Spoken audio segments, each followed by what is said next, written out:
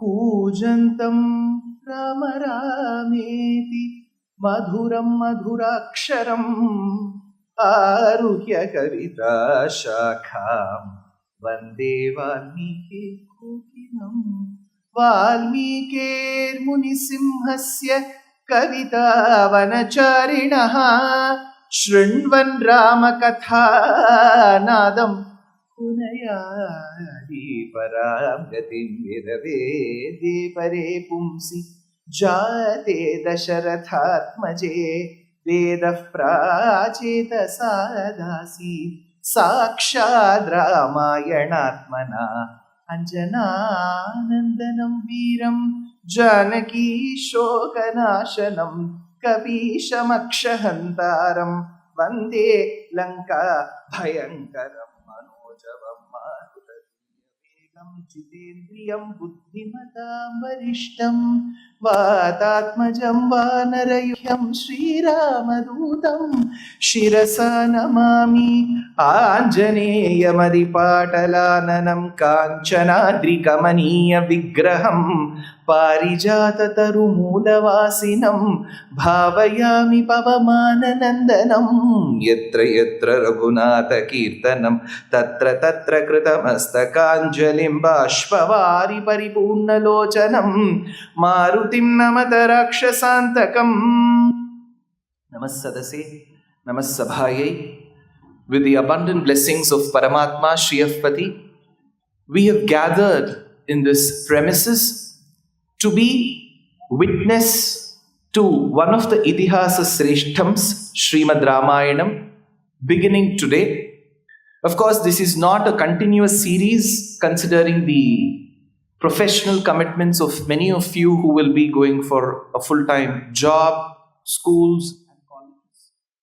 We have Day 1 and Day 2, which is today and tomorrow. Day 3 and Day 4 is scheduled for the Friday and Saturday, which is July 4th and the 5th. So hopefully in these 4 days, we gather, or I muster the courage to speak about the nuances of Srimad Ramayanam. Around the same time, last year, I had the opportunity to speak with the grace of Prema Pandurangji's trust, Kshetropasana, in this very place. It was on Krishna.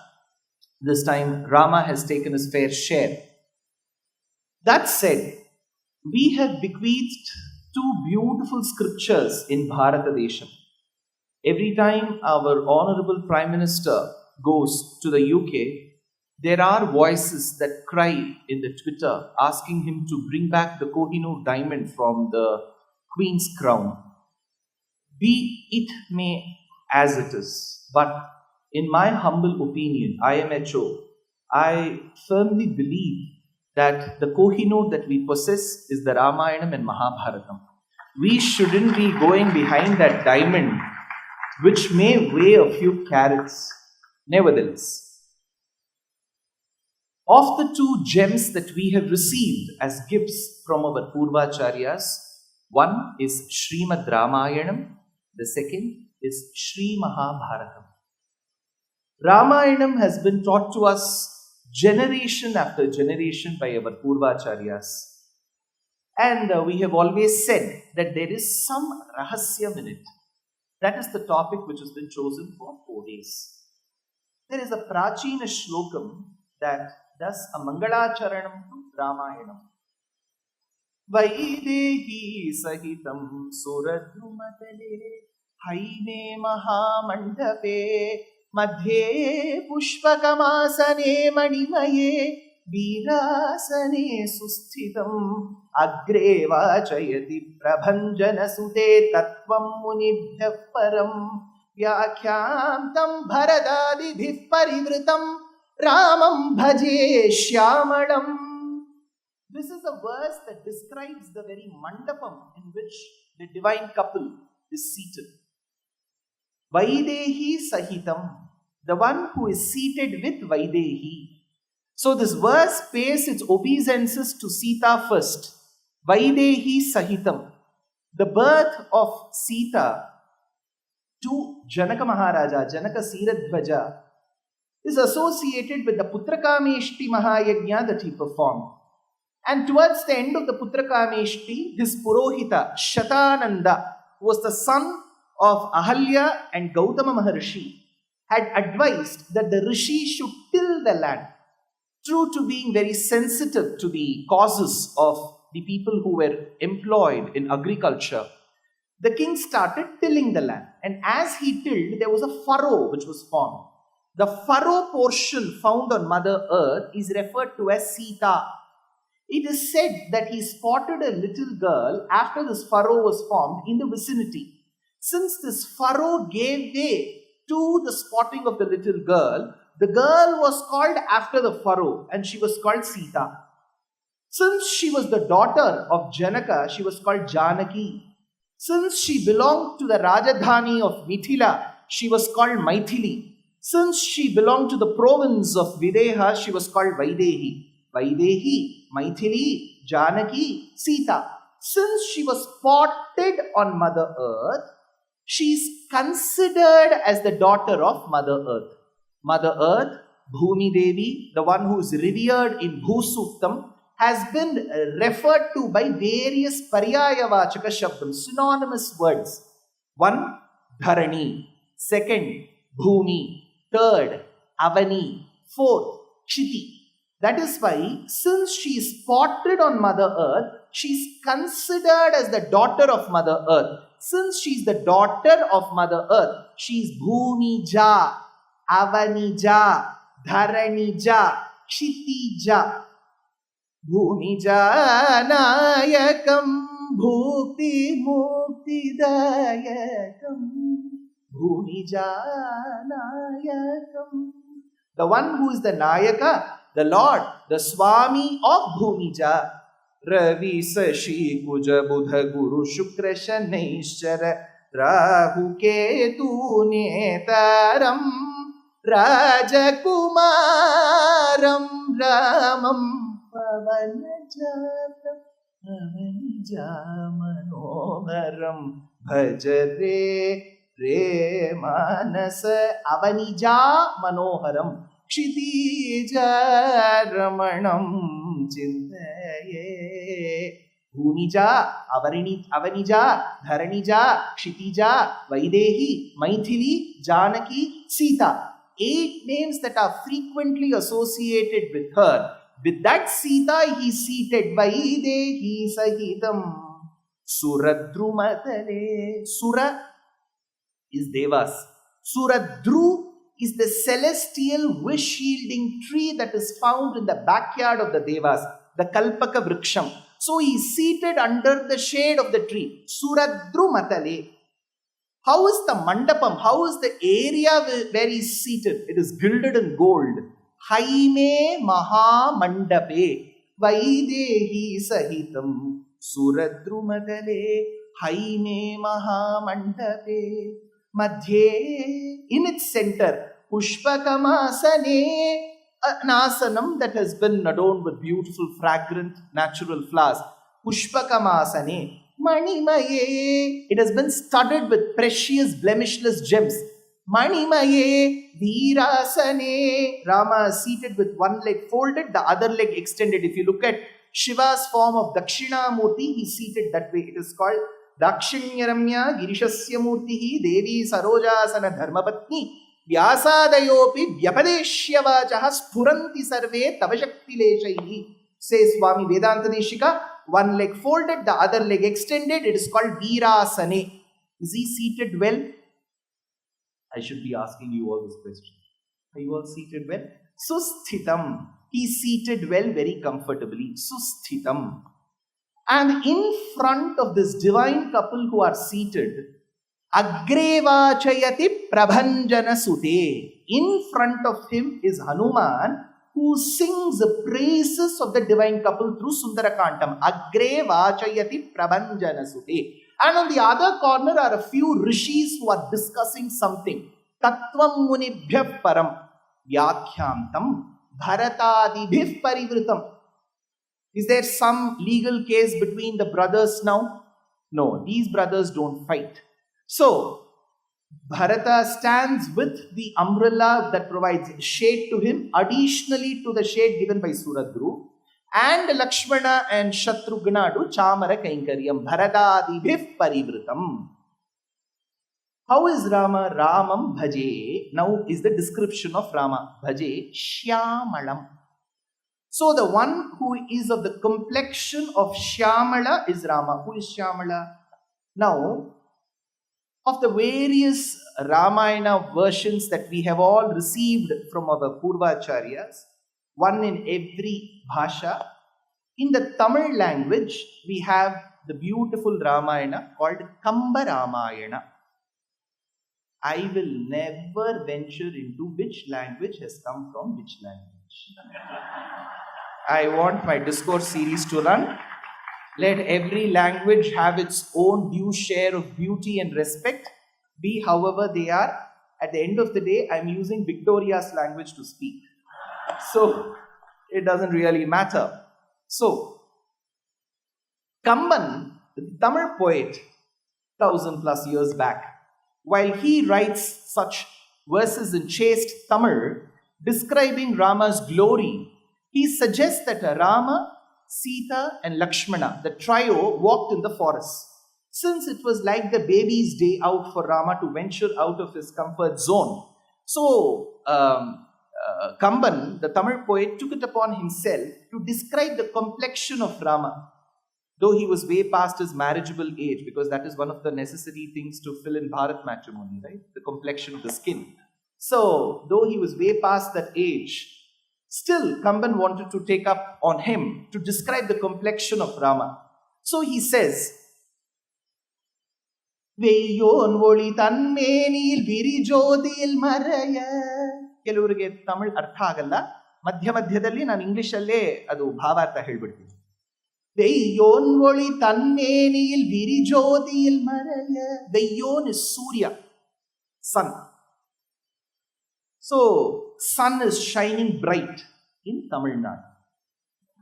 So, it's shining in all its glory. So, Veyon voli tanmenil, the rays of the bright sun were falling on Rama. Veyon voli tanmenil. See, if you're into the nuances of the Tamil language, remember, voli in Tamil means light.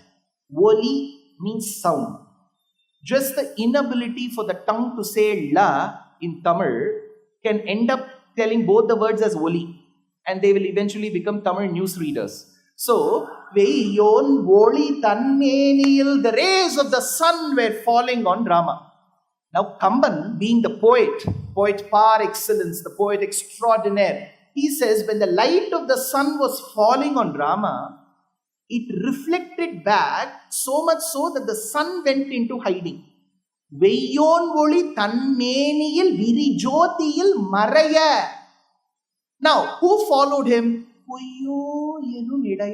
Sita followed him. Who is she? He doesn't call her Vaidehi, Maithili, Janaki, Avanija, Dharanija, Bhumija, Kshitija, none of the names. He calls her Poyo Yenu Midayal, the one to whom it appears to us that her hip is a pseudo one, is an absent one, which literally means her hip was so thin that to the onlookers they would be left puzzled if it existed. Poyo Yenu Midayal. In chemistry, it is called acetic acid pseudo reaction. Botany, it's called pseudo carp. Here, it's pseudo hip. Poyo Yenu Midayal. Quickly followed by Lakshmana, Ilaya Nodum Ponan, with the younger brother called Lakshmana. So Rama walked, followed by Sita, and then Lakshmana. Veyon voli tanmenil virijotiyil maraya. Now he has to describe the complexion of Rama. Adumayo. Is it the black hue derived and deduced from the collyrium that is applied to the eyes? Adumayo. No. Could it be the green hue that is extracted from the emeralds that are mined in the northeastern frontier of Afghanistan?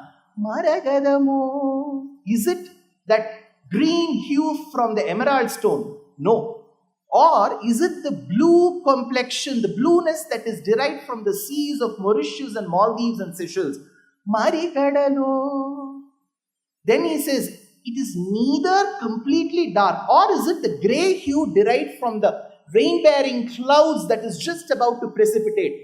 Mazhai mugilo, adu maiyo, maragaramo, mazhai mugilo, marikadalo. What color is this? Finally, he comes with a magical word in Tamil. Ayyo. He says, I can't even tell what color is this. So if you bring all these 4 colors of the black from the collyrium, the green from the emeralds, the blue from the blue seas, and the grey from the rain-bearing clouds, and put them together, that color is called Shyamalam. Ramam bhaje Shyamalam.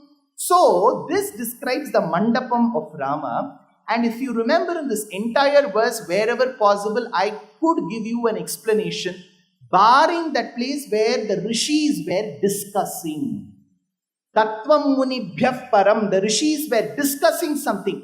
What were they discussing? That is the topic of our 4-day lecture, Secrets of the Ramayana. What they were discussing is this topic. That said, we have tentatively 8 rahasyas that are kind of formulated, because these rahasyas, some of it we have learned from our Purvacharyas, because 1000 years back Bhagavad Ramanuja went all the way to the foothills of Tirumala Tirupati and learned these esoteric meanings from his very own maternal uncle, Matula. He had a learned uncle. He learned all this from his learned uncle, and those have been tabulated as Ashtadasha Rahasyam, Bahyakshepaha, Kalarthaha, Bhavabhayam, Sadvrittam, Acharyavatta, Gayatri Arthaha, Hitamuchitaparam Tattva Arthamscha Pancha, Karpanyam, Seshabhavaha, Ghatakavidipalam, Paratantriam Tatatat, Kashtakala Pratiksha, Vasati Padamiti, Prahuhu, Ashtadasharthan. There is another shloka, Vidya Sarva Vivahya, Tyajanam Akhila Sadharma, Adhyatmikartaha. 18 rahasyas he learned. I've spoken about this in detail in various lectures.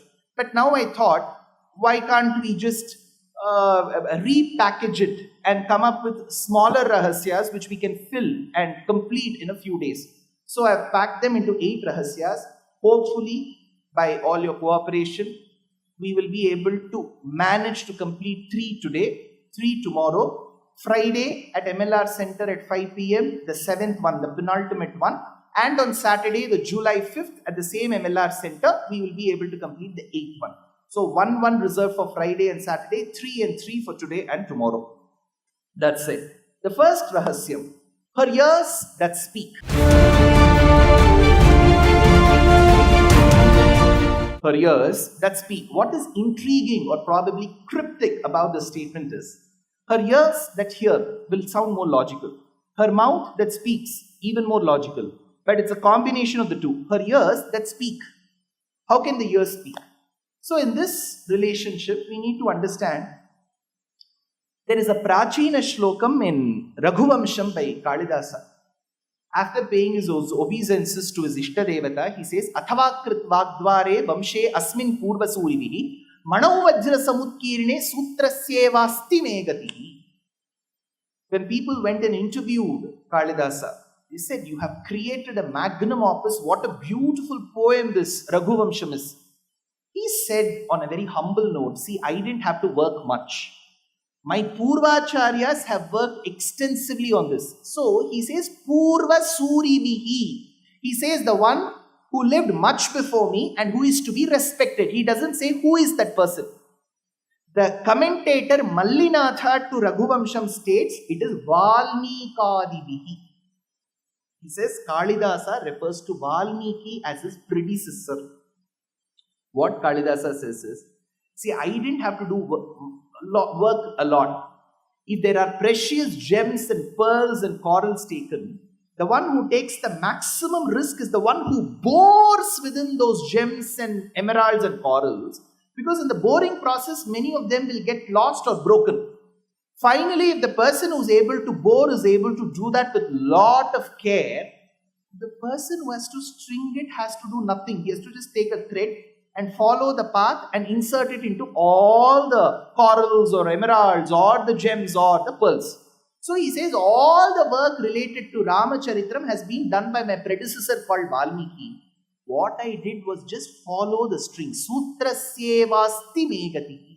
So Valmiki has been regarded, respected, loved, and referred to as the pramanam for Rama's biography. Does Shuka agree with it? In Srimad Bhagavatam, Shuka Brahmam tells Parikshit, Tasyanucharitam Rajan Rishibhis Tattvadarshibhihi Shrutam hi Varnitam Bhuri Tvaya Sita Pater Muhu. So he says, Purva Suribhihi, Valmiki has worked. Now, who is this Valmiki? A very short description of Valmiki's Charitram. You must have all heard, seen, discussed. It is not elaborately found in the Ramayana, but we have sources from other Puranas that suggest that there was a rishi called Bhrigu. In his lineage came a boy who was extremely naughty, mischievous during his younger days. He was called Harita. Now the father was unable to bear and withstand the bad behavior, the uncivilized behavior of his own son. So in those days, when you had forests, you could excommunicate your children to the forests. So now, since we are bereft of forests, they have to stay home. So here the father said, I excommunicate you. This boy went into the forest. He was adopted into the hunter clan. The hunter clan felt very close to him, and he too started imbibing their language, their habits. Samsargaja doshagunaha bhavanti, says Vedanta Deshika. Eventually he became a hunter, he had a family, and when there was a shortage, fund crunch, he became a robber, a dacoit to the passers-by. So this is what is told in the Skanda Puranam. I'm sure bits and pieces of it is what you must have also heard. And there is a hearsay that in that state he was called Ratnakara and he had a family. One day he saw Narada Maharshi walking by the woods taking his beautiful famed veena called as Mahati that had the inline of gold. Seeing the resplendent veena, he caught hold of the veena and the one who owned the veena, who's Narada Maharshi. Narada said, see, generally people steal from better people, not me. Why did you choose me of the all? So he said, I'm planning to stand for the coming elections. So I should develop this art. So that is when Narada Maharshi said, see, what you've done is absolutely wrong. You will incur papas. And this man said, Ratnakara said, my family will share. Whatever we get, we share. We are social media people. Whatever we get, we share. Whether it's verified or unverified, we share. That is when Narada said, see, papas generally nobody will share. Even if it is your close kith and kin, they won't. You go ask them. He went and asked. Those family members were very clear. They said, we won't partake your papas. And that very minute, it is said, Ratnakara got his that moment of his enlightenment. He came back to Narada. He said, how should I spend the rest of my life? That is when Narada initiated him to mantra and said, you start doing tapas. So this Ratnakara, following the words of Narada, sat like an insentient, immovable object, and over and above him, termites constructed a hill. This termite hill was constructed, and with little oxygen to go in and come out, he was able to survive. Eventually, looking at the intensity of his austerities, Brahma came, sprinkled some waters, that beautiful anthill crumbled, and from it arose a resplendent Maharshi now with the aura in him. So this person with such incomparable aura, since he arose from the anthill, was to be called after the anthill. Since Sita, the furrow, gave rise to the girl, she was called Sita. Similarly, the anthill gave rise to him. The anthill in Sanskrita Bhasha is called Valmikam. Since he arose from Valmika, he is called Valmiki. So the one of the Bhrigu Vamsham who went detoured for different places finally became Valmiki. I told this while I spoke 3-4 months back at the famous Anjaneya Swami temple, Varaprasad Anjaneya Swami temple in JP Nagar. And about in the month of November 2024, I was scheduled to deliver a Tamil lecture, Upanyasa Pravachana in Delhi Tamil Sangam, Delhi. So it was decided very months back that I have to speak. They had printed banners and they had released everywhere that Dushyanth will be talking on Ramayana. A week before the lecture, I received a call from the organizer stating that, "Sir," the voice trembled. There was some source of fear in that voice. I asked, "What troubles you? Is it me?" No, he said, "No, as of now, no." So I asked, "What troubled him then?" He said that there's an FIR on you. I said, I don't think I've committed a crime that is, I speak a lot, but that doesn't merit an FIR on me. So I asked him what could be the reason. So he said, "See, in one of your interviews to Ornob, where he let me speak, so he asked me, 'Who is Valmiki?' and tell me his antecedents." So I told the same thing, whatever I told you. Now when I told that Valmiki was Harita, then he was sent to the forest, he became a hunter, then a dacoit, then a Maharishi, some remote community in one part of Punjab, who are Valmiki community, took offense and thought, "How can you say he was a dacoit at one point in time?" And they filed an FIR. See, I said, if at all you have to file it on Vyasa. I am telling you what Vyasa has told in Skanda Purana. See, this is where we get very sensitive and touchy these days. I am telling you what the Purana says. He was a dacoit, he was a robber in his previous Avatara 1.0. In Avatara 2.0, he was a great Maharishi called Valmiki. This is what is relevant and important to us. But the moment we start filing FIRs for this, then tomorrow I cannot discuss Bhagavatam and call Krishna as a butter thief. Because Lallu Prasad Yadav will file a case. He'll say you have called Yadav a thief. So, that may be true in his case, but still. No, I'm just trying to forget all of these. Now, from Valmikam arose Valmiki. Now, let's come back to Srimad Ramayanam. It is often asked, when did Valmiki write the Ramayana? Was it as if Rama was born in the hospital and he said, "Oh yes, tatascha dvadashe mase, here Rama is born with the aura of the 1,000 stars." No, did he write it that way? No. So the sojourn of Ramayana is simple. Rama was born, he was married at the age of 12 to Sita, who was at the age of 6. 12 years they lived happily in Ayodhya. Rama was beginning 25, Sita was 18. They were sent on an exile for 14 years.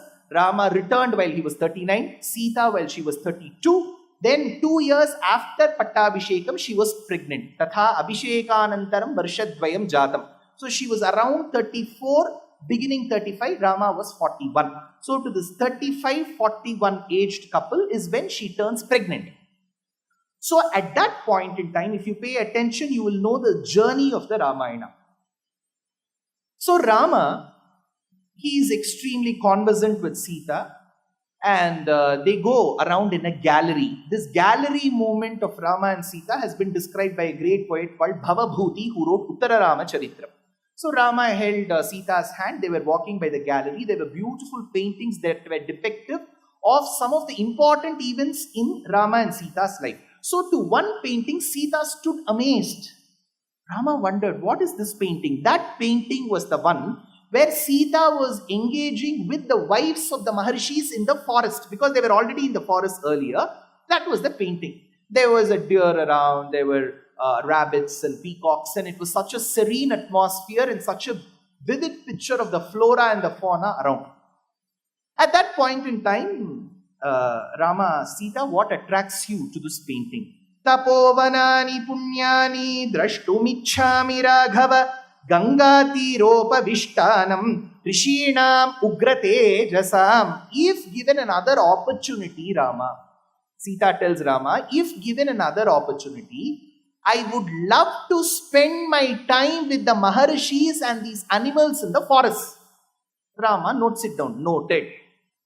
That evening in Srimad Ramayanam Uttarakandam, an informer called Bhadra, he comes and confides in Rama that there has been some grapevine, negative in nature, unsubstantiated, not corroborated at all, being spoken by a handful of people in Ayodhya. Rama listens to it and it doesn't augur well for him, his wife Sita and his family. Now here comes the most tricky part of the Ramayana, because all your children and grandchildren will listen to the Ramayana till this point. This is where their big dilemma begins. You say Rama is a complete man, Purushottama. How can he abandon his wife? Narayana Bhattatri, the great Acharya poet of the 16th century, in the 35th Dashakam of Narayaniyam, he says, Maithilyam Papavacha Shiva Shiva Kilatam Garbhinim Abhyahasihi. He says, Sita had to be abandoned in the forest. When I say had to be, Rama felt it is high time that I keep my nation, my administration over and above Sita. There could be questions if it is right or wrong. We will reserve it for another day.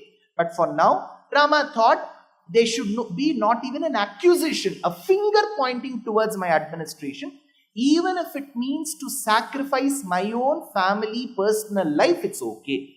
Now, Bhattatri says in the Ramayana, what could be the reason for Rama's act? He says, Atita, Dharmatita. Over-attachment to rules and dharma and deadlines can make you an OCD person. You'll be very clear, oh, the deadline has come, it is 4:59. Why has Dushyanth not begun his lecture? He has begun only at 5:16. So Rama was of that type. Krishna will come only at 7. And he will go on till 10, people will stay. That is Krishna avataram. Rama will begin at 4:49. So, dharma atitam, over-attachment to dharma. Let's keep it aside. Now, Sita had expressed her desire to spend her time in the forest.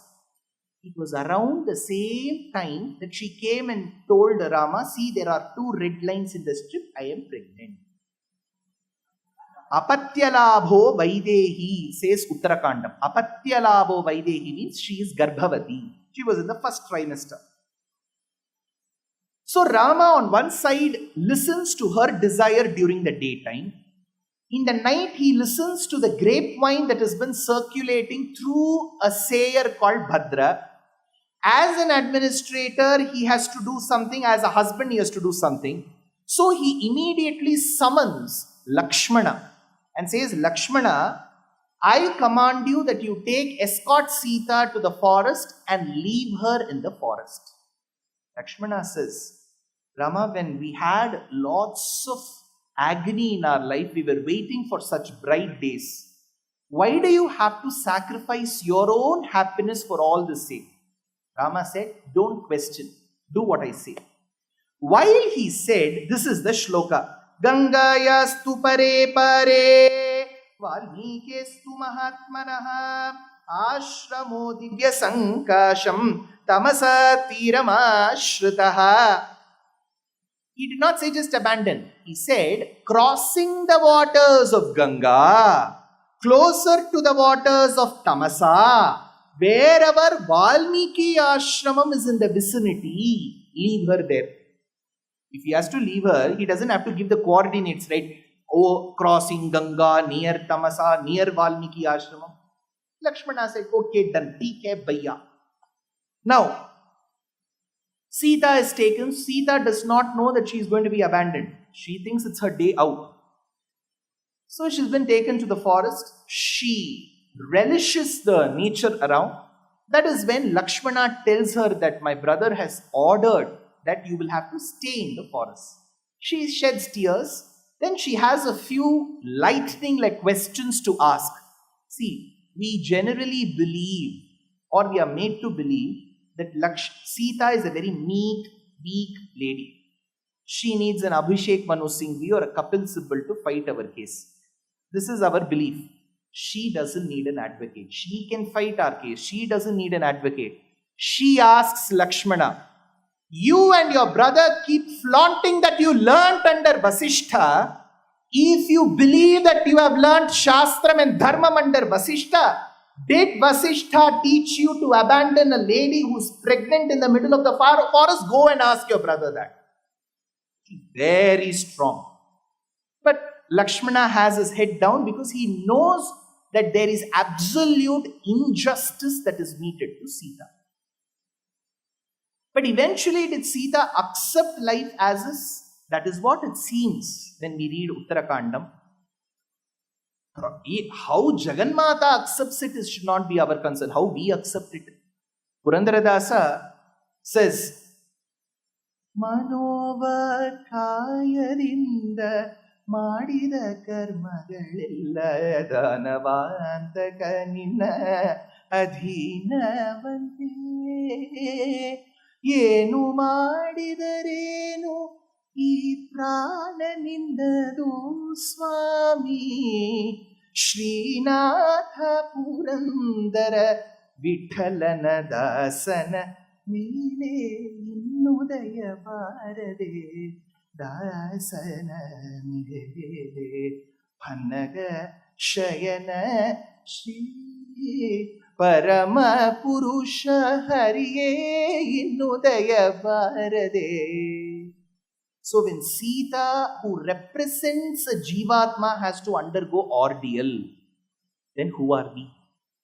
This is how our Purvacharyas have always compared. When you undergo ordeal in your life, always compare with people who are suffering.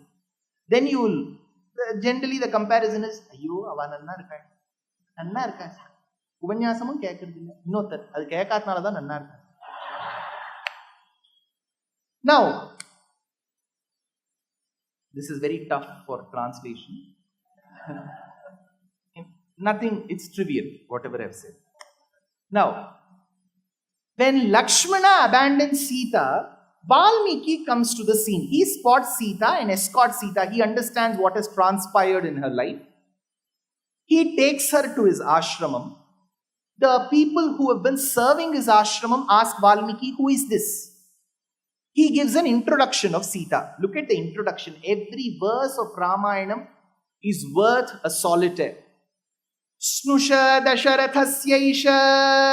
She. Valmiki introduces. Snusha Dasharathasyaisha. She is the daughter-in-law to Dasharatha. First introduction. Snusha Dasharathasyaisha. Janakasya Suta Sati. She is the daughter to Janaka. Apapa Patina Tyakta Paripalya Maya Sada. Apapa Padina Tyakta. She is the daughter-in-law to Dasharatha, daughter to Janaka. Next should have been in the order, wife to Rama. She who is blemishless has been abandoned by that man. Apapa Patina Tyakta. He doesn't even mention the name Rama. Why should he go about this introduction? Remember, in Sundarakandam, when Hanuman meets Sita under the shade of Shimshupa Vriksham, he confirms because he is not sure whether this is Sita or Gita. So, yeah, Sita ji, Heli, because he is from Karnataka, he speaks in Kannada. Heli tau yaru. That is when Sita says, Snusha Dasharathasyaaham, Janakasya Suta. I am the daughter-in-law to Dasharatha. I am the daughter to Janaka. I am the wife to Rama. What does this inform us? During the Ramayana and Mahabharata times, how much ever you research, you will not find a single incident of a bad relationship between the in-laws and the daughter-in-law or son-in-law. They were extremely cordial. This is the first learning for us. It all began with Sasvi Bahuti. In the Ramayana times, see how great and pristine, pure the relationship between Dasharatha and Sita must have been. When Sita was languishing in the prison of Lanka, and when Hanuman asked, she said, Snusha Dasharathasyaaham, I am the daughter-in-law of Dasharatha. Had he been a man of very poor character, bad demeanor,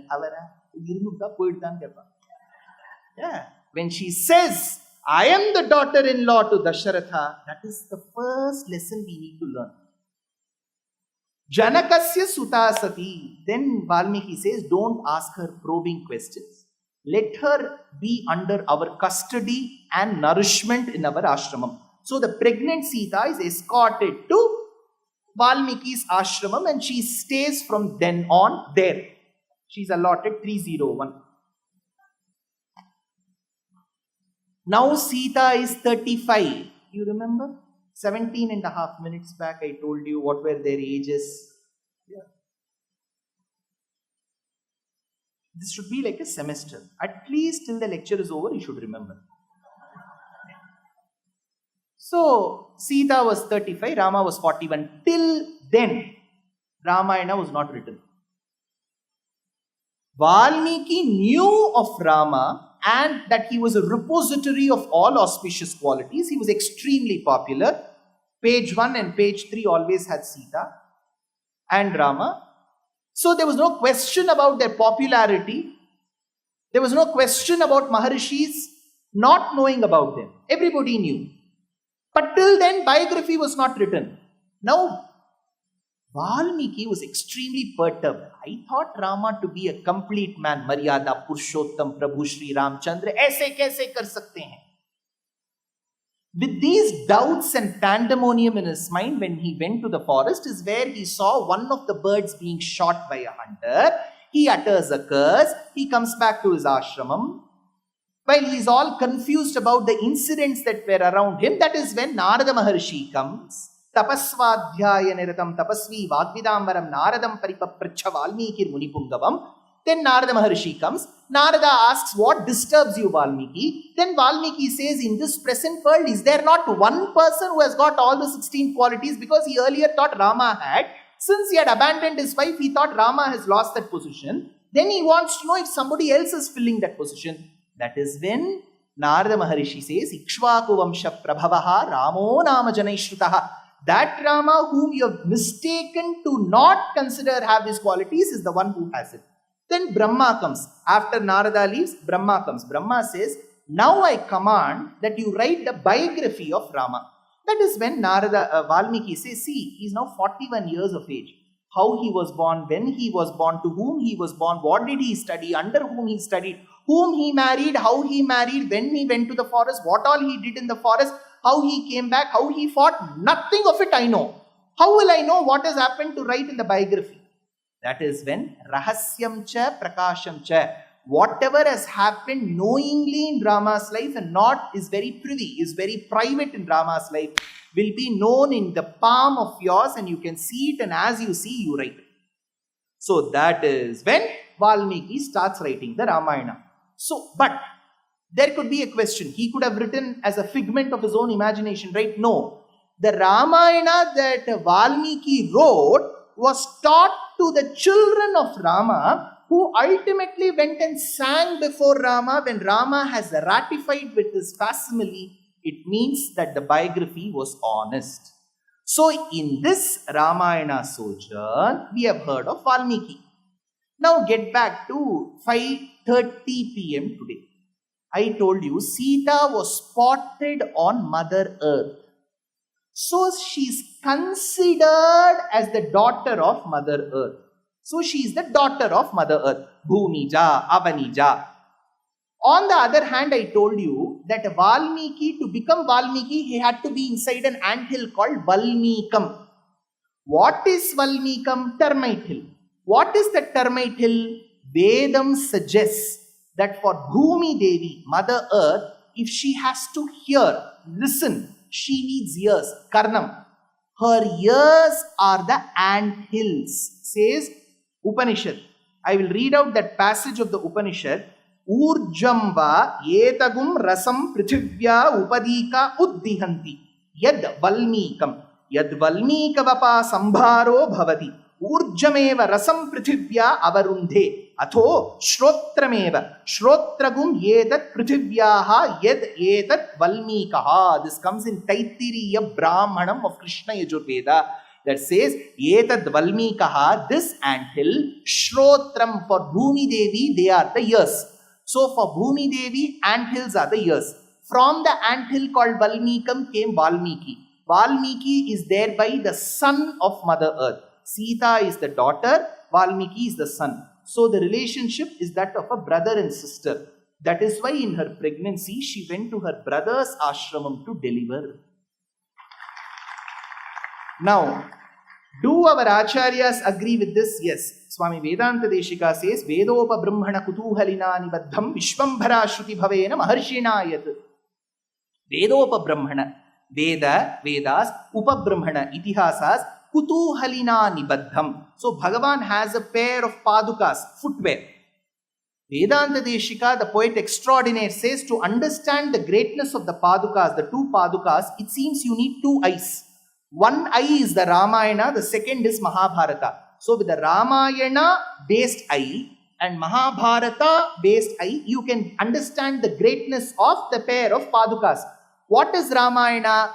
Vishwambhara Shruti Bhavena Maharshi Na Yat. The one which has been written by a Maharshi who arose from the years of Mother Earth. Vishwambhara Shruti Bhavena. Now, for all this explanation, I have some architectural, sculpture-based photos which you have to see on your mobile. So, be it whatever type, Android or Apple, go to the browser, type www.desikadaya.org. If you type this, you can see the visuals as I explained. www.desika, DESIKADAYA, continuously, Desikadaya, DESIKADAYA.org. On the landing page, you will see at the top, click here for Ramayana Rahasya, secrets of the Ramayana. Do you see that scroll at the top on your landing page? Click that. It will ask for your email ID. Type submit. Once you submit, you can download a PDF onto your phone. The first picture that you see in that PDF is one of the earliest depictions of Narada Maharshi. Narada was a sanchari, he was a marketing person, always traveling. This Narada is spotted. Can you see one Maharshi with a mustache, a beard and a veena in his hand called Mahati? Can you see that? That is shown in the cave called Undavalli caves in Vijayawada. This is 1500 years old Narada. It was sculpted 1500 years back in the Undavalli caves of Vijayawada, Andhra Pradesh. If you remember a few minutes back, I said initially Valmiki had a conversation with Narada. Subsequently, Brahma, Chaturmukha Brahma came and blessed him. This conversation between Chaturmukha Brahma and Valmiki is found in the next slide. Can you see the next slide with Brahma with a few faces? Can you see it? Yes, no, yes. Next to that, you see some Mahanubhavas who have broken the sculptures. We have such great Mahanubhavas as well. And you see those birds. This conversation between Brahma and Valmiki is spotted in the Banthai Chmar temple in Cambodia 1300 years back. So if you go to this temple in Cambodia, Kambuja Desham, you can see this. Now, go to the third slide. That is very important. This sculpture, incidentally, is from our very own Pradesha of Karnataka. In the northeastern part, somewhere further north, we have the Chalukyan triangle. We have Badami, Pattadakallu and Aihole. That is a triangle of the Chalukyas who ruled roughly between the 3rd and the 8th century CE, Common Era. This is a sculpture found in Badami, cave 3. Cave number 3. There are 4 caves. 1, 2, 3, 4. 4th is a Jina cave. 3rd is a Vaishnava cave. 1st is a Shaiva cave. 2 is a combination of the 2. This is how we distribute Badami. This is a 1500-year-old sculpture found in the cave of Badami of Chalukyan architecture. You see Varaha there. Do you see Varaha Murti? You see him with the Adi Purusha Sharira, with the face of a wild boar, and he is lifting his dear wife Bhumi Devi from the deluge waters. Do you see a lady there? That is Bhumi Devi. And do you see an Adi Sesha with folded hands at the bottom? Yes. See, if you see the pictures, it will be engaging. Little mobile data will go. Mukesh will take care of it. Now, this Varaha who lifted Bhumi Devi, in turn, Adisesha lifted her with his hoods. See, in the colloquial Tamil language, if we have to describe a couple, a newly married couple, we would say that the husband is so praises and is so appreciative of his wife. So there is a colloquial statement that suggests, Avar thalela vichin thangarar. Literally, Bhagavan does that. He supports his wife Bhumi Devi on his hoods. Mama can't do that. He will die. So here, he supports his wife. So Adisesha at the bottom, Bhuma Devi at the top, lifted by Varaha. Udhritasi Varahena Krishnena Shatabahuna. Who is Varaha? Later Rama. Who is Bhumi Devi? On her surface is spotted Sita. What are her ears? Valmiki. Who left her in the forest near Valmiki's ashramam? Lakshmana, who's Adisesha. So this is a beautiful triangle in architecture that connects the first rahasya, her ears that speak.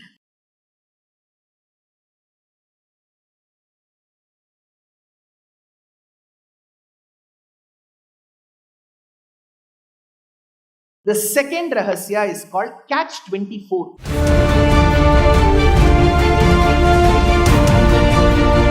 Add 2 to the 22. So it is Catch 24. When we look into some of the global spots, you travel to the North America. I'm sure Trump is very welcoming of everybody. So is Elon. So if you go to North America, above you have Canada, which has not yet become the 51st state. Below the US, we have Mexico. So Mexico, the Tropic of Cancer runs through it. In Mexico, you have very many pyramids, which are roughly between 500 and 1800 years old. One of the pyramids is dedicated to Surya, the sun. So it is called the Pyramid of the Sun. There is one pyramid that is dedicated to the moon. There is one pyramid that is dedicated to the feathered serpent. Remember these pyramids. You come further east. In the African continent, you have Egypt. And in and around the Nile River, in a place called Luxor, you have a temple for the sun. Earlier, you had a pyramid for the sun, which is in a dilapidated state. You come further east, in Bharatadesham, in Gujarat, right bang on the Tropic of Cancer, 23.5 degrees, you have a temple dedicated to Surya called Modhera. You have a temple in Bihar, constructed around the 6th and the 7th century called Dev, where a poet who was suffering from leprosy and was a blind poet prayed to Surya to get cured. It is called Surya Shatakam, and that is a temple dedicated in Bihar to the sun. You have a temple in Gujarat which is dedicated to the sun. Sun is called by various names. One of the names is Arkaha. Whenever we deal with the geometry, we either deal with angles or circumferences. So when it falls in a certain angle, you're all extremely adroit in this, but I'm just telling you basic things. The earth goes around the sun. First, it does a swapradakshina. It does a pradakshinam around itself. That is called as rotation. Then it does a pradakshinam around Surya, which is called revolution. Third, it also shakes. It's called wobbling. So rotation, revolution and wobbling. And aside that, the earth is tilted at an angle of 23.5. So there are so many things that go around. So when the sun's rays falls on Mother Earth, it falls at a certain angle. An angle is called kona. Surya is called Arkaha. When Arkaha, Surya's rays falls at an angle, kona, Arka, Konark. We get that word, right? Konark. Konark, Dev, Modhera, temple in Luxor in Africa, pyramids of Egypt, they all fall. Now you look at this, it's extremely important to understand this rahasya. If you skip a few slides, maybe 5 or 6 slides, you will see one slide that has got 4 pictures of pyramids, like a collage. Can you see the slide that has got 4 pyramids in it? So you see these are all pyramids. Top left, top right, top below left. 3 pyramids are found in Mexico.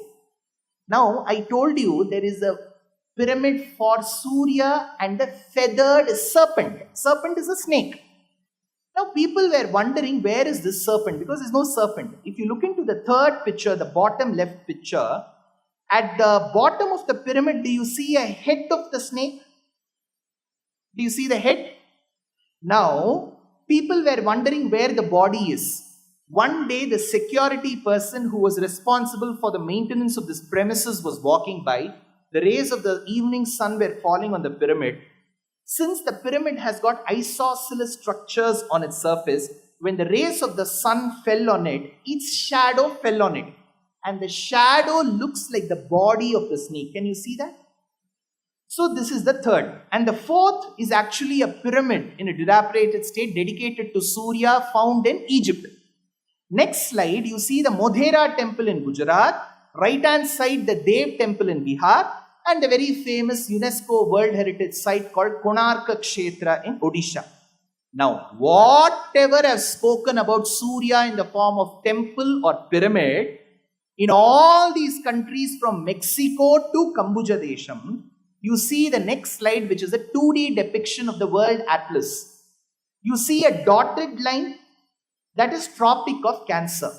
You see one line above and below the Tropic of Cancer. Between these two lines, all the temples of Surya fall.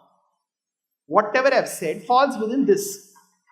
Now, that is where Gujarat also comes. That is why in Gujarat, we had earlier a businessman called Satrajit. It is his daughter called Satyabhama who's married to Krishna.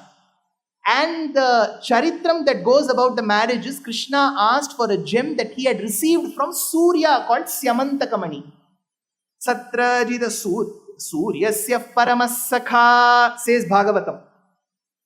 So, that region in Gujarat had a lot of Surya worship. Surya is also called by the name Saura. That is why that region itself was called Saurashtra. During invasions, those people moved southwards from Gujarat to Maharashtra to Karnataka to Tamil Nadu. They settled 800 years back around Madurai. They thought when they were in Gujarat, they used to make textiles. So they were inspired of the beautiful patterns found on the Rani Ki Vav, the 11th century stepwell built by Udayamati for her husband Bhima I. Those wall panels became the print called Patola. Have you heard of Patola? So this Rani Ki Vav inspired the textile 1000 years back. When they settled in Madurai, they thought their life is a shunyam. Life is gone because you've been excommunicated, you've been on an exile in your very own desham. So shunyam is zero. Life is a big zero. This shunyam inspired them to come up with a new print called Shungudi. This Sungudi print has all those circles. Even till date, every night to Meenakshi of Madurai, they give this Sungudi print every day. So the Saura worship, Surya worship has been a part of our civilization for a very long time. But you may ask, why sir? If Egypt worshipped the sun, why don't they worship today? Because this is the only civilization that has had acharyas who resisted any religious conversion. That is why it has managed to survive till now.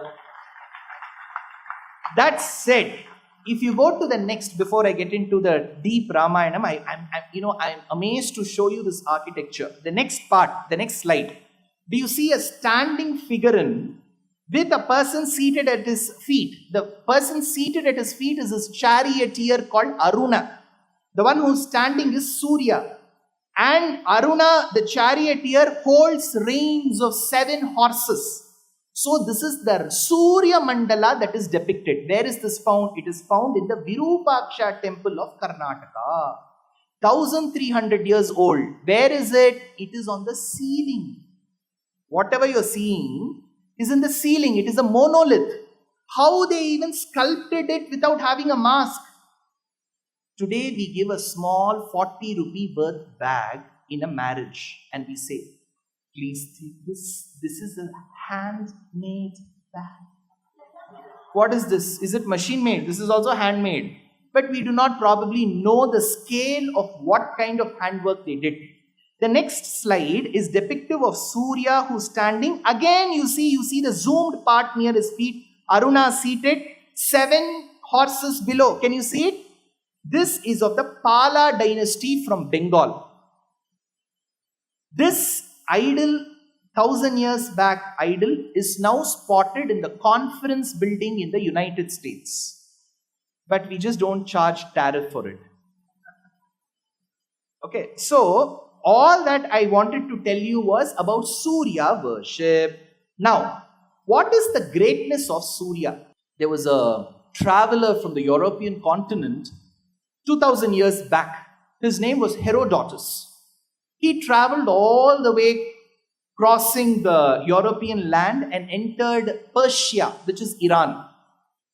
What a day to speak about Iran.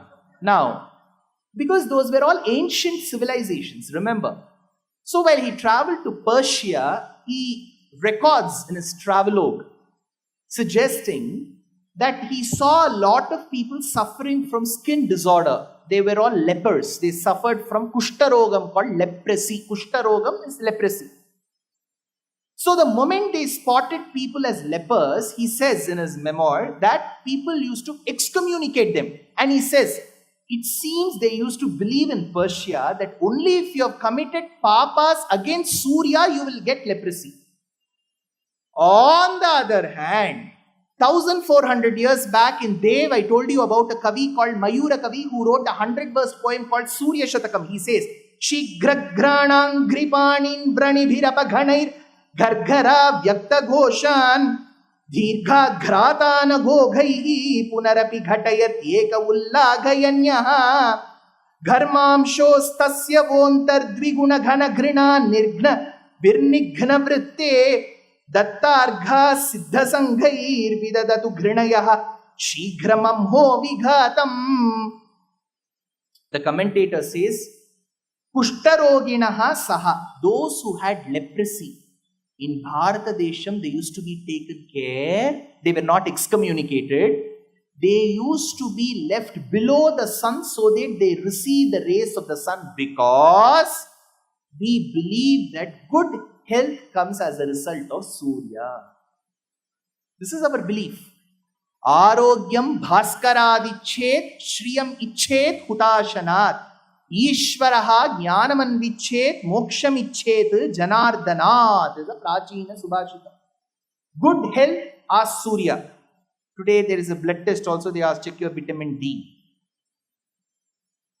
So Surya gives us good health. Have we believed that? Yes. Who has believed? Rama has believed. When Rama was tired fighting Ravana, that is when it is believed Agastya Maharishi came. Tato yuddha parishrantam samare chintaya sthitam Ravanam cha agrato drishtva yuddhaya samupasthitam daivataischa samagamya drashtum abhyagatoranam Upagamya bravidramam agastyo bhagavan rishihi Rama Rama Mahabaho Shrunu guhyam sanatanam Yena sarvan narin vatsa Samare vijayishyasi Aditya hridayam punyam Sarva shatru vinashanam Jayavaham jape nityam Akshayam paramam shivam. So he is the one who gives us good health. So Rama wanted Red Bull.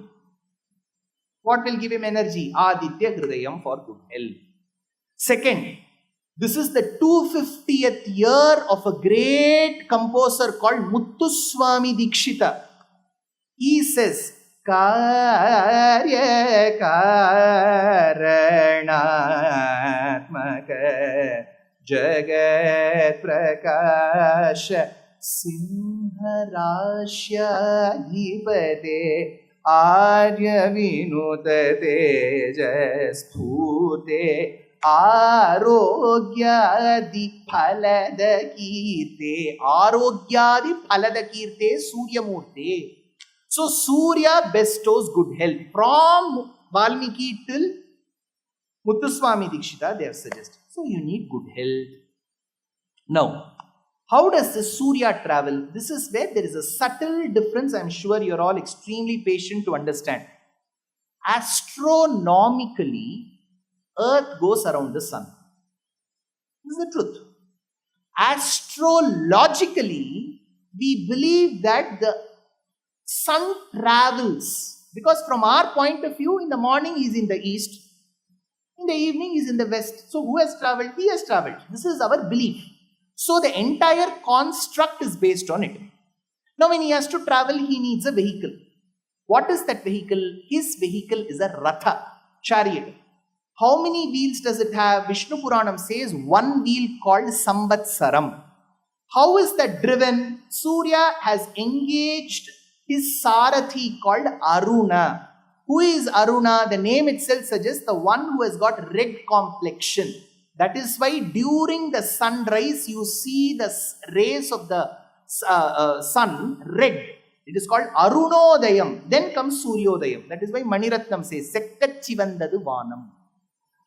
It is red, right? So Arunodayam, then Suryodayam. So Aruna drives the chariot. Now what will he drive with? 7 horses. Why 7? It's simple. We believe in a prism when white light passes, it leads to a spectrum of 7 colors. Vibgyor, we say. Beyond V is ultraviolet, beyond R is infrared. This is how you get the spectrum of 7 horses. What are these 7 horses? Remember, they are all allegorical depictions of meters in Sanskrit. In Japan, there is a famous way of writing short poems. It is called haiku. It will have 7, 5 and 7 syllables. In English, during the colonial period, it was very famous to come across 14-line poetry called sonnet.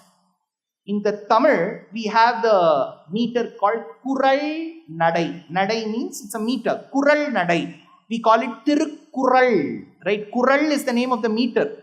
1330 couplets in chaste Tamil Thiruvalluvar wrote in the meter called Kural. You know what does Kural mean? Dwarf.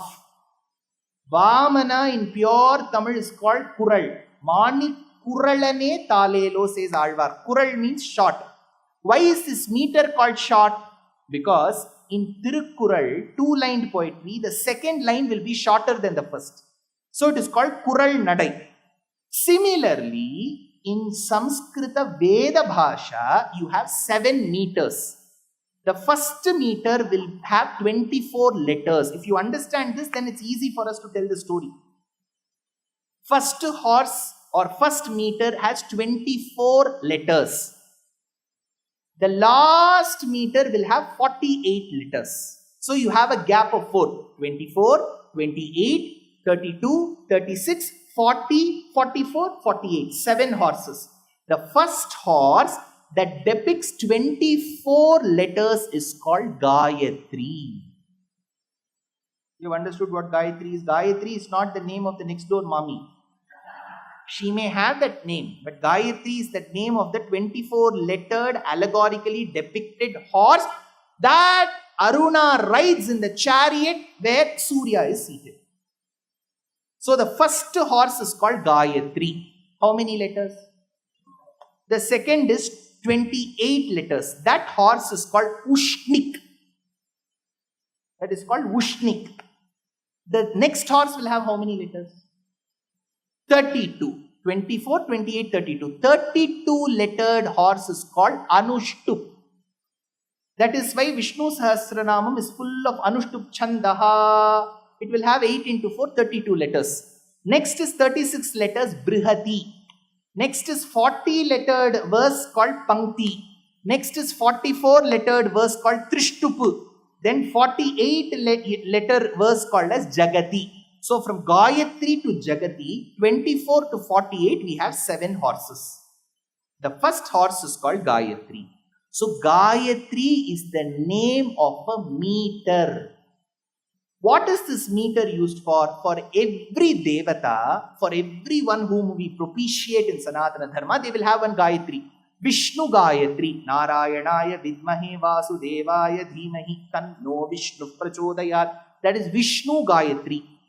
Lakshmi Gayatri, Mahadevya cha Vidmahe Vishnu Patni cha Dhimahi Tanno Lakshmi Prachodayat. That is Lakshmi Gayatri. Rudra Gayatri, Tat Purushaya Vidmahe Mahadevaya Dhimahi. That is Mahadeva, Rudra Gayatri. The famous amongst Gayatris is Surya Gayatri. That Surya, whom we propitiate, is called Savita.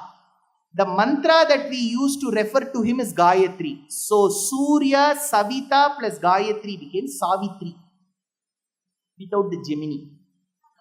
So this is Gayatri mantram. Now, this Gayatri is used to invoke Surya Devata and the Madhyavarti. Deyasada Savitra Mandala Madhyavarti Narayana Sarasija Sanasannivishtaha Keyuravan Makarakundalavan Kiriti Hari Hiranmaya Vapuhu Dhrita Shankachakraha Shri Dwaraka Nilayachuta Govinda Pundarikaksha Rakshamam Sharanagatam. We do Arghya Pradhanam in the morning and the evening and the afternoon. So this is referred to Narayana within Surya Mandalam. How do you propitiate that Surya within that Narayana within Surya? Through Surya Gayatri. What is the Surya Gayatri? It is Tatsa Viturvarenyam Bhargaha Devasya Dhimahi Dhiyo Yonaha Prachodayat. Wonderful mantra, sir. But what happened to that Om Bhurbhuva Suvaha? That is an introduction. That is not Gayatri. That is an introduction. Gayatri begins only with Tatsa. And it is not Varenyam, it is Vareniyam. Why? If you say Varenyam, you will have only 7 letters. You need 8 to make it 8 into 3, 24. Vareniyam, Tatsa Vitur Vareniyam, 8. Bhargo Devasya Dhimahi, 8. Dhiyo Yona Prachodayat, 8. 8 into 3, 24. So this is that Gayatri. Till now we have understood here. You remember about 32 minutes back, I told you when Narada Maharishi came to the ashramam of Valmiki, the first verse of Ramayana begins, Tapasvadhyaya niratam, tapasvi vagvidambaram, Naradam paripapracha, Valmikir muni pungavam. It says that the great one who is adept in tapasya, tapasvadhyaya niratam. The one who was extremely eloquent as a speaker, Vagvidambaram, Muni Pungavam, the leader of all rishis, that Narada came and made the tapasvi called Valmiki. What does this verse begin? Which aksharam? Ta. What is the first letter of Gayatri? Ta. Correct. So verse number 1 in Ramayanam begins with the aksharam Ta. The first letter of Gayatri mantra invoking Surya begins with Ta. What happened later? Then we know in Ramayana that Rama's Charitram begins. It speaks about Dasharatha Chakravarti who performed Putrakameshti, Ashwamedha Mahayagyam and then Putrakameshti with the advice given by his minister comes charioteer called Sumantra.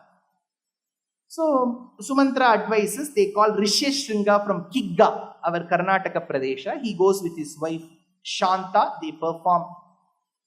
Ramayanam doesn't explicitly mention that Rishyashringa was the son-in-law, but Purana suggests that he was the son-in-law of Dasharatha.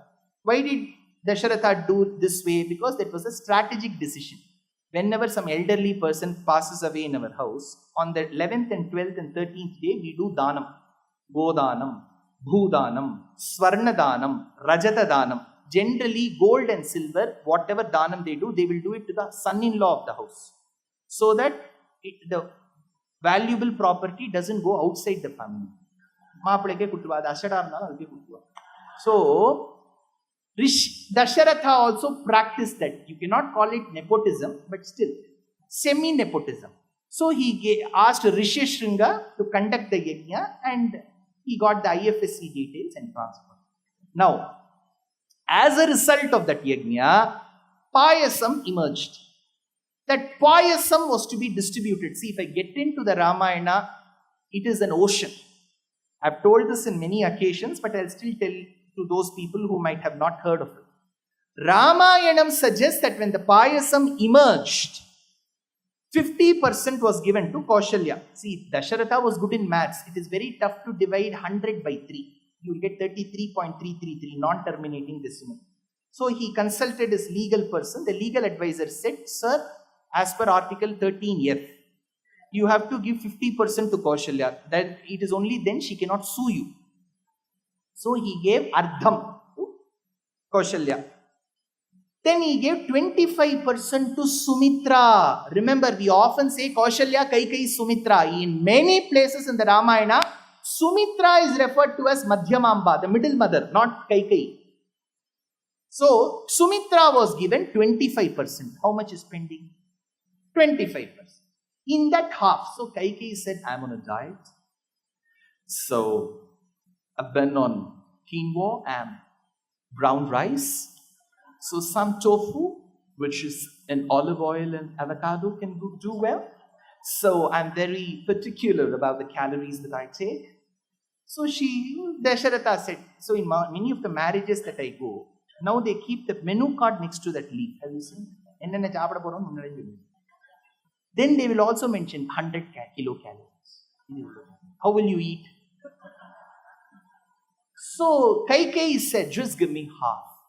So Dasharatha made 12.5%, 1 by 8, and gave it to Kaikeyi. Now how much is left? 12.5. Simple maths, sir. We are all at a different level. Nammatra ee tara jujubi prashne kelta idira. So 12.5 was left. The king was contemplating whom to give. If he gives to Kaushalya, Kaikeyi will file a case. If he gives to Kaikeyi, tomorrow he will get a summon.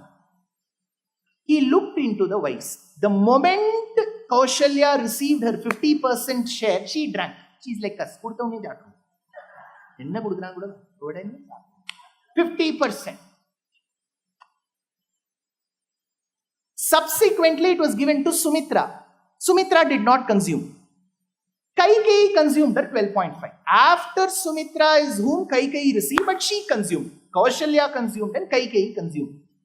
Now the king observed why Sumitra could have not consumed. He thought, it seems Sumitra would have thought, in case children are born to the three of us in the same order in which we have consumed payasa, then Kaushalya will have a son, later I may have, and after me Kaikeyi will have.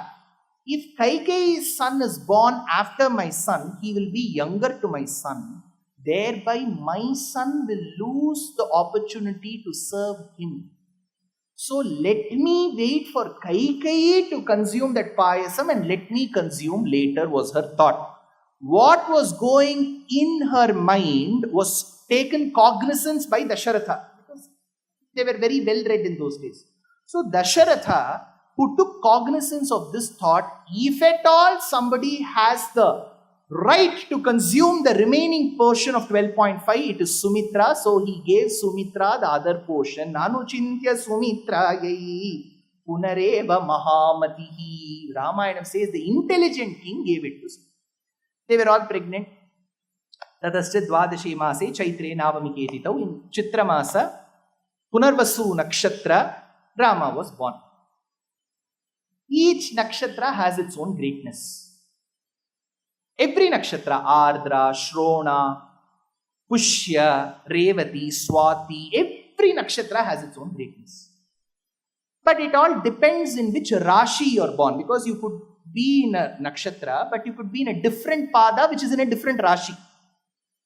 My maternal grandfather was a good astrologer. He's no more, don't come and ask me his address. He's no more. So, generally, whenever he used to meet extremely talented musicians and dancers, he used to correctly guess what their nakshatra is, because he will know in what position Shukra is, because Shukra is the Adhipati for fine arts. Buddha is Buddhikaraka, good memory. So, I think in 2021, when that Sarvavyapi Corona was in the second wave, I was directing a Sanskrita movie called Shakuntalam. To direct a Sanskrita movie, first the characters have to speak in Sanskritam. We cannot even go for dubbing. So first I had to spot one Dushyanth's character. So based on Kalidasa's description, I needed a broad-shouldered, thin hip, tall, gigantic Dushyantha. So I did some Googling and I found one person called Shubham from Haryana. I called him and said, Shubham, Hanji boliye. I said, we are directing a Sanskrit movie. Would you like to play the role of Dushyanta? He said, Bachpan se mera shauk tha ki main Dushyant. Fine, all that. He said, you come. Interestingly, he picked up the dialogues in Sanskritam quite fast. So I was super impressed with that. So 4 months of online training of Sanskritam dialogues, I said, you have done a very great job. I wanted to know, when he has the finesse to do such things in such an exotic manner, I asked him, what is your nakshatram? What is your star? Like how my grandfather would ask. He said, Salman Khan. So, Tatascha dvadashe mase chaitre navamike titau nakshatre aditi daivatye svocha samstheshu panchasu graheshu karkate lagne vakpada induna saha. So this is how Rama was born, and so were the brothers. There is nothing called Ram Leela. I've told in all my lectures, Rama was very obedient. Obedient children, parents will have no memories. You generally go ask parents who have produced obedient children, they will never have memories. The one who troubles the parents the most, they will remember till their last breath. No teacher will remember an obedient student. They will know the batch only by the most notorious student. Are you, oh, you're from Suresh's batch, Suresh. Where are you? Suresh would have troubled the teacher. She would have got BP for the first time because of Suresh. So Ram Leela, there's nothing except that Maidan in Delhi. So Rama grew. He was 12 years of age. Vishwamitra barged into the court of Dasharatha, said, please give me your son. Dasharatha, even before Vishwamitra asked, made a promise, whatever you ask, I will give. Like an election manifesto, he did. Then he knows who fulfills election manifesto. So he couldn't give. Then Vishwamitra got angry. So Vasishta said, why do you get this man angry? Because he will get angry for all reasons. He is like Subramanyam Swami. Case.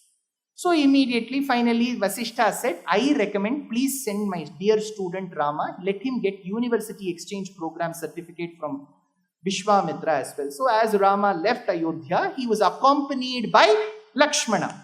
Both of them went to the forest. He killed Tataka. Then there was Yagna Samrakshanam for 6 nights. The Yajnam happened.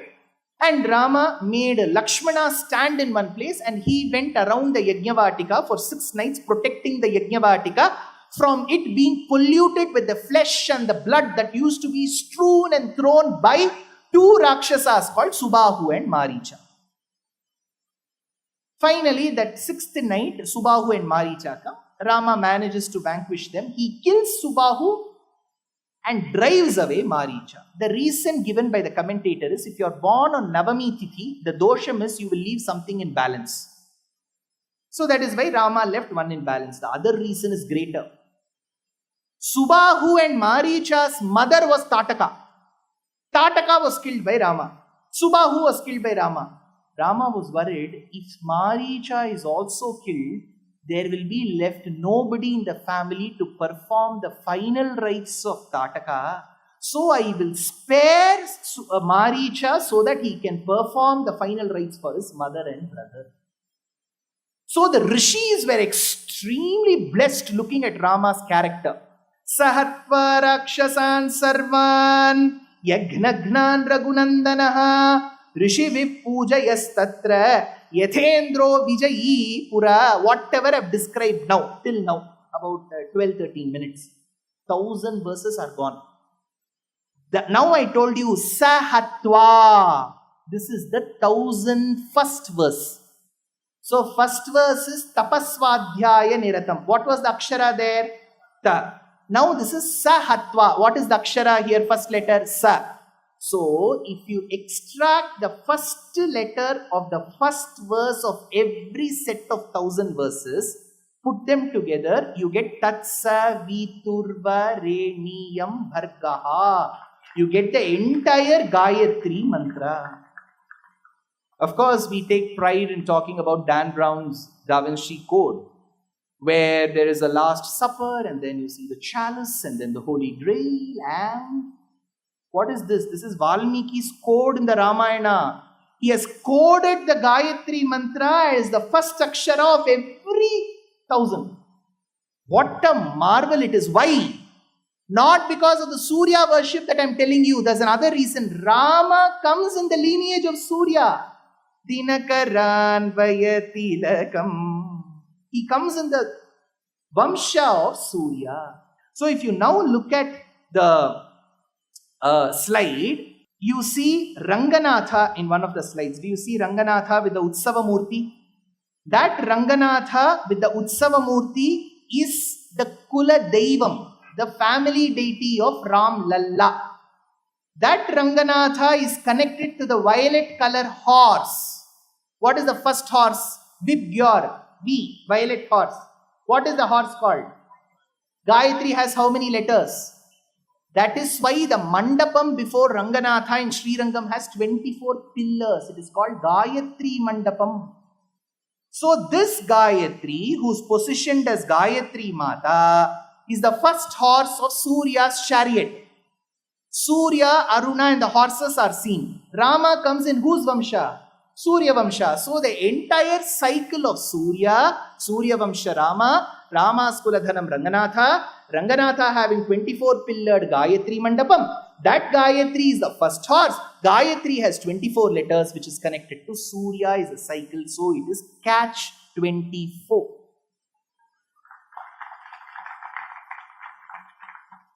Now that I have spoken, the next slide it talks about the 3 wheels. I told you, right? 8 into 3, 24. The first wheel you go clockwise from the bottom. Tatsa viturva reniyam. Second wheel, go from the bottom. Bhargo devasya dhimahi. Go to the third wheel, below. Dhiyo yonah prachodayat. You may wonder why it is dhi, but you have written dha. Whether it is dhi or dha, that is the aksharam, says the commentator Govindaraja. So what a marvel to have Gayatri Mantram. But now that I have spoken about Gayatri, 2 important things about Gayatri Mantram. Gayatri Mantram, can it be recited in the open? Like this? No. Then why did you do it, sir? That is why I did not recite. I just spelt it. With the swaram, if you recite, it is prohibited because it is a Vedic mantra. Mantra rakshana gudhatma karya siddhim prakashayet. You should learn to say mantra within yourself. Even while you're reciting Sahasranamam, there will be one place where you get Pranavam, Namo Bhagavataye, Vasudevaya. You will get that. That time you should tell it slowly. Whenever there is Pranava, Omkara, you should tell it within yourself. Gayatri Mantram should not be recited by everyone is the traditional belief. Now you may ask, sir, in 2025, do you suggest that we have to follow such things? What does Barkha and Rajdeep think about it? Let them think. But I am here to tell you what our acharyas have said. They have said, don't recite Gayatri Mantram without Upadesham and don't recite it openly. What will happen if I recite openly? Don't worry, your head will not be taken away from your body. This is a civilization that is very tolerant and respectful, but it is a belief. Now, that said about Gayatri, it has an inbuilt tune. The rishis themselves have given a tune. Na na na na na na na na na na na na na na. Na na na na na na na na na na na na na na. Ringtone. Don't do that. Because Gayatri has a tune. We already have the rishis. Certain mantras will not have the rishis who have tune. For that, A.R. Rahman will tune. Mangalyam tandunane mama jivana hetuna kanthe badhnami shubhage. Why has he tuned? Because that is not a part of Vedic mantras. Mangalyam Tandunanena is not found in the Vedas. So traditionally, Panigrahanam is the accepted ritual. Even in an invitation, they will say Panigrahanam Shaidu Kolvadai. They will never say Mangalya Dharanam. So are you saying, sir, Mangalya Dharanam can be avoided? No. 8 sovereigns of gold. Why to avoid? There. Had my mother-in-law given me, I would have also worn. It would have been very nice on me. So, but traditionally, Mangalya Dharanam is not a part of the ancient Vedic circuit. So, for Gayatri Mantram, you have to recite this way. Now, you may ask, sir, if you are telling only people who have undergone Upanayanam and Mantropadesham have to recite, then what about the others? That is why this mantra has been converted into shloka for everybody's recitation by two acharyas. One is Parashara Bhatta, who says 1000 years back, Teja Param Tat Saviturvarenyam Dhamna Parenat Pranakat Suvarnam Tvam Pundari Kekshanama Mananti Shri Rangarajam Tamupasishiya Teja Param Tat Saviturvarenyam is the shloka. So the mantra has been incorporated as a shloka. When it becomes a shloka, everybody can say. Vedanta Deshika says, Pratipurushamanekaha pratyavastham vichitraha shubhagati shuddhiyo yaschodayan yanjasamnaha akhila chidachidantaryami tat vishnu sanya savituraham upase tasya devasya bhargaha savitur aham upase tasya devasya bhargaha bhargo devasya dhimahi. So these shlokas everybody can recite. So restrictions on some mantras that can be compensated with shlokas. That's it. That is catch 24. Now,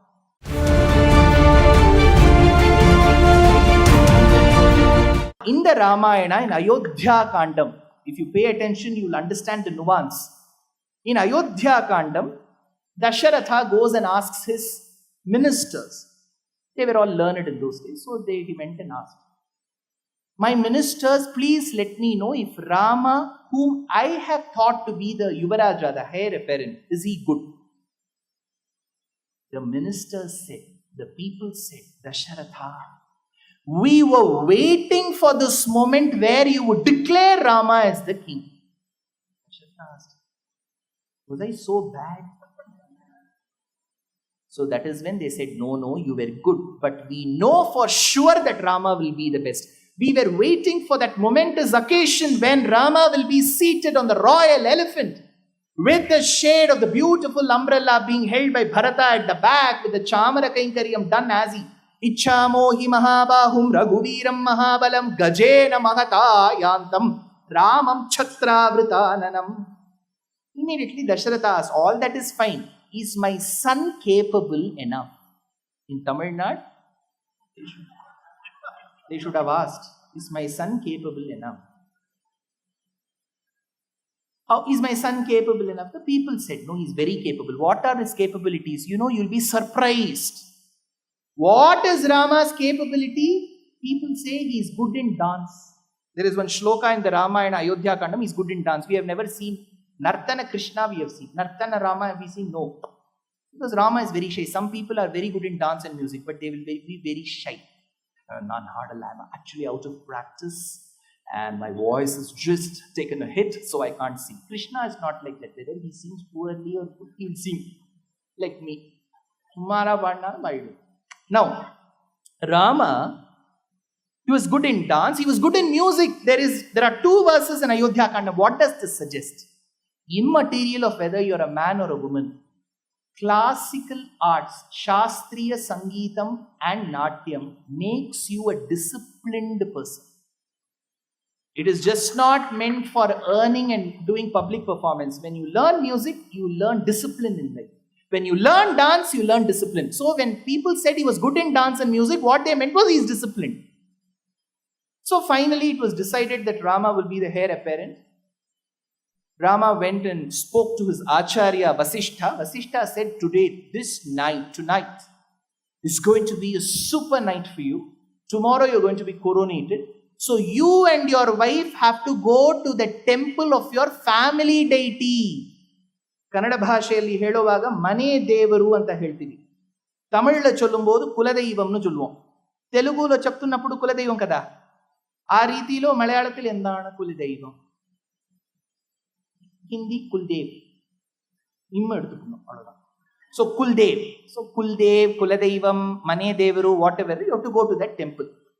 Look at this verse. Gate Purohite Ramaha. Rama, upon listening to the advice given by his Purohita, Gate purohite Ramaha snato niyatamaanasaha, following every acharam of Shuchi. Did he go alone to the temple? No. Sahapatnya, along with his wife. Who is that wife? In Rama Avataram, it is easy. Krishna Avataram, you have to think. Rama Avataram, there is only one, Sita. Sahapatnya, who is that lady? Sita. He doesn't use the name Sita. You know what Valmiki says? Sahapatnya Vishalakshya, with his wife called Visalakshi. Who is this new lady? Sita. Sita is called Visalakshi. Why? The commentator writes 4 pages for this. Why she is called Visalakshi? Rama and Sita went to the temple where their Kula Deivam, their family deity, was housed. Rama was doing Aradhanam to that Bhagavan after very many days. Sita was observing how her husband was at this Aradhana because he had lost touch. Generally in Aradhana, you do a Harati for Bhagavan and then you do Ghantanadam. This has to shake. This has to go around. Generally it will happen the vice versa. This will shake. This will go around.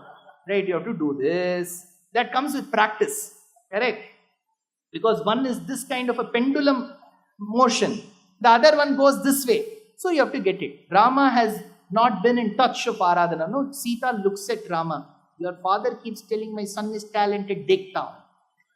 When Rama performed Aradhanam to that Kuladeivam, it was picture perfect. So her eyes, which were generally large, out of surprise became larger. So she is called Visalakshi, it seems. Sahapatnya Visalakshya. Now Rama is performing Aradhana to whom? To Jagannatha. Remember, we are in the Ratha Yatra period. The original name of Bhagavan in Ayodhya was Jagannatha. We have reference to it. So he was performing Aradhanam to Jagannatha. Who is he? Jagannatha. Who is he performing Aradhanam to? Jagannatha. Sita wanted to check. Is the sitting Jagannatha next to me handsome or the reclining Jagannatha? Whenever she used to look at reclining, she felt he was handsome. When she used to look at Rama, she thought he was handsome. So with this element of surprise switching sides, her eyes became large. Sahapatnya Visalakshya. 40 reasons are given why her eyes went large. Visalakshya Narayanamupaagamat. So, if you pay attention to this only, you can understand this rahasya. It's not that easy. Upon the advice given by their Purohita Vasishtha, before the Pattabhisheka, Rama and Sita performed Aradhanam to their Kuladeivam called Jagannath. Now, there is an incident before this we have to note. At the commencement of the Ramayana, when Dasharatha performs Ashwamedha, he sends invitation to all kings.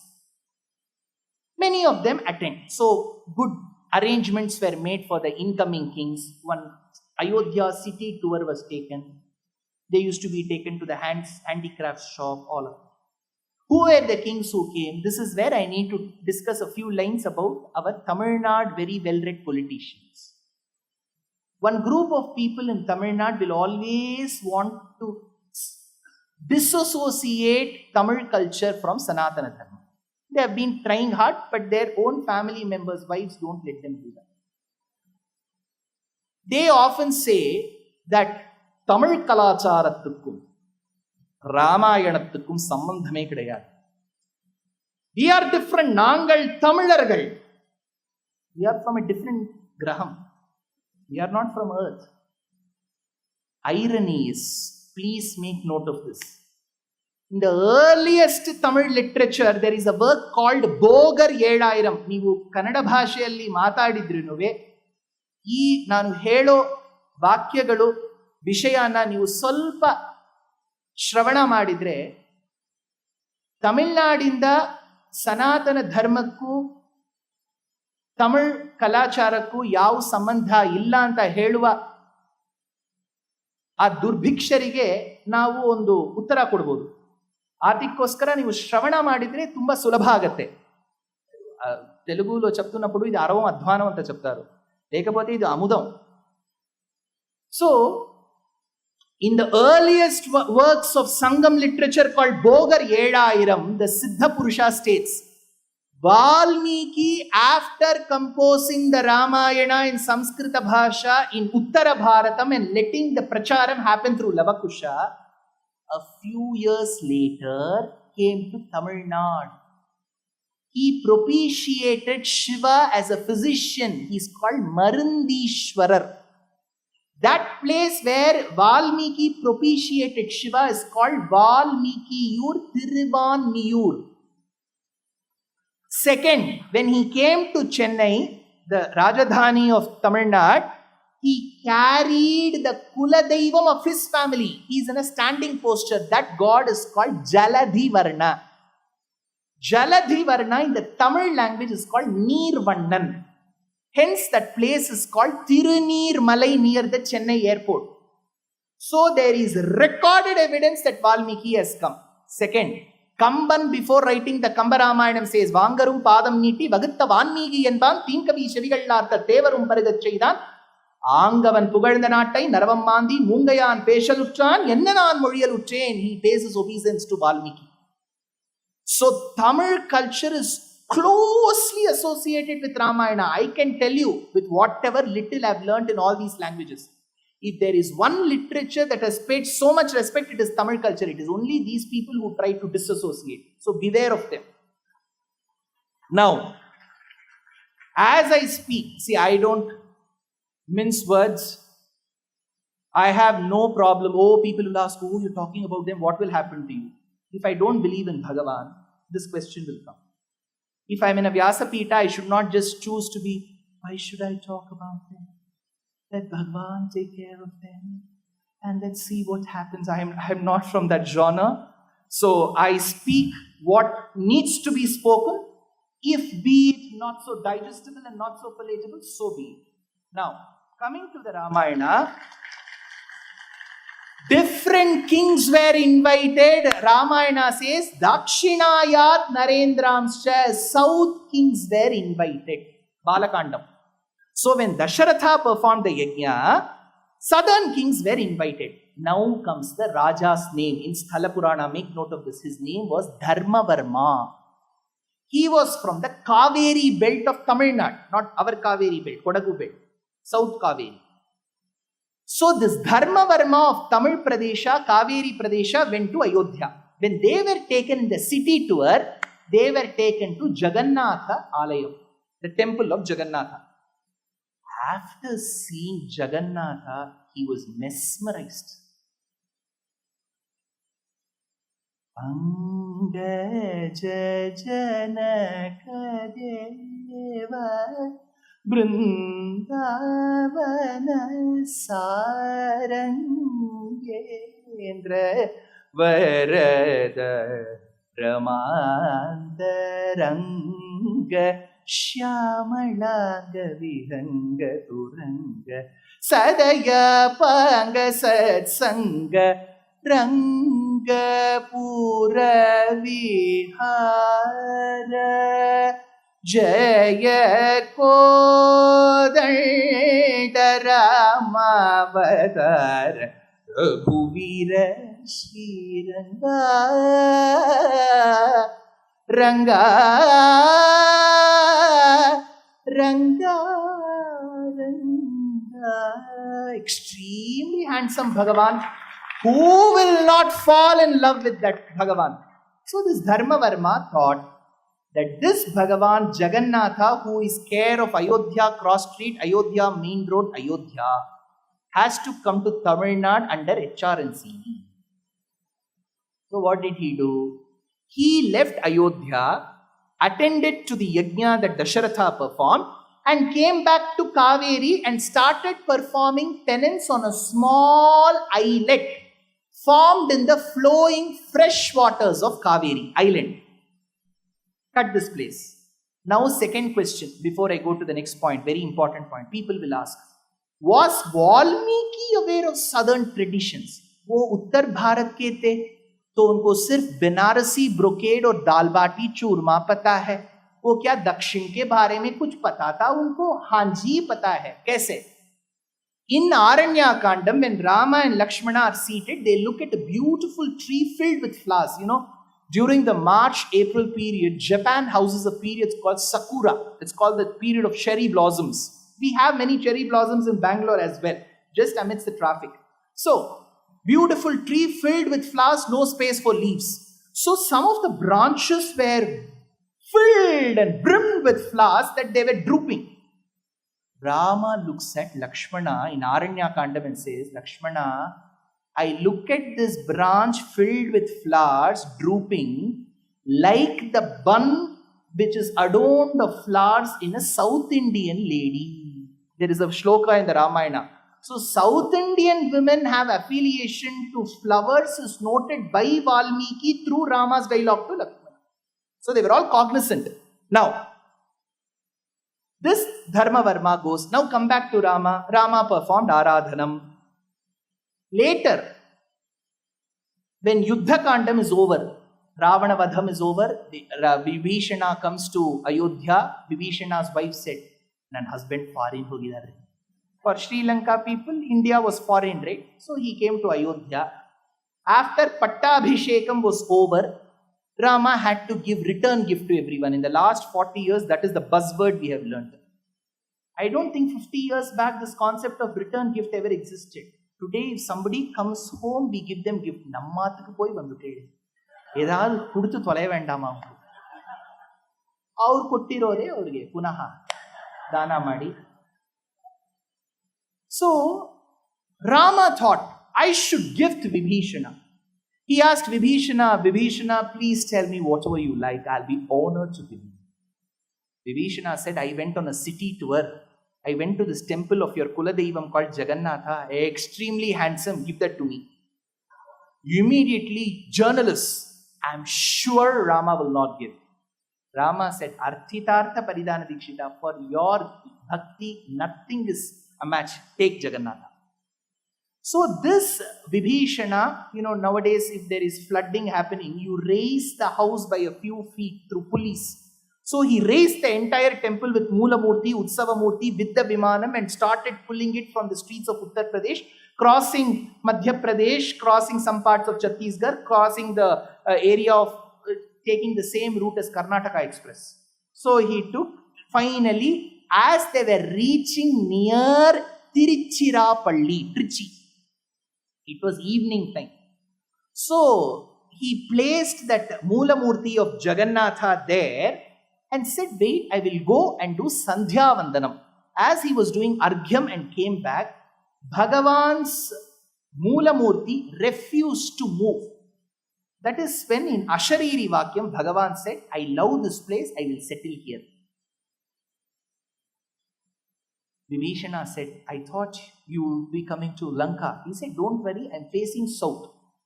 So I will keep looking at Lanka. Tendisai Ilangai Noki. Remember in Sri Rangam, Bhagavan faces the south.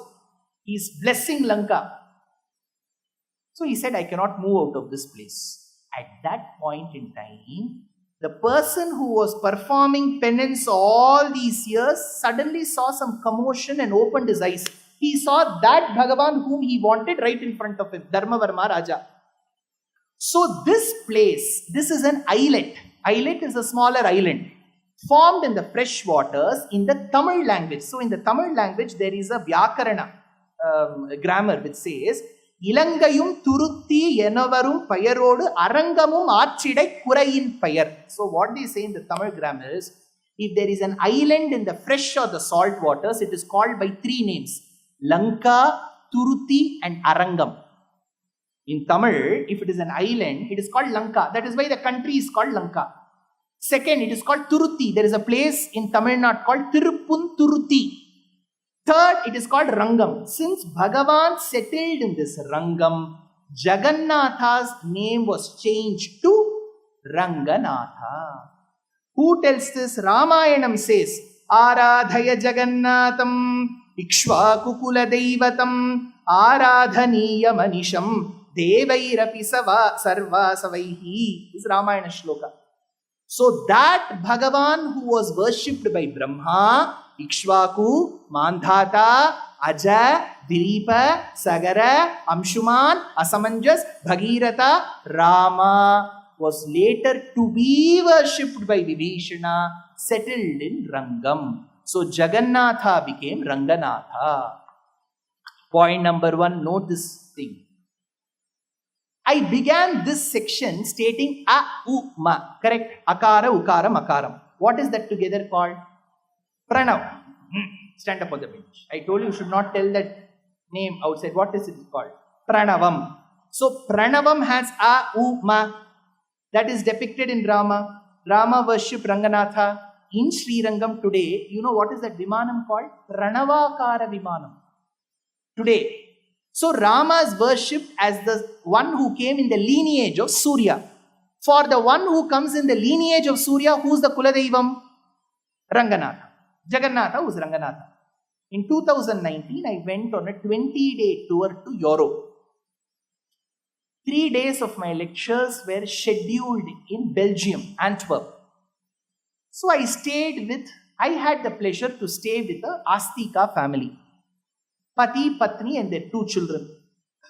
The Patni welcomed me. She spoke to me in Tamil. He spoke to her in Tamil. Her husband continued speaking to me only in English. Then I realized that she is a Tamil lady married to a person from Uttara Bharatam who speaks the Marwari language.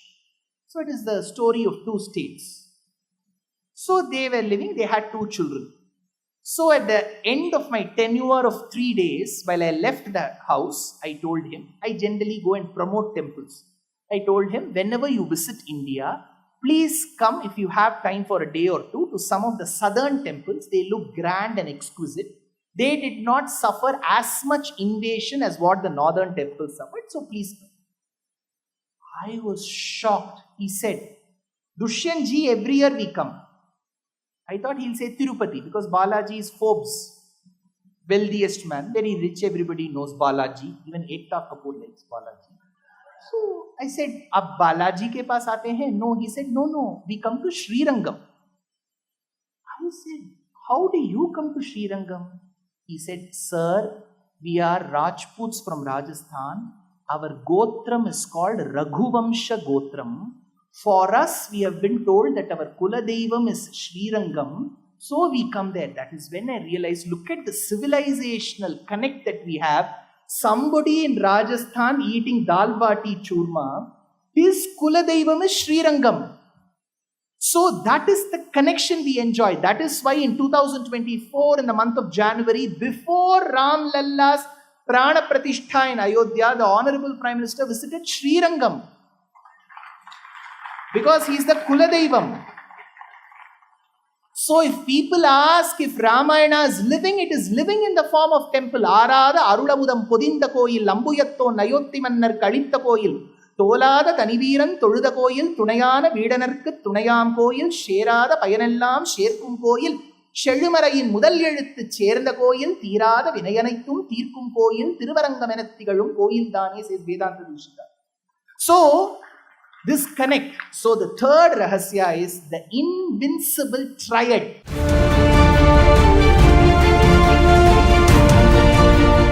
That which can never be defeated. What is the triad? A, U, Ma.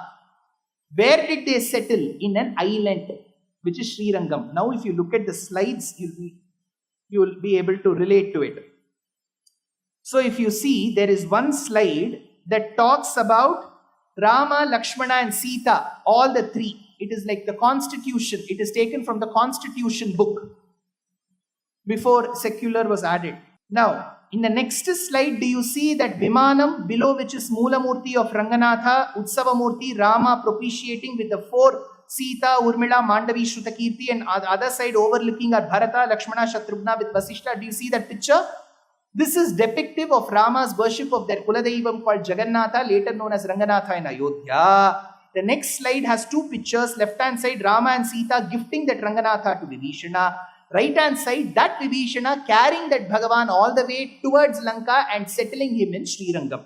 Next slide has Moolamurti and Utsavamurti of Ranganatha. This is where you have to pay attention. There are 2 states of Bhagavan. Amongst the 5 states, there are 2 states. One is called Vibhavam.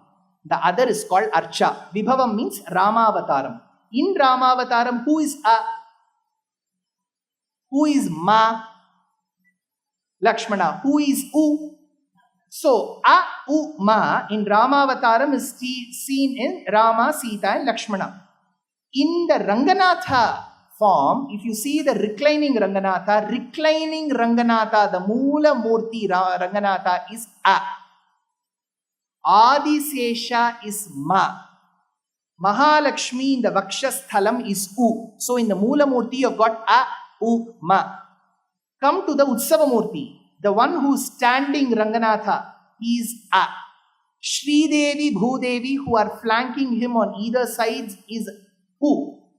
The Padukas that he wears is Ma. Because Shastram says Adisesha became the Padukas. So Padukas is Ma. So in the Moola Murti, Utsava Murti, you see A, U, Ma, the invincible triad. When Rama, Sita and Lakshmana walk, you see A, U, Ma, the invincible triad. So the invincible triad settled for an islet. We have great 3 more rahasyas. Tomorrow, pay attention. I'll tell you what those rahasyas are. We are going to talk about the divine retinue. Second, stay bullish, the greatness of Shiva and Kartikeya in Ramayanam. Third, we will be talking about the flying guide, which is Garuda. Ramanuja Dayapatram Jnana Vairagya Bhushanam Srimad Venkatanathāryam Vande Vedanta Deshikam Lakshminatha Samarambham Nathaya Munamadhyamam Asmadacharya Paryantam Vande Guru Paramparam Yo Nityam Achyuta Padambuja Yugma Rugma Vyamohata Staditarani Trinayamene Asmad Gurur Bhagavatosya Dayaika Sindhoho Ramanujasya Charanau Sharanam Prapadye Mata Pita Yuvatayastanaya Vibhutis Sarvam Yadeva Niyamena Madantayanam Adyasya Nakulapater Vakulabhiramam Srimad Tadangri Yugalam Pranamami Mudhana Bhutam Sarascha Mahadakvaya Bhattanatha Sri Bhaktisara Kulashekara Yogi Vahan Bhaktangri Renu Parakala Yatindra Mishran Srimad Parankushamunim Pranatosmi Nityam Pujantam Rama Rameti Madhuram Madhuraksharam Aruhya Kavita Shakham Vande Valmiki Kotiram Valmikir Munisimhasya Kavita Vanacharinaha Shrinvan Ramakatha Nadam Kunayadi Param Gatim Vidade Jate Dasharathatmaje Veda Prachita Sadasi Sakshad Ramayanatmana Anjananandanam Veeram Janaki Shotanashanam Kabishamakshahantaram Vande Lanka Bhayankaram Manojavam Marudadulya Vegam Jitendriyam Buddhimatam Varishtam Vatatmajam Vanarayuta Mukhyam Shri Ramadutam Shirasa Namami Anjaneya Madipatalananam Kanchanadri Kamaniya Vigraham Parijata Tarumula Vasinam Bhavayami Pavamananandanam Yatra Yatra Raghunatha Kirtanam Tatra Tatra Kritamastakanjalim Bashpavari Paripurna Lochanam Marutim Namata Rakshasantakam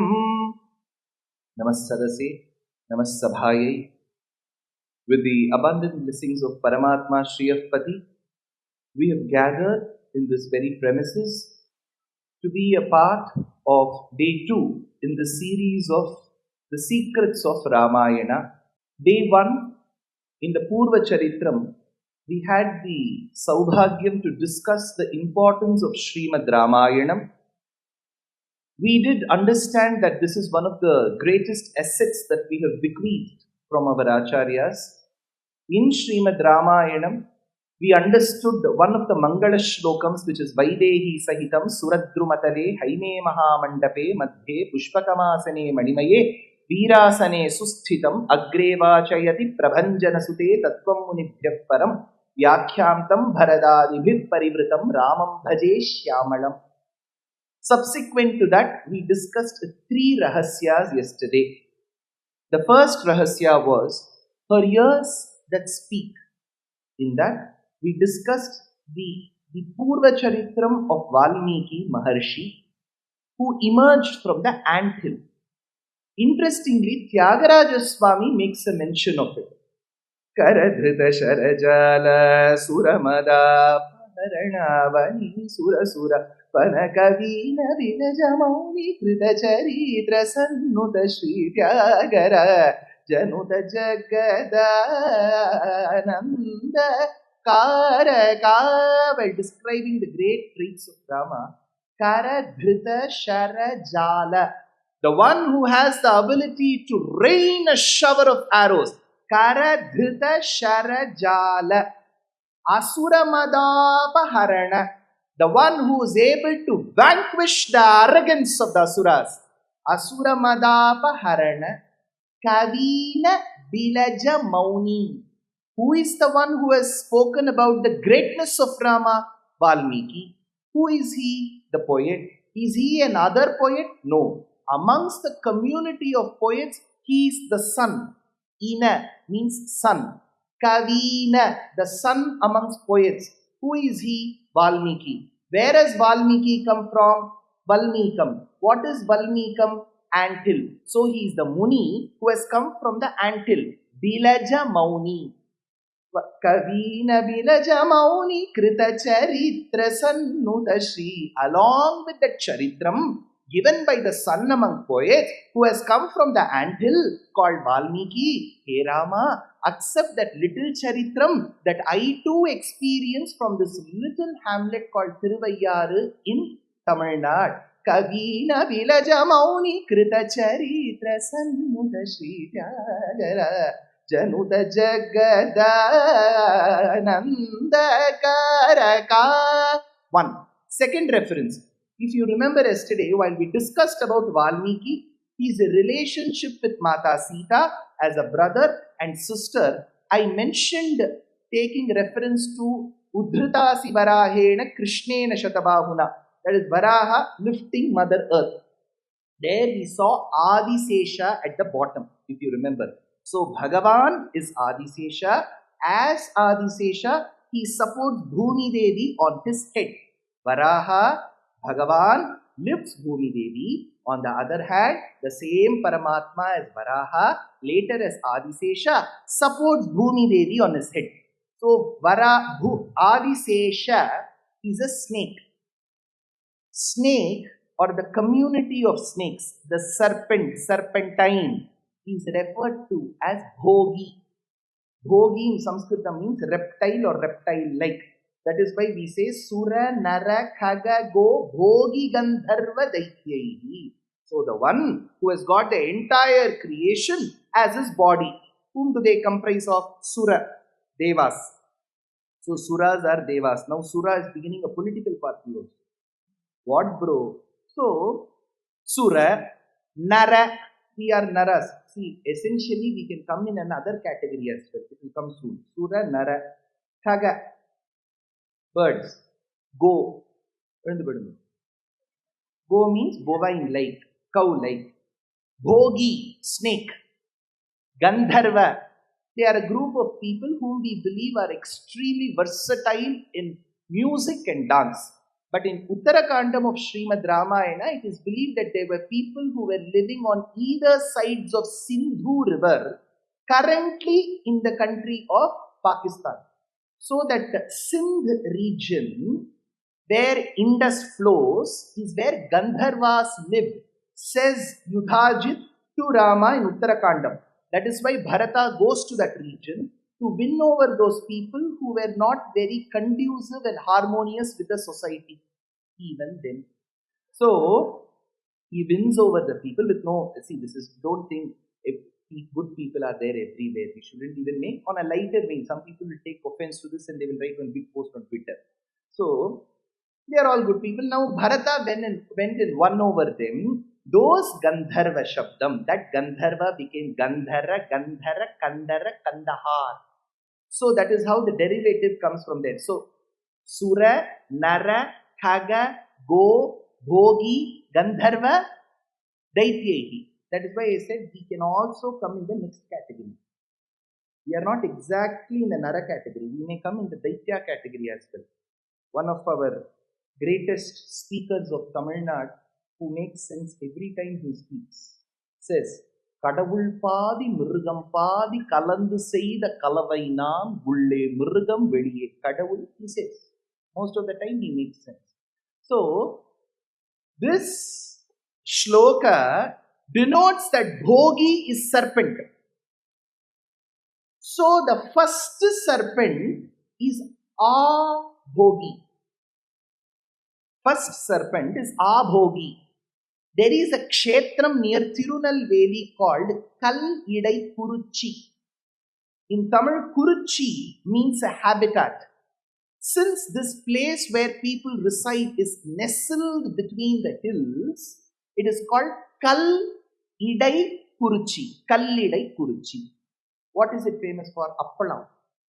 Kal Idai Kuruchi appalams are very famous. Online Amazon also I saw today this talk. So in Kallidai Kurichi, incidentally, there is a temple for Varaha. Muthuswami Dikshita has composed a kriti on this Varaha in the Ragam Abhogi. Because Varaha lives Bhumi Devi and at the bottom there is Bhogi, right? Snake, Adisesha. Mangalanaya Bhogi Nuta Padam. So there is Adisesha and the Ragam is Abhogi. If you get into the academic acumen of all these Bhagayakaras, it will just leave us baffled. It is beyond our comprehension. Now that said, we discussed about Bhumi Devi. Bhumi Devi's years called Valmikam. From Valmikam comes Valmiki. Valmiki is the son to Bhumi Devi, like how Sita is like the daughter-like person to Bhumi Devi and their relationship. First Rahasya. Second, catch 24. We discussed about the 24 aksharas that make up the mantra called Gayatri mantra. It has 3 pada. Pada means 3 parts. For us, we can take it as pada. The first pada has 8 aksharas, second 8, third 8. 8 into 3, 24. Incidentally, when you extract the first letter of the first verse of every set of 1000 verses, you will have the first letter of verse number 1, verse number 1001, verse number 2001, 3001 till 23,001. Every 24,001, stand up on the bench. Because you should get only 23,001, right? So you will have 24 aksharas. When you arrange them, you get the Surya Gayatri called Tatsa Viturvareniyam Bhargaha Devasya Dhimahi Dhiyo Yona Prachodayat. So you get the entire Surya Gayatri, also generally known as Gayatri, specifically known as Savitri. Now that I said, there will be a subsequent question. If there is no, I will ask that question. During the times of Srimad Ramayanam, did Gayatri exist? Yes, because Vishwamitra Maharshi, who is the mantra drashta for Gayatri mantra, is physically present during Rama's times. One. Second thing, when Rama and Lakshmana go on an internship with Vishwamitra for 6 days, one of the mornings Vishwamitra wakes Rama up. Immediately Rama goes and performs his morning kartavyam, which is Nitya Karma. There Valmiki says Paramam Japam. Ramayana, Valmiki says Rama uttered the greatest Japam, Paramam Japam. So what is that Japam? The commentator Govindaraja says Paramam Japam iti Savitri. So Savitri was uttered. Again another question. All this has been told in Sanskritam. This is Brahminical patriarchy. Has this been told by the Tamil people? Some may ask in some quarters of Gopalapuram. Now, an answer to them is, in the chaste Tamil language, which is a compendium of over 1000 verses in Tamil, written on Kartikeya, Arunagirinatha says, Kalaike Murugi Kunattikiril Adityayana Pagattarpanam Gayatri Jabam Sheivu. So Ramayana, Rama uttered Gayatri Mantram has been told in chaste Tamil by Arunagirinatha. So Tamil culture was also cognizant of it. makes it catch 24. Third rahasyam, the invincible triad, which is a, u, ma, akaram, ukaram, makaram. There is the scene in the Ramayana when Rama, Sita and Lakshmana walk, agrata prayayo Ramaha. Sita madhya madhyama. Prishtatastu dhanushpanihi Lakshmanaha anujagamaha. A, u, ma. So akara, ukara, makaram. Was this concept of interspersing a, u, ma of the pranava seen in our acharyas? Yes. Let us take the Tamil language. One of the earliest composers called as Swami Nammalvar says, Uyarvara Uyarnala Mudayavan Yavanavan Ayarvarum Amarargal Adhipati Yavanavan Mayarvara Madinalam Arulinan Yavanavan A Uma. Tiruppanalvar says, Amalan Adi Piran. First verse, Uvanda Ullattanai. Third verse, Mandipai. Amalan A. Uvanda U. Mandi ma, a, u, ma. Nammalvar, Tiruppanalvar subscribe to it. Does Tyagaraja agree with it? Yes. Omkara panjara kira purahara saroja bhava keshava. Omkara panjara kira. Omkara panjara. This is a cage in which Rama is housed. So, that is the pranava. Omkara panjarakira purahara saroja bhava keshava. So this is the invincible triad. Whom did they propitiate? Their kuladhanam called as Jagannatha in Ayodhya, earlier sought by all the kings of Ikshvaku Kulam, worshipped till Rama in Ayodhya, sought after by Dharmavarma the Raja, the Chola king who wanted this Bhagavan to come to Dakshina Bhagam. Vibhishana brought him. Bhagavan settled in that Pulinam. Pulinam is an islet in Sanskritam. That Pulinam in the Tamil language is called Lanka, Arangam and Turuti. Since Jagannatha settled in Arangam, from then on he was called Ranganatha. And that Ranganatha faces the south.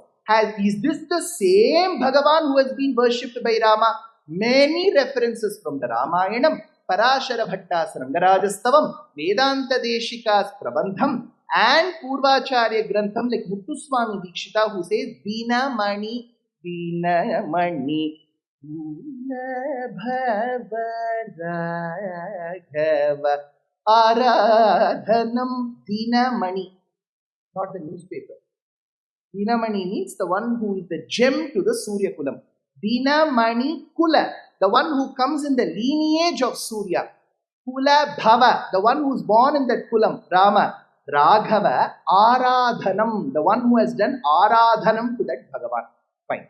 There is a subtle point here. Prior to the birth of any child, good child, generally it is maybe a cliche that parents say, ಎಷ್ಟೋ ಒಂದು ದೇವಸ್ಥಾನ ತೀರ್ಥಗಳು ಹೋಗಿ ನೀನು ಹುಟ್ಟಿದೀಯ. It can come as a rebuke also. After going to so many temples, you are born. Why are you like this? Or you are like this. मैं ऐसा क्यों हूँ, गाना तो है ना, वैसा ही है ये. So, Dasharatha must have gone to various temples. Sthala Puranam suggests that he went to a kshetram called Tirupullani. If you have been to Rameshwaram, prior to moving to Rameshwaram, there is one of the temples for Bhagavan called Tirupullani. Later in Yuddhakandam, it is this place where Rama chooses to go on a fasting for 3 days, Prayopavesham, to construct the Setu on an existing oceanic ridge. That time, Rama rests on a bed made of kusha grass. So he still did called Darbhashayana Rama in that kshetram. It is one of the 108 Divyadeshas. In that temple, Darbhashayana Rama is not the primary deity. The Bhagavan there is called Adi Jagannatha. See, you will call somebody Adi Jagannatha only if there is one Jagannatha. Correct? So if Jagannatha of Ayodhya is Jagannatha, this Devata is called Adi Jagannatha, which means he is said to have come before the Jagannatha of Ayodhya. Dasharatha must have taken a sojourn from Ayodhya till Tirupullani prior to performing the Ashwamedha Yajnam to propitiate this Adi Jagannatha so that he has a good child. Then he must have gone back. When you go to a temple, one of the reasons is the Devata Namaskaram, second is Prasadam. Right? Tirupati, Laddu. Alagar Kovil, Dosa. So see, every kshetram has its, we will do one special session on prasadams. So this kshetram of Tirupullani is famous for payasam. So Dasharatha, prior to performing the yagna, left Ayodhya, which housed Jagannatha, came to this kshetram, propitiated Adi Jagannatha, received the payasam, went back to Ayodhya, performed Putrakameshti, performed Ashwamedham, and as a result of that yagna, what did he receive? Payasam. He came to Tirupullani to Adi Jagannatha and got payasam, went back to Ayodhya where there was Jagannatha and received payasam. So this Jagannatha who was earlier worshipped became Ranganatha. So the invincible triad is Akara, Ukara, Makaram that settled for an islet called Srirangam, thereby establishing the relationship between a Vibhavavataram called Sri Ramavataram and Archavataram which is called as Ranganathavataram. Thereby this is the third Rahasya. So this is the Purva Charitram. So in most serials or OTT series, they will tell you till now what has happened. Correct? We have told. So what is the advantage? Even if you have not come yesterday, you could have followed till now. That is there. Now we are going to be, hopefully by Bhagavat Anugraham, Acharya Anugraham, we will be dealing with 3 Rahasyas today. The first Rahasya for the day, in our list, it is the 4th Rahasya, is the flying guide.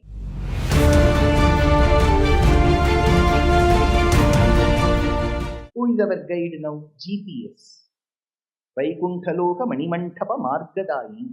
Even if the Jivatma exits this Panchabhautika Shariram, it is so accustomed to using GPS that we may need a GPS to go to Sri Vaikuntham as well. So that is the necessity of a guide. A guide stays throughout the journey. Similarly, in Srimad Ramayanam, if there is one Kathapatram, a Patram, that stays throughout the Ramayanam in very essential, required moments, he is the flying guide called Garuda. Garuda is our 4th Rahasya. Who is Garuda? In most temples of Bharatadesham or even abroad, when the temple is based on an Agama Shastram, either be it a Shiva temple, which is based on Shaiva Agama, some select Shakti Devi temples, which is based on Tantra and Shakta Agama, and very many Vishnu temples, which are based on Vaishnava Agama. In Agama, it is a practice to consecrate the temple. You do prana pratishtha to the devata and to the temple. So there are 2 words that you will come across very frequently. One is kumbhabhishekam. Second is samprokshanam. What they do is essentially, prior to the fixed date, 8 to 10 days before the event, many Vaidikas gather and they recite Vedic mantras. Pots of water are kept towards the culmination of this event and on the day of the investiture. So they go up to the top of the Gopuram or the Vimanam and they pour the waters. You have seen it? What do they do next? On this article. They are in the mantra. What do they do? After you pour, what do you see? You look to the sky. Why? Garuda will be there. You will never check if there is a peacock, it is a national bird. Parrot, it is there in the hands of Meenakshi and Andal. Crow, every day we feed rice. Right, so which bird do we look? Garuda. Why? Because there is a Vakyam in the Veda, in the Krishna Yajurveda, which suggests that Garuda is the personification of all Vedic mantras. Vedanta Deshika summarizes this in a beautiful shloka. Netram Gayatra Muche Tridridishiro Namadheyam Yajumshi Chandam Syangani Dhishnatma Bhirajani Shapair Vigraho Vamadevyam Yasyas Tomatmano Saubrihadita Targarutadrisham Nata Puchaha Swachandyam Naprasutam Shutishaka Shikara Abhishtutatma Garutman.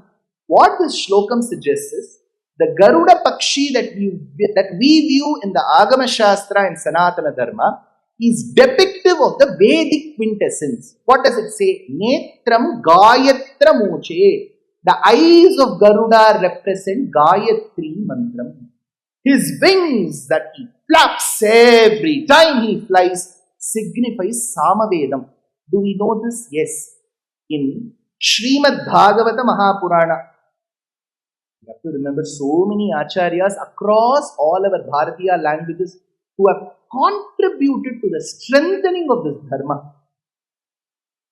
Sengalipuram Sri Anantarama Dikshitar, the entire family of Sengalipuram, Balakrishna Shastrigal, my Asmadacharya Karunakarachar Swami, Mukkur Sri Lakshmi Nrisimhacharya, Tupul Lakshmi Nrisimhan, Yambar Vijayaraghavacharya, till date, we have so many Acharyas, Brahma Shri Sundar Kumar Anna, Krishna Premi Anna.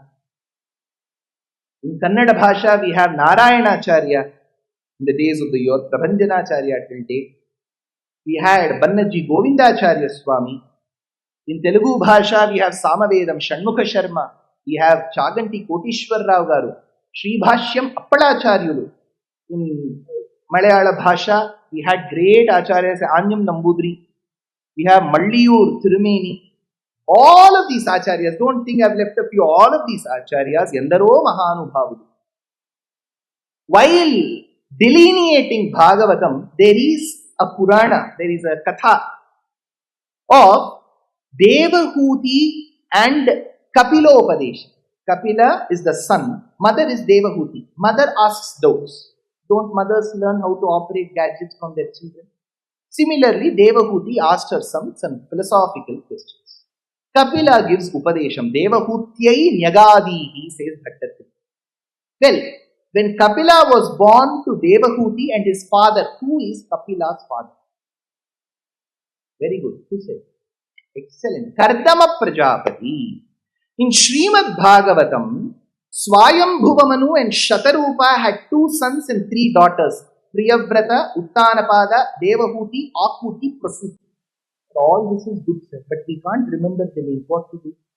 Many of you will be facing the problem. You may say, sir, everything is very enjoyable, but we don't remember the names. What should we do? Only if you stop listening, you forget. So keep listening. If you keep listening, don't think you've listened to Bhagavatam. 7 days you have to keep listening. See, I agree we have memory issues. We are all not great acharyas. That is why we have to keep listening. In Srimad Bhagavatam, we come across Kardama Prajapati who was propitiating Bhagavan through austerities. Bhagavan comes on Garuda and says, Kardama, I hereby ask you to marry Swayambhuvamanu's daughter Devahuti. Bas, itna hi episode hai. Bhagavan leaves on Garuda. You know what Shuka says? He says, Stoma Mudirna Sama. Then Bhagavan left on Garuda after commanding or suggesting Kardama to marry Devahuti. When he left, Kardama could listen to Samavedam. Why? Because Garuda was flapping his wings. So, Stoma Mudirna Sama. So, our Purvacharyas have believed that Garuda is the very personification of Vedic quintessence. Garudan, Guruvam, Marayin, Purulam, Kannan. Karigiri mel nindru anaithum kakindrane, says Vedanta Deshika. So, true to these words, Garuda is the personification of Vedic mantras. So, what is the greatness, sir? Now, I'll tell you the first place where Garuda's importance comes. When Bhagavan understands that there has to be an avatara on Bhumi, he commands, Vayu, Suno Vayu. Vayu said, Kya sunna? He said, I hereby ask you that you should be born as Hanuman.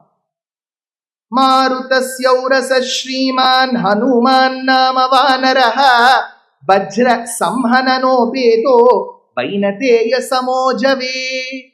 Hanuman, you will be born as Hanuman. He doesn't stop there. He says, Vayu, you will be born as Hanuman with the strength of Garuda in you. So that is the first reference to Garuda. It comes in the Upodghatam, the beginning of the Ramayana. 1, 2. Dasharatha agrees to perform the yagna, which is Ashwamedham and Putrakameshti. So when he agrees to perform the yagna, a Vedika is constructed. A Vedika is the Homa Kundam. So this Vedika is constructed. Look at Ramayanam that says, Sachityo Rajasimhasya Sanchitaha Kushalai Dvijaihi Garudo Rukma Paksho Vai Trigunoshta Dashatmakaha. The Vedika that was constructed to perform the Ashwamedha and the Putrakameshti was constructed in the shape of Garuda. But we have never seen such Vedikas. Now see the slides that have given. In one of the slides you will see a collage of various pictures. The first picture at the top has the shape of a Garuda Vedika. Can you see it at the top? That is the Garuda shaped Vedika that was used to conduct the Atiratra Mahayagna 4 years back in Kerala. Below that you see another shape with all the instruments required for the Garuda shaped Vedika kept ready. Right hand side at the top you see a 2D depiction of how the Garuda shaped Vedika will look. Below that you see one Garuda shaped Vedika in a dilapidated state. That is 2100 years old preserved Vedika under the Archaeological Survey of India, found in the state of Uttarakhand in a place called Siena Chiti. So 2100 years back this yagna was performed and the Vedika is still preserved. The bottommost picture is that of a Garuda shaped seal that is found in the Indus Valley civilization. So Garuda shaped Vedika was very, very popular. Sachityo Rajasimhasya Sanchitaha Kushalai Vijaihi Garudo Rukma Paksho Vai Triguno Ashtadashatmakaha. Second place. Third. In Ayodhya Kandam, Rama was told that you will become the king, heir apparent. Rama was okay, fine. He was not extremely, some people get attacked because of this exile. Oh, me. Then he went and informed Sita. Sita said, congratulations. Then that night was a very, very painful night to Dasharatha. Because Manthara had come in the afternoon and brainwashed Kaikeyi. Kaikeyi had gone into one Kopa Bhavan. In those days, you had lots of place. To get angry, you had one room. In Mumbai, everything is one room. Here, to get angry, you will have Kopa Bhavanam. If you get angry, you can go to the Kaikeyi was in a very bad state. She was extremely agitated. Then Dasharatha goes and says, Kaikeyi, as always, I've come to your inner apartment, showing so much love that is unadulterated. Listen to what I have to say, Kaikeyi. Please wake up. Who brings you this anger? What makes you angry, Kaikeyi? Get up. A very strategic person that she was, she refused to move. Dasharatha, electoral promises. He said, whatever you ask, I will do. She didn't get up. Whatever you ask, I will do. She didn't get up. Kaikeyi, I promise in the name of Rama that I will do whatever you ask. She got up. Attack. Sorbitrate was not there. So, that is when she sought those 2 boons. She said, I just have 2 boons to ask. And these 2 boons are not new. You had told me that you will give me 2 boons. Just that I'm asking after a certain time. Dasharatha should have given an expiry date to those 2 boons. Like Amazon tells you, right, 15 days you have to return. Return policy. Return policy. He didn't give. Very naive he was. She said, with 1 boon I hereby ask that my son Bharata should become the heir apparent. And Rama's and Sita's husband Rama should be going to the forest for 14 years. He pleaded. Nothing helped. That is when that night was a very painful night. The next morning, she tells Sumantra, go and fetch Rama. Rama comes, he peeps to check if his father is still reclining on the bed. Dasharatha couldn't face Rama. He says, Rama, as always, I feel your father has some digestion problem. There's been a lot of gas. Your father wishes to tell me, to you, through me, that it seems Bharata should become the heir apparent of Rama. I don't know what made him take this class to visit. He also suggests that you should go to the forest for 14 years. What is your Rama? Immaterial of whether my father says or you say, Mata, if you tell me, go, I will go. மன்னவன் பணியன்றாகிலும் நும்பணி மறுப்பனோ என் பின்னவன் பெற்ற செல்வம் அடியனேன் பெற்றதன்றோ. What? How does it matter, Mata?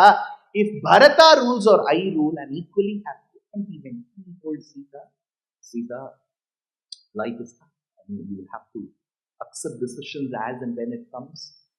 Life will just be going smooth and fair, and suddenly you will have to attend lectures like this. So, I hereby tell you, Sita, world is small. Let's keep meeting again. Let's stay in touch. 14 years is nothing. I'm sure you will have Panchayat season 7. So, I assure you, Sita, directors are going to tell later, Vaidehi Kathirundai. So, I'll miss you. Loads of love, Mua. And Sita says, where are you leaving me? Now, I've been asked to ordain to go to the forest for 14 years. Where are you leaving me? With your mothers? That's a shock. 350 mothers-in-law. I will join. So she joined. Then he goes and tells his mother, Kaushalya. Kaushalya starts crying. She said, Rama, have I been waiting to see you languish in the forest for so many years?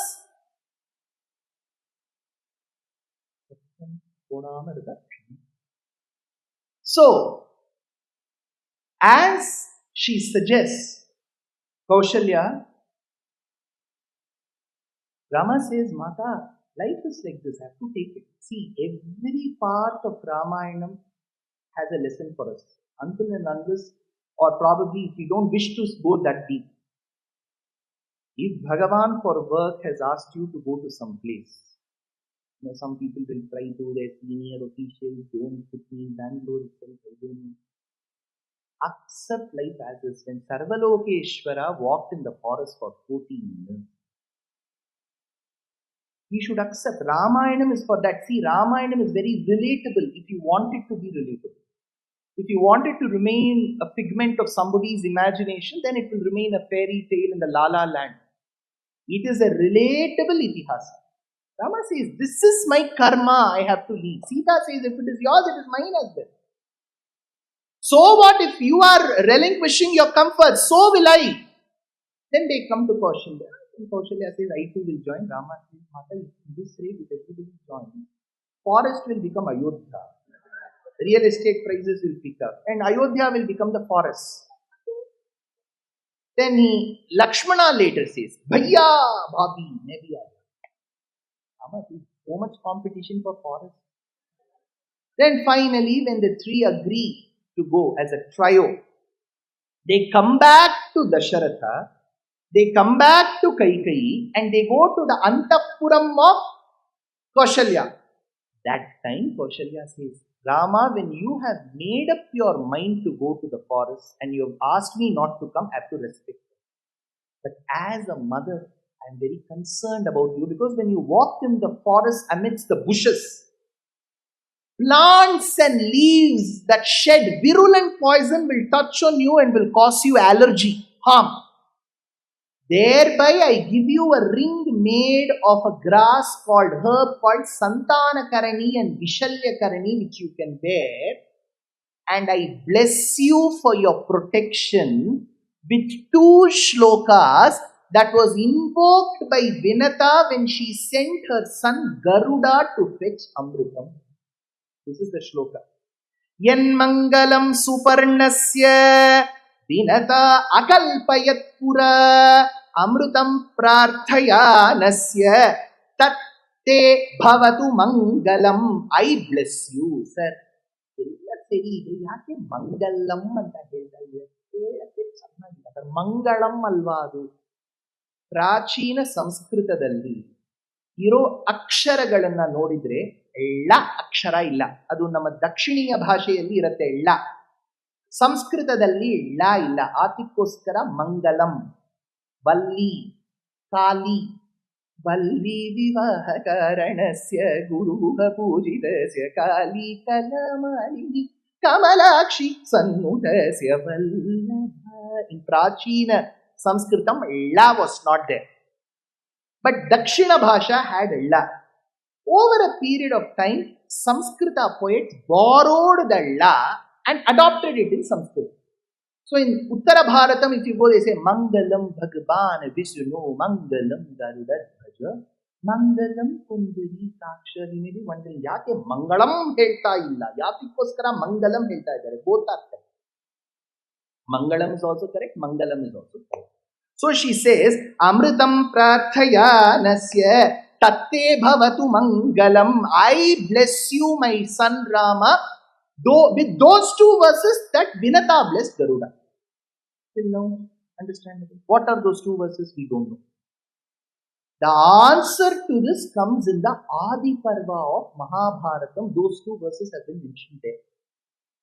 Paksha. Now, these are two important verses. I would request not the fathers, mothers. You can record this as audio or video on your phone. 100 years back, my Acharya would suggest from commentaries that it was a practice for mothers in Bharata Desham to record the shloka, to utter the shloka when the children leave their houses. Daughter or son, whoever goes, especially in flight. See, everywhere we go, there is a level of uncertainty. Please understand. Whether we'll come back or not, mothers will always pray for the welfare of their children. Utter these two verses. Pakshaute marutappatu chandra suryau cha prishthatah shirasya patu banhiste vasavaha sarvatastanum aham cha te sada putra shanti swasti parayana ihasina bhavishyami swastikare rata sada arishtam brajapanthanam putrakaryartha siddhaye. My dear daughter or son, with whatever objective you are going, you will achieve that. Your body will be protected by all these devatas. Pakshaute marutappatu chandrasuryau cha prishthatah shirascha patu vanhiste vasavaha sarvatastanum aham chate sada putra shanti swasti parayana ihasina bhavishyami swastikare rata sada. This is what Vinata blessed her son Garuda with. These two verses that Vinata uttered in the Mahabharata, Adi Parva, was invoked by Valmiki in the Ayodhya Kandam through Kaushalya. Look at the connection that Ramayana has with Mahabharata. So, this is the third reference. Now, you told about this guy. What about his family? See, not in one family, not everybody will be equally devoted to Bhagavan. Hiranyakashipu was the son of Kashyapa Prajapati. Kashyapa was a devotee. Son Hiranyakashipu, you know. Hiranyakashipu's son Prahlada was a great devotee. This Prahlada's son had 4 FIRs. His son Bali Chakravarti was a devotee, but he had accumulated disproportionate wealth. So there were some ED cases against him. So in one kutumbam, not everybody will have the same set of traits. But in Garuda's family alone, everybody is devoted to Bhagavan. Kashyapa is the father. Kashyapa through Vinata Devi had 2 sons. One is Aruna, the second is Garuda. Aruna became the charioteer of Surya Narayana. Garuda became the charioteer or the Vahanam to Narayana. Aruna had 2 sons, Jatayu and Sampati. Sampati is the one who told the clueless Hanuman that in south of me, My son Suparshva tells that he spots a lady who has been shedding tears under the shade of the tree. Maybe the lady whom you have been searching must be her. So Suparshva, the son of Sampati, who is the son of Aruda, helps Rama. Jatayu, the other brother to Sampati, is the one who gives up his life in the protection of Sita. So Kashyapa's two sons Aruna and Garuda, Aruna's two sons Sampati and Jatayu, and Sampati's son Suparshva, the entire family was dedicated to Rama. What is the other greatness here is a very interesting incident. Let's see. In Aranya Kandam and Kishkindha Kandam, we come across these two incidents. Have to connect the both, so you have to pay attention. See, we are not going the linear way. Mudadisa, Rama Janana. Second day, Sita Kalyanam. Third day, Chitrakuta Gamanam. Fourth day, Paduka Pattabhishekam. Fifth day, Jatayu Moksham. Sixth day, Sugriva Pattabhishekam. Seventh, Anguliya Pradhanam. Eighth, Vibhishana Sharanagati. Ninth, Rama Pattabhishekam. Collect your prasadam and go. This is not the linear fashion. We have been taking excerpts here and there. Mix and match is the trend right in fashion. So we are mixing and matching. There is a Paithani on one side, organza on the other. There is a rising border on one side and Arani silk on the other. A Muga silk of Assam with a Banarasi brocade. We are doing all of this on one day. So you have to pay immense attention. Unlike a music concert, because in the middle when the Mridangam starts playing, people will go take a short break to the canteen, have two bondas and come. There is no place to get out also, no. Now, in Garuda Charitram, this is mentioned in both Ramayanam and Sri Mahabharatam. To the Nityasuri Garuda in his Vibhavavataram, he was born as the son of Vinata and Kashyapa. This Garuda was huge, mighty.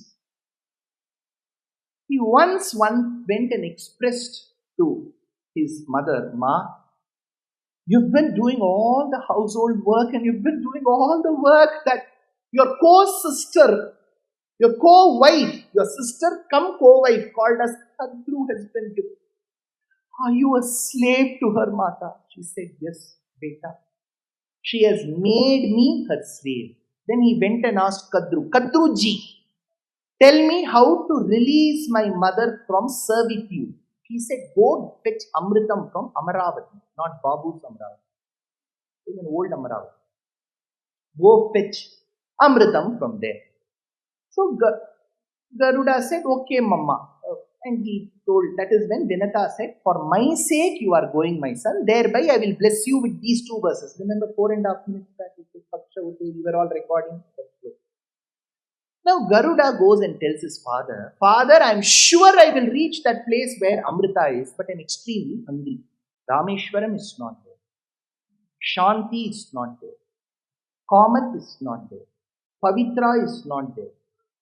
Where will I eat? That is when Kashyapa said, you can eat an elephant and a tortoise. Elephant and a tortoise. This is there in the Ramayana and Mahabharata. First question. Sir, Hangadre Garuda, non-vegetarian. See, real Garuda will eat snakes. Temple Garuda will eat puliyogre. There is a difference. We keep seeing only temple Garuda. During the Madhyana Puja, they will keep balls of rice to this Garuda. Temple Garuda falls under Agama Shastra. Agama based temples have to serve prasadam, which is the least common denominator, what everybody can consume. So they will serve whatever we have, puliyogre, they will serve it to Garuda. Real Garuda will have only snakes. If you see a real Garuda, I will go in the. So real Garuda will have snakes, but this Garuda was massive, huge. So Kashyapa said there are two animals, one a tortoise and the other elephant, which are fighting, so you eat them up. So Garuda asked, tell me the coordinates where they are. Where they were is mentioned in the Ramayana. I'll tell you where. In Kishkindha Kandam, Kishkindha is current day Karnataka, Hampi region. After Rama had helped Sugriva with the death of Vali and making Sugriva the king, Sugriva had to immediately help Rama by sending his army. But Sugriva said 4 months, heavy rains. If my monkeys, vanaras go, they will have sinus. So Char Mahina bath. But that bath did not come at all. So Rama went, asked Lakshmana to go give a reminder to Sugriva, and Sugriva said, Maaf kar do. And then he dispatched his vanaras in 4 different directions. One set of vanaras went in the eastern direction. To those vanaras, Garuda says,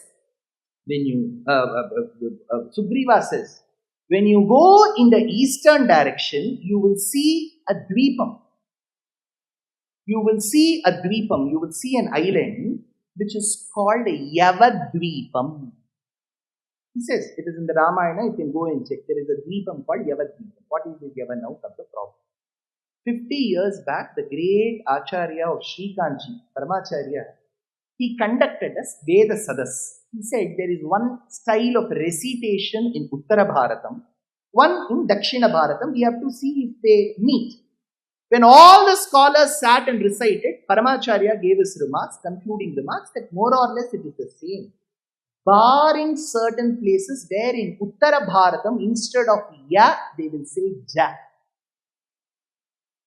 Jamuna kinare nyare. In Uttara Bharatam, they will say Jamuna. Virasamire Yamuna tire. We say Yamuna. Ya, Ja, replaceable. So in Vedam, wherever Yasmai comes, Yasmai, they will say Jasmai, Ya, Ja, replaceable. In Kishkindha Kandam, he says there is a dweepam called Yava. Now make it Java, Java. So beyond Java, because Indonesia is an archipelago nation, it has over 16 to 17,000 islands as a cluster. So in the westernmost part is Java. As you keep moving, you see Papua New Guinea to that side. And over and above that, he says there are places, O Vanaras, where if you will see a lot of people doing Argyam. Look at the mention there, you will be surprised. When they give Argyam in the afternoon, Vanaras, that time we would have just woken up. This 6-hour gap suggests that he talks about the longitudinal line along Japan and Fiji Islands. So you have to go and search there. Between Papua New Guinea and Java, there is a mention of an island. All that I'm saying, you can do a fact check with Ask Perplexity or Grok. Go check. He talks of an island in Kishkindha Kandam where he suggests that once an elephant and a tortoise were fighting and Garuda caught them. Sir, how can Garuda catch an elephant? Because there were certain species called stegletons which were short elephants. They will be this short, like a dog.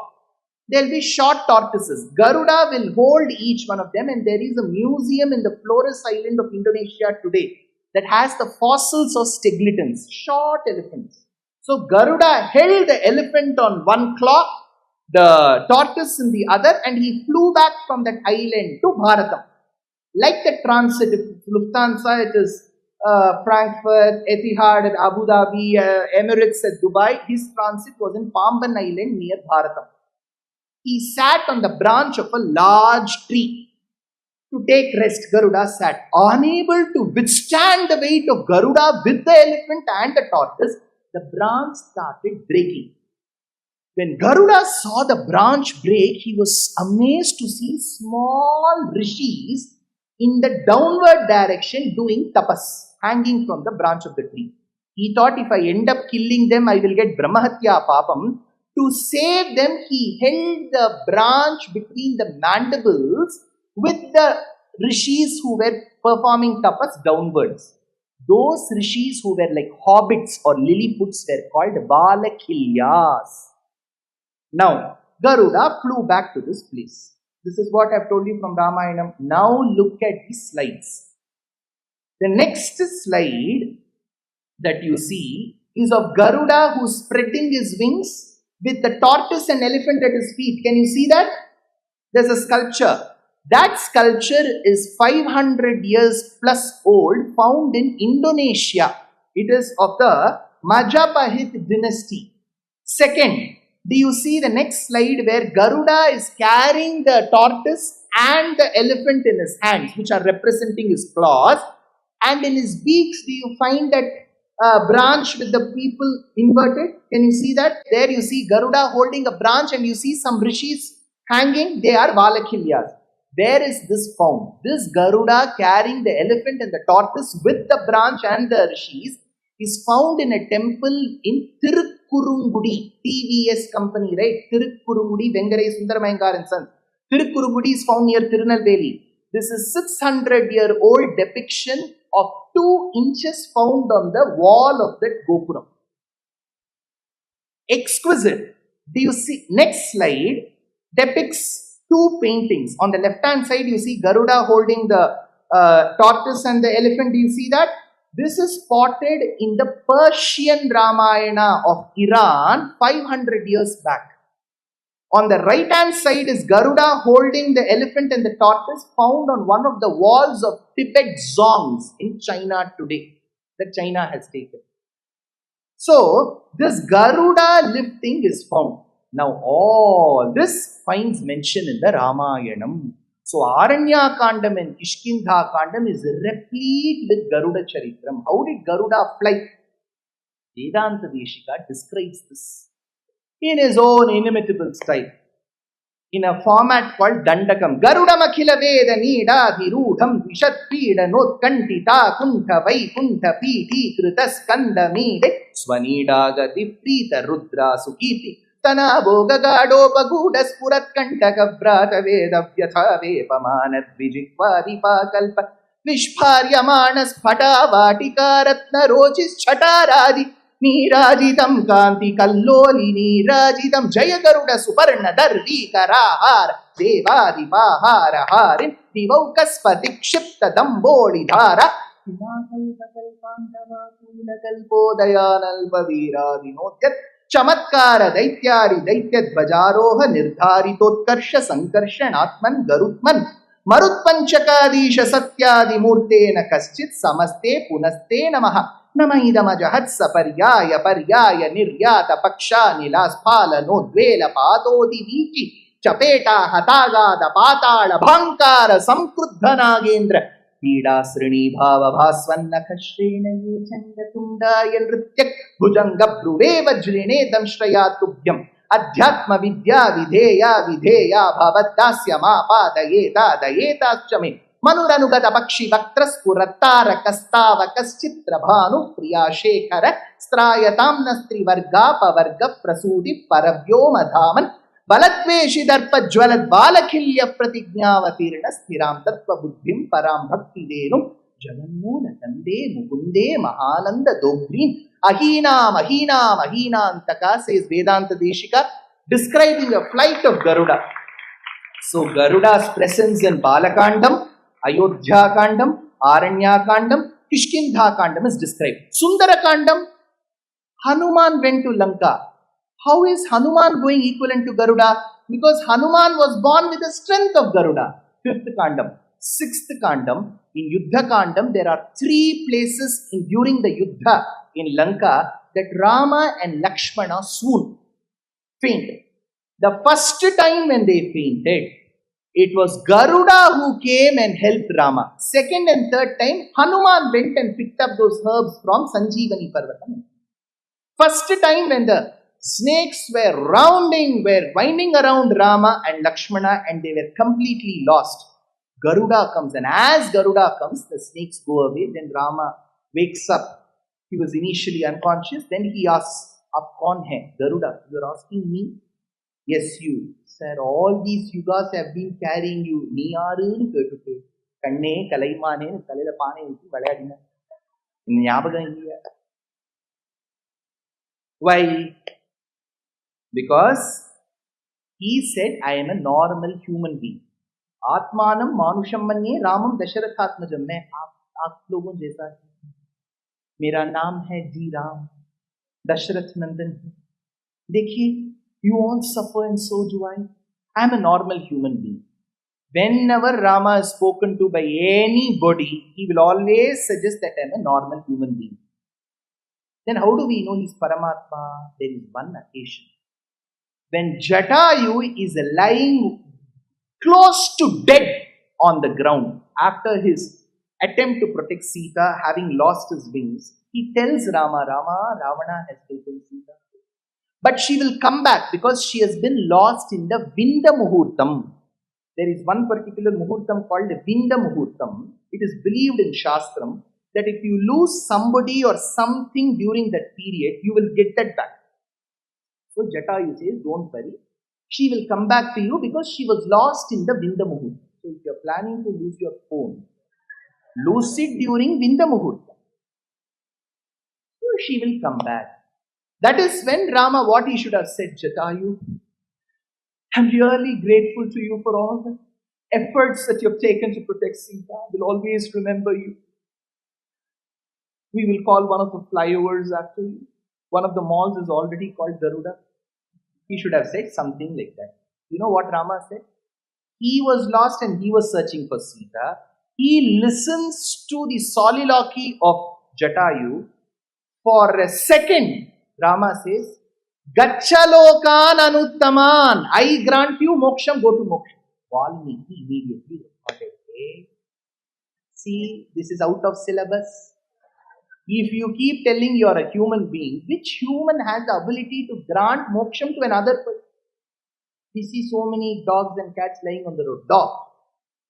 Bhairavamurti. I grant you moksham. That will bark at you.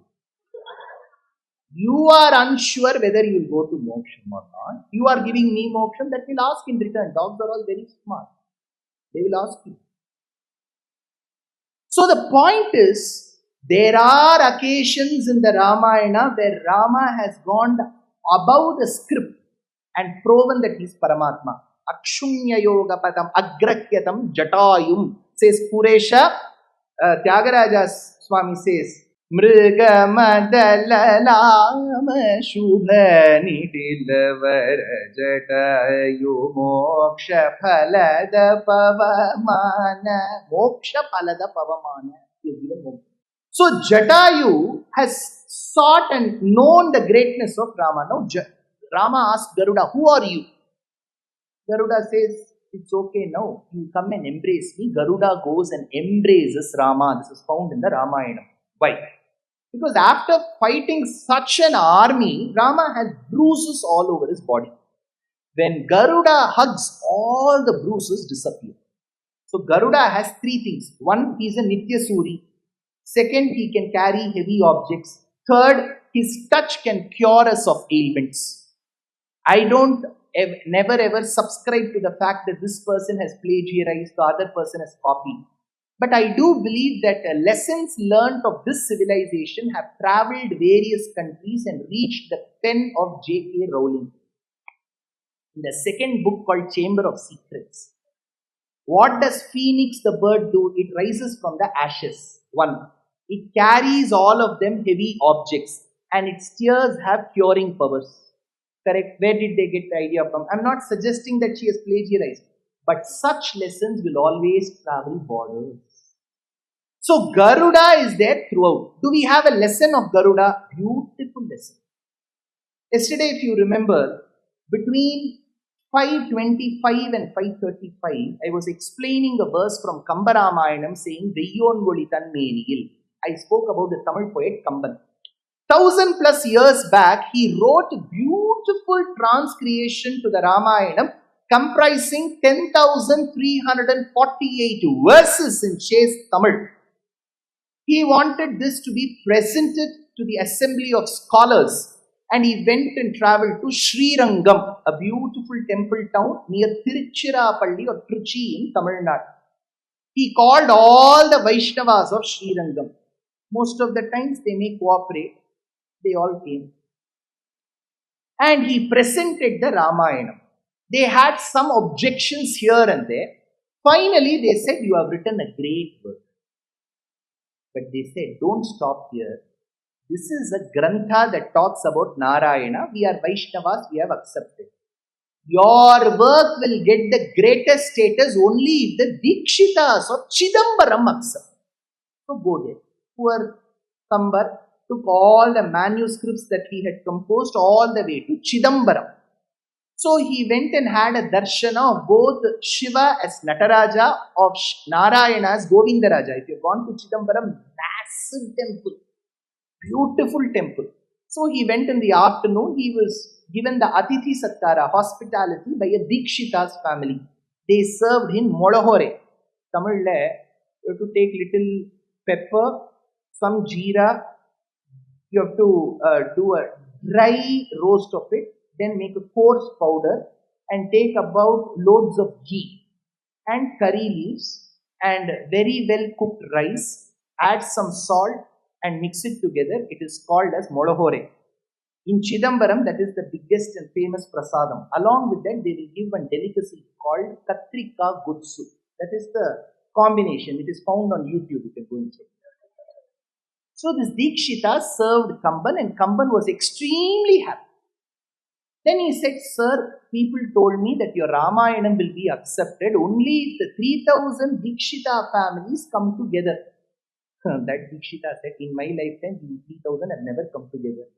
Where will you bring us together? Kamban was very upset. He thought he didn't have a great following on social media. So he left that place, and in the night while he was about to leave Chidambaram, on its outskirts, in the crematorium, Smashana Bhumi, he saw so many Dikshitas had gotten together. One of them who had assembled amidst the whole lot was the person who had given him Molahore and Katrika Gutsu at 2:45 in the afternoon. He said, hey, come, idhar aao. I saw you in the afternoon. Tum idhar bhi aa gaye? He said, no sir, I saw you all assembled. Incidentally, Kamban, 3000 of us have assembled in Smashana Bhumi. Kamban asked, why? That was in Smashana Bhumi. He said, one of the children to the Dikshitas was bitten by a snake with virulent poison. The medical experts have given up the hope that this boy will survive. In a few minutes he will die, so we are here. Kamban said, if you give me the permission, can I recite one pasuram from the Nagapasha Padalam of Kambaramayanam? He sang that verse. In a few minutes, the boy came back to good health, robust health, and lived. So this pasuram is read generally for Nagadoshams. Whenever you have skin-related disorders in your body, you go to a dermatologist, very correct, because Sanatana Dharma believes in science. Alongside, you also need divine intervention. So for skin problems, this is the pasuram. If you want, you can record this as well. பல்லாயிரத்தின் முடியாத பக்கம் அவை வீச வந்து படற்கால் செல்ல நிலத்தின் இருளாதல் செல்ல உடல் நின்ற வாழி சிதறுற்று எல்லா விதத்தும் உணர்வொடு நன்னி அரணே இழைக்கும் உறவோன் வல்லான் ஒரு தன்னிடையே படுத்த வடு ஆன மேரி வடுவும். This is the pasuram that he recited from Kambaramayanam's Nagapasha Padalam, when Garuda was invoked to protect Rama and Lakshmana from the snakes that had bound them, and this saw efficacy. So, flying guy is the fourth rahasya. Garuda is found throughout. All the Ayudhas, they all believe in Bhagavan. And they were all there in Sri Vaikuntham. So, when they were all there in Sri Vaikuntham, Bhagavan left them and said, I will be born as Rama. You go to various houses. With no offense meant. They will call you. We go to their house. They will say, take care of my house, and they will go. Manena Salpa, Nor Koli, and they will go. We won't know their house, we have to take care. All these Chakra, Shankham, Gada, they all believe in Bhagavan. They have all come to Vaikuntham. In Vaikuntham, Bhagavan says, I will be born as Dasharatha's son Rama, and he has gone. So these Ayudhas said, what will we do, sir? Then Bhagavan said, you too should be born. So, Shankham became Bharata. Chakram became Shatrughna. Adisesha became Lakshmana. So the entire retinue came on earth. So the fifth rahasya is the divine retinue.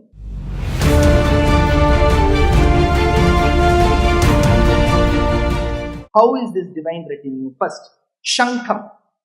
Why? Where do we see Shankam? Shankam is an Ayudha. Remember, before that, I will tell you one interesting slide. If you leave one slide after this and go, you will see Anantashayi Vishnu reclining. Do you see that sculpture? And below that Vishnu who is reclining, you see 5 men and 1 woman who is standing. Do you see the image? 5 men, 1 woman. 5 men, 1 woman, immediately will be reminded of Panchapandavas and Draupadi. But this is not Panchapandavas and Draupadi. Remember, these are the Ayudha Purushas. In Agama Shastra, if you pay attention, you can understand this. There is a temple in Madhya Pradesh, Uttar Pradesh border, which is called Devgad. Devgad is a 1500-year-old temple belonging to the Gupta dynasty. The temple has somehow survived. Our great invaders have spared this temple. On that wall, you will see this sculpture. In Agama Shastra, the Ayudhas that Bhagavan has, Shankha, Chakram, Gada, everything is a Purusha. It is a deity. So the one who is standing second from the right with his hands like this, can you see him? Can you see that image? Yes, second from the right. He is telling Bhagavan, whatever you want me to do, I will do. I am ever ready, always ready. He is Sudarshana. Chakram Sudarshana is him. The one who is standing next to him holding his hand like this, can you see it? He is the bow called as Sharngam. Next to him, you see one person taking the sword from his cupboard. He is the sword called Nandakam. Next to him, you see one person holding a quiver. He is the quiver of arrows who supports the Sharngam bow. The next person is the supervisor who is standing like this. Can you see him like this? He is supervising. He is Shankam. That lady is the big question. She is the Gada. Gada is a mace. Why that as lady, sir? Because in Sanskritam, Gada is Strilingam. Kaumodaki is Strilingam. So she is the woman. So the Panchayudhas have been depicted as Ayudha Purushas. So this is extremely important. When you go to a temple, architecture itself is an art. See, if you go to many southern temples where on the walls of Shiva temple you see Nartana Ganapati, dancing Ganapati with his hand like this, it means there is a granary below. They would have stored grains below. That is why he is pointing his finger downwards. In Vishnu temple, if you see Kalinga Nartana Krishna with his finger down, that means there is a chamber below. If you see a grand mandapam of the Cholas and Pandyas, there will be pillars. See, today if we want to renovate our house, the civil engineer will say, don't disturb this wall. Have you noticed that? Because that wall bears the weight of the building. In mechanics of solids, this is one of the subjects in engineering. How did Pallavas and Cholas and Pandyas indicate which is the pillar? If you go to a mandapam in any temple, all pillars will be arranged in a certain fashion. One pillar alone will be in the reverse direction. That is the load-bearing pillar. So the kings used to indicate the load-bearing pillar with reversing the pillar. So temple architecture is an art. If you go to a temple, you will have to learn how to decipher that art. Now, that's it. Coming to Shankam. What does Shankam do? It announces. That is why in Bhagavad Gita, first chapter, 10 to 15 shlokas, who blew this conch, who blew that conch. Devadatta Udananjayo, Panchajanyav, Rishikeshav. Each one what all they blew. Because the commencement of a yuddham is known through Shankam. The end of a yuddham is known through Shankam. So, if Rama has to fight the yuddham by killing Viradha, Kabandha, Kara, Dushana, Trishiras, Ravana, Kumbhakarna, Indrajit, Malyavan, from Aranya Kandam to Yuddha Kandam, this yuddham that Rama has to begin with the conch. That is why at the end of Ayodhya Kandam, Bharata, who is the avataram of Shankam, comes and meets Rama and receives the Padukas and then goes. So, Bharata is Shankam. That is why towards the end of Yuddha Kandam, Rama meets Bharata first and then goes to Ayodhya. Culmination of the Yuddham. One. Second, Shankam is an Ayudham which will not directly fight.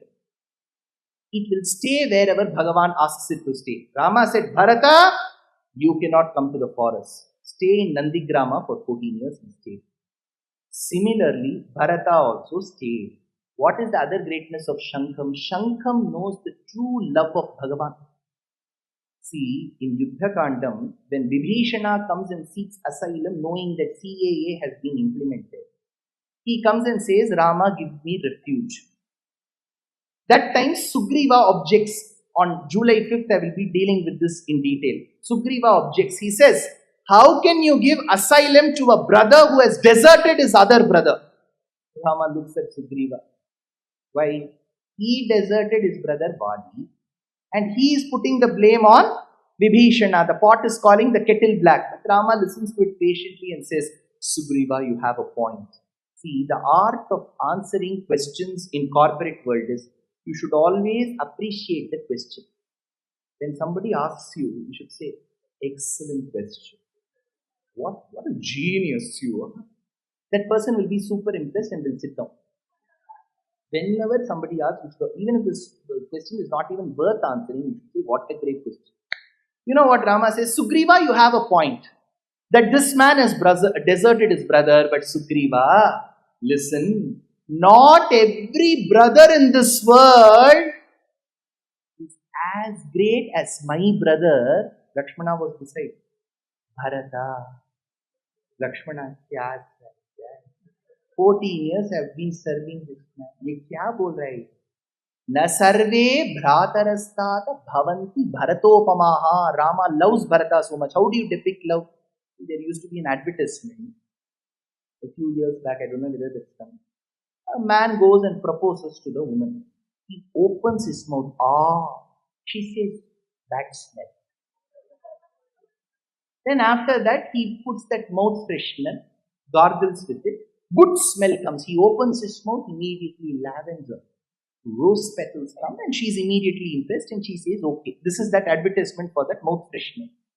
Andal wanted to marry Bhagavan, but she wanted to know how his breath would be. That is why she asked the Shankam. Shankha, you are the only Ayudha who has the audacity to go inside his mouth and come. You should tell me how he smells. Shankha said, give me some options, Andal. Karpuram Naramu. Does he smell like the edible camphor? Karpuram Naramu. Shankam said, kind of yes. And give me another option. Kamala Punaramu. Does he smell like the lotus? Does he smell like the camphor? Or does he smell like the lotus? Andal is asking about the lotus in Tamil Nadu. Karpuram Naramu, Kamala Punaramu. Tirupavala Shivaitan Tikitamo Maruposhita Madhavantan Vaichuvayum Nachamum Viriputsu Kekindrin Shullayi Venshandu. Won't you tell me how he smells? So Shankam is the Ayudham that Andal wishes to speak to convey her love. Like how Rama speaks about his love and admiration for Bharata in Yuddha Kandam. So all these similarities determine that Bharata is the Shankam. This is the Purana Shloka. Second, Chakram. Shatrughna is the Chakram. What does Shatrughna do? Extremely fierce. Whatever little he speaks, he will spell sparks of fire. Where, sir? In Ayodhya Kandam, when people were lamenting over the death of Dasharatha, at that point in time, Bharata was completely depressed. Suddenly, he sees Shatrughna pulling some woman. Bharata says, who is this? Shatrughna pulls her and says, she is the cause of this catastrophe. Who is she? Manthara. Rajubadheva Vanari, says Valmiki. Like a monkey that is pulled, he pulled her. Bharata asks, what have you done to this woman? Is this the way you respect her? My dear brother, she is the cause of all of this ordeal that we have to undergo. How is she the cause, Shatrughna? She has ill-advised your mother Kaikeyi. It is because of her advice that your mother acted this way. Bharata said, Manthara is not responsible. My dear brother Bharata, if Manthara is not responsible, I honestly feel it is your mother Kaikeyi who is responsible. Had she not listened to this woman, my father and my brother wouldn't be suffering. Bharata said, my mother Kaikeyi is not responsible. Bharata, I now understand it is neither Manthara's mistake nor Kaikeyi's mistake. It is our father Dasharatha's mistake. Had he not been as henpecked as what he was, my brother wouldn't be languishing in the forest. It is not Dasharatha's mistake. I get it now, Bharata. It is Rama's mistake because he should have said, I will sue you, and should have not gone. It is not Rama's mistake. Shatrughna said, I'm going mad, Bharata. It is not Manthara's mistake. It is not Kaikeyi's mistake. It is not Dasharatha's mistake. It is not Rama's mistake. Whose mistake is it? Shatrughna, if a person called Bharata, who is me, was never born, such problems would have never occurred. I am the reason for this audience. Nanedan aiduga Kapibari dhidatuna Kalikirota katuna Aparadhityagarajuku anandamuhe chujunna Parama bhakti ento gopara parama bhakti ento Aparama bhakti. Enta sahityam idi. Beautiful sahityam of Tyagaraja Swami, Bharata's bhakti. Now Shatrughna, very fierce. Sir, did he fight any war? What is his name? Shatrughna. He has never fought a war. Per enna Kannaayiram. Kannu theriyuma theriyadu. Kannaayiram. Did Shatrughna fight? Pay attention to this. In Uttarakandam, see, Ramayana can be divided into two. Purva Kandam, Uttarakandam. Former Kandam, latter Kandam. In the Purva Kandam, there are 6 subdivisions. Bala Kandam, Ayodhya Kandam, Aranya Kandam, Kishkindha Kandam, Sundara Kandam, Yuddha Kandam. In Yuddha Kandam, we finish with Rama Pattabhishekam. What was his age during Rama Pattabhishekam? I told you at 5:55. Stand up. Huh? 21 na. 41 when she was pregnant. Very good. 39. 2 years after Pattabhishekam is where Sita is pregnant. 41. So he was 39. So till Rama Pattabhishekam is Yuddha Kandam, which is a part of Purva Kandam. What happens after Pattabhishekam is what Uttarakandam says. Why is it called Uttarakandam? Because it is after Kandam, afterwards Kandam. Another meaning, whatever questions you ask of the first 6 Kandams, you will get answer to that in that. So it is called Uttarakandam. You will get Uttara to it. So in Uttarakandam, it is suggested that there were certain rishis who came and pleaded to Rama. They said, Sir, Ayodhya is good, but have you come to Madhuvanam? You know Madhuvanam? Mathura, current day Mathura, jo peta, peda, sab milta hai na? Us Mathura where Krishna was born, later known as Mathura, that was called Madhuvanam, where earlier Dhruva used to perform penance. There was an asura called Lola. Yes, sir. That was his name, Lola. Lola had a son called Madhu. Madhu had a son called as Lavana. This Lavana had received the Shulam from Mahadeva and was tormenting people. The Maharishis couldn't withstand this man and they went and complained to Rama. Rama said, Shatrughna, you have been waiting for your turn to fight. Go and fight these people. Pay attention now. This Shatrughna, in order to fight Lavana in Madhuvanam, leaves this place with a huge batch of people. When he is leaving, in the evening, the retinue says, Sir, bahut pain ho raha hai, sir. Can we please take some break? That is why we have given 1 week break. If you have 4 continuous days of lectures, as such, people will get tired. So after 2 days, you get full Red Bull energy and let us meet again on Friday. Now, these people in the retinue said, we are all very tired.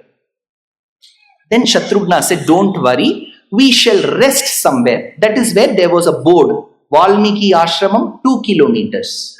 So he took the entire retinue and went to Valmiki ashramam, and Valmiki welcomed him. Shatrughna, aao andhar aaye, tashrif rakhiye. Shatrughna was not told by Valmiki that Sita is in this ashramam. She was in 301. Yesterday we allotted, you remember? She was in 301. Like row houses, there was a common wall. 302 was given to Shatrughna. That night, Shatrughna along with his retinue stayed in Valmiki's ashramam. He was served whatever Valmiki could produce, whatever nachos. All this was given: lasagna, thin crust pizza, everything Italian. Why Italian, sir? When we have a daughter-in-law from Italy, why can't there be cuisine from Italy? So it was served. So they all had. Now note the point here. That night, on his way to Lavanasura, when Shatrughna stayed in the hermitage of Valmiki, it was that night when Sita delivered Lava and Kusha. How do you know this? Nimhengutsa. There's a shlokam. Yame varatrim Shatrughnaha parnashalam samavishat tame varatrim Sitapi prasuta darakadvayam yameva ratrim. Yav ratriyalli yameva ratrim Shatrughnaha parnashalam samavishat. When he stayed in that hermitage, tameva ratrim Sitapi. That night, yameva tameva Sitapi, Sita prasuta darakadvayam. She delivered 2 sons. Why is this shloka important? You remember yesterday, catch 24. This is the 23,001th verse. Bhargo devasya dhimahi diyo yona prachodayat. Ya. That yameva ratrim. Why is this important to Shatrughna? Because in Shastram we believe. Again, I make this point extremely clear and I want to clear any ambiguity. Sanatana Dharma believes that even the doctor whom you visit, there is one hospital next door, even the doctor has Paramatma Swarupam in him. That is why it is a paddhati in Bharatadesham to respect doctors. So we are never against science. So we don't believe that, oh, if somebody is in an ailment, don't go, just keep doing japam. No. You go to the doctor. Trust in him. Believe in that doctor. Take the advice of the doctor and take medicines. But no good meritorious doctor will give it in writing that if you take these medicines, 100% you're cured. He will say, I have seen your reports. This is the medicine. Let us meet after 4 days. Which means let us see if this medicine works for you. See, what works for one patient need not and may not work for the other. Just because you have an HbA1c of 8.5 and the next door person has an HbA1c of 8.7 and he has given vildagliptin, you cannot not go to the doctor and take vildagliptin. That doctor has to check if that will work for you or not. Besides this medicine, you have to believe in Bhagavan. Similarly, here in Sanatana Dharma, we believe that if there is a pregnant mother, the doctor advises for a C-section or a normal delivery or an epidural. Along with this, you need the grace of Bhagavan. Which Bhagavan? Bhagavan's Ayudham. Which Ayudham? Chakram. That is why pregnant mothers, if you are there, or if you have pregnant daughters or daughters-in-law, recite Sudarshanashtakam. Because Sudarshana as a chakra is known to create a fence around that garbham and protect. Beside the obstetrician or the gynecologist's advice, do this. So Sudarshana protects the garbham. Who is Sudarshana? Shatrughna. What did Sita do? Deliver. Where? 301. Where was Chakra? 302. So Chakra was there when Lava and Kusha were delivered. So Shatrughna's presence comes there. Now, next is Lakshmana. Who is Lakshmana? Adisesha. Correct. What is his original name? Ananta. His original name as per birth records is Anant. K. Anant. Why? Who is his father? Kashyapa. So K. Anant. This Ananta wanted to serve Bhagavan. Service to Bhagavan. Servitude is called, if you pay attention, you will know this. ಶೇಷತ್ವಂ. ಶೇಷ ಅಂತ ಹೇಳಿದ್ರೆ ಸಿದ್ಧಾಂತ ಶಾಸ್ತ್ರದಲ್ಲಿ ಕೈಂಕರ್ಯ ಮಾಡೋ ಪ್ರಕ್ರಿಯೆ. The one who serves, ಯಾರು ಕೈಂಕರ್ಯ ಮಂಡ್ರಾಳೋ ಅವளுக்கு சேஷன்னு பேர். So sesha means the one who serves. The ability to serve is called seshatvam. So we are all meant to serve Bhagavan. So we are all sesha. Sesha 1, sesha 2, sesha 3, sesha 4, sesha 5, sesha 6. So we are all seshas who serve Bhagavan. Now who is Bhagavan? He has to accept the services. See, if I cook food, somebody has to eat. If I serve, somebody has to accept. The one who accepts services is called seshi. So seshas are many in number. Seshi is only one, Paramatma. So our ability is called seshatvam, to serve. His ability to accept services is called seshitvam. Now there are so many seshas. I remember in my engineering days in 2005-06, that was the time when we were just gaining some cognizance and expertise in dealing with ATM cards. ATM card, I was far away from home. Parents would put some money in the account, I had to draw. Being a college student, it was way below my dignity to ask someone how to use the card. But when I would go to the UCO Bank ATM we used to have on campus, nobody used to be there. How will I learn? So I used to act as if I'm just walking around that ATM. Some person will come. He will go inside. So I will just peep and see what he's doing, where he's putting the digits and how the cash comes, all this. So if we are all seshas, we need someone to demonstrate to us how we should serve. So the first sesha amongst us is Ananta. So he is the Adi Sesha. First sesha. So what does he do? If you go to Vaikuntham, Bhagavan has no other things. See, today, trust me, 15-20 years back, we used to have a clock called alarm clock.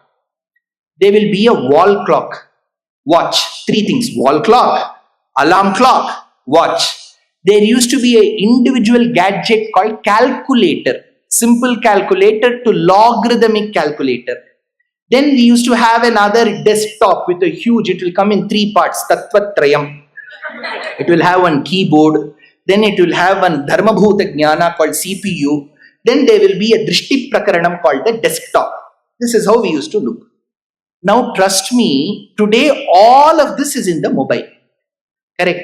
Alarm is in the mobile, clock is in the mobile, calculator is in the mobile, our Atma is in the mobile.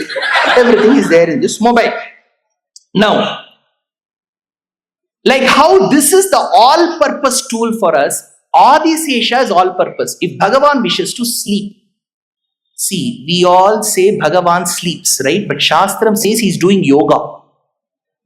Remember, his reclining pose is yoga. So we assume he's sleeping, but he's actually doing yoga. How is it? We tell we are doing yoga, but we may be sleeping. So Bhagavan sleeps. For that he needs a bed, a soft bed. Adi Sesha becomes the serpent couch. Now Bhagavan finds it very cold. Not us. There's no AC here. MLR has it, don't worry. So Bhagavan needs a good blanket. Snake sheds skin. So it's called molten skin. So the shed skin of Adi Sesha becomes his blanket. So Adi Sesha is the serpent bed couch. His shedded skin becomes the blanket. Now Bhagavan needs a pillow. Who is this Adi Sesha? The one who is going to be reborn much later as Patanjali. Who is Patanjali? Adi Sesha avataram, who gave us Yoga Sutras. In the Yoga Sutras, you have Ashtanga Yoga. Yama, Niyama, Asana, Pranayama, Pratyahara, Dharana, Dhyanam, Samadhi. What is the 4th Anga? Pranayama. In Pranayama, what do? We take in air, retain it, and exhale. Inhale, retain, exhale. Kumbhakam, Rechakam, Purakam. So he breathes in. When you breathe in, your tummy will slightly increase. That is why during the photo, everybody is very careful. 1 minute, sir.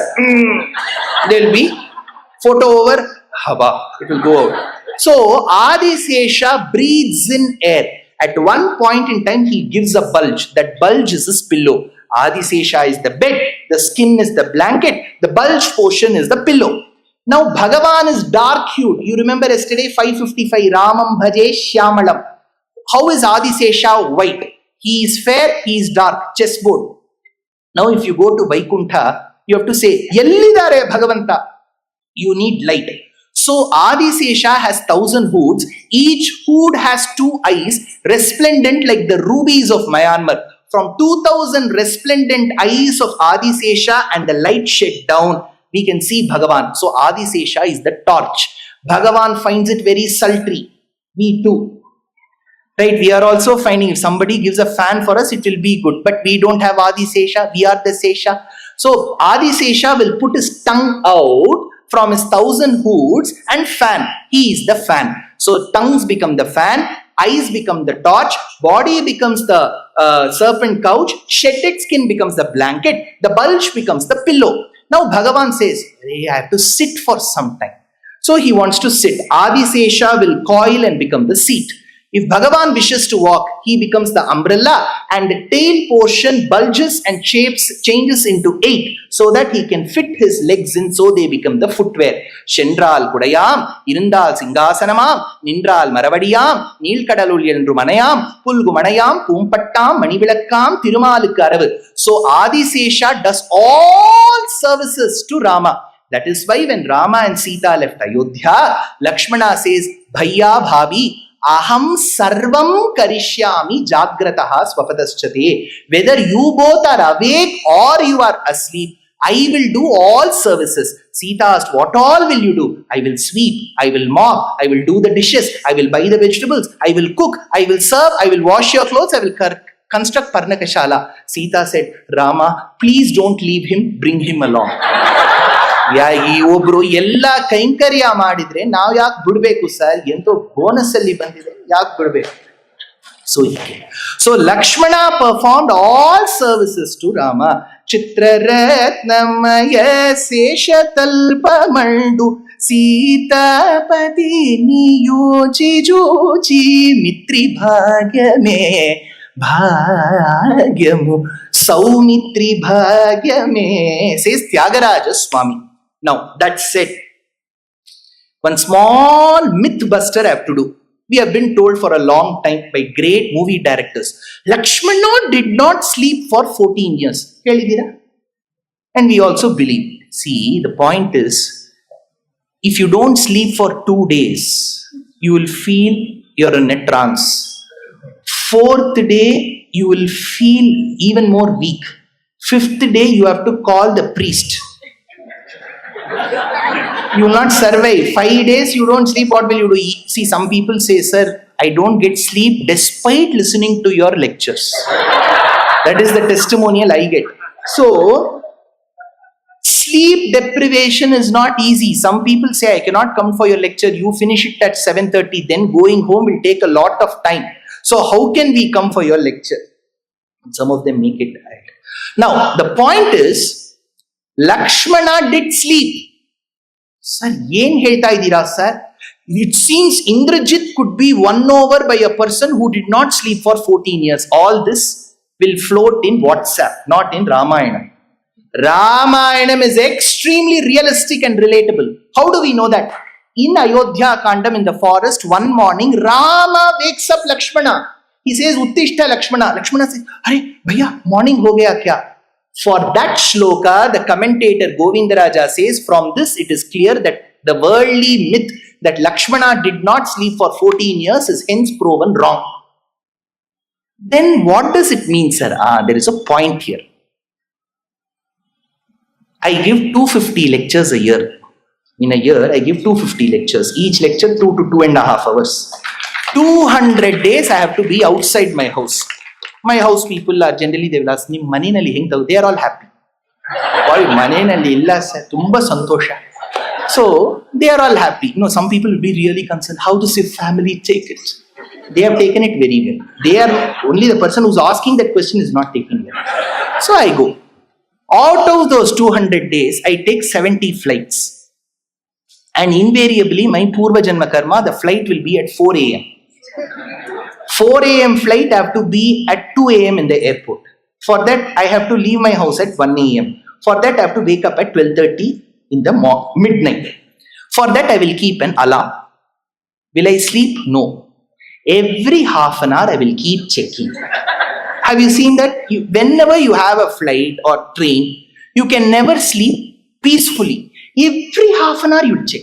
No, then last 15 minutes, I will sit and check if the alarm is working or not. Have I slept? Yes. Did I sleep well? No. Looking at his brother and dear sister-in-law suffering, Lakshmana couldn't sleep well. He would doze off and wake up. Doze off and wake up. So he slept. He didn't sleep well is the answer. Now, last part of this rahasya. My hero is different, not very common. Vedanta Deshika is my hero. This Acharya tells in one beautiful shloka in Paduka Sahasram. He says, one day there was an elephant. The elephant's leg was caught in the jaws of a crocodile. We all know that story. Yaak sir, idella basic story alla nam helta idira. Now yellow vyasa peethadalli idini. You are telling all this simple. So that elephant was suffering in the jaws of the crocodile, and finally it said, Adimulame, the one who is the causeless cause, come and protect me. This echo was heard in Vaikuntha.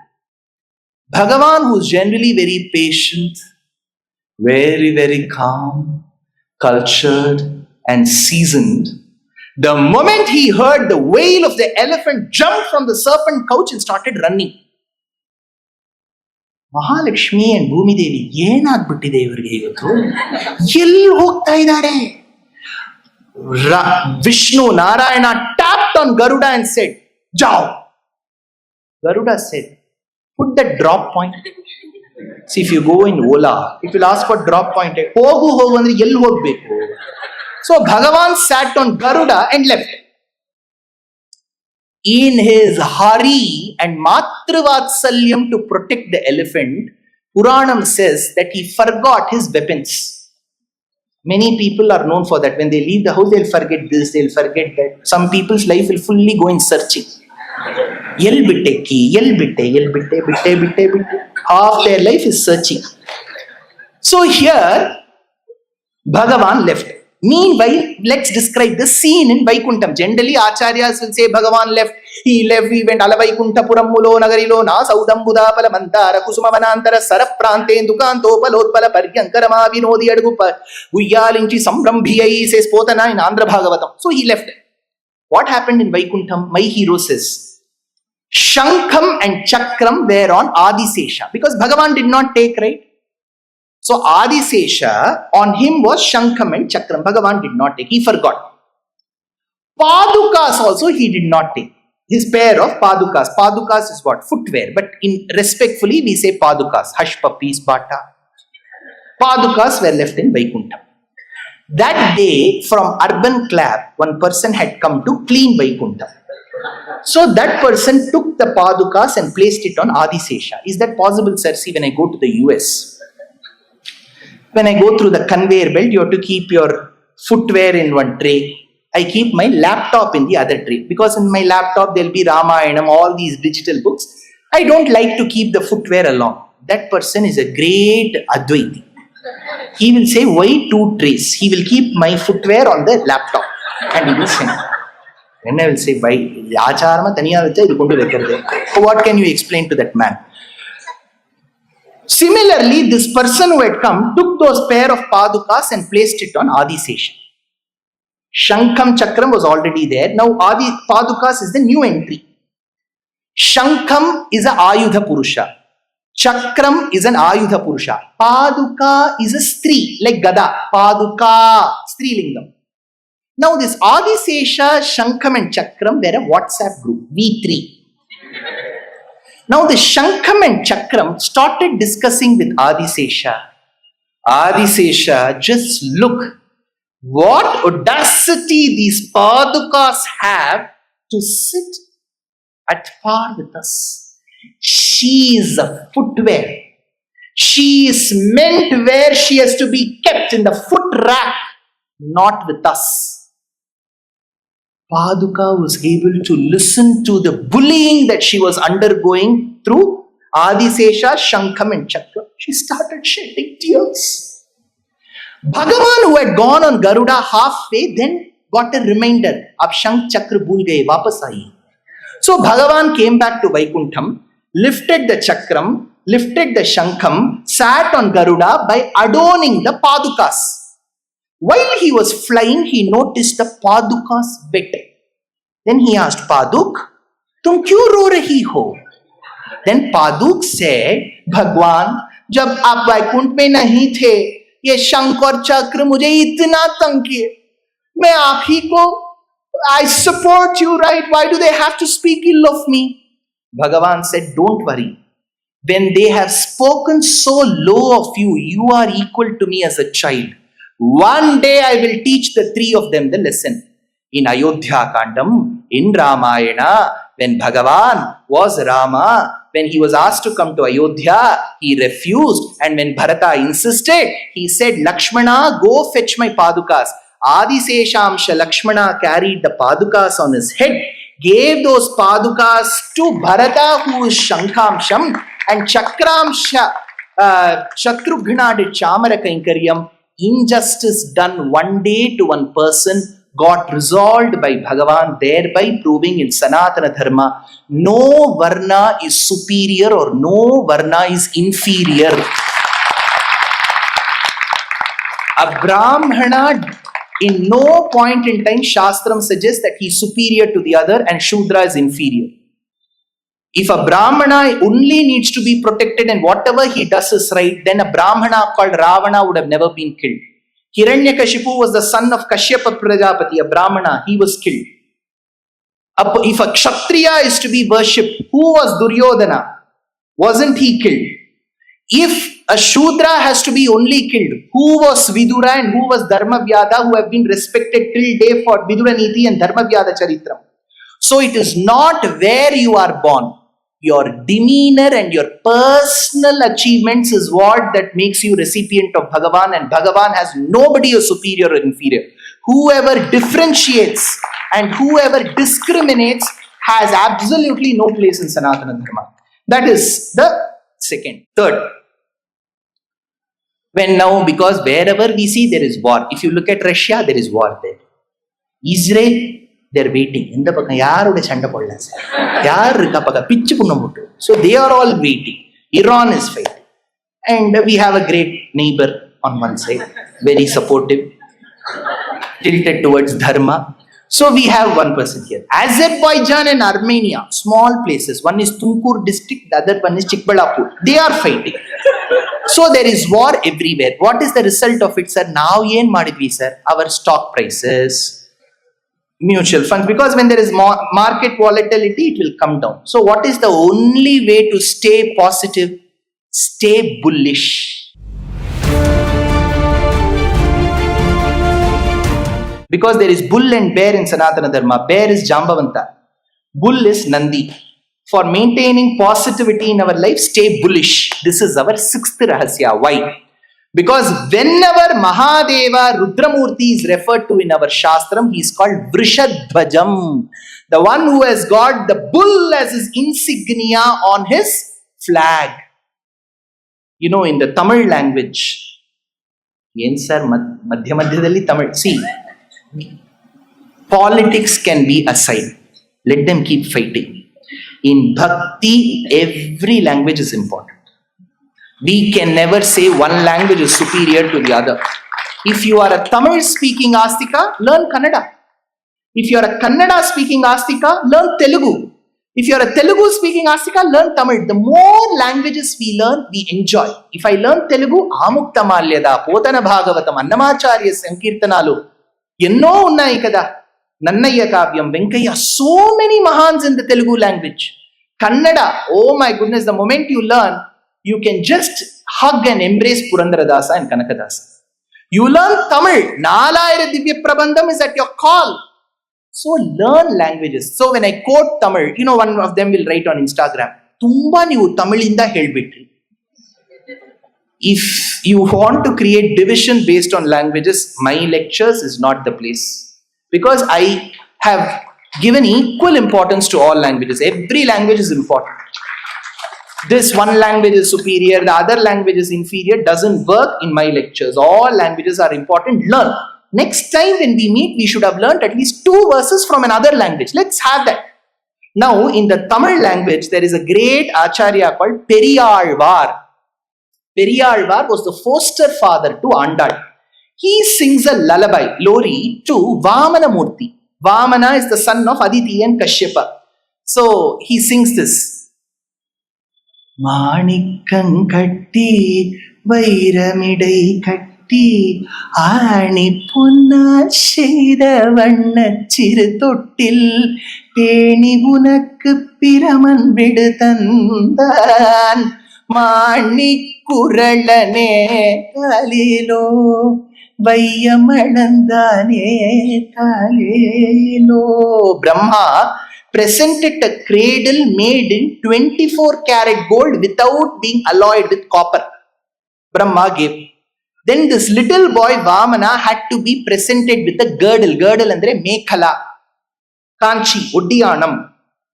Who gave this? Shiva gave.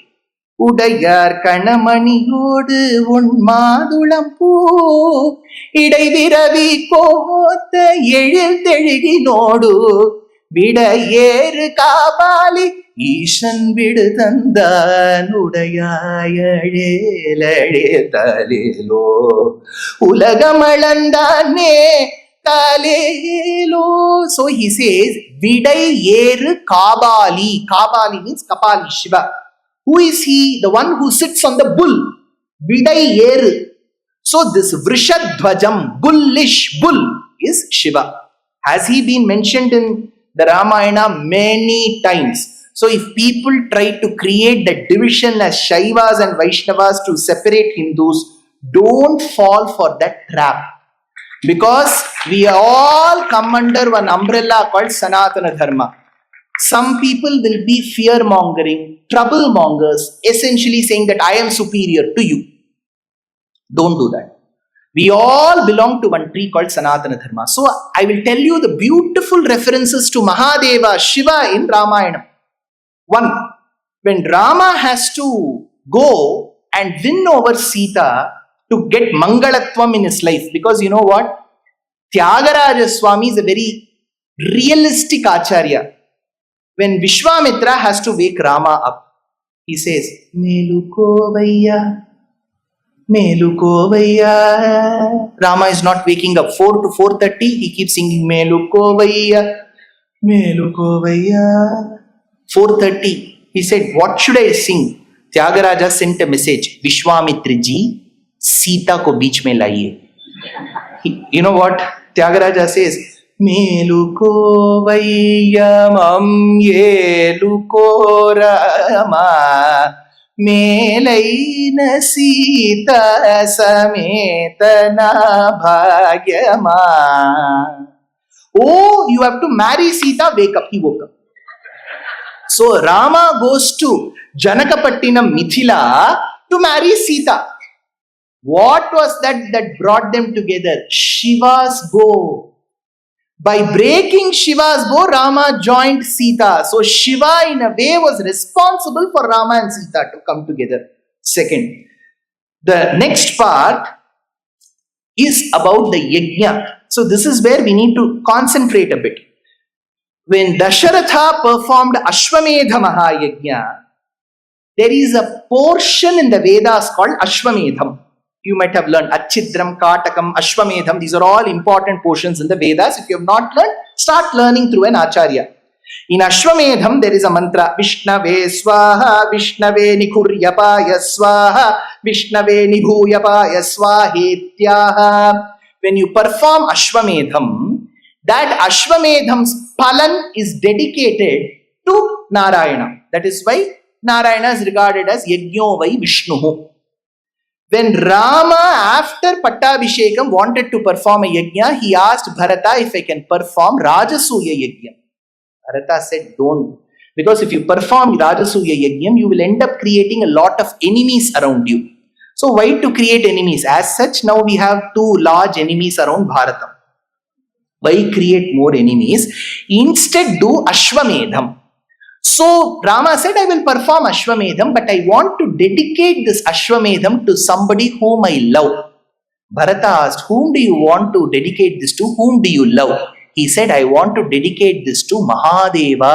This is the shloka in Uttarakandam. He says, I will dedicate. What is the word dedicate, sir? In the last 40 years, any award ceremony, they will dedicate. If the person is given some award, I would love to dedicate this award to this world. You must have seen that Miss Beauty, Miss World, Miss Universe. They will inform. See, 40 people are contesting. It will come to 20, 20 to 10, 10 to 5, 5 to 3. The 3 of them will hold their hands together. Have you seen that moment?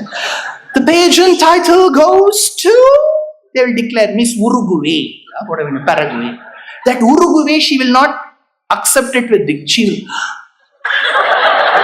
எனக்கு போய் கொடுத்துட்டேளே நான் நன்னாவே இல்லையே அப்படின்னு அவங்க பக்கத்துல இருக்கக்கூடிய சச்சாமர ரமாவாணி, the 2 other women will say, ஏண்டி நம்ம 3 பேர்ல நீ நன்னா இருக்கடி. So then she will come and dedicate this award. I would love to dedicate this award to. You have to go to that baritone to dedicate this award. But Rama dedicated this award to Mahadeva, says Uttarakanda. Next, beautiful place. See, when you see Mahadeva Rudramurti, his extension is Shanmukha. Shiva is Panchamukha. Shanmukha is 6 heads. Now again, Tamil Nadu people will immediately come. Murugan Tamil Kadavul. நாங்கள் தமிழர்கள் பிரத்யேகமாக கொண்டாடக்கூடிய கடவுள் முருகன். எங்கள் தமிழ் மொழியை வளர்த்தவர். மற்ற இடங்களில் முருகனுக்கு உண்டா? Because they have not read the Ramayana. At least their wives are attending my lectures. Now, in the Ramayana, Rama goes with Vishwamitra to the forest. Vishwamitra is old, Rama is 12 years. Engaging youngsters is the biggest challenge for parents today. Correct? Now, if you bring them to lecture itself, parents are worried whether they will sit for 2 hours. 2 hours, how can they sit? Can't you speak for 1 hour, half an hour? They engaging children is tough. The ancient technique of engaging children is to tell stories. Who told the stories? Vishwamitra. How many stories? 9. Where? In Balakandam. To whom? Rama. What were those 9 stories? Ganga Avataranam, Kurma Avataram, Vamana Avataram. One of that is Kartikeya Charitra. Who is Kartikeya? He says, once when Shiva and Parvati were married, it was believed that Shiva's Shakti is the one that can destroy Taraka. So Kama came. Who is Kama?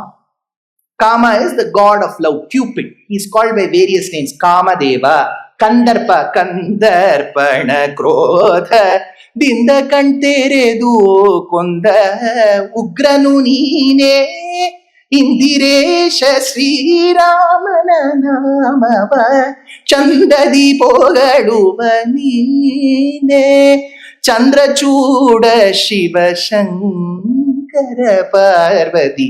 ಕಂದರ್ಪಣ ಕ್ರೋಧದಿಂದ ಕಂತೆರೆದು. Kandarpa ಅಂತ ಹೇಳಿದ್ರೆ ಪರ್ಯಾಯವಾಚಕ ಶಬ್ದ. ಕಾಮ, Kandarpa. There is another shabdam in Sanskritam, Maran. Maran is also Sanskritam. Whether the brothers agree or not,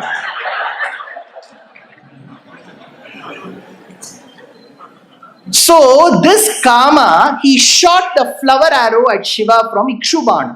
So Shiva got passion. So he saw, and then he checked how from my tapasya have been broken. He saw Kama, he burnt him and turned him into a heap of ashes. That time his Shakti came out in the goblets of fire. Those goblets of fire traveled in Ganga. Devatanam pratignyaya Gangam abhetapavakaha Garbham dharaya vai devi Devata namidam priyam. Ganga carried the Shakti of Shiva as goblets of fire.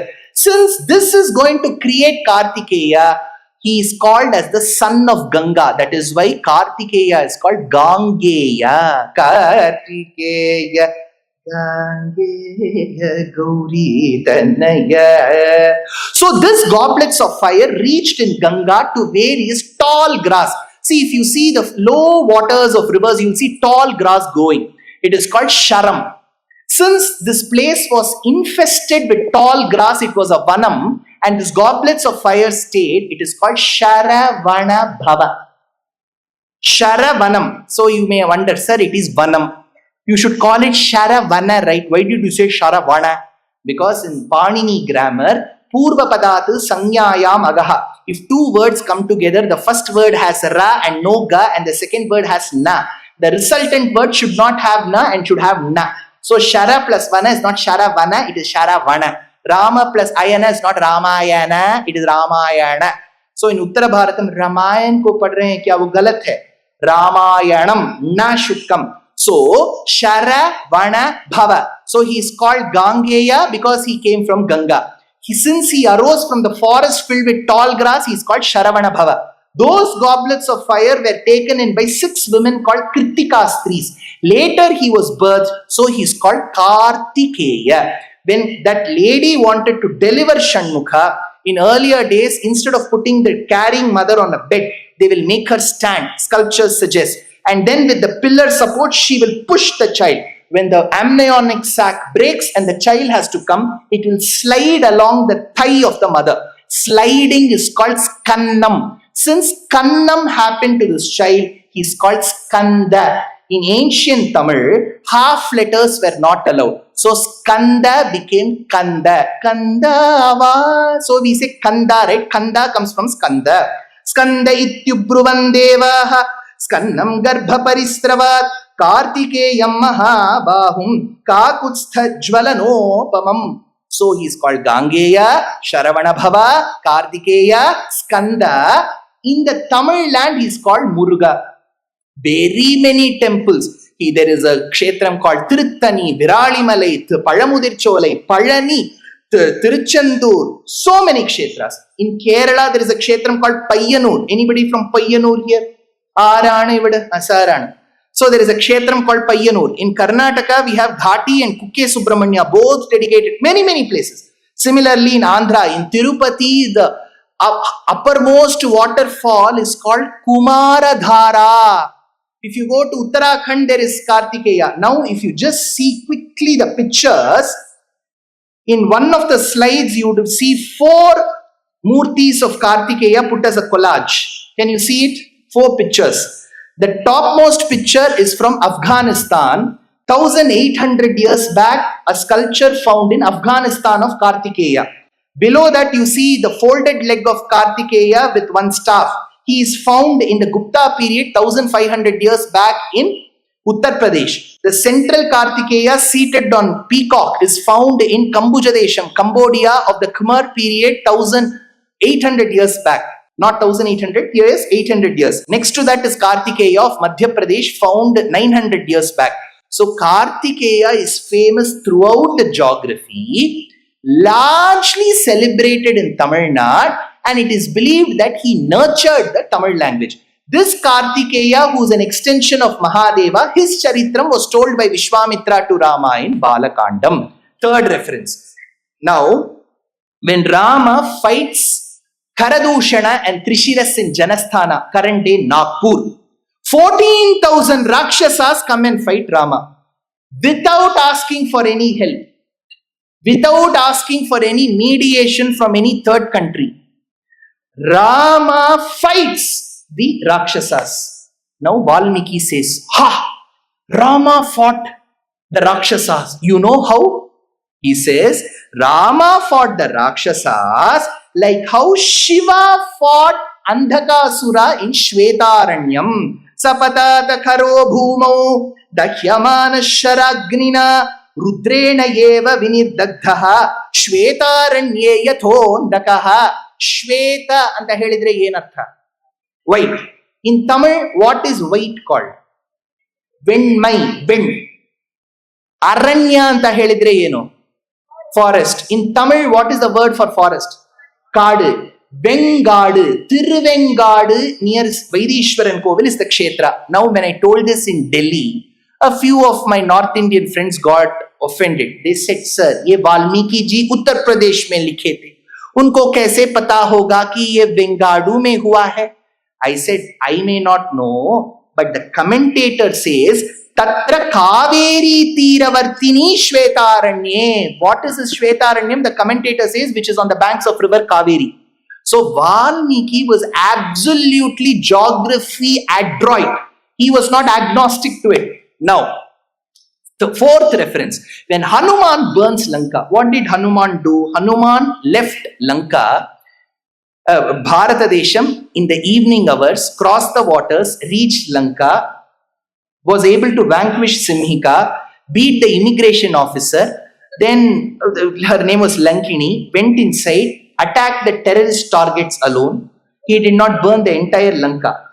That was adharmam. He spared the houses of the pregnant women, of the older people, of the younger children, and came back and returned. Operation Sindoor. Because he came that way, right? He returned. So when Hanuman burns Lanka, Ravana comes to his balcony and sees Lanka was burning. That is when he called for a round table conference, immediately called the DGME. Let us all meet. Then he asked, what is this? Then they said, sir, don't ask us now. Before abducting Sita, you should have consulted with us. You consulted single-handedly. Because of April 22 only, you had May 10th. Why do you have to do that? Aisa mat kiji. That is when Hanuman burns Lanka. You know what Valmiki says? Hanuman burning Lanka with the fire of his tail is like Shiva burning Tripura. Hanumata Vegavata Vanarena Mahatmana Lankapuram Pradagdham Tadrudrena Tripuram Yatha. So he says, this is how he was associated with Shiva. Now coming to the most important part, Rameshwaram. There are three schools of philosophy here. This is the place where there are some disturbances or differences of opinion. There are three schools here. If you pay attention, you can understand this. First, there is a Shiva school of explanation. Shaivas, devotees of Mahadeva, who trust in the Vedas and rely on Puranas like Shiva Purana, Linga Purana, Agni Purana, Kurma Purana, believe in the 28 Shaiva Agamas, believe in Shiva Sahasranamam, the 12 Tirumurais that we see in the Tamil tradition, all of it, they believe that Mahadeva appeared as a pillar of fire, and that eventually extrapolated to places called Jyotirlinga Sthalams. One of the Jyotirlinga Sthalams in the southernmost part of Bharata Desham is Rameshwaram. There, Mahadeva is known by the name Ramanatha. So, one of the Jyotirlinga Sthalams which Shiva devotees believe is Rameshwaram. Point number one.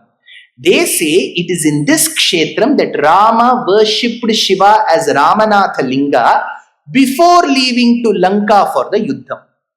Agreed? So, Shaiva's point taken. Second school of philosophy are the Smartas. So everybody is a Smarta because we all believe in Smritis, but Smartas are essentially people who believe that both Shiva and Vishnu are equal in various respects. So even today in many places in Kerala, devotees go to Vishnu temple in the morning, Shiva temple in the evening. Smartas have a dual way of explanation. I will tell you what it is. What is the name of Mahadeva in Rameshwaram? Ramanatha. There are two ways of explaining the word Ramanatha in Sanskritam. In Sanskritam, we have two samasas, Tatpurusha samasa and Bahuvrihi samasa. Ramanige Yavunu Nathano, Aunige Ramanatha anta hesaru. The one who is the Swami, the Natha of Rama is Ramanatha. So Rama came there, worshipped the lingam, he believed in Shiva, for him the Swami is Shiva, so Ramasya Natha, Ramanatha. Simple, tick mark. There is another explanation Smartas give. The one to whom Rama is the Natha is Ramanatha. So that means for Shiva, Rama is the Natha. Is that true? Smartas say yes. In Kashi Kshetram, it is a belief that whenever a person is about to die, in his right ear, Shiva does Upadesham of Tarakanama, Ramanama. So Shiva does Upadesham of Ramanama. That is why we say Ishvara Uvacha Sri Rama Rama Rameti. So Shiva utters Ramanamam because he loves Rama. So Shiva loves and worships Rama, so he is called Ramanatha. How do we know? That is why Smartas say Kashi Rameshwaram are connected. Rameshwaram, Ramanige Yavunu Nathano Ramanatha, so Rameshwaram. The one who has got Rama as his Natha is Kashi, Ramanamam. So both are equal, correct, tick mark. Now come to the third school, Vaishnavas. Vaishnavas believe that Narayana is the supreme. All devatas are his body. So they say, where is it said that Rama worshipped Shiva? If we say Ramayanam, now note the incidents. I will give a samadhanam for this. Hanuman goes to Lanka and comes back and informs in Kishkindha that I have seen Sita. I will describe Hanuman's greatness on Friday between 5 and 7:30 MLR Center. Now, when Hanuman comes and informs, Rama says, now we have to go southwards. So they leave Karnataka, they go across Tamil Nadu and reach towards the end where Rama reclines as Darbhashayana Rama. Towards whom? Samudra Raja. Because to construct a bridge, he needs eco-tribunal clearance. Because then they will say, activists will come tomorrow, fishes are dying, crocodile is dying, mat karo, Medha will come. So, that is why he wanted eco-tribunal clearance from Samudra Raja. 3 days he does fasting unto death. He doesn't go behind and drink Musambi juice. He follows the proper fasting procedure. Towards the end of it, Samudra Raja comes and allows construction, and Rama constructs the Setu, takes all the Vanaras. For Vanaras, it was the first foreign trip. They had all informed their wives, "Nam husband foreign hogta idare." So they all came, they accompanied Rama and they crossed Bharatadesham through the Setu, reached Lanka. Rama fought Ravana. Till here in the Ramayanam, in that order, nowhere it is mentioned Rama worshipped Shiva. There is not one verse. On the return, after Agni Pariksha, when Rama returns, he tells Sita, I've been missing you for all these days. How are you? Sita said, same here, Ji. Same pinch. Now, Rama tells what all he did for Sita, because he suffered a lot, right? He has to tell Sita, Ninikoskara yenalla madidini nodu. That Nodu, while telling Nodu, he tells, Atra Purvam Mahadevaha Prasadam Akarot Prabhuhu. Here is where I propitiated Mahadeva. On his return, he says. Ashte Aitalva sir, no, there is a problem here. If Rama worshipping Shiva is so important, why didn't Valmiki mention on his to root? Fro root only is mentioning back. So then Mahadeva Shabdam has a different meaning, says the commentator. He says Deva means Deva, Mahadeva means big. So he worshipped Samudra Raja who is called Mahadeva. But there is a problem here. Ramayanam on Rama's route to Lanka doesn't say Rama worshipped Linga, but Kurma Puranam says Rama worshipped Shiva. So how do we reconcile with this? Vaishnavas are the third school. They have to agree. There is a way out for this. Even if the Sri Vaishnavas believe that Narayana is supreme, they can still accept the school because we have to come to a consensus so that we don't fight in the society. That is my objective. There is a way out. How do we accept this? In Harivamsham and Mahabharatam, there is a belief that Krishna married Jambavanta's daughter called. They did not have children for a long time. That time they do Kailasha Yatra to get Anugraham of Shiva, and because of Shambhu's grace the son was born, so he is called Shambha. This Shambha, who is the son of Krishna, marries Duryodhana's daughter. That is why Krishna and Duryodhana were sambandhis. Now this Shambha was born as a result of Mahadeva. Vaishnavas accept that because it is clearly mentioned. So the reconciliation or the answer to this is, even if Narayana is supreme, if Narayana treats his devotees very close to his heart, Vaishnavanam yatha Shambhuhu dharage dakshina kaveri tira kumbhapuravasa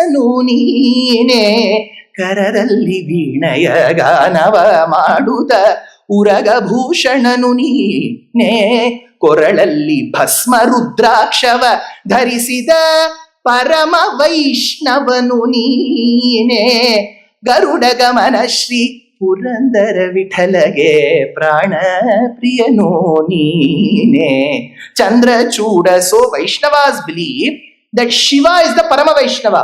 So if Bhagavan worships Shiva at that point in time as Parama Vaishnava, it will not affect his Paratvam.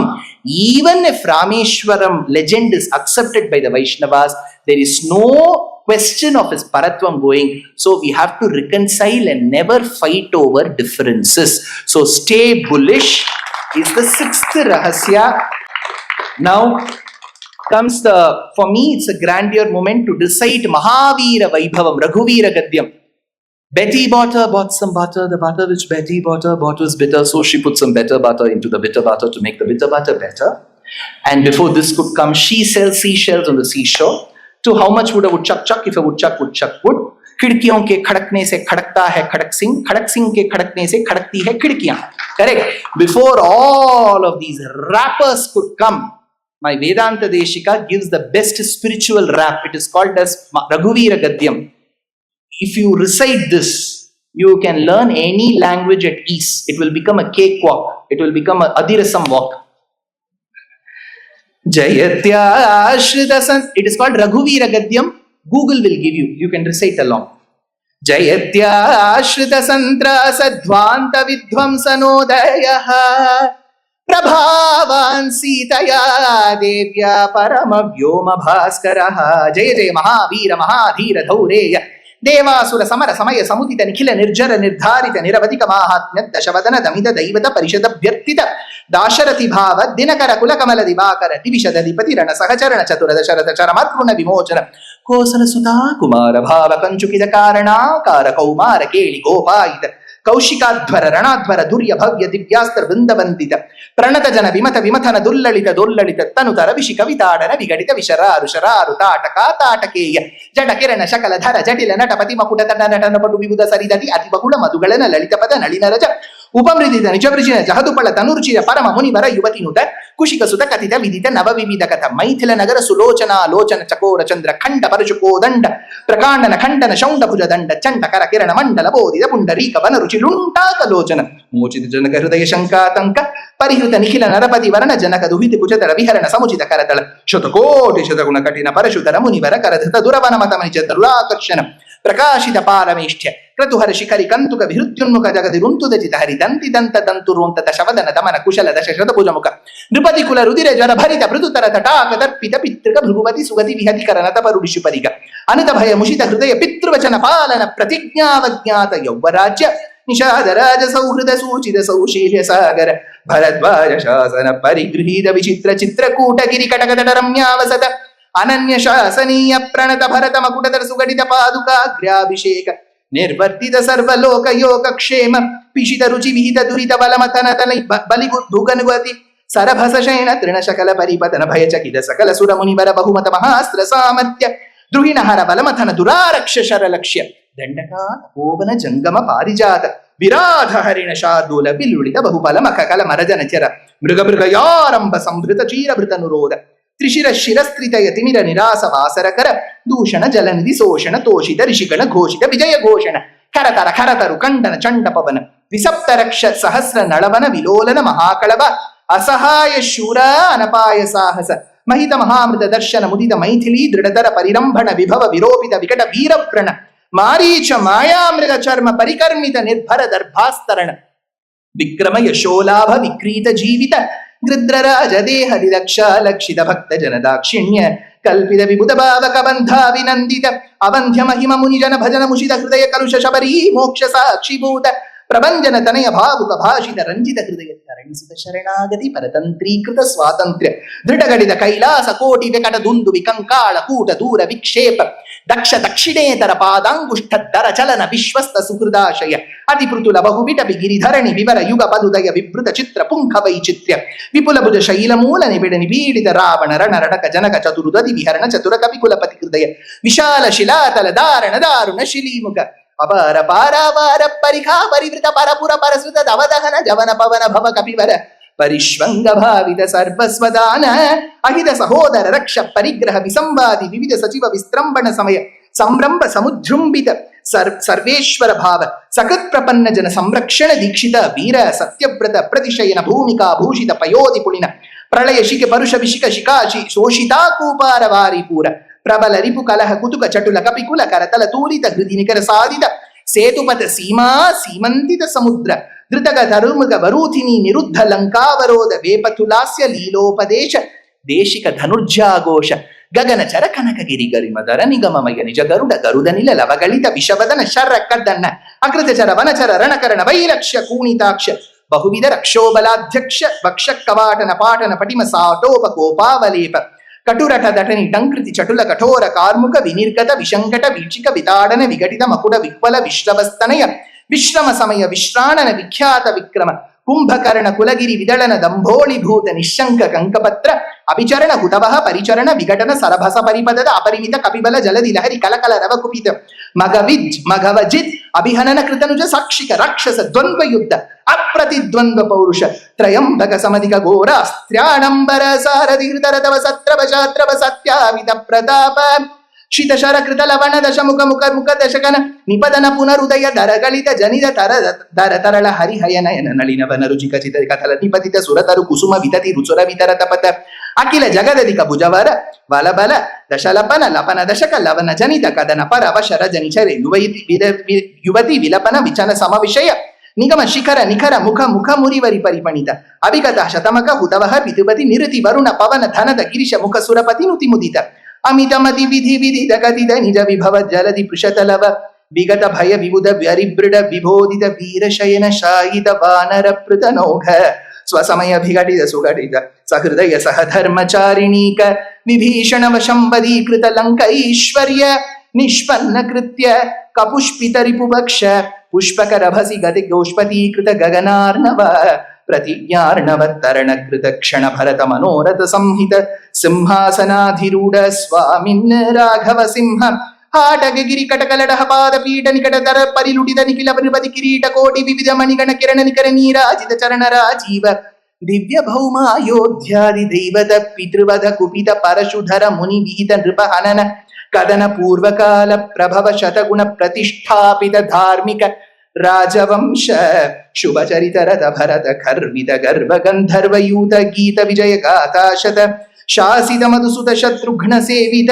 Kushalava ಪರಿಗೃಹೀತ ಕುಲಗಾಥಾ ವಿಶೇಷ ವಿಧಿವಶ ಪರಿಣಮದ ಮನ ಭಣಿತಿ ಕವಿವರ ರಚಿತ ನಿಜ ಚರಿತ ನಿಬಂಧನ ನಿಶಮನ ನಿರ್ವೃತ ಸರ್ವಜನ ಸಮ್ಮಾನಿತ ಪುನರುಪಸ್ಥಾಪಿತ ವಿಮಾನವರ ವಿಶ್ರಾಣನ ಪ್ರೀಣಿತ ವೈಶ್ರವಣ ವಿಶ್ರಾವಿತ ಯಶ ಪ್ರಪಂಚ ಪಂಚತಾಪನ್ನ ಮುನಿಕುಮಾರ ಸಂಜೀವನಾಮೃತ ತ್ರೇತಾಯುಗ ಪ್ರವರ್ತಿತ ಕಾರ್ತಯುಗ ವೃತ್ತಾಂತ ಅವಿಕಲ ಬಹು ಸುವರ್ಣ ಹಯಮಕ ಸಹಸ್ರ ನಿರ್ವಹರಣ ನಿರ್ವರ್ತಿತ ನಿಜ ವರ್ಣಾಶ್ರಮ ಧರ್ಮ ಸರ್ವಕರ್ಮ ಸಮಾರಾಧ್ಯ ಸನಾತನ ಧರ್ಮ ಸಾಕೇತ ಜನಪದ ಜನಿತ ನಿಗ ಜಂಗಮ ತದಿತರ ಜಂತುಜಾತ ದಿವ್ಯ ಗತಿದಾದ ಗಾನ ದರ್ಶಿತ ನಿತ್ಯ ನಿಸೀಮ ವೈಭವ ಭವತಪನ ತಾಪಿತ ಭಕ್ತ ಜನ ಭದ್ರ ರಾಮ ಶ್ರೀರಾಮ ಭದ್ರ ನಮಸ್ತೆ ಪುನಸ್ತೆ ನಮಃ ಚತುರ್ಮುಖೇಶ್ವರ ಮುಖೈಃ ಪುತ್ರ ಪೌತ್ರಾದಿಶಾಲಿನೇ ನಮ ಸೀತಾ ಸಮೇತಾಯ ರಾಮಾಯ ಗೃಹಮೇಧಿನೇ ಕವಿ ಕಥಕ ಸಿಂಹ ಕಥಿತಂ ಕಠೋರ ಸುಕುಮಾರ ಗುಂಭ ಗಂಭೀರಂ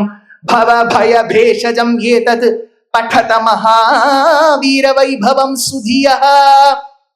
This is Raghuvira Gadyam of Swami Vedanta Deshika, who has written such a massive work explaining the essence of Ramayanam in Gadyam. A lot of youngsters should learn this to get their tongues rolled on and describe the beauty and the grandeur of Samskrita Bhasha. Srimad Venkatanathāryam Vande Vedanta Deshikam Lakshminatha Samarambham Nathaya Munamadhyamam Asmadacharya Paryantam Vande Guru Paramparam Yo Nityam Achyuta Padambuja Yugma Rukma Vyamohata Staditarani Trinayamene Asmadguror Bhagavatosya Dayaika Sindhoho Ramanujasya Charanau Sharanam Prapadye Mata Pita Yuvatayastanaya Vibhutis Sarvam Yadeva Niyamena Madanvayanam Adyasyanah Kulapater Vakulabhiramam Srimad Tadangri Yugalam Pranamami Murdhana Bhutam Sarascha Mahadahpaya Bhattanatha Sri Bhaktisara Kulashekara Yogi Vahan Bhaktangrirenu Parakala Yatindra Mishran Srimad Parankushamunim Pranatosmi Nityam.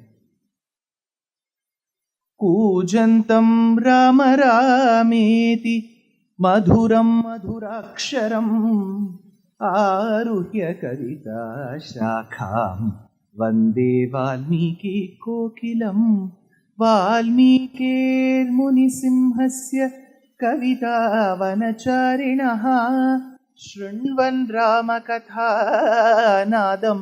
को न याति परां गतिं वेदवेद्ये परे पुंसि जाते दशरथात्मजे वेदः प्राचेतसादासीत् साक्षाद् रामायणात्मना अञ्जनानन्दनं वीरं जानकी शोकनाशनं कपीशमक्षहन्तारं वन्दे लङ्का भयङ्करं मनोजवं मारुततुल्यवेगं जितेन्द्रियं बुद्धिमतां वरिष्ठं वातात्मजं वानरयूतमुख्यं श्रीरामदूतं शिरसा नमामि आञ्जनेयमदिपाटलाननं काञ्चनाद्रिकमनीयविग्रहं पारिजाततरुमूलवासिनं भावयामि पवमाननन्दनं यत्र यत्र रघुनाथकीर्तनं तत्र तत्र कृतमस्तकाञ्जलिं बाष्पवारि परिपूर्णलोचनं मारुतिं नमत राक्षसान्तकम् नमः सदसे नमः सभायै.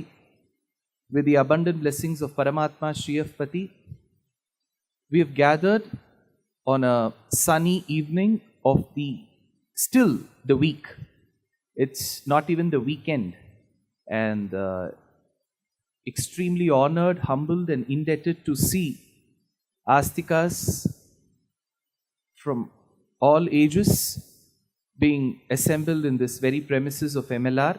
So today, day 3, and tomorrow, day 4, we shall be witness to the series, the topic series, which is Ramayana Rahasyam. I'm sure tomorrow as well, we will have Astikas coming in.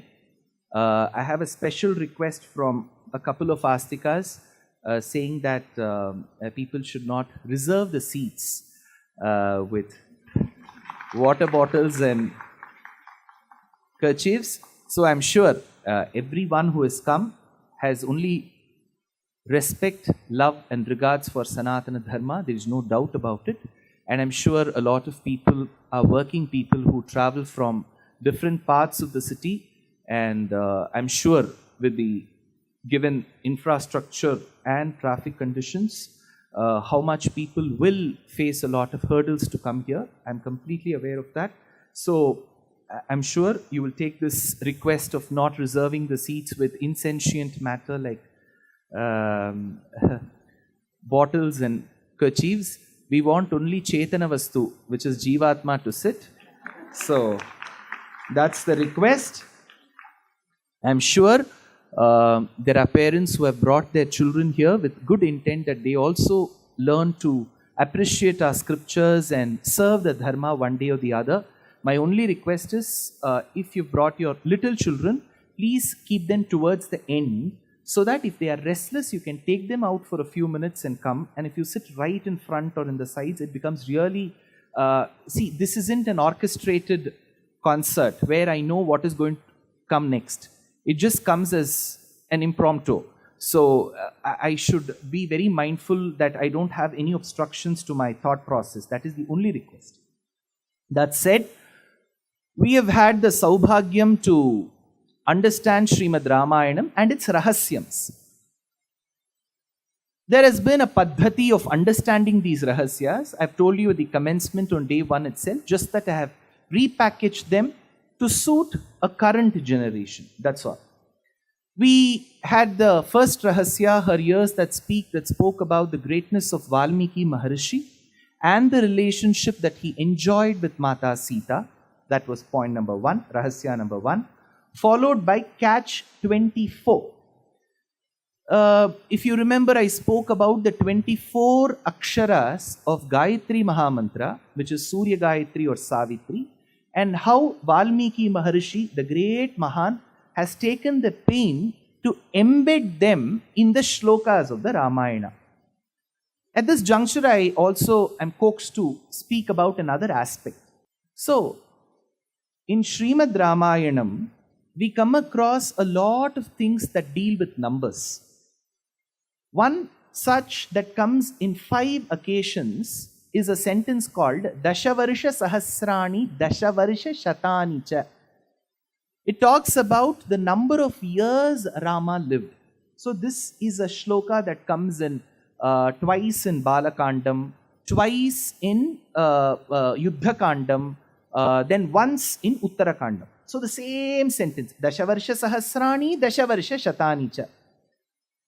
The rightful translation to this is Dasha, 10, Varsha, year. Dasha Varsha Sahasrani, 10,000 years Rama lived or ruled. Dasha Varsha Shatani Cha. Then it talks about another 1,000. See, intelligently, Valmiki could have said, if it is 11,000, he could have said Ekadasha Varsha Sahasrani. That will make it, if somebody asks you, what is the price of the water bottle, you will never say 10 into 100 plus. You wouldn't give all this calculation to the person who's the recipient. So there is a certain method in which Valmiki says that Rama ruled for 10,000 years plus 1,000 years. Dashavarsha Sahasrani, Dashavarsha Shatani Cha. 11,000 years put together. He says this in 5 places, the same line. One way to construe this is, yes, Rama ruled for 10,000 plus 1,000, 11,000 years he ruled. What is the problem? He is Paramatma. No doubt here. But there is a problem. When we deal with Rama's life history, we deal with all realistic numbers. Rama was married at the age of 12. He was just about to begin with the 25th year. Then he was sent on an exile for 14 years. Then he returned while he was 39. After Pattabhishekam while he was 41 and Sita was 35. Sita showed that magical 2 red lines on the strip and she said, I'm pregnant. And everything, rest is history. So, that gestation for Rama was also very much natural because it is Tatascha Dvadashe Mase, 3 plus 9, 12 months. It is said was a gestation in Kaushalya. Why? 3 months is taken as Pitragarbham because you are in your father's sac as a sperm for 3 months because it takes 60 to 90 days for a motile sperm to fertilize. So it is 60 to 90, which is 3 months within the father. 9 months within the mother, which is Matragarbham. So 12 months. So everything seems so realistic and suddenly comes the number 11,000 years. How do we understand this? One, I told you there's a traditional way of looking at it by some scholars who say, believe it is 11,000. But there is a problem here. Rama is Paramatma, he would have lived for 11,000 years. Agree. What happens is, after ruling for 11,000 years, he goes into the waters of Sarayu and immerses. Who comes along with him? Bharata, Shatrughna, their wives and everybody. So they must have also lived for 11,000 years. So what grants this speciality to them is a question. This has been solved by some of the acharyas. If you just pay attention for a few minutes, you will understand. In the Vedas, there is a mention that a person who adheres to the Vedic statement, has to perform a yagam called Sahasra Samvatsara Yagam, a yagam that is to be performed for 1,000 years. Vedam says, a person who believes in me has to perform this yagam for 1,000 years. During Mimamsa Shastra period, people wondered, agreed that I have to follow the Vedas. I have to perform the yagam. But 1,000 years? Because we say, Shatamanam Bhavati Shataya Purushaha. A human can live on an average or a maximum of 100 years, barring a few exceptions. We have seen now in the country of Japan, a few others in our family who might have lived for 103, 106, 109. Purusha Vidya and Chandogya Upanishad says you can live for 116 years maximum. That is why we have 2 cycles. We have a cycle of 60 years. That is why we say Sashtyabda Purti. Because 60 years are there in the Hindu Panchangam. You complete that 60. Shastram says if you live a very yogic life, and if your Purva Janma Karma supports it, you can celebrate 2 Sashtyabda Purtis in your life, 60 and 120. So Bhagavad Ramanuja lived for 120. We have some examples of 123. We have some examples of 125. All said and done, there is a plus and minus of 25 or minus 25. How do we concur with 11,000 years? This is a question. So Mimamsa Shastram says, When Vedam says do the yagam for 1000 years, it means you begin the yagam, your son will continue, your grandson will continue. Maybe after 20 generations they'll finish 1000. But Vedam itself denies that the phalam is only for the person who's doing it, not for the 20th generation person. If I believe that if I have to invest some money today, even in debentures, and then say, okay, 20 generations later he will get 10%, I will not be so magnanimous enough for my person 20 generations later to enjoy. Why will I work so hard? So Vedam then calculates through various sutras in the Mimamsa sutras and says, Sahasra samvatsaram tadayusham asambhavat manushyeshu. A human cannot live for 1000 years. This is a sutra. Sahasra samvatsaram tadayusham asambhavat manushyeshu. A person cannot live for 1000 years. Then how do we manage that 1000? That is where it says samvatsaro vichalitvat. Then use this word samvatsaram in a different way. In the same Vedas, there is a line, aharvai samvatsaraha. When you perform a yagam, a yagna, or yagna which is equivalent to rajya paripalana, in certain occasions where it is very pristine, very pure, and the number sounds unrealistic, 1 year can be construed as 1 day. So, Sahasra Samvatsaram becomes 1000 years is equal to 1000 days. Similarly, when did Rama marry Sita? 12. I told you some time back, correct? Then he lived happily with Sita in Ayodhya for 12 years. He completed 24 and he was in his 25th year, correct? Then he went to the forest for 14 years. He was 39. 2 years with Sita and then she is pregnant, which makes it 41. So 12 to 41 is the number of years he lived with Sita, correct? So how much does that give to 24, 34, close to about 27, 28? Now, how many years did Rama live with Sita? The shloka says, Dasha Varsha Sahasrani, 10,000 years. So 10,000 years is equal to 10,000 days. Divided by 360 will give you the 27 to 28 years. You're able to get the calculation? So this is how we will have to calculate. See, one version says, believe it is 11,000. Believe. But if you believe the Vedic statements that says, Shatamanam bhavati shatayaf purushaha, even if Bhagavan chooses to be born as a human, he has to adhere to the human lifespan pattern. That is why, now come back to the shloka again. There is another way to calculate it. We thought we will listen to you giving maths class now. See, we have been a civilization that has relied on mathematics so much. 18 days of Mahabharata Yuddham, 18 Parvas of Mahabharatam, 18 Adhyayas of Bhagavad Gita, 18 Akshauhini Sainyas, 11 plus 7, 18. 18 is indicative of the word Jaya Yaja. That is why it is called Jaya Kavyam. So everything is mathematics. 4 Vedas, 6 Sanghas, everything is maths. When I spoke about catch 24, I diverted here. Why? Because at the commencement of the Ramayanam, Valmiki says, this Ramayanam that I have composed is Shata Koti Pravistaram. Shata is 100, Koti is Koti. Pravistaram, it is long like Shata Koti Pravistaram, which means there are so many crores of shlokas. Immediately, this is the line that is given. If we construe it the right way, then what we will say, there are Koti shlokas.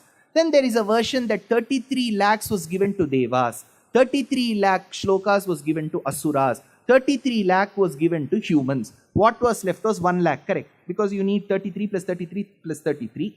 It is a non-terminating decimal. Then you will have 1 lakh left. Then you will have to divide it. There is another way of calculating. Units place, tens place, hundreds place, thousands place we calculate, right? Shata is 100. So 1, 10, 100. So Shata is 3. Koti is 8. 3 into 8, 24. So again he comes back to the same 24,000 shlokas, but he gives you a different calculation. So the second rahasya is catch 24. Third, we dealt with the invincible triad, A, U, Ma in Pranava, that is seen in Vibhavavatara and Archavatara that settled for an islet. Third rahasya. Fourth Rahasya, we saw the presence of Garuda, who is regarded as the personification of Vedic sound and Vedic quintessence. So we see him throughout in the Ramayana. So the flying guide is with us as the fourth Rahasya. Fifth, the entire retinue, it was just not Bhagavan, Yeshanarayana Shriman Kshirarnava Niketanaha. It was just not him who came on Dharani. It was also the Shankam, Chakram and Adisesha that came as Bharata, Lakshmana and Shatrughna, the divine retinue. The sixth Rahasya was the presence of Mahadeva, Rudramurti, along with Kartikeya, their importance being narrated at various junctures in the Ramayana. So stay bullish was the sixth Rahasya. While describing the sixth Rahasya, I missed telling you one point. This is a subtle point before I go to the seventh Rahasya. In Srimad Ramayanam, Paramatma as Rama meets Guha. If you remember, as he leaves Ayodhya, the trio, before reaching Vatsadesham, Vatsadesha is the province in and around Prayagraj. Earlier it was called by a different name. Shastram calls it Prayaga Kshetram. So in and around Prayagraj was Bharadvajashrama. If you're all good, voracious readers, you will all be amazed to read a book by Pal. He was an ASI director. He excavated with a team the place around Prayagraj to find the remains of Bharadvajashrama. Because Rama, Lakshmana and Sita visit the hermitage of Bharadvajashrama. Rama is extremely orthodox. He will not eat outside. Paranam. There used to be elderly people in our family who will never eat outside. Rama was extremely cautious. He ate, the only place where it was an exception was Bharadvajashrama. Nowhere else he ate in somebody else's place. He only accepted fruits of Shabari. Remember, he did not eat solid food, fruits. But he ate in Bharadvaja's ashrama. Unlike that is Krishna. Krishna will eat in everybody's house. That is why we have multiple days of Krishna Jayanti celebration. However be the outcome of the sweets and savories we make, he is extremely magnanimous to enjoy them all. So, Krishna eats everywhere. Rama is very cautious. But in the colloquial Tamil language, if somebody is a glutton, you would say, Sapattu Raman. I don't know, Krishna has just missed by a whisker escaping that taboo that would be attached as Sapattu Krishnan. He is the one, he eats everywhere. But Rama being Rama, he accepts it and takes it all on him. So that said, he enters Shringiverapuram to meet Guha. Then, after blessing Guha, he reaches a place called Chitrakuta, where his younger brother Bharata comes, relinquishing all the jewelry and the comforts. He comes with Jata. Jata Chiradhari, says Bhattatri in the 34th Dashakam of Sriman Narayaniyam. He wears Krishnajinam, he wears the hide of the deer, and then he has a Valkalam, the bark-like dress that he supports, and he has Jata, that is matted locks. Now, we have Rama. Rama's anugraham goes to Guha. Rama's anugraham goes to Bharata. What does Bharata accept in return? He accepts the padukas of Rama. The padukas that have come from Rama's feet is supported by Bharata on his head. Now let's come to Paramatma Swarupam. Paramatma Narayana Swarupam. From his legs, left foot, came Ganga, says Vishnu Puranam, Srimad Bhagavatam and Devi Bhagavatam. Those waters that emerged from Narayana were accepted by Mahadeva on his matted locks. Who is Shiva with matted locks? What came from Narayana's feet? Ganga. Ganga from Narayana's feet was accepted by Shiva with matted locks. Rama, his feet gave rise to padukas which were accepted by Bharata. Bharata too had Jata, like how Shiva has Jata. Shiva has Ganga coming, Bharata has padukas coming. Ganga comes from Narayana's foot, whereas here padukas come from Rama's feet. One. Second, where did Bharata accept the padukas? He accepted the padukas in a kshetram called Chitrakuta in Madhya Pradesh, which is the Chitrakuta of Dakshina Bharatam. It is called Chidambaram. If you've heard of a kshetram in Tamil Nadu, it is an important kshetram where you have two rajas. one Nataraja, the other one is Govinda Raja. It is called Tillai, Chitrambalam, Tiruchittirakudam. So in Uttara Bharata's Chitrakuta, Rama gave his Padukas to Bharata. Here in Chidambaram, Chitrakuta, you have Shiva who does Bharatanatyam. There it is Bharata. Here it is Bharatanatyam. There it is Ganga. Padukas. Here it is Ganga. Second, Rama's association is also seen with Kartikeya. One of Kartikeya's many names is Guha. That is why Rama moved with Guha. So Rama, Guha and Bharata is equivalent to Narayana, Shiva and Kartikeya. So the connection that we have is exquisite, which is the sixth rahasya called stay bullish. Now coming to the seventh rahasya. We have the opportunity to discuss one of the most iconic characters of Srimad Ramayanam. That said, I remember an experience I'm sure a lot of you will share. If you visit one of your friends or relatives' house and they make like extremely delicious food, towards the end of it, you point to a certain dish and ask, "This was amazing. Can you tell me the recipe?" And they take all the pain to tell you the recipe. You go back home and you cook the same way they told you. Your outcome wouldn't be exactly the same as what you had it, because they would have purposefully missed telling you one magic ingredient. There would have been something in that dish that would have made it a nulli secundus, but you wouldn't know of it. Similarly, in the entire Ramayana, we know of various characters beginning with Rama to Sita to Bharata to Mandavi to Lakshmana to Shrutakirti to Sumitra to Kaikai to Kaushalya to Guha to Bharadwaja, everybody. But if there is that magic ingredient who makes Ramayana as brilliant and as resplendent as it is ever, it is Hanuman. So Hanuman is that magic ingredient. I've often told this. In and around the same topic, I had the opportunity to discuss Hanuman Chalisa 3-4 months back in a temple premises here. And some parts of it may be repeated in this lecture. One. Second thing is, in the entire Ramayana, it is so beautiful to understand how he has even partitioned it. In Six Sigma, we call it bucketing. So how did we even bucket it? The first rahasya, the first kandam is called Balakandam, that talks about the circumstances that led to the birth of Rama and his brothers, and how they enjoyed their boyhood, and how they ended up meeting Sita and her sisters, and how did the marriage take place. After the marriage, they lived in Ayodhya for 12 years happily. So from 0 to 24 years of age, 24 years of their lifetime is found in Balakandam, which is 2500 plus verses. What happened in the beginning of the 25th month?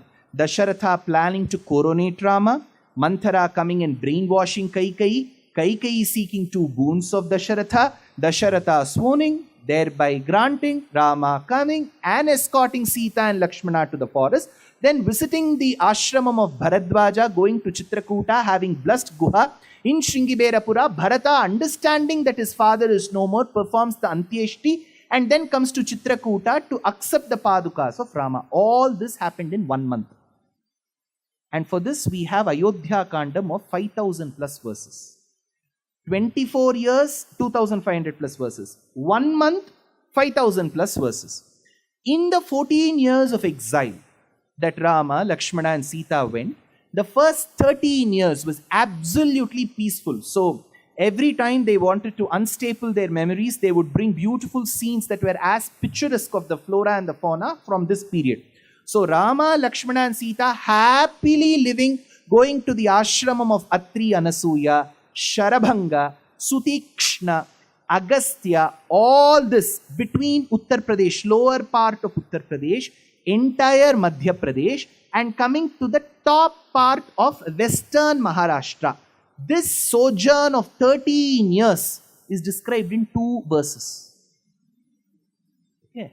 Then what happens? is they settle in a place by the banks of river Godavari, Goda Tatante, in a place called Nasik, Panchavati, which is in Maharashtra. So they settle there, and then comes Shurpanakha. Shurpanakha is humiliated. Then Karadushana come, and they fight Rama, and 13,999 of them are annihilated. The last one, called Akampana, goes and talks about the valor of Rama to Ravana, while Shurpanakha describes the beauty of Sita to Ravana to lure him. He seeks the help of Maricha. Maricha comes as a gem-studded golden deer to lure Sita. Sita asks Rama to go behind the deer. Rama runs. Towards the end of that particular sojourn, Maricha is killed. When they return, they find Sita missing, because Sita has been abducted by Ravana in the form of Paribrajaka, a sannyasi. Then on his way, Rama grants moksham to Jatayu, accepts the fruits given by Shabari, and remains witness to her moksham. This portion happened in the first 2 months to 3 months of their 14th year. So 13 years, you just have a few verses, a couple of verses. The 14th year, you are dedicating the first 2 months to very many. This becomes Aranya Kandam, which is 2500 plus verses. Then Rama enters Karnataka Pradesha. He reaches Kishkindha, makes friends with Sugriva with the enabling of Hanuman, and then he kills Vali, makes Sugriva the king, and then reminds Sugriva of the promise that he had made. And then after a hiatus of about 4 months because of the monsoons, they wait and then send the Vanaras in different directions. This is Kishkindha Kandam, 2500 plus verses. Now Hanuman, along with the Vanara Sainyam, comes to Dakshina Bharatam, and when they are clueless, Sampati's son has narrated to him. His name was Suparshva. If you remember that day, I told you Suparshva, Jatayu, Sampati, Aruna, Garuda. I think I told you this on Sunday after about 5:30. You remember, because that would have been the fourth Rahasya, flying guide. So, here, till Hanuman starts to Lanka, whatever happened in Kishkindha, in and around Kishkindha, till the Vanaras reached Dakshina Bharatam, is Kishkindha Kandam. Hanuman starts in the late evening, reaches Lanka, spots Sita, talks to her, gives her the ring, accepts the Chudamani, byproduct burns Lanka, comes back to Bharatam, takes them to Madhuvanam, then finally lands in the Kishkindha Pradesham to inform Rama that he has spotted Sita. All this took less than about 14 hours. This is called Sundarakanda. So 2500 verses is dedicated not for one full day, less than a day. That is Sundarakandam. What happened after that around Setu Bandhanam, taking all the Vanaras to Lanka, vanquishing Ravana, Kumbhakarna, Malyavan, Indrajit in the Mahayuddham, and then the Agni Pariksha, and coming back for Rama Pattabhishekam, is around 5,000 to 6,000 shlokas that happened in the last few months of Srimad Ramayanam. Now that I've told you this, I'm forced to tell you another point which, someday it will become viral and people will abuse me. Rama was born in Chaitra Masam. Chaitre Navami Ketithau. Navami Tithi. Punarvasu Nakshatram. Chaitra Masam. Chaitra is generally believed to be the first month of a Hindu calendar. Whether you follow Chandramanam, lunar calendar, or Shauramanam, because in states like Tamil Nadu and Kerala, they all follow Shauramanam. In states like Andhra, Telangana, large parts of Karnataka, they generally follow Chandramanam. In Chandramanam, you generally trace the moon's movement, where you have the Paurnami's calculation. That is why, if you believe that a month for the Kannada-speaking Astikas may begin 14 to 15 days prior. That is why Chaitra. So, at the end of the day, whether it is Chandramanam or Shauramanam, this Chaitra Masam, Chaitra, now Kannadadalli helovaganu Chaitra, Ashada hange heltivi alve. So this Chaitra is around that March-April period. That is how Chaitra comes. I am not telling you the exact date because every year it will vary. When Rama was beginning his 25th year, that is Punarvasu, it must have been Chaitra Masam. That is when Dasharatha wanted him to be coronated on the next day of Pushya Nakshatram. So Chaitra Pushya was the date fixed for Rama's coronation. But it didn't happen. Instead, Rama had to leave to the forest. 14 years later when he comes, he has to come back again on Chaitra Pushya only, correct? Then why do we say that Deepavali is the day he won over Ravana and came back to Ayodhya? There is no reference to it at all. Deepavali has a different significance. Nrinam prapayati iti narakaha. It is Ganga Snanam day. That has a different significance. There is no reference to Rama coming. That means he has not completed his 14 years tenure. He has come 6 months premature. See, in engineering, in some of the credits, you can finish 1 semester earlier. You will get 1 credit certificate for that. If you want, you can stay on campus and do some extra elective courses. But here, Kaikai is very particular. It was a bond signed, 14 years he has to stay. How can he come 6 months earlier? So this, why I'm telling you this is, popularly every news channel, they will call us and they will expect me to say that Deepavali, Rama returned, they lit lamps in Ayodhya. Nothing of it is there. He returned only in Chaitra Masam. If we have to celebrate, we have to celebrate only in March-April period. Deepavali is celebrated for a different reason. Just because something is popular doesn't make it right. So, now, speaking about the penultimate Rahasya, because the ultimate one will come tomorrow. This is the penultimate one, the 7th Rahasya, which reads the flying swifty. Who is this swifty? So I was quite inspired by a few college boys and girls, especially whom I spoke to. They were all Swifty. They're all Taylor Swift fans. So they call themselves Swifties. So I thought the best Swifty that I could think of is Maruti Swift. So he is Maruti, right? So he's extremely swift. So the flying swifty is the penultimate Rahasya, which is Hanuman. Uttarakandam says, Surya Dattavara Swarnaha Sumerurnama Parvataha. All these shlokas that speak about Hanuman's past are found, majority of them are found in Uttarakandam. Again, there will be Quora.coms, HinduExchange.com, now Ask Perplexity, Grok, OpenAI, all this it will tell you. Some of them will ask, Grok, tell me, did Uttarakand happen? And then Grok will say something. Then they'll come back, sir, Grok said. Uttarakandam is doubtful. See, all our acharyas have believed Uttarakandam has happened. There is not a single doubt that our Purvacharyas have raised. None from the school of Advaita philosophy of Adi Shankara, none from the school of Visishtadvaita of Bhagavad Ramanuja, none from the school of the Dvaita Tattvavada of Madhvacharya, none of the commentators, none of them have raised the authenticity of Uttarakandam. But why has it been raised in the last 40 plus years?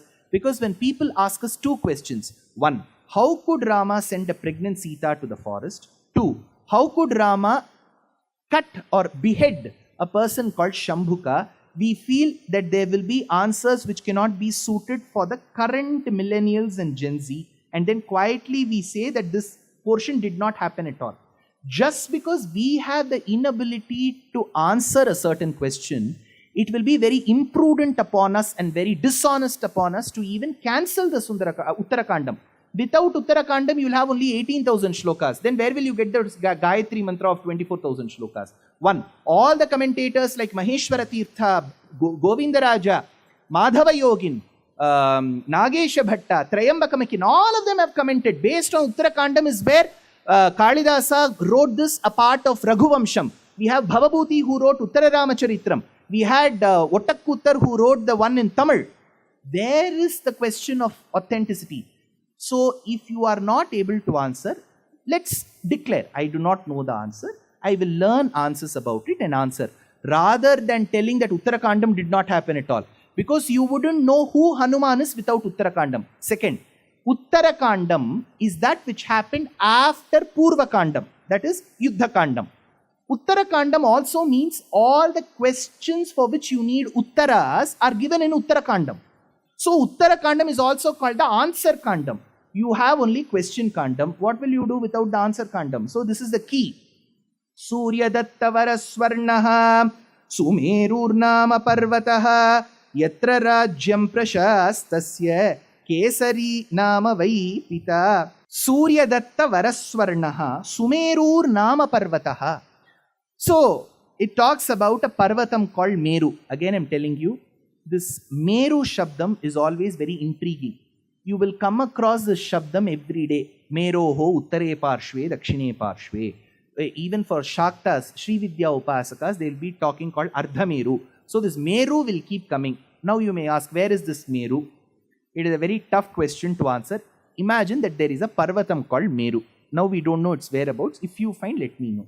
Surya Datta Varaswarnaha Sumerur Nama Parvataha Yatra Rajyam Prashastasya Kesari Nama Vai Pita. So here it is said that there is a person called Kesari. What does Kesari mean? In Darshini you get one sweet. Kesari Bath. Without Bath, who is Kesari? What does Kesari mean? Saffron. वो केसर होता है. Kesar.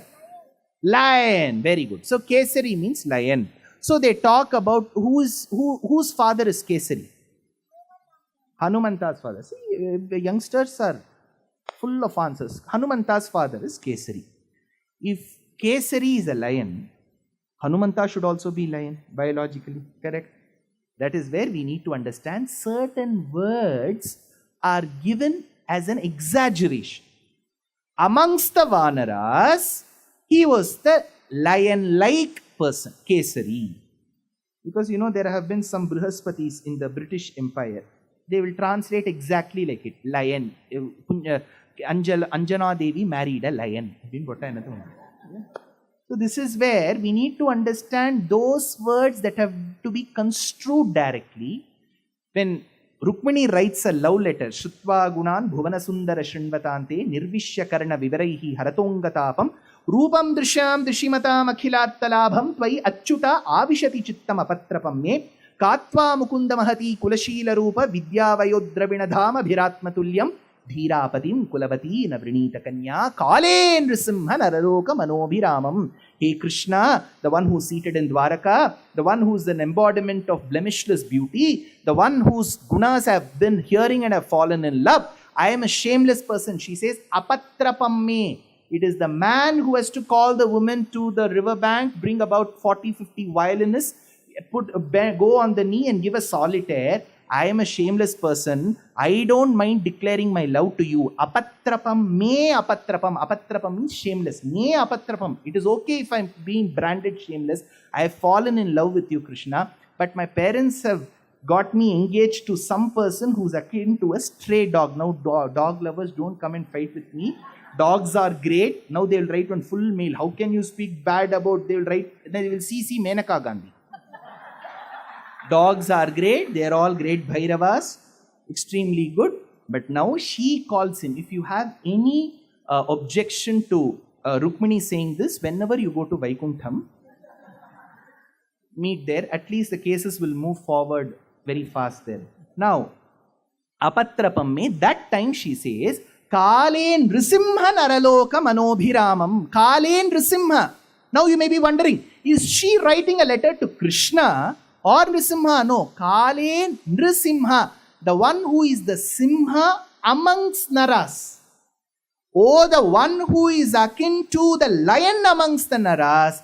Please come and marry me. So here Kesari is to be treated like that. Tasya bharya babhuveshta yanjaneti parishruta janaya masa tasyam vai vayur atmajamuttamam.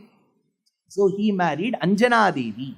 Now, Shali Shukani Bhabhasam Prasute Mamtadanjana Phalanya Hatukama Vai Nishkranta Gahanevara Yesha Matur Viyoga Chakshudhaya Chashubhushardita Ruroda Shishuratyarthe Shishuhu Sharavane Yatha. So this boy who was born to Anjana Devi and Kesari was born as a result of Vayu Amsham. Puranas also suggest that he had Rudramsham in him, Mahadeva's Amsham in him. Whether he was a combination of Vayu's Shakti and Rudramurti, Mahadeva's Shakti, this boy was born. Now comes the question, what was his name? I told you in that session itself, it could have not been technically Hanuman. K. Hanuman came much later. Because Hanu is Vamo Hanurabhajyata. Left hand side jaw. This is called Hanu. Since Tadayet, because he got struck here, there was a damage here. Later, the one who has got a damaged left jaw is called Hanuman.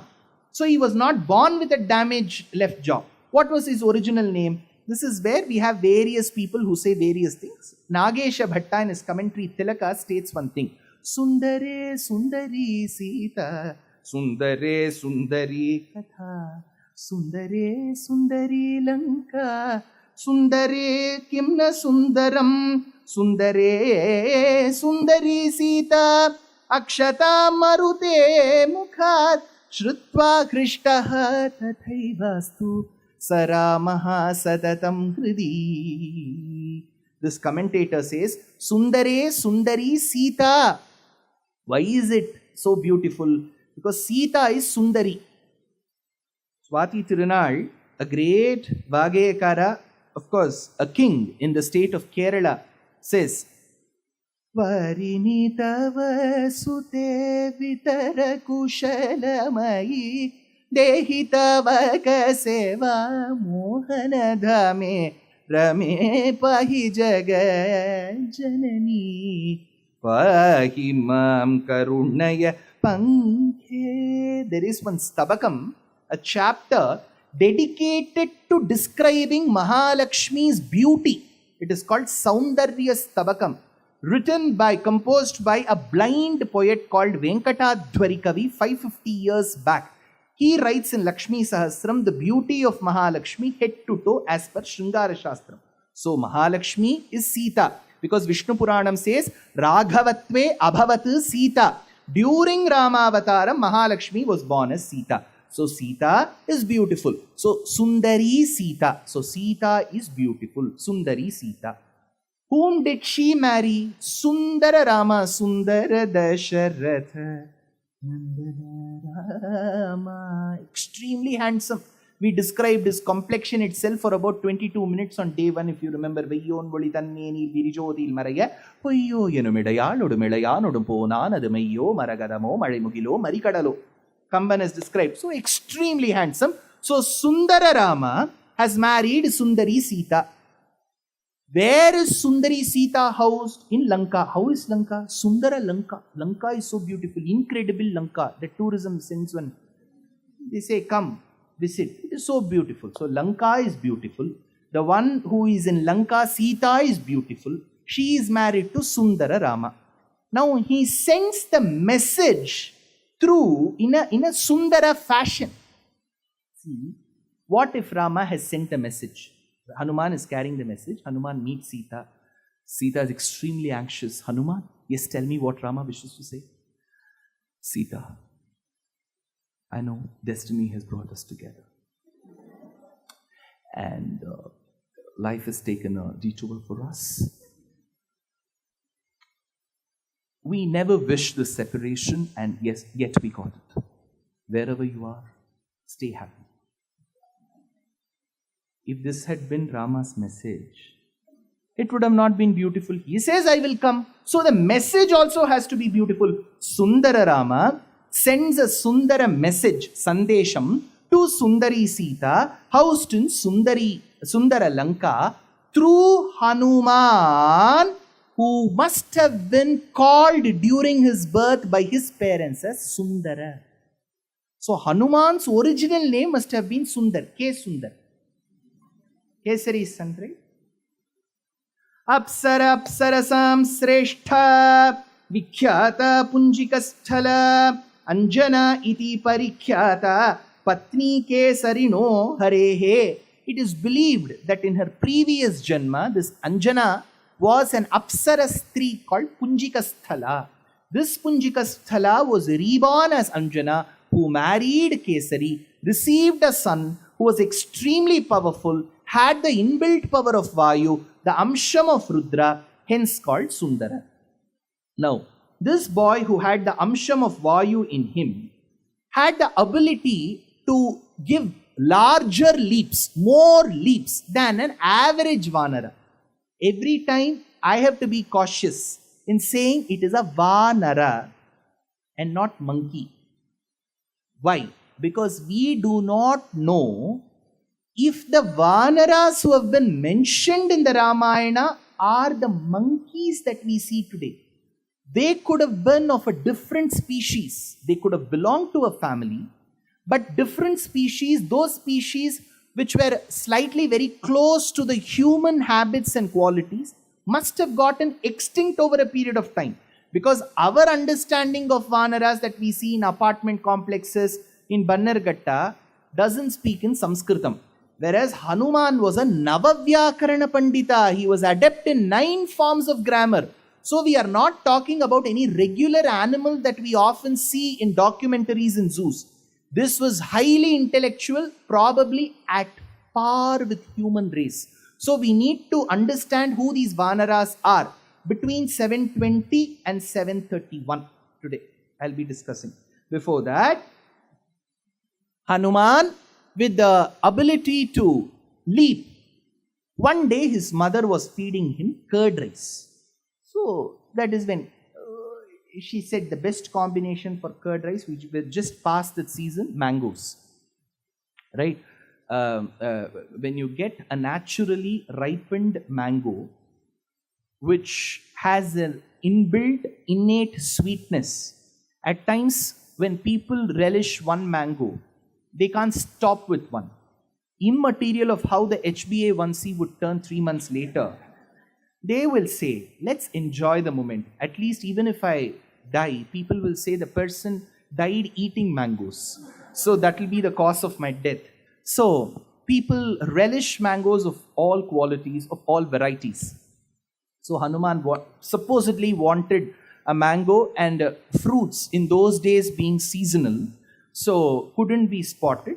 And the mother said, I am unable to spot a good mango for you to be relished along with the very well mashed, tasty, delicious curd rice. And this boy saw the rising sun. The rising sun has Aruna. Aruna means red. So if you find certain varieties, Sindhura, have you heard of it? It will have that redness. Sindhuraruna Vigraham Trinayanam. That is the Mangala Shloka. That is why it was also called Sindur, operation. Sindur. So Sindura Shembodi Pol Tirumaliranjolayangum Indira Gobangale Elindu Parandittanava Mandaranatti and Maduragodu Sharukundu Sundaratoludayan says Andal in the Nachiyar Tirumuri in her rendition of the god of Alagar Kovil, Tirumalaranjolai, Sundararajan. So she says Sundara Shembodi Pol, Sindhura Aruna Vigraham, Aruna, Sindhura, redness. So when he saw the rising sun, he mistook that for a fruit and started leaping towards it. Naturally, Indra, it is believed in the Shastram that he was extremely cautious of his position. He never wanted to be shared with Elon. So he took a thunderbolt and struck at the boy. And the boy had a fracture here. It was damaged, the left jaw, the Hanu portion, and he fell. Now this could be taken in a normal sense where Indra, as the king of the Devas, did it. Some research scholars say this is also depictive of the thunder striking, the lightning striking, which could have happened naturally. Because the lightning, we call the rainbow as Indra Dhanush. The clouds is the place which is responsible for the Indras. And the lightning that strikes is akin to his Ayudham. So the boy must have been struck and he fell. The mother couldn't withstand. So did the innate father called Vayu. So Vayu, oxygen that we all survive on, comprises 20.02% in air. He brought that down to 19%. People started panting for breath. Brahma et al. Requested Vayu to put his anger down and restore normalcy. That is when Vayu is said to have restored normalcy. The Devas in return gave a lot of boons to this little boy and he was brought back to his senses. That is when each boon was being given, there was apparently Surya Deva who was standing towards the end of it. All the boons were given. I'm sure there will be days during the class 1, class 2, class 3. The first few days in all schools will be generic sessions where the teacher will end up asking the same question, what do you want to be? And this class 1 or 2 child will apparently be witness to one of his parents or both of them who have been engineers. So the child will also end up saying that I'll become an engineer with absolutely no idea of what is in store for him or her. So the child will say engineer. And apparently some teachers also end up saying, oh, all of you want to become engineers, say something different. So the other children will be loitering for answers because they wouldn't have better options. So here was Surya, because all the boons that were bestowed by other devas on Hanuman was deal done and dusted. He had nothing to offer. That is when he told Anjana Devi, I do not know what to give. All that I can do is to teach, but there is a problem because they believe that Surya goes from east to west. My Ratham keeps moving.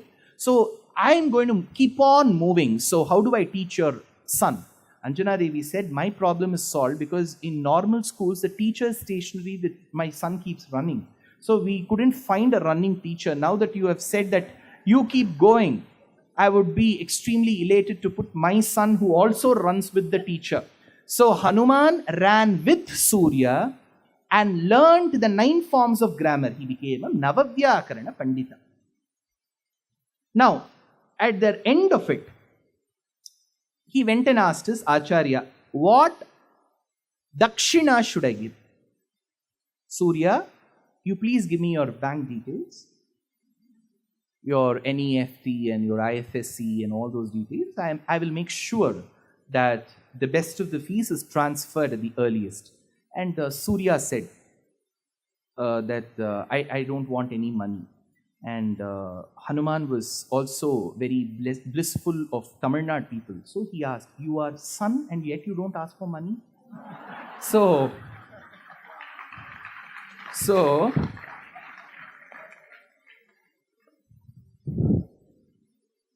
Hanuman understood. So Hanuman said, fine, tell me, is there a better way that I can offer my services to my Acharya? That is when Surya said, my Amsham has taken birth as Sugriva. Sugriva is my Amsham. You be his strategic advisor. You be his good, well-learned minister, though it's an oxymoron. Learned and ministership don't go together in the same line. Still, you can be a learned minister and advise him on critical issues. So Hanuman took this up. Now, Hanuman was bestowed with so many books. Ramayanam clearly suggests that the rishis who took cognizance of Hanuman's powers also noted that he was misusing. When I say misusing, he was being extremely hyperactive to the level of getting intolerant with the rishis. That is when they said, we hereby curse. Until and unless somebody points to your true powers, you will not know that these powers are vested in you. This was the shapa. In a way, Hanuman needed some people around him to keep reminding him. This is where we need to do a very critical analysis of the Ramayana. So we see Ramayana from the point of view of an itihasa. Correct. We have to see it from a critical point of view. In the 1930s, there was a very learned scholar, both in the Shastras as well as in the English language. He was called Right Honorable V.S. Srinivasa Shastri, who delivered a set of about 50 to 60 lectures in the premises of the Madras Sanskrit College in 1930s. So people in the British land used to travel in the ship to come to Tamil Nadu to get their doubts in the English language cleared from this person who was born and raised in Kumbhakonam. So he was called the silver-tongued man of the British Empire. So his English was exquisite, and so is his delivery of the Ramayana content. Please do, if you're all, I'm sure, this is my general assessment, I could be wrong. These days, to find voracious readers itself is getting very tough. So we want, I'm sure elderly people here would have been a fan of great books, but those circulating libraries, everything else is gone. And I don't mean to say people don't read. The number of people who are reading books has drastically come down. I would urge you to buy some very beautiful exotic books, like one such, the Lectures on the Ramayana by V.S. Srinivasa Shastri. You will learn the language and the content. So there he says 3 instances. 1, what it costed Hanuman of this curse. So they said that you shall not be mindful of your powers. You won't know your powers until and unless somebody keeps pointing to you. Where did he realize this? First example. In Srimad Ramayanam, Sugriva, he is the very close brother of Vali. In Kishkindha, it does happen that there is an instance where it is believed Vali died inside the crevice in a cave. And people were lamenting over the loss of a powerful, a valorous person like Vali. And finally, when there was no Raja, when the state, when the province is bereft of a Raja, that state is called Arajakam. Arajakam means where there is no Raja, when there is no ruler to ensure that there is law and order and thereby justice. So the state of not having a monarch is called Arajakam. But you may end up in a place where there is an administrator and still there is Arajakam. That is different. Arajakam just doesn't mean bereft of an administrator. Bereft of a good administrator is also Arajakam. Now, when there was Arajakam, then the party members requested Sugriva. Then Sugriva said, because my party members are requesting, I will become the king of Kishkindha. Suddenly, one day, this Vali comes in flesh and blood. To everybody's shock, Sugriva goes and suggests that you should become the king. But Vali misunderstands Sugriva's plight and says that you have been waiting for me to die so that you can take the powers from me. So he excommunicates Sugriva. He doesn't stop there. Vali starts chasing Sugriva to behead him and guillotine him. So there are people, soldiers who chase Sugriva. Sugriva goes everywhere to Outer Ring Road, Silk Board Junction, anxiously waiting for the yellow line to begin. So everywhere he goes. He goes to North Usman Road, Bazulla Road, Habibullah Road, Western Express Highway, R.K. Puram, Dwaraka, Maratpalli. Everywhere he goes. How do we know this? Because later when he assists Rama in sending the Vanaras, he gives a very good understanding of the topography. He says, Vanaras, go in this road, you will get caught there, you will go this way. Rama is amazed. He says, Sugriva, you're extremely well aware of all these roads. How did this happen? Sugriva said, these were the roads where my brother chased me. So I know the name, how to get in and get out very well. So, Tenaham apavidhaha cha kridadara cha raghava tadbhayat cha mahim sarvan krantavan vanar navam rishyamuka girim bharya harana dukkhitaha. See, Sugriva runs pillar to post just to keep his life afloat. And finally lands up again in Kishkindha. He begins from Kishkindha, goes to different places because he has been chased and comes back. Then he enters into the cave called Rishyamuka Parvatam, of the Rishyamuka mountain. Then the question is, how did he come back to the same place and why did he have to come here? Of course, his brother's henchmen will follow and kill him. That's when he says, this is the place which used to have the ashramam of a rishi called Matanga. Once my older brother Vali happened to throw a buffalo called as Dundubhi, the carcass fell in this hermitage. Matanga, the Maharishi of great brilliance and resplendence, was of course took offense to Vali's bad demeanor and cursed, if Vali comes to this place, he will die. So I know that this Rishyamuka Parvatam is good. Who has told this to Sugriva? Hanuman. Which means Hanuman knew that this place was extremely safe. Then he should have told Sugriva earlier, right? Sugriva went to Western Express Highway, Dwaraka. Why? Because this is what caused Hanuman's memory. Hanuman, he would have never let his dear friend, he is the strategic advisor. Why will he say, he would never have thought, he is not a sadist. But why did that happen? The first instance that is very well proven, that the sharpam on Hanuman cost him this. See, there is a subtle lesson for us. However hard we try to remain a good human being, but the environment around us may coax us to be a person who argues, who fights, be it in the personal space or the professional space. But we should try our level best to never incur the wrath or the curse of a good person. See, Hanuman, Vayu Sunu, Kesari Nandana, Anjanatmaja, Rudramsha, later Rama Bhakta, he suffered because of the curse of the rishis. Then the lesson for us is we should avoid. See, since he was so talented, we are not able to see the after effects of the curse that much.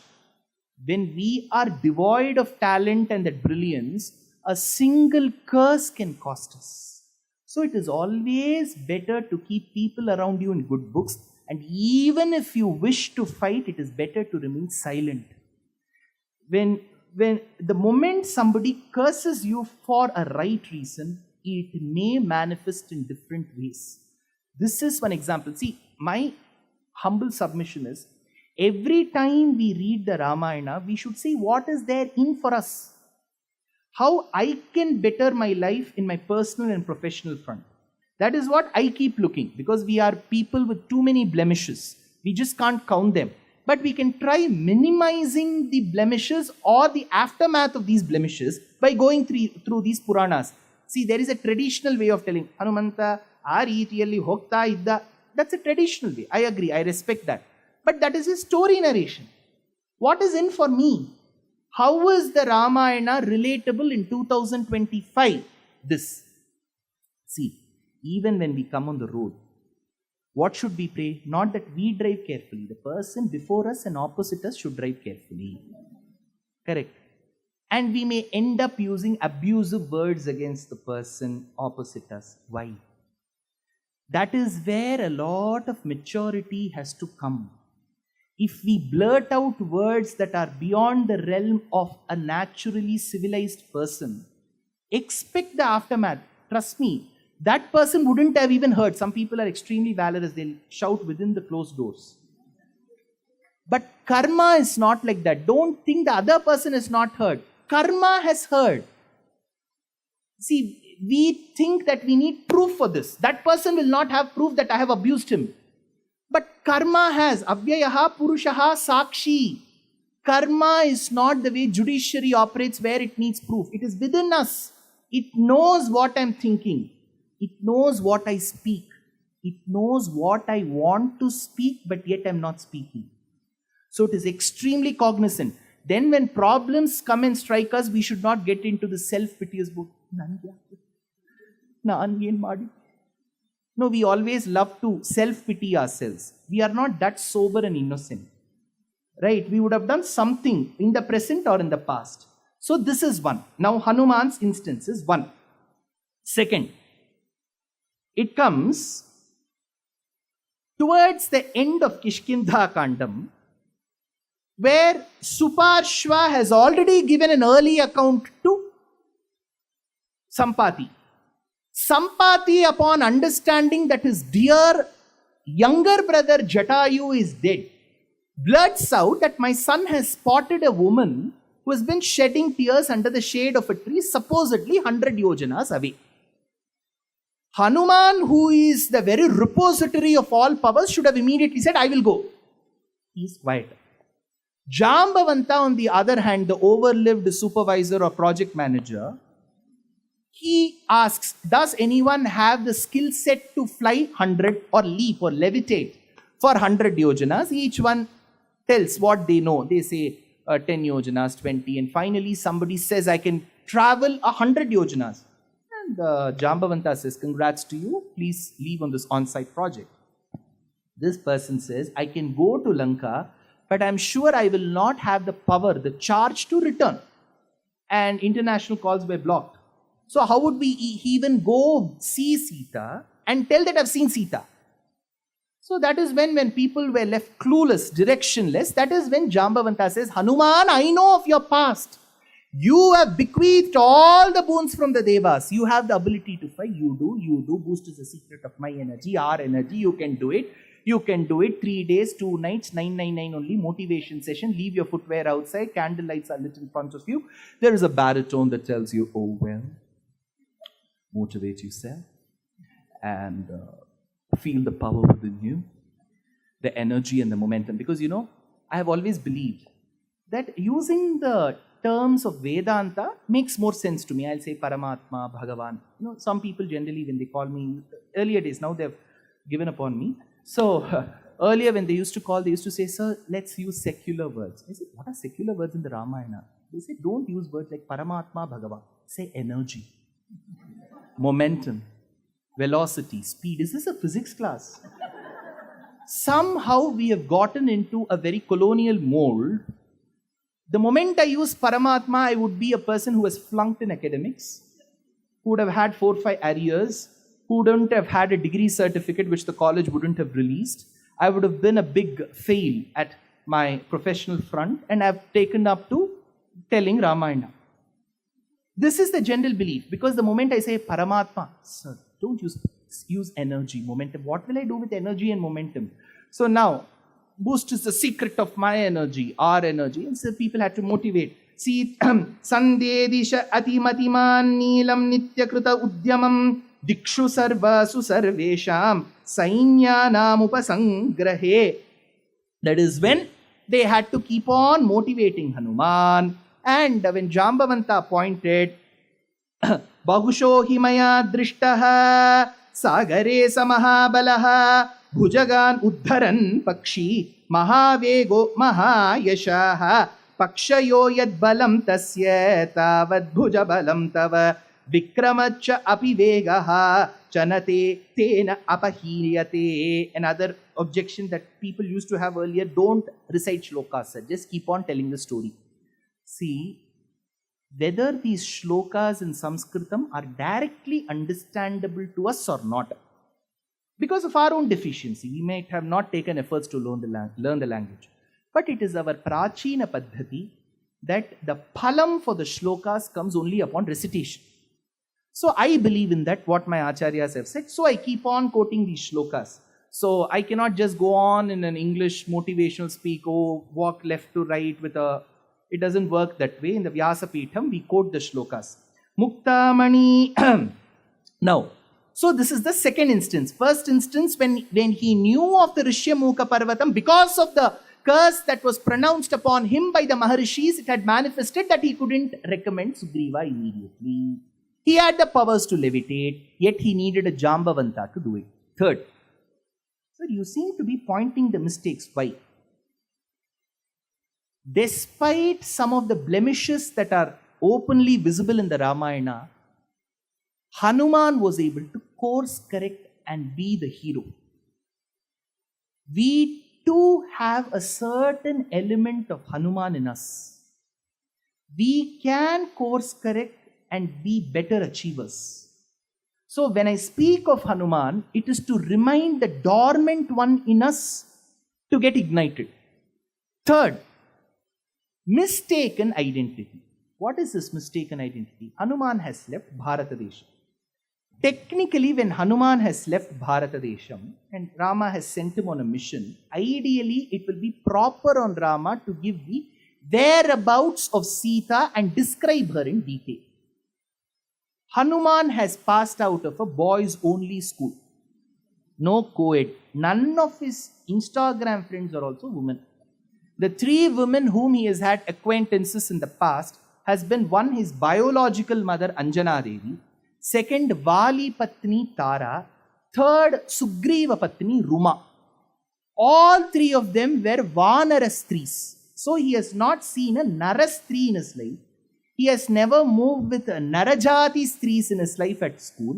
He is going in search of a Narajati Stri to a foreign land. See, it is not a known land. Ille ನೀವು ಹುಡುಕ್ಬೇಕು ಅಂದ್ರೆ ಎಲ್ಲೋ first before he could even venture, Anjana Devi made a declaration, ನಮ್ಮ ಮಗ foreign ಹೋಗ್ತಾ ಇದ್ದ ಅಂದ್ರೆ onset project ಎಲ್ಲ ಕೊಡ್ತಾರೆ ಅವನಿಗೆ. So he is leaving now. Hanuman has absolutely no idea which side Lanka is. What is the topography of Lanka, the map of Lanka, where he has to go in search of Sita? He has no idea. He hasn't seen Sita. So unknown land, unknown woman. Then he must have asked Rama, how does Sita look? Rama said, she's got beautiful pair of eyes, a pair of ears, a nose, and a beautiful mouth that comprises of 32 teeth.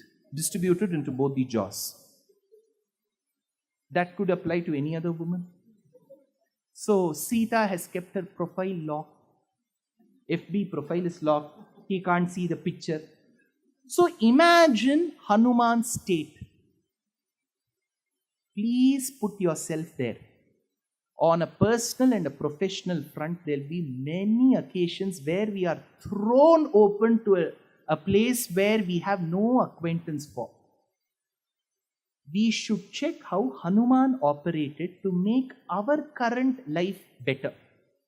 We should never keep cribbing. Oh, I don't know about this project. Oh, I have never seen this project. Oh, I don't know how to talk to this person. Everything we'll have to look at Hanuman.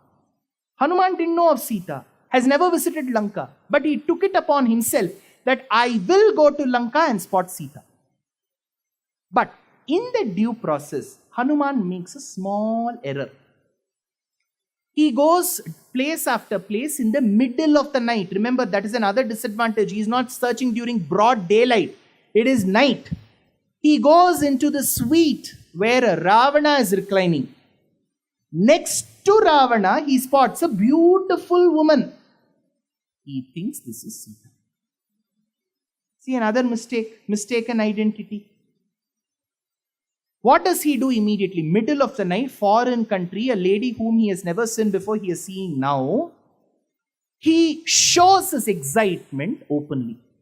Valmiki records it. Aspotayamasa chuchumba pucham. He first took his tail and kissed. Aspotayamasa chuchumba pucham.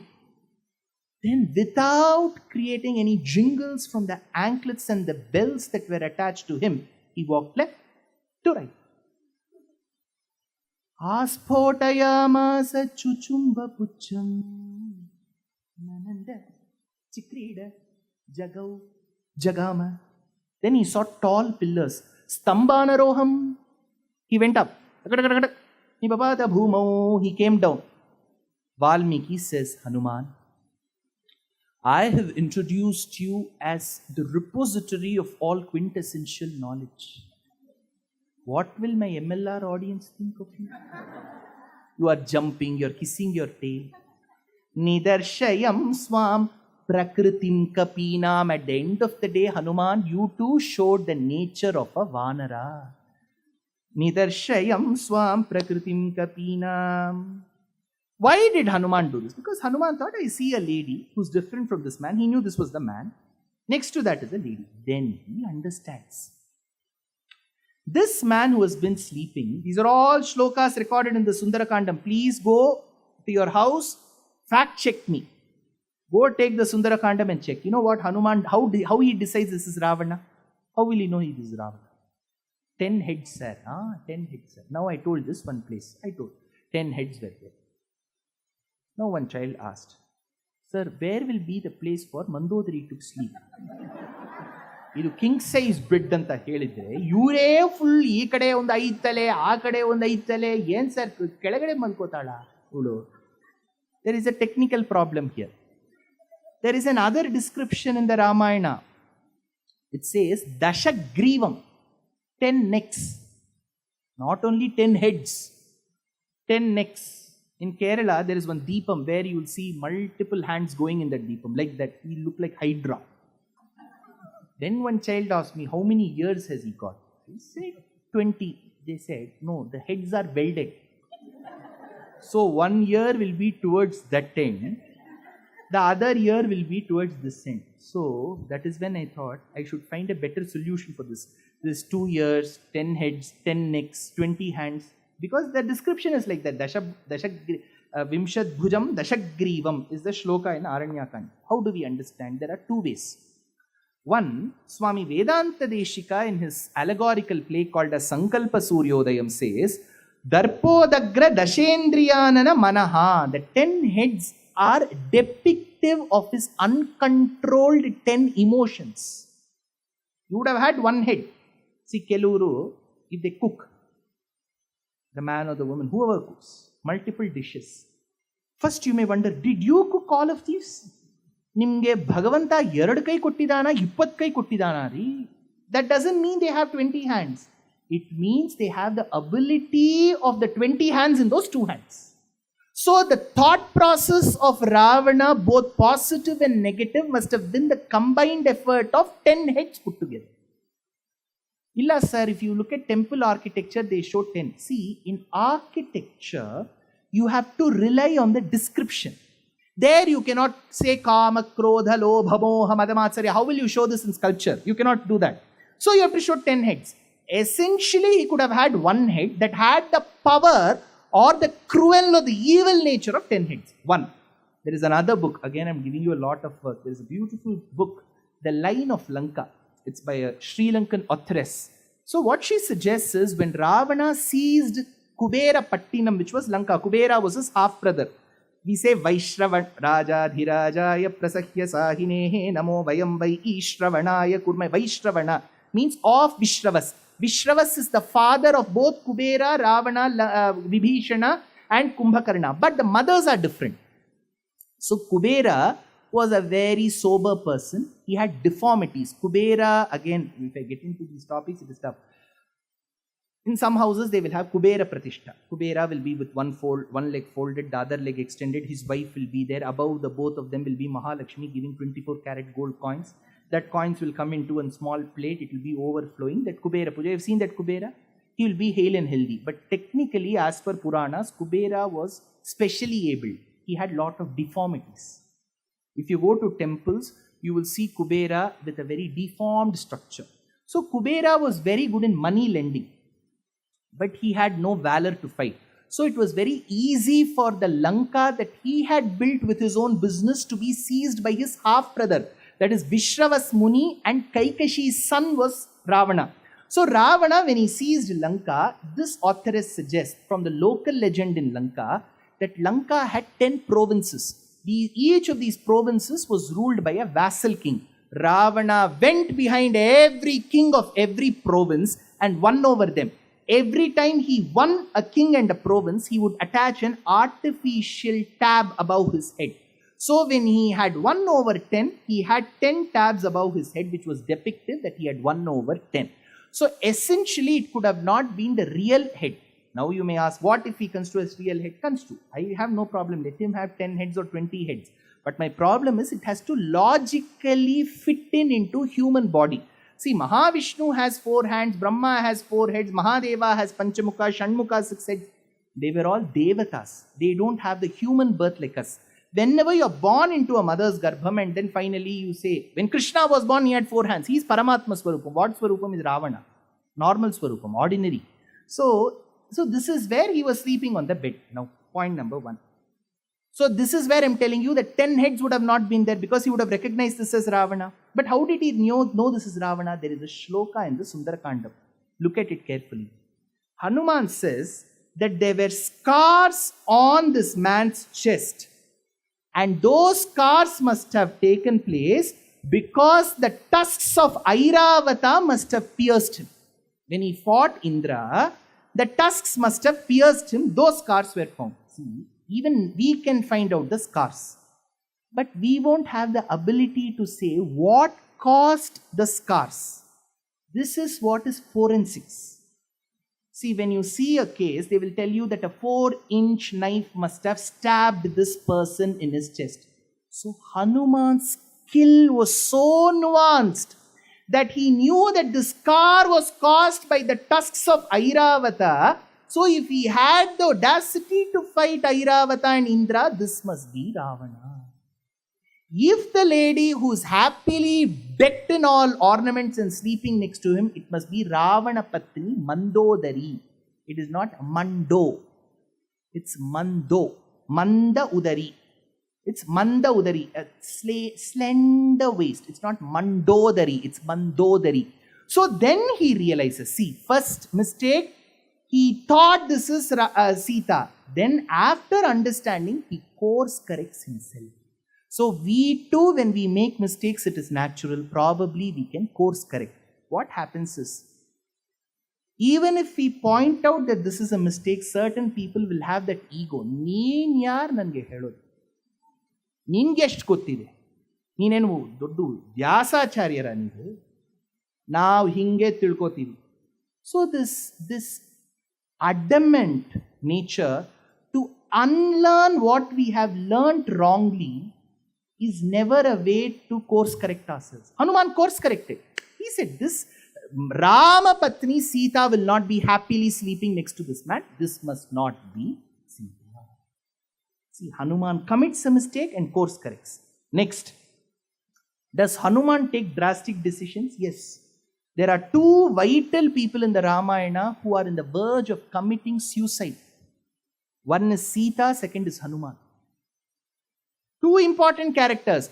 Prior to meeting Hanuman, Sita wants to hang herself from the branch of Simshupa tree. You read Sundarakanda. Sita, sir? Yes. In Sanatana Dharma, is suicide allowed? No. Why? Because the Atma, which is imperishable, belongs to Paramatma, eternal nature. Body, that is perishable, sir, that also belongs to Paramatma. So you have technically no right to coax the Jivatma from the body. That is why euthanasia may not be technically supported in Sanatana Dharma. Though in certain cases, when we see people suffering in a vegetative state, it is very tough. But if you ask from Sanatana Dharma's perspective, one Jivatma has no right to decide when the other Jivatma has to leave. So that is why euthanasia may not be supported. Now here, Hanuman decides to commit. So he searches all over Lanka and then says, I have not been able to find Sita. What if I jump? Informing Rama, I couldn't find Sita. And he jumps into water. What will happen to Rama? Rama will die. Seeing Rama die, Lakshmana will die. Seeing the both die, Sugriva will die. Seeing Sugriva die, the Vanaras will die. Hearing of their death, Kaushalya, Kaikai, Sumitra will die. Seeing them die, Bharata, Shatrughna will die. Looking at them, Ayodhya citizens will die. So my one message that I didn't spot Sita will cause so much collateral damage in the life of so many people. Let me thereby research. Let me research. This is another thing that we need to learn. Why? I'm sure parents know this better. You ask your daughter or son, can you please bring that from my room? Next sentence, Adi siklilla. Have you seen that? Then you'll have to exactly tell them the coordinates by latitude and longitude. You ಒಳಗಡೆ ಹೋಗ್ಬಿಟ್ಟು left ತಗೊಂಡು ಡೋರ್ನ ತೆಗೆದು ಮೂರನೇ ಶೆಲ್ಫಲ್ಲಿ ಅಲ್ಲಿ side ಶೆಲ್ಫಲ್ಲಿ ಒಳಗಡೆ ಇಟ್ಟಿದ್ದೀನಿ. So this immediate answer that I didn't find is very common. Hanuman could have done that. Rama, I just went to Lanka. It was an amazing journey, I tell you. But I can just shrug it off. I can just say, I did try searching for Sita. I couldn't spot her.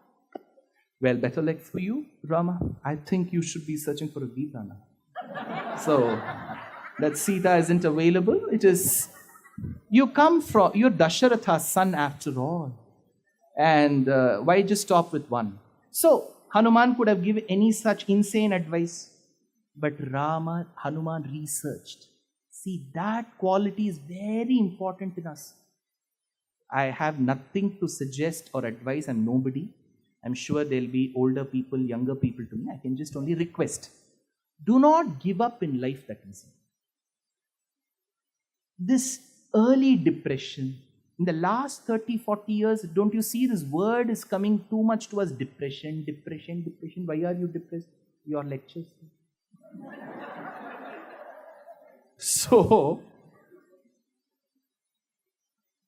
So this see again, there are psychologists, there are psychiatrists, there are therapy specialists, there are counselors. They are doing a good job. But until and unless you take the efforts to motivate yourself, nothing of this can manifest. And trust me, all our acharyas have believed that Sundarakandam is the best solution to depression, because Sita is clueless. She doesn't have an idea who will come and protect her. She doesn't even know if Rama knows that she's here.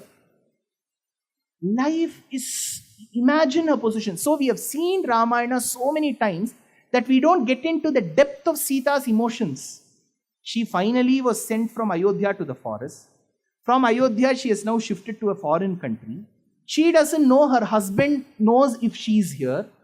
She finally has to talk to a Vanara who speaks in Sanskritam.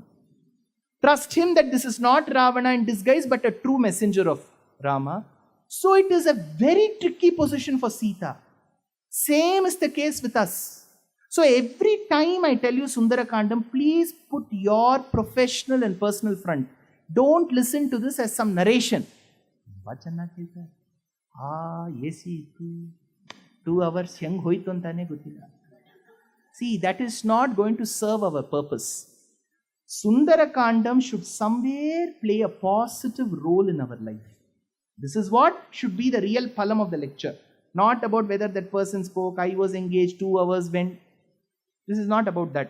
Now, Hanuman motivates himself and then says, I cannot cause. So that is where youngsters, I'm sure, both boys and girls, men and women, any decision, be it in your educational front or your marriage front, before you make a decision, just take one step back and see, by taking this decision, how will my family accept or not accept?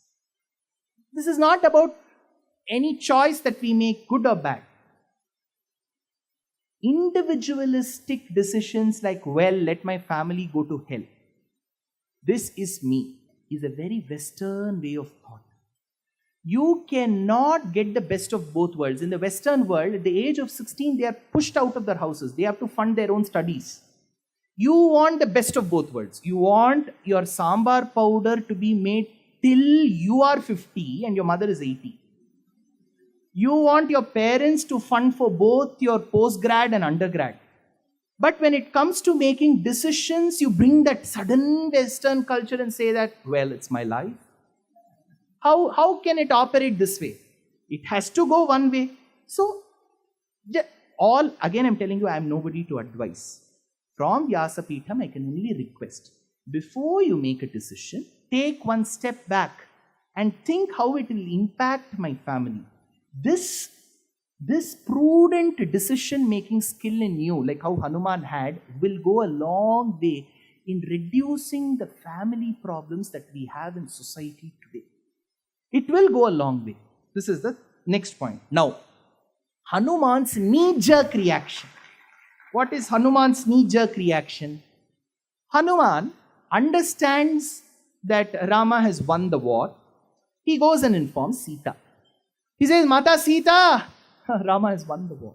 It's a beautiful moment in the last few sargas of Yuddhakandam. Sita says, Hanuman, that day in Sundarakandam, that day in the same Lanka, in the same Ashokavanam, when I was languished in this prison called Ashokavanam under the shade of Simshupa Vriksham and was absolutely clueless how my life will take a turn, it was you who came and told me Rama will come. Today, when I'm equally concerned about the outcome of the Yuddham, it is you who tells me, Hanuman, that Rama has won over Ravana. Hanuman, what relationship do we have? Why do you keep giving me good news?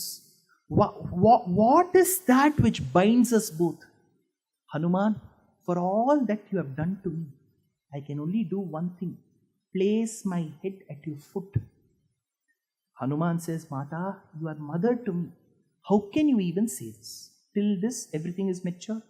Now Sita says, Hanuman, do whatever you want. You know what Hanuman says? Mata, these demonesses, these rakshasis who are under the command of Ravana have been tormenting you. I need to crush them and make a Togayal. You know Togayal? It is a Tamil word. Kannadadalli ಏನು ಹೇಳಿ ಚಟ್ನಿ ಅಂತ ಹೇಳ್ತಾರೆ. See, chutney is different. Chutney will be slightly more liquidy. This has to be tight. ನೀವು ಅನ್ನ ಜೊತೆ ಸೇರಿಸ್ಬೇಕಲ್ವಾ? ಹೆಬ್ಬಾರ್ಸ್ ಕಿಚನಲ್ಲಿ ನೋಡಿ. So ತೊಗಯಲ್ ಅಂತ ಹಾಕಿರ್ತಾರೆ. So he said, I will make a Togayal. Sita said, Hanuman, you are a Navavyakarana Pandita, Rama Bhakta. You've been speaking to me. Why suddenly this? Papanamba, Shubhanamba, Vadharhanam, Plavangama, Karyam Karunamaryena, Nakaschidnaparadhyati. Hanuman, if you decide to punish or reprimand people who have committed errors, mistakes, nobody will be there. Papanamba Shubhanamba Vadharhanam Plavangama Karyam Karunamaryena Nakaschit Naparadhyati. Who has not done an aparadham? Hanuman was baffled. He said, Mata, who has everyone committed apacharams, aparadhams? Yes, Hanuman. Rama has committed, I have committed, you have committed. Mata, what have you committed? Hanuman, when I relinquish the best of comforts in Ayodhya to live with Rama, what a mean desire I had that I wanted that deer. Had I not left Ayodhya, it is different. I left all my comforts. I was walking in this path that was infested with thorns and sharp stones. I didn't seem to be deterred. I never wanted the best of comforts. And look at me. One fine day I asked, give me the deer. That is my mistake, Hanuman. What was Rama's mistake, Mata? He should have advised me. He should have told me, Sita, don't ask for this deer. Even Lakshmana is reminding us that this could be a Rakshasa. Don't ask. But at that moment, fearful of advising, some people are extremely wary of their children these days. Parents are afraid of their children. ನೀವು ಮಗನಿಗೆ ಹೇಳ್ಬಾರ್ದು ಅವನು ಬರ್ತಾನ್ರಿ ಆಫೀಸಿಂದ ಒಂದು 10:30 ಆದಮೇಲೆ ಒಂದು 5 minutes ಸಿಗತ್ತೆ, ಮೆತ್ತಿಗೆ ಅವ್ರ ಹತ್ರ ಹೋಗಿ ಅಭಿವಾದನೆ ಹೇಳಿ ವಿಣ್ಣಪ್ಪ ಮಾಡಿ ಉಭಯ ಕುಶಲೋಪರಿ ಎಲ್ಲ ಹೇಳಿ ಮೆತ್ತಿಗೆ ಹೇಳಬೇಕು. ಅವ್ನು ಕೋಪ ಪಟ್ಕೊಂಡ್ರೆ ಭಯ ಆಗತ್ತೆ ರೀ. ಯಾಕೆ? ಒಂದೇ ಮಗ. See, in those days, I'm sure elderly people will know they will have 7 to 10 children. If one school, they say, okay, one burden less. ನಾನು ಹೊರಟೋಗ್ತೀನಿ ಅಮ್ಮ, ಹೋಗು. Now, this is a family with one child. So the child gets all attention. So, here, he should have advised. That is his mistake. Asking for the deer was mine. Not advising me at the right moment was his. Adu okay ma. Naan yen madidde? What is my mistake? Thousands of disagreements can happen between the husband and the wife. As a third person, you take so much of curiosity to listen. ನಿಮ್ಮ ಮಧ್ಯದಲ್ಲಿ ಏನಾಯ್ತು ಅಂತ ಇದೆಯಲ್ವಾ, ಇದೇ ನೀನ್ ಮಾಡಿರೋ ಅಪರಾಧ. ನ ಕಶ್ಚಿದ್ ನಾಪರಾಧ್ಯತಿ ಪಾಪಾನಾಂ ವಾ ಶುಭಾನಾಂ ವಾ ವಧಾರ್ಹಾಣಾಂ ಪ್ಲವಂಗಮ ಕಾರ್ಯಂ ಕರುಣಮಾರ್ಯೇಣ ನ ಕಶ್ಚಿದ್ ನಾಪರಾಧ್ಯತಿ. Now, what were Hanuman's skills? First, communication skill. We read Ramayana and Mahabharatam, you learn into the characters and their delivery, you'll be a master at it. You don't need a 5-day workshop, 99 only. All this is waste. Bhashana Kaushalam, free. How Hanuman spoke. For any job, just not for a speaker like me. You are a doctor. Imagine you're a medical practitioner. You may be wondering if the academic acumen that you have alone will serve. No. How do you speak to your patient? When you are a good doctor, the patient goes, sees the reports. ಏನಿಲ್ಲ, ಏನು problem ಇಲ್ಲ, ಒಂದು ವಾರದಲ್ಲಿ ಹೋಗುತ್ತೆ, don't worry. The way they say it, half your pain will go. Quite serious. Do you know of your family priest? ಹೇಳ್ಬಿಡಿ, ಇನ್ನೊಂದು ಲೋಟ silver ಎಲ್ಲ ಇಟ್ಬಿಡಿ. Because 11th day you have to give the danam. See, if the doctor themselves threaten, the existing conditions will only get exaggerated, will enhance. I am not telling this. 450 years back, there was a great poet called Neelakantha Dikshita, who was the advisor to a king called Thirumalai Nayaka in Madurai. He wrote one beautiful work called Sabharanjana Shatakam, and how should a person be. There he says, if you have chosen to be an astrologer, a Jyotishi, or a Vaidya, Bishak, doctor, even if it means lying, don't say negative things. He has said, even if you see, you may say Satyam Bruyat, sir, you have to speak the truth. But he says, if you look at somebody's Jatakam, ಹೋಗತ್ತೆ ಅಂತಾನೆ ಗೊತ್ತಿಲ್ಲ. Don't say that. You say, it will be with good, you will find some nice things. Go to Ramayana Pravachanam, Bhagavata Pravachanam, listen to this. You should always turn that into a positive note. That is what communication skills is about. It is not about how you speak, how you deliver what you need to deliver. That is extremely important. If you are in a client-facing role, you are in a bank. Some customer comes and shouts. You should not shout back. You should know how to handle that situation. Simple things. If these are not the learnings from the Ramayana, then what else is? Hanuman speaks. Look at Hanuman's delivery. Every time I mention Hanuman's public speaking skills, I will only fall in love with him. See, Rama and Lakshmana are on a sojourn southwards in search of Sita. They know that Sita must have gone southwards because Jatayu and Shabari, Kabandha, they all say go south. So while they are coming, one fair complexion, the other one dark complexion, very well built. Sugriva peeps from Rishyamukha Parvatam and says, Hanuman, those two gym-bodied whey protein men are coming. You go check who these men are. If you believe that they have been paid and dispatched by my brother to kill me, indicate, mukham sthitva, keep your face towards me. I will run. Now Hanuman has to go. See, Hanuman is a Vanara with a tail, with a bulging face. He is a Vanara. Vanara will go now speak in Sanskritam, Shuddha Sanskritam, 916. How will Rama react? Rama will start running. Now Hanuman has to convince Rama that he is a human. So he applies foundation, eyeshadow, all this, puts one rubber band around his tail, inserts it, goes as a Brahmana before Rama. He goes and stands 2 hours foundation. All you have to put all that, right? Scrub everything you have to put and then face pack. Now he goes and stands before Rama. Sugriva Sachivo Nama Hanuman Nama Vanaraha. I am a Vanara by the name Hanuman. 2 hours of makeup gone. He should have said I am a Brahmana, right? How can he say Vanara? Why didn't Hanuman do that? The commentator says, when you stand in front of Paramatma, you can never utter a lie. That you will be in a position where you are only asked to speak the truth. Now he delivers beautiful shlokas. Desham kathamimam praptau bhavantau varavarninau trasayantau murgaganan anyam chavanacharinaha pampatira ruhan vrikshan vikshamanau samantataha imam nadim shubhajalam shobhayantau tarasvinau. Every shloka of Ramayana is madhuram madhurakshar. He does it in vivachanam. See, I'm not getting into the nuances of Samskrita Vyakaranam. In Samskrita, as a bhasha, you don't have singular plural. You have got singular dual plural. Ondurama, Ibru, more than 2, which means 3 or more than 3. Now they can't be 2.5 Ramas. It has to be, now somebody will ask, Sir, Yeradore irtara, Yeradore Jarasandha tara ardhana.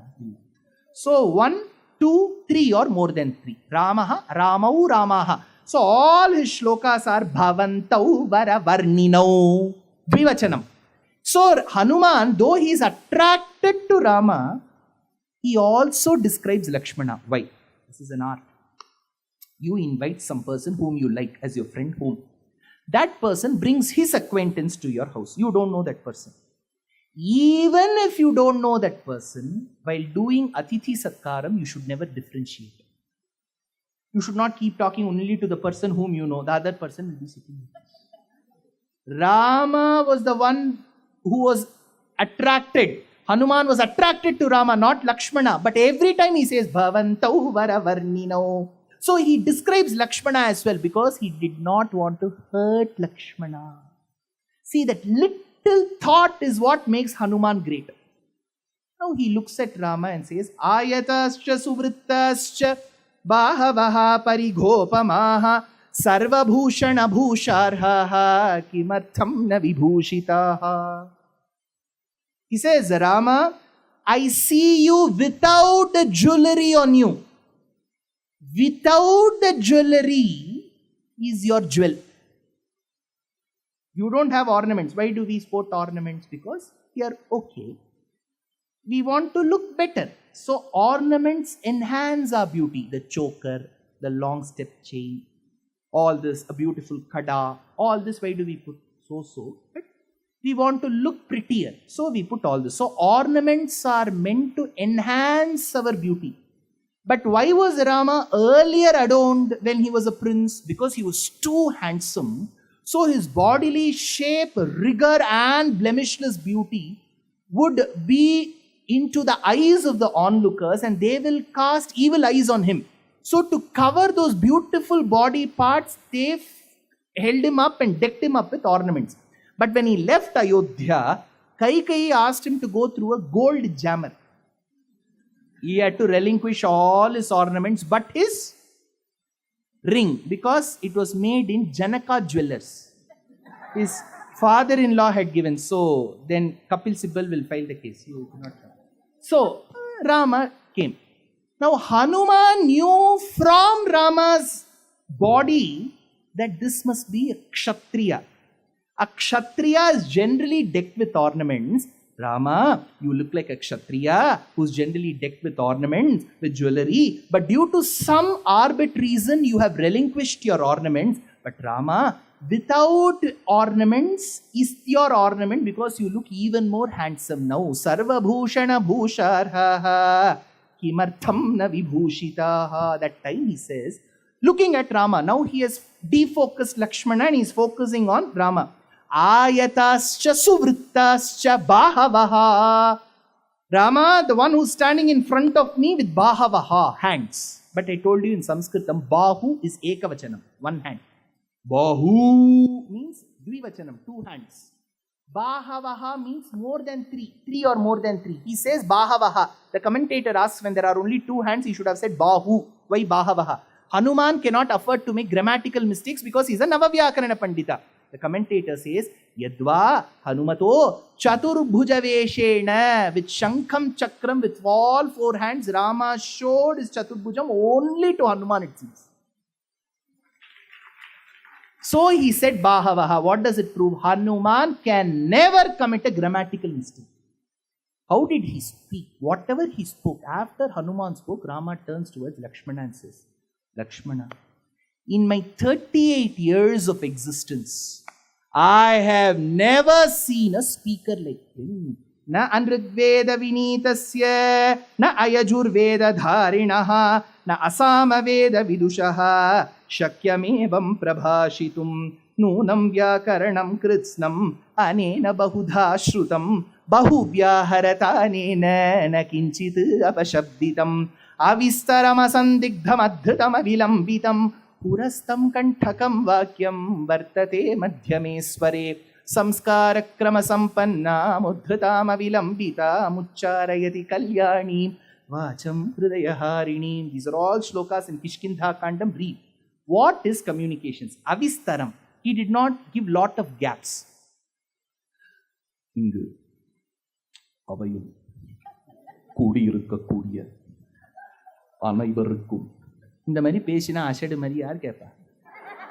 You should not give lot of gaps. Eltam's road மாதிரி பேசப்படாது. Second, you should not talk in words that people cannot decipher. நான் கூறுவது உங்களுக்கு புரியாவிடிலும்.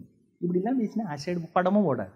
So, ஆயதஸ்ச சுவ்ருத் அவிஸ்தரம் அசந்திக்தம். You should not shout. உங்களிடம் நான் ஒன்று கேட்கிறேன். If you talk like this, you will become a minister in Tamil Nadu. You may not have any content in what you say, but the way you say. You should not be in a baritone. You should not use words which are amangalam, inauspicious words. When you speak, you should always try speaking auspicious. See, everything.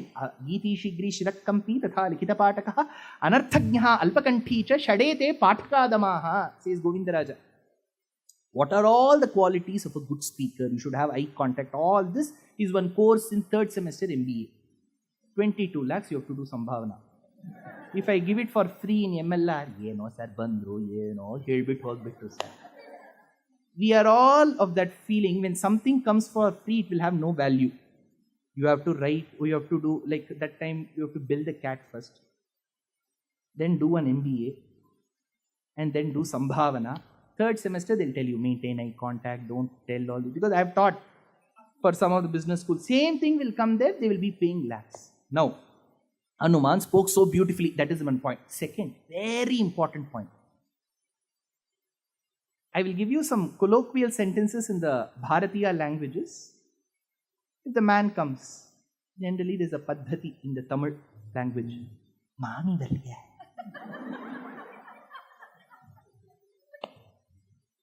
ಕನ್ನಡದಲ್ಲಿ ಹೇಳಿದ್ರೆ ಅವ್ರು ಬಂದಿಲ್ವ ಮನೆ ಆ ಥರ. Hanuman never ever asked, where is your wife? Why? It's a nuanced place. See, Rama comes sporting the deer skin, which reminds people that he's a hermit. Because if you're a hermit, you will wear the antelope skin or the deer skin, Krishnajinam. He would sport the Valkalam. Valkalam is the dress made from the bark of a tree that has the rustic earthen color, so that you get camouflaged in the forest colors. That is Valkalam. Below which you'll have to wear Panchakacham. Now, Kacha anta heltivi alve Kannada bhasheyalli. Tamil Panchakacham anu solrom illaya. So, this cloth, not the ready-made. So, when we sport this Kacha, there are two reasons why we sport the Kacha. One, general meaning is you are a grihastha, you are a married person. To denote to the society that don't approach with new horoscopes, I am already committed, you wear this, Panchakacham. Second, even if you are unmarried, yet you are in a transitional stage. So if people had become Vedic graduates in those days, there used to be a ritual called Samavartanam. Samavartanam is Vedic graduation. Graduation is where you throw the black hat up and then you wait for the candid shot. Degree paranda mari idum parandu poitta.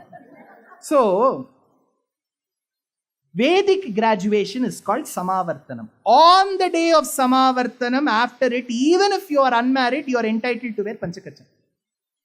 That is why, technically on the day of marriage, the boy who's to get married doesn't wear Panchakacham after the marriage. While he comes to the marriage itself, he comes in Panchakacham because the Vratam is over the previous day.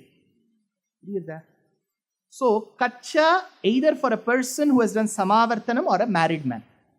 But you could be, so Rama was wearing Panchakacham. So, what is the two options, Samavartanam or marriage? He could have been married. Why? Because only if you have undergone Samavartanam and later marriage, you are allowed to perform activities that pertain to fire. You can either cook or do yagna only if you are a grihastha, not a brahmachari. If a brahmachari comes, you have to give diksha of only cooked rice, not uncooked rice. For a brahmachari and a sannyasi, it is cooked rice, because brahmachari and sannyasi are not allowed for fire activities. A married man has to be given raw rice when he does unchabritti. So you give raw rice. So a married man is entitled to cook. Married men should cook. That is the point. There is no option here. Please make note of this. I pray to all the mothers here. This is Shastra Vidhi. You have to cook. So, now, Ram, if you are allowed to perform Agni Karyam, the first Agni Karyam after Upasana, is it getting boring? No. After Upasana is Agnihotram. Agnihotra is a mandated ritual for all grihasthas. In those days, very many used to perform and they used to have one ring around their ear that indicates they are Agnihotris. Now don't go with the Agnihotri surname today.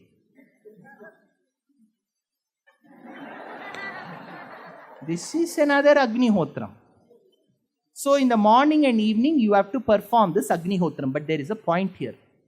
Whoever vows to be an Agnihotri has to preserve that fire in the morning and evening. It cannot get extinguished. That fire has to be preserved. Now what if I go to another place? That time I have to take that fire from that Vedika on a wooden stick and go to another place and construct a Vedika and transfer the fire there. which means that fire cannot get extinguished. It has to be passed on. That fire will be used to cremate this person. You cannot put him into a tray and do. Now, this fire will be used. Now, Rama was a married person, so he had kacha. His wife, because he was a grihastha, he was doing agnihotra because he was carrying a stick with that fire. So Hanuman knew from the kacha he is married, from the fire he is an grihastha. But remember, there is a point here. If you are married and you become a widower, your wife is dead, then you lose the right to perform all fire activities. You cannot perform yagna. That is why after Sita's Bhumi Pravesham, Rama created a golden idol. Yagne yagne cha patnyarthe janaki kanchani bhavatu, says Ramayanam. You need the patni to do Agni Karyam. So if Rama is still carrying fire, it means he is married and he is not a widower. Correct? If he is a widower, he has to leave that fire. He is carrying that fire. But if he is carrying that fire from point A to point B with a melancholy sadness on his face, Hanuman knew that he is married. His wife is living. He is doing Agnihotram. But when his wife is not along and then there is a sadness on his face, his wife must have been kidnapped.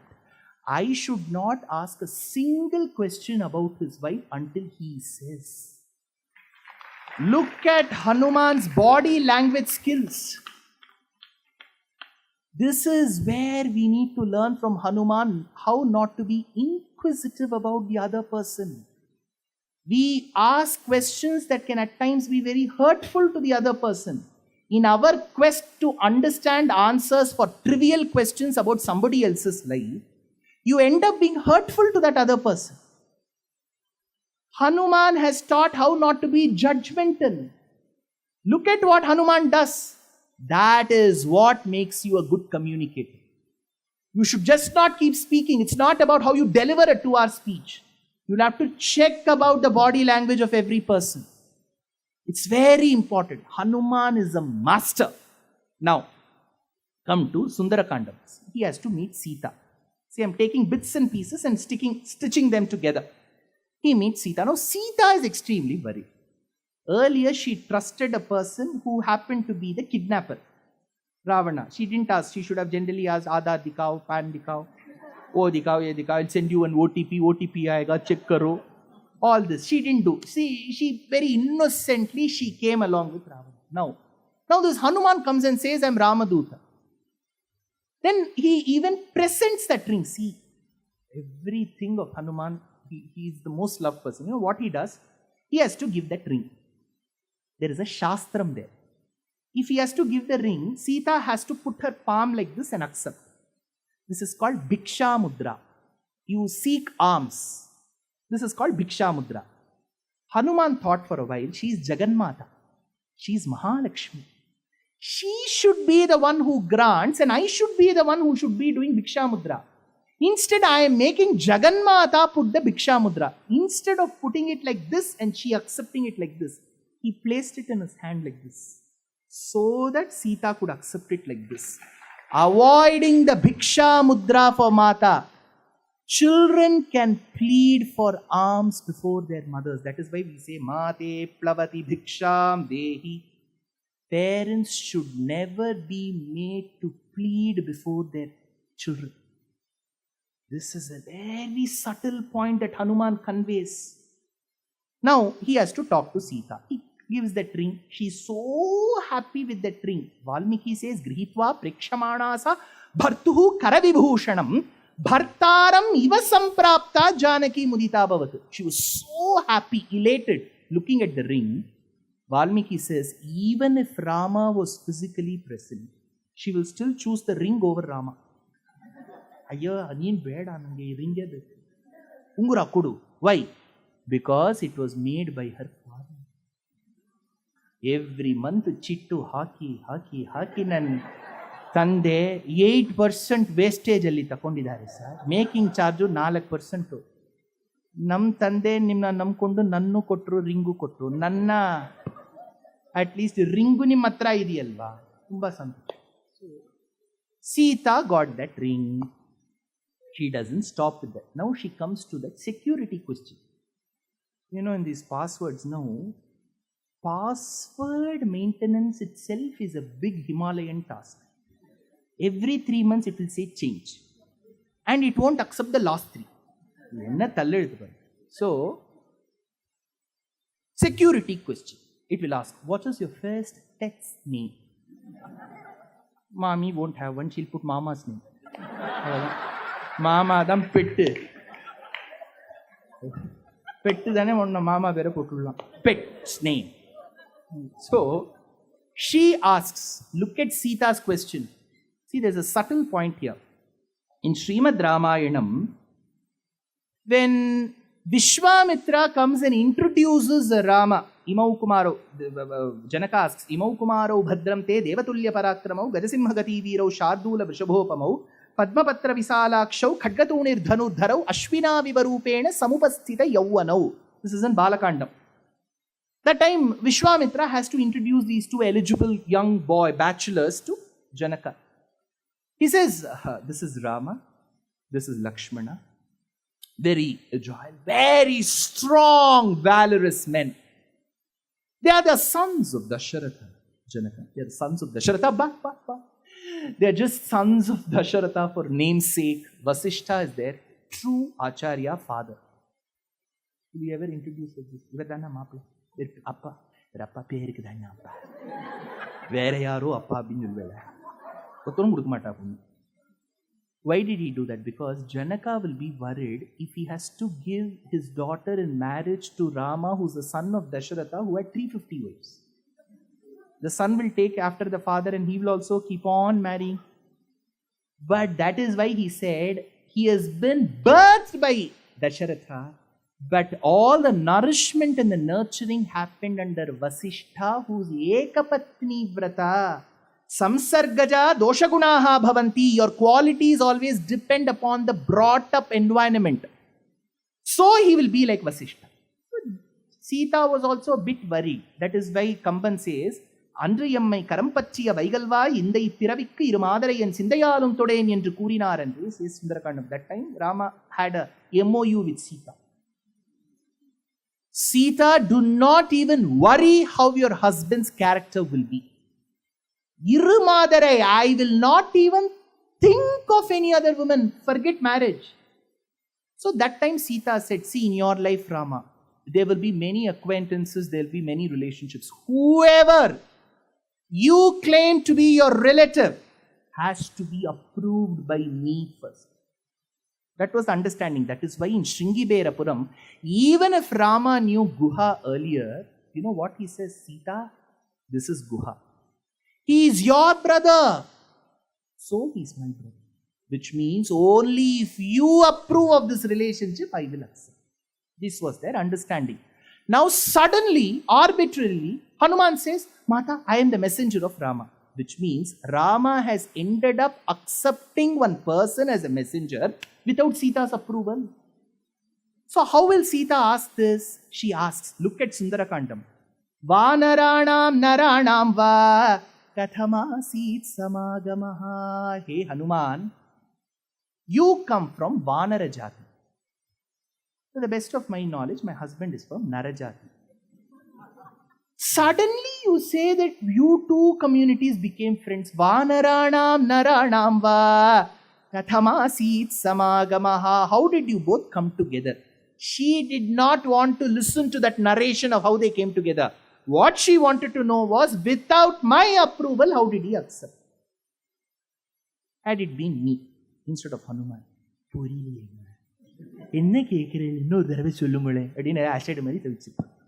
you know what Hanuman did? He read between the lines. That is what a good interpreter does. You go to somebody's house and they say, Hango, sollama vandutele. Abdina enne, I will not give you anything to eat. Helbit barbekagittu. That time what will we say? Nangen beda. Have you heard that? You are reading between the lines. Hanuman read. You know what he did? He could have said, Mata, you're asking how Rama approved of us without your presence? No. He did not want to make Sita feel small. You know what he says? Look at Hanuman's delineation in Sundarakandam. Sundarakandam is the epitome of poetry. You know what Hanuman says? Mata, you know about Vali and Sugriva, they were fighting. Vali had excommunicated Sugriva. Along with Sugriva, there were 4 other Vanaras, me and Jambavanta, who were stationed. We were absolutely directionless, clueless as to where this life is going to lead us to. Mata, when we were clueless, you won't believe, Mata. One lady was abducted and she was crying for help. We peeped and saw it was you. You looked at us, Mata, and you threw the jewelry at us, assuming that we could be of some assistance to you in your retrieval from the clutches of this tyrant king. Mata, you won't believe, you looked at us, you threw that jewelry as prasad. The next day, we had Samagamam with Rama, which means here too, only because of your blessings, Rama accepted us. So Sita got the point, which means Rama has not broken that MOU.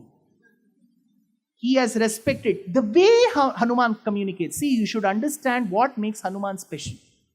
Hanuman says the way you communicate. Next, Hanuman, he has a good journey in Lanka, and then he has to return to Bharatadesham. He has spotted Sita, given the Ratnam, the ring. He has accepted the gem-studded hair clip called Chudamani. He has to return to Bharatadesham to inform Rama that Sita has been spotted. While he is just about to return, there is a thunderous noise that is heard from the ethereal space. So Jambavan talks to the anxious Vanaras and says, Vanaras, Hanuman has spotted Sita. Hanuman hasn't come. Hanuman has not informed. These Vanaras are confused. They ask, Sir, Hanuman hasn't come. How do you know from the voice of Hanuman that Hanuman has seen Sita? Jambavanta says, with my experience, I can gauge from the tone and tenor that he has spotted Sita. See, parents are very adept. When the child goes for an exam and comes home, if you're there, exam chennag madile. They will tell you that the child has not done exam well. How? Body language. Should I keep something for you? No, nothing needed. I'm not hungry. You know, parents gauge right from the tone and tenor. You're walking out of this premises after the lecture. Somebody who has missed coming for the lecture sees you.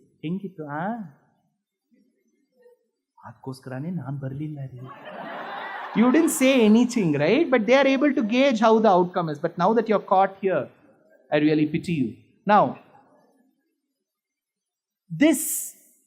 look at the way the tone and tenor determines the outcome of an event.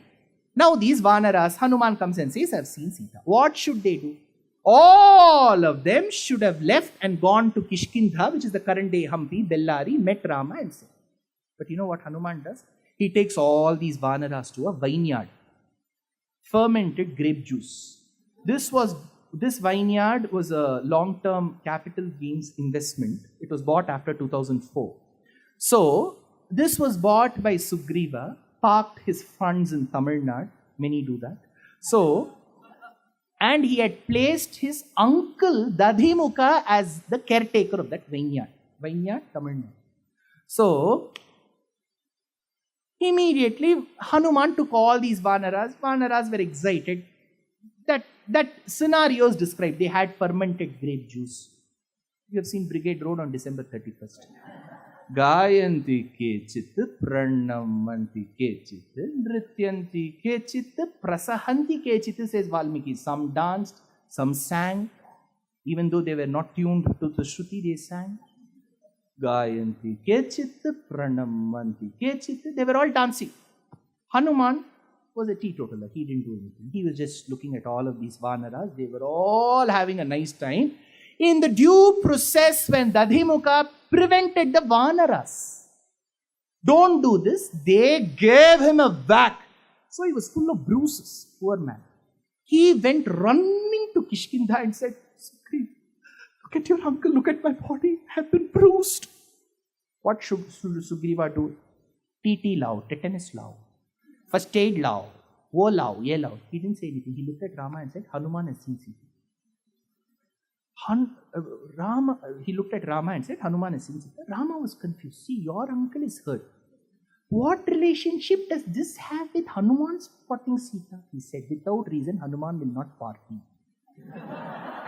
Kuch to reason hona chahiye. So he has spotted Sita. Now all these Vanaras come. Why? There's a reason there. The commentator says, the Vanaras were so super excited that Hanuman has seen Sita, they assumed that they have seen. Now if they would come with the same level of excitement to Rama, they may end up patting on his back and thereby damaging his back. 70,000 pats. Hanuman wanted to bring their excitement down, so the speed breaker was Madhuvanam. He came inside the very arena where Sugriva was seated, and so was Rama, and so was Lakshmana who was standing. Rama has been waiting to listen to what Hanuman has to say. Hanuman enters. Drishta Sita. Kanden Sita. Saw Sita. Two magical words. For the efforts that he had taken, for the ordeal that he had faced, he should have said, you know what? We just went to Tirukurunguri, the Mahendragiri Parvatam, and I was absolutely baffled how to go. And there came the voice of a bird called Sampati, who said there must be a lady languishing in the shade of Simshupa tree a few yojanas away. And guess what, Rama? I just flew from there and I was caught by Simhika, Surasa and Mainaka, and I was caught by the immigration officer called Lankini, who refused to let me in. And I had to give her a whack and then quietly enter. And you know what? I mistook her Mandodari for all this. He didn't say. Why? Convey what is relevant. You can tell all this later. During the Setu construction, they all walked to Lanka, right? Tumba time irate. Ille Ramanan Mainaka nodide. I'll nodu. All that nodu, gidu and all he can do later. But here he has to convey Kanden Sitayai. That is what Rama wanted. He did not want to understand what was Hanuman's way of issue resolving. That was not his point. Now in that, look at the communication. He said, Kanden Sitayai. See, he could have said, Sitayai Kanden. Sita was seen. Sita was spotted. He said, saw Sita. Drishta Sita. Why? See, this is a grammatical point. There are two forms of sentences. It's called Ayoga Vyavachedam and Anyayoga Vyavachedam in Sanskritam.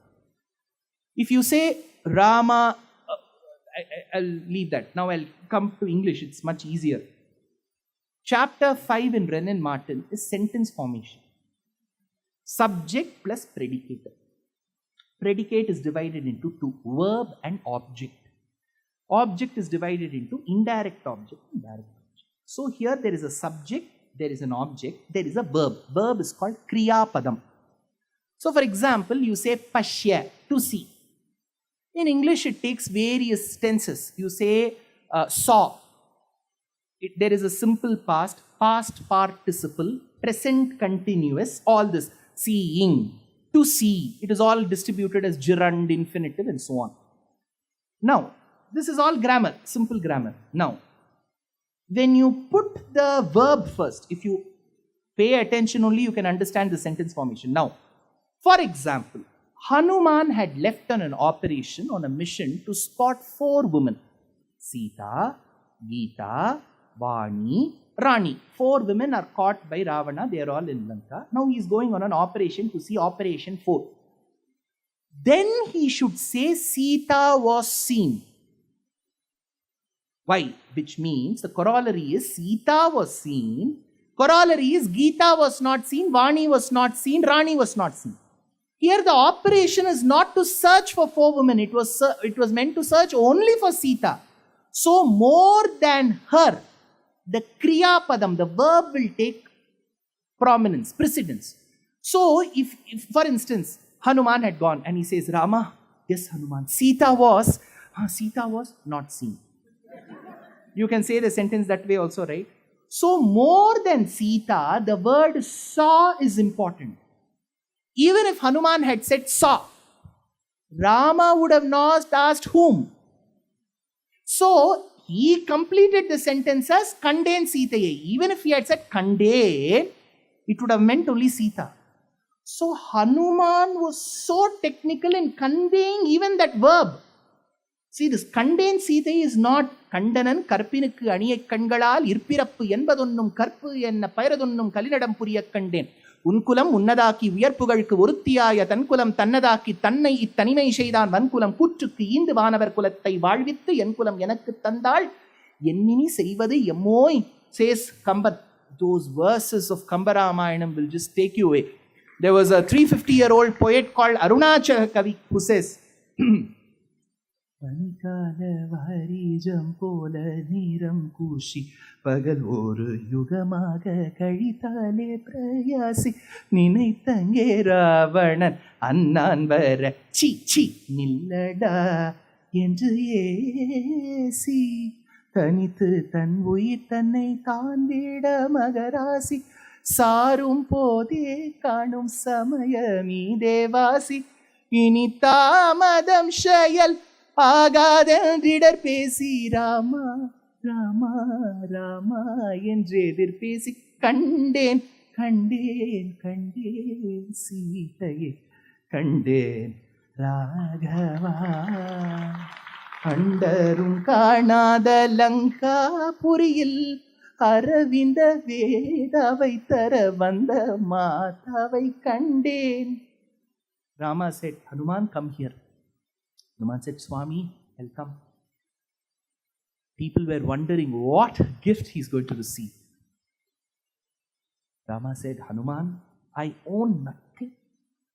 Even if I were to own Ayodhya or the three worlds, giving it away to you will never equal the Kainkaryam you have done, Hanuman. What can equal what you have done? Come here. Hanuman came with that Vinayam. Bashpavari Paripurna Lochanam. Rama said, I can do only one thing to you. Apara Paravara Parikha Parivrita Parapura Parasrita Davadahana Javana Pavana Bhava Kapivara Parishvanga Bhavita Sarvasvadana. I can only give you a heartfelt embrace. What more can I give for you? See, nobody else in Ramayana comes to this level of Hanuman. There's one beautiful place in the Yuddhakanda. 3 times when Nagastra Prayogam is done, they all swoon. Vibhishana doesn't because he knows the antidote.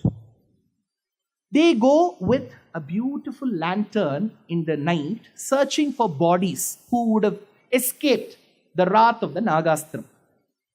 So along with Vibhishana, Sushena comes. Along with Vibhishana, Sushena comes. Now Vibhishana goes. He spots Jambavanta. Jambavanta is gaining some consciousness. That time, he asks, Jambavanta, are you fine? Jambavanta says, yes, I'm gaining consciousness.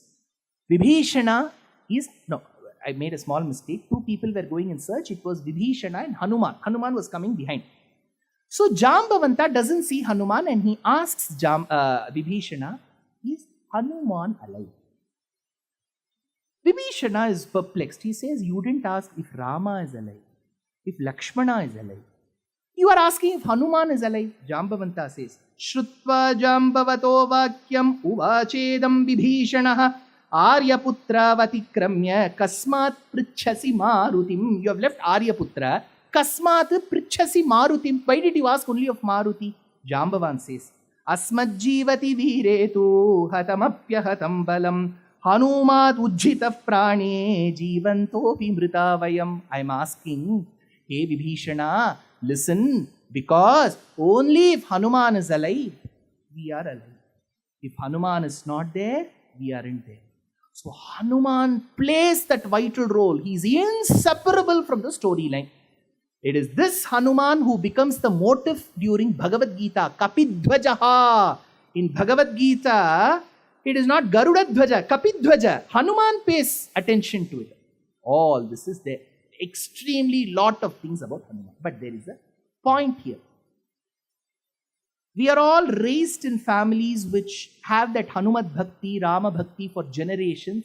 So this questioning itself within the Ramayana becomes a bit alien to us. We have imbibed Hanuman in us. But trust me, we now have children who go to various schools. They have a cosmopolitan education. They go to workspaces. There are lots of questions. First thing, how can a Vanara speak? Second, we don't even say they spoke in some broken language. We say Navavyakarana Pandita. That is, Hanuman spoke in Shuddha Sanskritam. How is this possible? They have everything. They do, Vali does Sandhya Vandanam. Vali does Sandhya Vandanam. Hanuman speaks in Sanskritam. How do we manage? There are various ways. One, we can say in Treta Yuga, this was different. We can say, don't ask questions. Your eyes, Bhagavan will come and pray.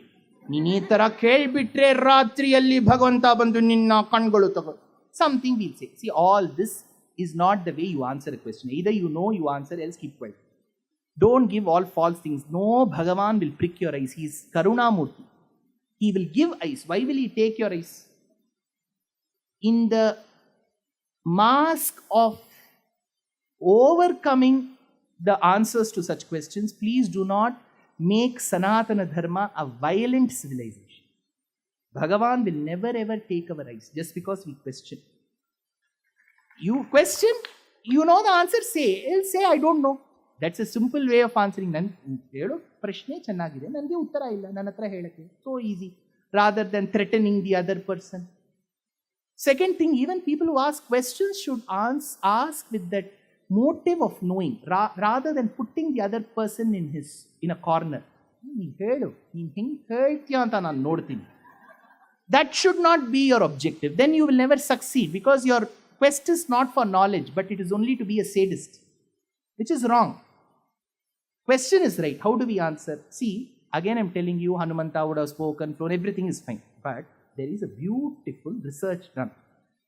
This belongs to an inscription. If you pay attention, you will know. This is an inscription, a stone inscription found in Karnataka in Dharwad district.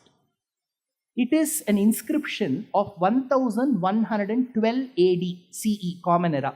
Roughly about 900 years back is this inscription, found in Dharwad district in a village called Chavadi. So this inscription is found. Pay attention what this inscription is. This inscription is about a king during whose reign, that king's name was Vikramaditya the 6th. So it belongs to roughly that Chalukya period, because it talks about an earlier chieftain. This person is called Dadiga. The inscription talks about a feudatory lord called Dadiga, who is the son of Gunda. Yes. See, in Karnataka, it is very often you come across names like Gunda, Gundappa, and so on. Now, it talks about this king and then says, look at the inscription, it says, this person ruled over Kisukal and he belonged to the Vali race. Vali paramparayalli bandiro arasa raja ivanu anta obba inscription ಪಾಷಾಣದಲ್ಲಿ ಇದೆ. Now, if this person who claims himself as a human comes in the race of Vali, there that Vali is not any other Vali. They say clearly the one who was there during Ramayana in Kisuka, which is Kishkinda.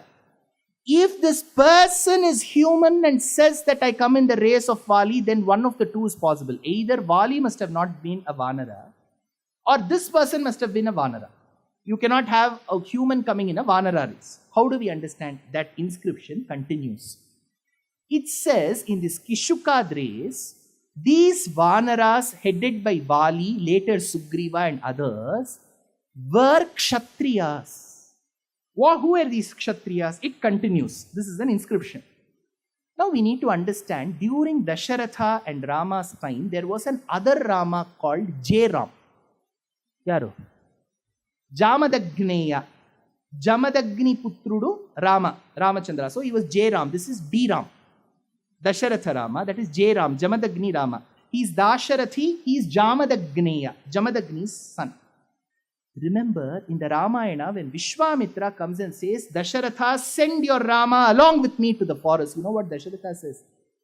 Unashodasha varsho me Ramaha Rajivalochanaha. I will not send my son Rama to the forest. The commentator asks, why should he say my son? Because Dasharatha said, Vishwamitra, you have mistaken my son for Parashurama. You have thought of J Ram and you're asking for D Ram. He goes for fight, not my son.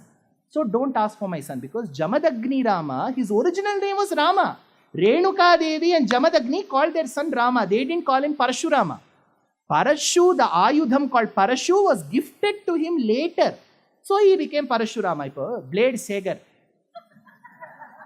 Soda bottle Kabalina. Porkubodeva soda bottle oda porandhirpar. Apprandane soda bottle vandirukkum. Cutting Ravi. Appadina appranda cutting vandirukku.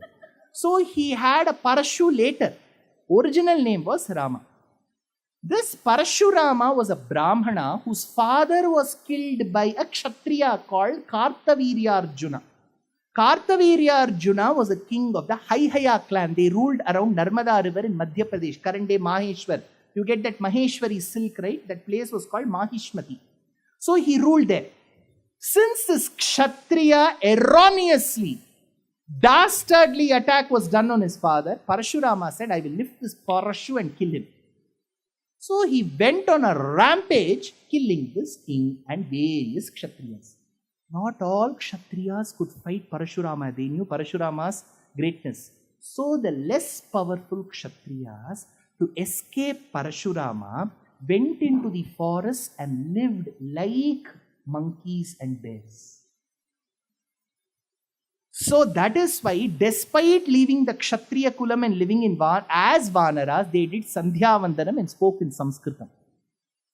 So this inscription suggests that all these Vanaras who lived, imbibed the characteristics of Vanaras, yet were humans. That is why, instead of using the word Kapi, a name which is very suggestive of their proximity to humans is said Vanara. There is something hidden. Now, see, in Rama Vamsha, you have Lavakusha. Kusha's 32nd generation, this king is called Brihad Bala. Rama's son Kusha. Kusha's 32nd generation is Brihad Bala. Brihad Bala fights in Mahabharata Yuddham and is killed by Abhimanyu on that day. It is mentioned in Mahabharata. So we have a complete lineage of whose son is who in Surya Vamsham. Same in Chandra Vamsham. But coming to this Vanara Jati, you find prominently Vali, Sugriva, and all of Hanuman, everybody, all these Vanaras, Vinda, Mainda, all of them in Ramayana. Barring Hanuman. Where is that Vamsha in Mahabharata? Why? Because the inscription suggests by then the fear arising from Parashurama had gone. So they all returned to their original state. That is why they had all these characteristics. Why I am telling you is this question will come. Hanuman was a Vanara. How did he speak in Sanskritam? That too with no mistakes. How did Vali do Sandhya Vandanam? Because essentially they could have been Kshatriyas disguised as Vanaras. So this inscription suggests. Now, Hanumanta has been known to do so many great things.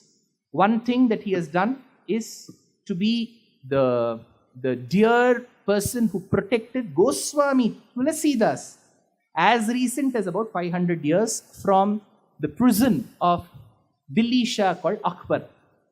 That is when, to retrieve and release himself from the clutches of Akbar, it is said Tulasidas composed a beautiful poem with chaupais and dohas, which is called Hanuman Chalisa. A very famed, a very revered, a very close hymn to the hearts of very many people across Bharatadesham and outside as well. So we can all recite together.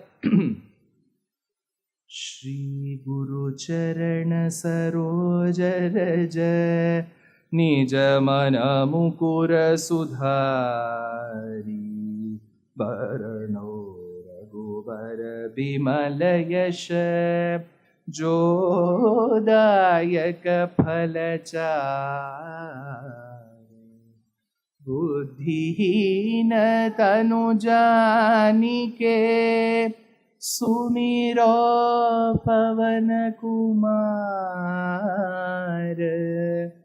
बल बुद्धि विद्या देहु मोहि हरहु कलेस विकार जय हनुमान ज्ञान गुण सागर, जय कपीसति हूँ लोक उजागर।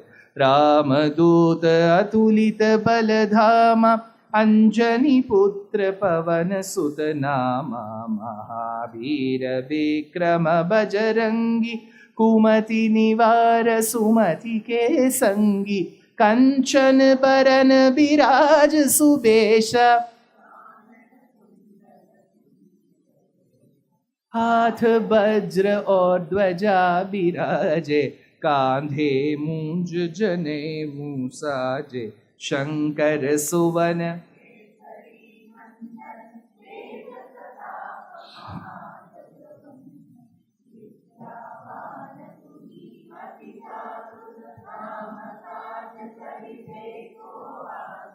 प्रभु चरित्र सुनिबे को रसिया। राम लखन सीता मन बसिया, राम लक्ष्मण जानकी जय बोलो।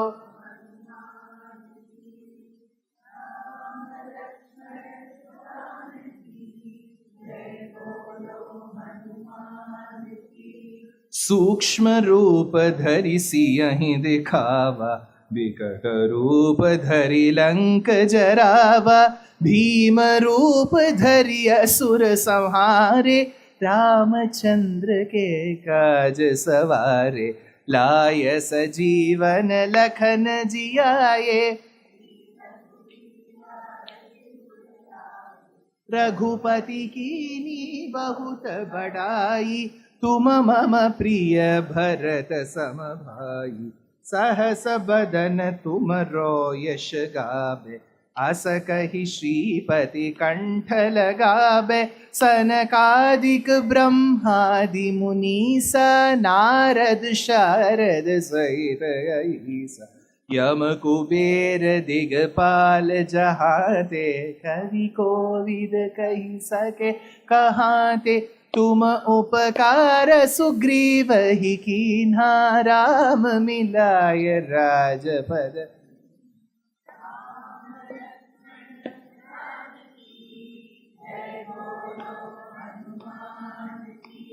राम लक्ष्मण जानकी जय बोलो हनुमान की। तुम्हरो मंत्र विभीषण माना, लंकेश्वर भय सब जग जाना।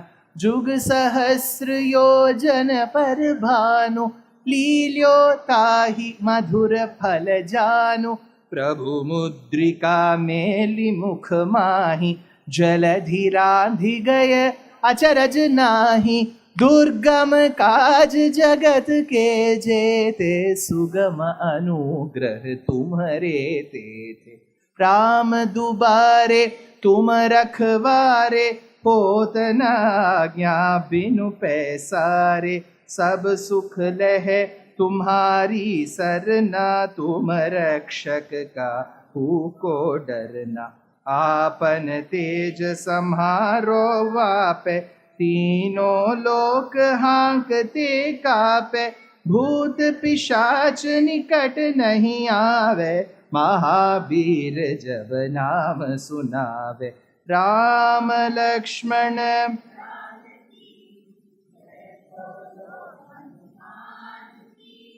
राम लक्ष्मण जानकी,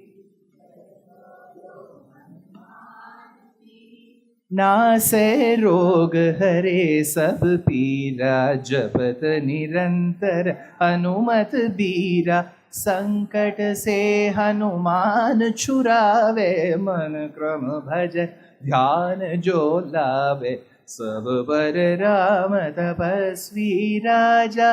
तिनके काज सकल तुम साजा, और मनोरथ जो कोई लावे। सोई अमित जीवन फल पावे, चारों युग प्रताप तुम्हारा। है प्रसिद्ध जगत उजियारा, साधु संत के तुम रखवारे। असुर निकंदन राम दुलारे, अष्ट सिद्धि नवनिधि के दाता। असबर दीन जानकी माता सदा रहो रघुपति के दासा अष्ट सिद्धि नवनिधि के दाता असबर दीन जानकी माता राम रसायन तुम्हारे पासा सदा रहो रघुपति के दासा राम लक्ष्मण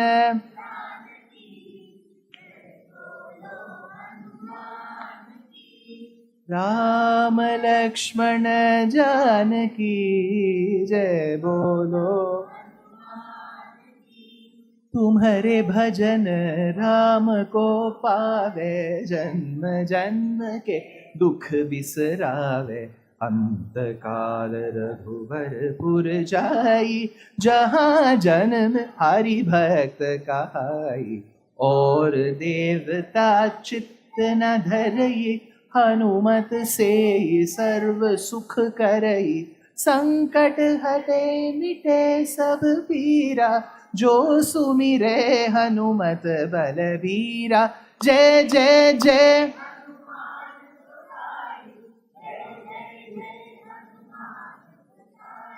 कृपा करहु गुरुदेव की नाई जो शत बार पाठ कर कोई छूट ही बंदी महासुख होई जो यह पढ़े हनुमान चालीसा होय सिद्धि साखी गौरी सा तुलसीदास सदा हरि चेरा कीजय नाथ हृदय महडेरा कीजय नाथ हृदय महडेरा राम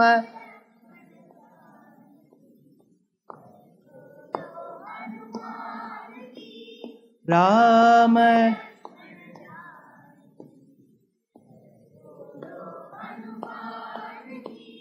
जय बोलो हनुमान की जय बोलो पवन तनय संकट हरन मंगल मूर्ति रूप राम लखन सीता सहित हृदय बसहु सूरभूप Janaki Kant स्मरणम. See, I have spoken for 2 hours and 40 minutes. You have not spoken. More energy. நீங்க பேசினா மாதிரி டயர்டான எப்படி? जानकी कांत स्मरणम गोपिका जीवन स्मरणम. रामानुज दयापात्रम ज्ञान वैराग्य भूषणम श्रीमद्वेंकटनाथार्यं वंदे वेदांतदेशिकं लक्ष्मीनाथ समारंभां नाथया मुनमध्यमाम् अस्मदाचार्यपर्यन्तां वंदे गुरुपरंपरां यो नित्यमच्युतपदाम्बुज युग्मरुक्म व्यामोहतस्तदितराणि तृणाय मेने अस्मद्गुरोर्भगवतोस्य दयैकसिन्धोः रामानुजस्य चरणौ शरणं प्रपद्ये. माता पिता युवतयस्तनया विभूतिः सर्वं यदेव नियमेन मदन्वयानाम् आद्यस्य नः कुलपतेर्वकुलाभिरामं श्रीमत्तदङ्घ्रियुगलं प्रणमामि मूर्धना. भूतं सरश्च महदाह्वय भट्टनाथ श्रीभक्तिसार कुलशेखर योगिवाहान् भक्ताङ्घ्रिरेणु परकाल यतीन्द्रमिश्रान् श्रीमत्पराङ्कुशमुनिं प्रणतोऽस्मि नित्यम्.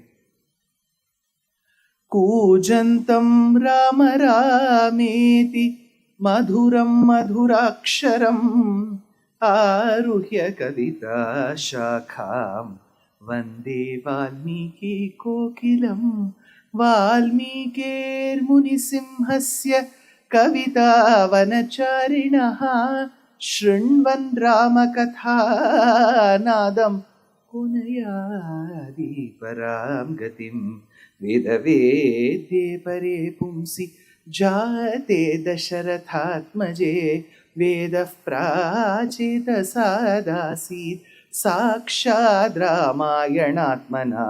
अंजनानन्दनं वीरं जानकी शोकनाशनं कपीशमक्षहन्तारं वन्दे लङ्का भयङ्करं मनोजवं मारुततुल्यवेगं जितेन्द्रियं बुद्धिमतां वरिष्ठं वातात्मजं वानरयूतमुख्यं श्रीरामदूतं शिरसा नमामि आञ्जनेयमदिपाटलाननं काञ्चनाद्रिकमनीयविग्रहं पारिजाततरुमूलवासिनं भावयामि पवमाननन्दनं यत्र यत्र रघुनाथकीर्तनं तत्र तत्र कृतमस्तकाञ्जलिं बाष्पवारि परिपूर्णलोचनं मारुतिं नमत राक्षसान्तकम्.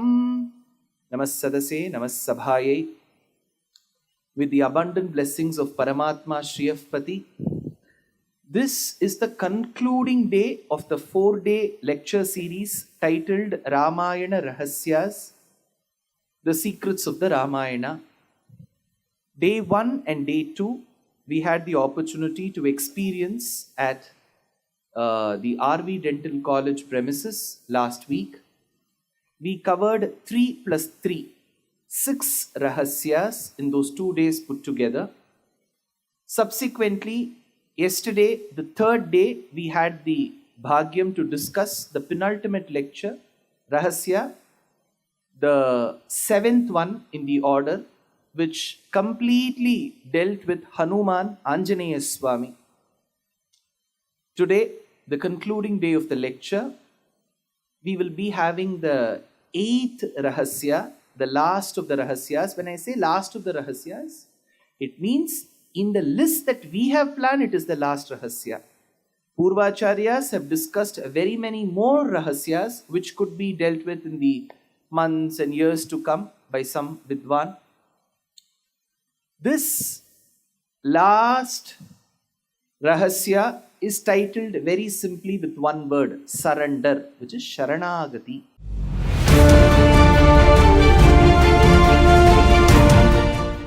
In Bharata Desham, we have had the paddhati of bathing in holy rivers. So we have a prachina shloka, which I'm sure most of you will be well aware of. Gangescha Yamune Chaiva Godavari Saraswati Narmade Sindhu Kaveri Jalesmin Sannidhim Kuru. We discuss of the nadis that flow from Uttara Bharatam to Dakshina Bharatam. All of these are called nadis. But technically, in Samskrita Bhasha, anything that flows eastward is called nadi.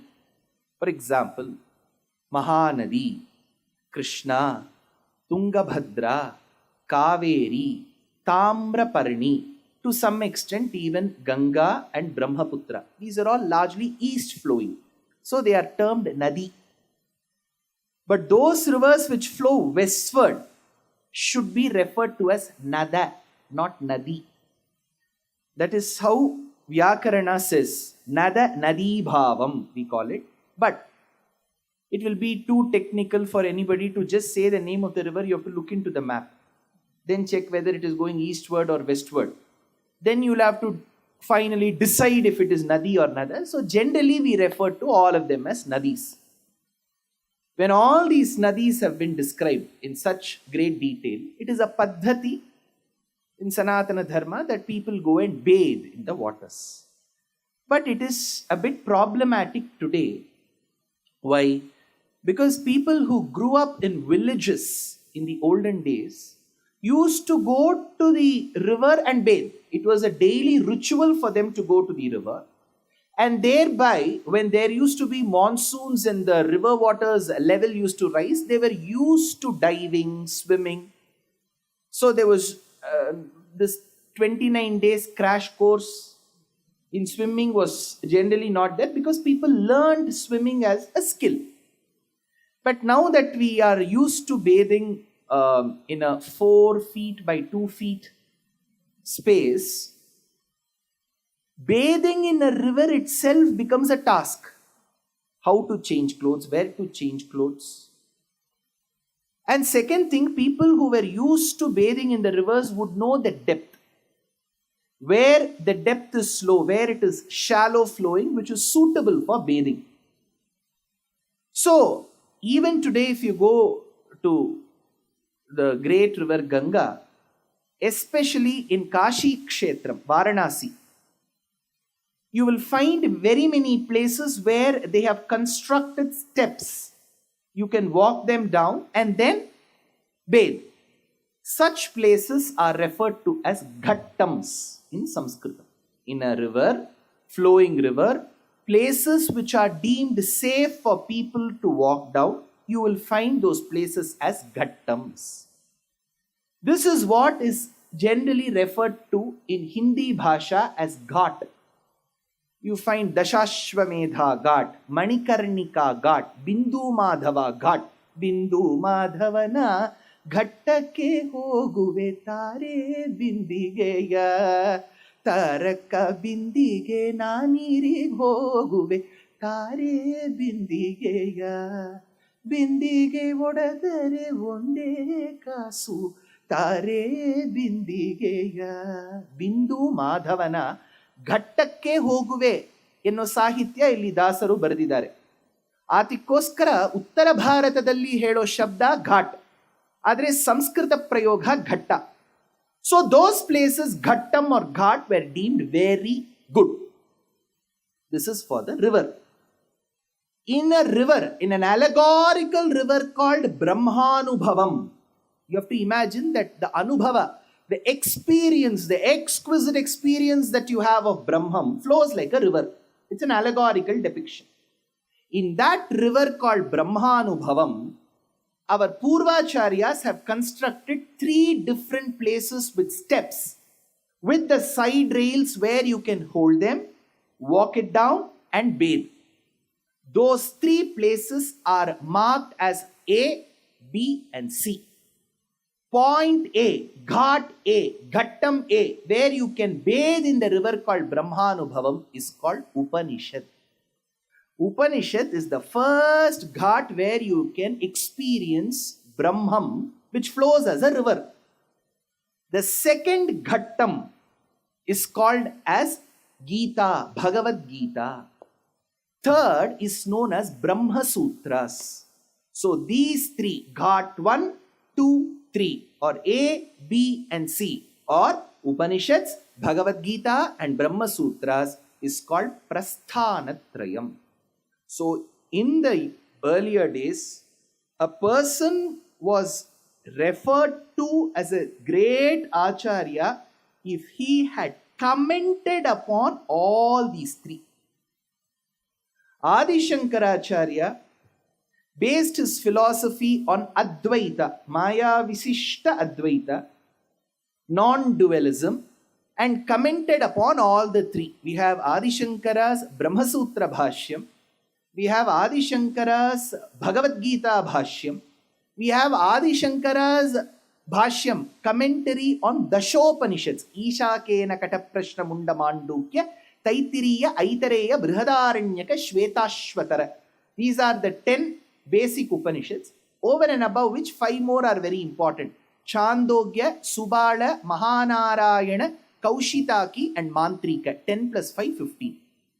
So Adi Shankara has commented.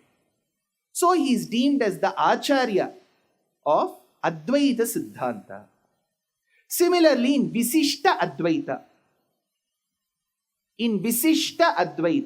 we have Jagadacharya Bhagavad Ramanuja, who has commented upon the Brahma Sutras. It is called Sri Bhashyam, followed by his commentary on the Bhagavad Gita, which is Bhagavad Ramanuja's Gita Bhashyam. Third comes the very important Upanishads, to which he has composed a work called Vedartha Sangraham. So, in his 9 works, these 3 primarily focus, and that qualifies him to be an Acharya of the Visishtadvaita school. Similarly, if you take Tattvavada, which is Dvaita Siddhanta, we have Ananda Tirtha, Purna Prajna Srimadacharya, Madhvacharya, who has commented. So they are generally called Trimatasthas. You know, the beauty is all the 3 who wrote strictly in Sanskritam, all the 3 great Acharyas of Advaita, Visishtadvaita, Dvaita Siddhanta come from the southern states. Kerala, Tamil Nadu, Karnataka. In the last 6 months, the amount of media attention on some of the half-baked statements when people talk about languages. Right? One will say Tamil only should be spoken. But the irony is he will not be able to stress on the Ra of Tamil. Second is another person who will lead and give confusing statements that all languages have come from Tamil. He's another Brihaspati. The third will slap a person if he doesn't speak in Marathi. Where are we leading ourselves to? Agreed that Matrabhasha is to be given utmost respect. There is no denial about it. But that doesn't mean you either demean another language or you stop people from learning the other language. You cannot coax someone to learn a language. Agreed. But there are better ways to, speak to people about languages. You sing two Devarnamas in Kannada. A person who doesn't know Kannada also will be attracted to this language and will start learning. There is a nicer way of telling things. There is a dharmic way of dealing with things. That said, these three acharyas have dealt with this. So first is Upanishads, second is Bhagavad Gita, third is Brahma Sutras. Sir, generally you take us into the story very early. What is today? Today is too philosophical. See, I see a jam-packed auditorium, right? I know even if it is boring for a few minutes, they will find it tough to go out. So this is the right time to spell out philosophy. I know. One. Second, Upanishads talk about 32 ways. See, this is very important for us to understand the fundamentals. It talks about 32 prescribed ways to understand Brahman's qualities. Those have been beautifully categorized as Brahma Vidyas, which are 32 in number. 32 is a unique two-digit number which suffices two conditions. X power x plus y power y plus z power z, which is 1 power 1 plus 2 power 2 plus 3 power 3 is 32. Correct?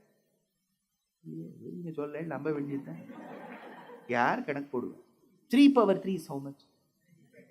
27 plus 2 power 2. What does it make it? 31 plus 1 power 1. 32. The other way to get 32 is x power y plus y power x. 2 power 4 plus 4 power 2 is also 32. Correct? 2 power 4 is how much? 4 power 2?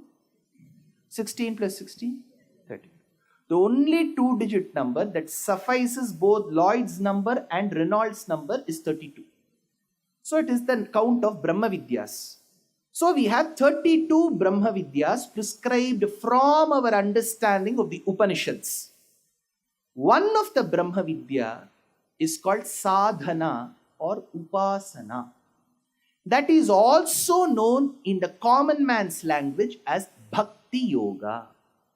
So out of these 32 Brahma Vidyas, it is this Brahma Vidya called Bhakti Yoga which is taken in detail by Krishna in Bhagavad Gita. We have come from step Ghat 1 to Ghat 2. Arjuna's question was very simple. Should I fight them or not? That's all. Krishna should have said fight or don't fight, go home. This was the opportunity for him to use the mic. Here, I am very thankful to the organizers. I'll tell you why, honestly. In many places, with good heart, people will take the mic and introduce me. First, they will say, I did computer engineering. I didn't do. So, most of the information about me will be either exaggerated or wrong. And they will never lay the mic for another 10 minutes. So, my request has always been, don't give any introduction. We are there to speak about the Ramayana. We'll continue speaking about the Ramayana. So in the 32 Brahma Vidyas, we see Bhakti Yoga. Bhakti Yoga has been spoken in detail by Krishna in Bhagavad Gita. He has distributed the shlokas in 18 chapters. The first chapter, chapter 1 to chapter 6, deals with Karma Yoga and Jnana Yoga. Chapter 1 to chapter 6 is Karma Yoga and Jnana Yoga. Chapter 7 to chapter 12 is Bhakti Yoga. So Krishna calls Bhakti Yoga as the vehicle that carries the Jivatma to Paramatma.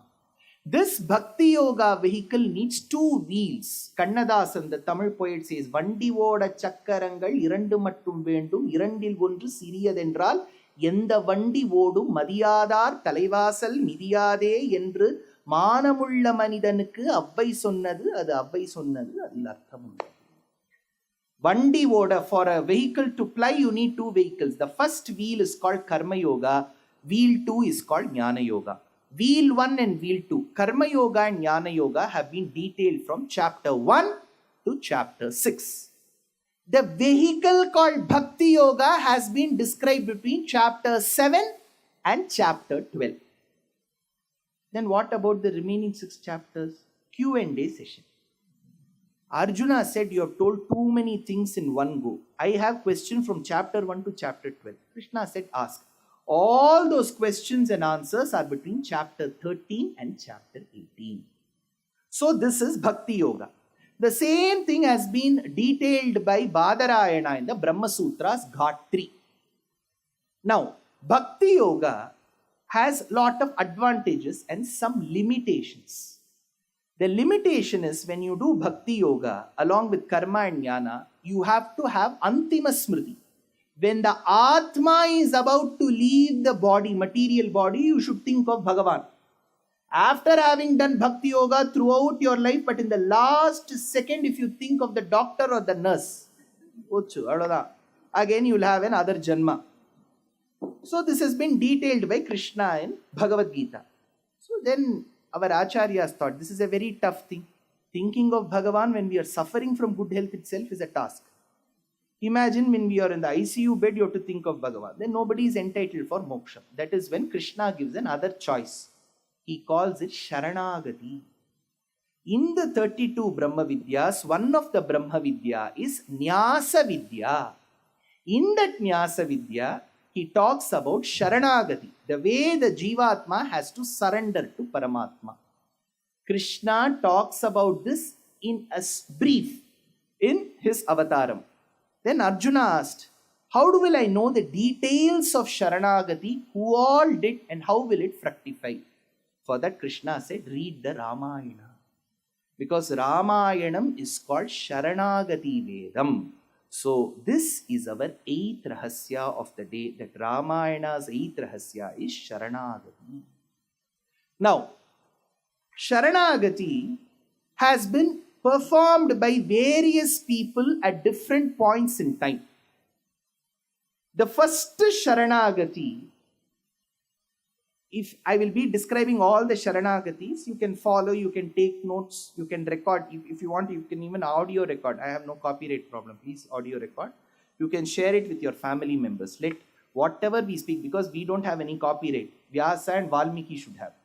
We don't have any copyright. Feel free to record and share it with your family members. Everybody should become a Dharma Pracharaka. Feel free to record, but don't stop listening. The first Sharanagati comes in Kshirabdi. It is where when the Devas go to the Milky Ocean, which is Kshirabdi, Karya Vaikuntham, and request Bhagavan that there has been a lot of problems on Mother Earth because of the Rakshasas. That is when we have the famed shloka of the 4th Adhyaya of Srimad Bhagavad Gita, Paritranaya Sadhunam, Vinashaya cha Dushkritam, Dharma Samsthapanarthaya, Sambhavami Yuge Yuge. This is called an Avatara Rahasya Shloka. It appears in the 4th chapter. And if you are used to that B.R. Chopra Mahabharata, Atha Shri Mahabharata Katha, then there will be one black background, one circle will go, Main Kalu. So at least we remember some shlokas from serials. Good. Rest Ranbir and Sai Pallavi will teach. Now, Paritranaya sadhunam, to protect the sadhus. Who are the sadhus? We are the sadhus. Pata hai the sadhu mani? Paritranaya sadhunam. Second, what is the objective? Vinashaya cha dushkritam, to get the demoniac forces annihilated. Thereby, dharma samsthapanarthaya. Now there is a question that Bhagavad Ramanuja raises in his Gita Bhashya. He says, is Bhagavan so cruel? Is he waiting whom to kill? One, if you believe he is omniscient and omnipresent, he can do that very well from Vaikuntha. Why should he be born as Dasharatha's son, study under Vasishtha, marry Sita, come to the forest, wait till she is kidnapped, then construct one setu without going to an engineering college, and then retrieve Sita? All this is not required, right? That is where he says, Bhagavan has not taken the avataram to annihilate Ravana and Kamsa. All our storybooks will begin. Oh, there was a tyrant king called Kams, and that Kams was so cruel, and Bhagwan, Paramatma, came as not required. See, before Bhagavan Shakti, Kamsa is Jujubi. Too little. Bhagavan doesn't have to spend his energy. With remote control he can do. Then why did he come? This is where Ramanuja answers very intelligently. He could have chosen to get rid of the demoniac forces who apparently are his children as well. But he chose to get incarnated only if he is incarnated. If he takes an avataram, he can go to the ashramam of Shabari. He can go and embrace Guha. He can make friends with Hanuman. He can go to the hermitage of Vidura. So Bhagavan wanted his association with devotees. That can happen only if he incarnates. So he chose Paritranaya Sadhunam. Then that Vinashaya cha Dushkritam, that is a byproduct. See, in the southern states, there is a tiffin delicacy called upma. Have you heard of it? Upma is also called uppittu. Telugulo ఏవండి అది? ఉప్పిట్టు. ഉപ്പിണ്ടി, ഉപ്പിണ്ടി, ഉപ്പിട്ടു, ഉപ്മ. മലയാളത്തിൽ എന്താണ് ഉപ്മ? അത് കൊഞ്ചം മാറ്റി ചൊല്ലിട്ട upma. So we have this. What do we use? We use rava. And we make, somehow we finish that upma. Upma is the main product. But at times, more than the main product, there is a caramelized portion of the upma that sticks itself to the making vessel. Have you tasted that? That will be more tastier than the main upma. So, Paritranaya Sadhunam is upma, Vinashaya cha Dushkritam is the caramelized portion. That is why our concentration is fully on that. When the Devas performed Sharanagati, Siddha Gandharva Yakshascha Tataswam Sharanam Gataha Tvam Gatif Parama Deva Sarvesham Naf Param Tapa. So here we had the Devas performing Sharanagati at the feet of Bhagavan. Bhagavan then said, Bhayam tyajata bhadram vo hitatham yudhiravanam saputra pautram samatyam samantrignati bandhavam. Do not worry. He said, don't worry. This is called Abhaya Pradhanam. I've told you in some of my lectures. We go with a bhayam to Bhagavan's sannidhi, sanctum, saying that I'm very worried, I have performed a baggage of sins. This is what Shastram says, Aparadha sahasra bhajanam patitam bhima bhavarnavodare agatim sharanagatam harehe kripaya kevalam atmasat kuru. Protect me. What will we expect? Bhagavan will say, don't worry. Don't worry. But his tone and tenor is not like that. You say you have committed papas, right? Don't worry. See, it all depends on the tone in which you say things, right? In T2 terminal of Mumbai airport, there is one eating outlet called Vongo. Have you seen Vongo? So Vongo is a magical Tamil word that respectfully welcomes people home. So there's a way of saying it. Vango. Vango, vango. Vango. சொல்லிட்டு வந்திருக்கலாம். Right? The way you say it, right? When Bhagavan says, do not worry, that's so soothing. But he wouldn't say that. Do not worry. Now we really don't know whether we have to worry or not. Then we go to the Sannidhi of Mahalakshmi. She too has this. See, it's called Punarukti Dosham in literature. If you are falling short of words when you speak, you will keep repeating the same word. Actually, I told you. Actually, I said. Actually, if you take certain speeches, you will have that actually a lot. Because when you fall short of words, you will keep repeating it. So it's called Punaha Ukti. Punar Ukti Dosham. So if Bhagavan says, do not worry, Bhagavati should do something else. But she too does this, which is a Punarukti Dosham. No. The Acharya says, no. He says, do not worry. She says, do not worry about him. There's a difference, right? When we go on our yatras, there are certain couples, both of them very compatible. In certain cases, the mama will suddenly flare up. I wanted the towels. Where are the towels? We will be afraid. Then we'll tell the hotel people, go and we tell mommy, mama was a bit angry. No value for his anger. Mommy knows his real value. Mama So, Bhagavan told the Devas, do not worry, you have sought asylum in me to protect you all and the lokam from the Rakshasas. I will protect. So, first Sharanagati is the Devas who performed Sharanagati to Bhagavan in Kshiravdi, and that was successful. Tick. Second Sharanagati. When Rama was married, prior to his marriage, he had managed to vanquish Tataka, Subahu, and drive away Maricha. Now, he had to return to Ayodhya. But Vishwamitra felt quite uneasy. He thought, this little boy of 12 years has listened to me immediately and has come. I should give him something, return gift. So he got this message that there is a Dhanush Puja which is being performed in Mithila. You are well invited. Then he thought this will be a good occasion for Rama and Sita to see each other. He took Rama to Mithila Upavanam, and in the outskirts, when Rama entered the dilapidated hermitage of Gautama, he gave Shapa Vimochanam to Ahalya. So Shatananda, who was the Purohita of Janaka, came running. He said, my mother has got Shapa Vimochanam, and to be extremely grateful. Paropakara vismritirna yujjate managapi apakriyatu tatkrita tadaiva vismrutavara, says the Subhashitam. Gratefulness, gratitude.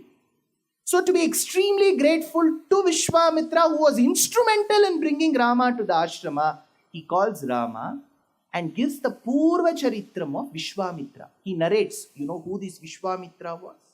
And narrates 15 chapters in Balakandam in Ramayana is dedicated to Vishwamitra. Who this Vishwamitra was? He was a king called Kaushika. He had an altercation with Vasishtha because of the cow. Then finally there were armies that came from Iran. They were called Pahlavas. That is there in the Ramayana. So Pallavas came from Persia. Kambojas came. They all fought. Finally he lost. Then he came with astras that was absorbed in the Brahmadandam of Vasishtha.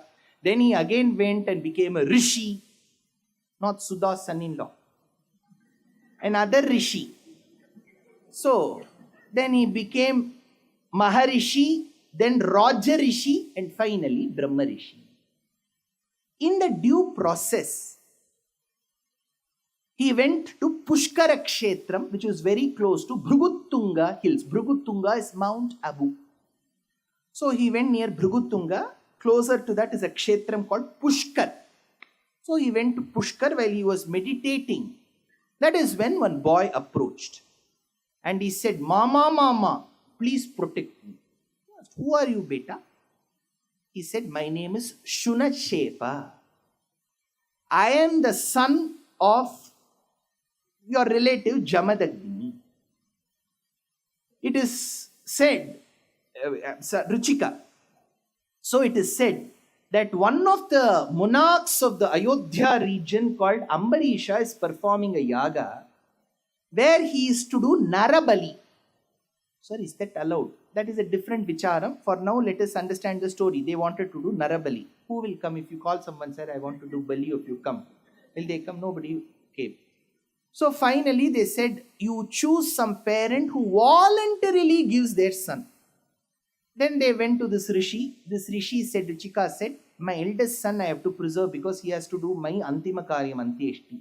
The mother said, I will preserve the last one because he is the one who stopped the production process. So the one who was caught in between, the sandwiched person, was Shunakshepa, so he was given away. This Shunakshepa did not want to die. He wanted to watch the third season of Family Man. So he wanted to survive for that. So he went and asked Vishwamitra, sir, I wish to survive, what do I do? That is when Vishwamitra said, tomorrow, the day that has been ordained for you to be sacrificed, you will be given a ceremonial bath in turmeric waters, because in days of the old, when you have to give Bali, you will have to do good alankaram to that vastru. It is called alankritya shiraschedam. You will give very good decoration, finally slice it. So they will give you good bath. They will take you to the Yajnavatika. They will tie you to the Upastamba. That time, I will teach you 2 Rigvedic mantras. You perform Sharanagati to Narayana and his brother Indra, whose Antaryami is Narayana, by invoking these 2 shlokas that I teach you, riks that I teach you. The next day, Shunakshepa repeated, performed Sharanagati, and towards the end of it, the ethereal voice said, you don't have to sacrifice him because of this Sharanagati. Even without his Bali, the phalam of this yaga will be obtained by you, Ambarisha. Namesti mata na pita nyatayo bandhava kutaha tratu marhasi mam saumya dharmena munipungava imecha gathe dve divye gayetha muniputraka Ambarishasya yajnesmin tata siddhim avapsyasi.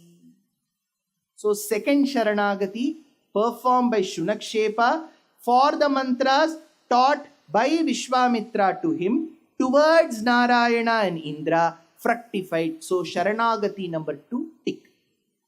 Sharanagati number 3. Now Rama was married.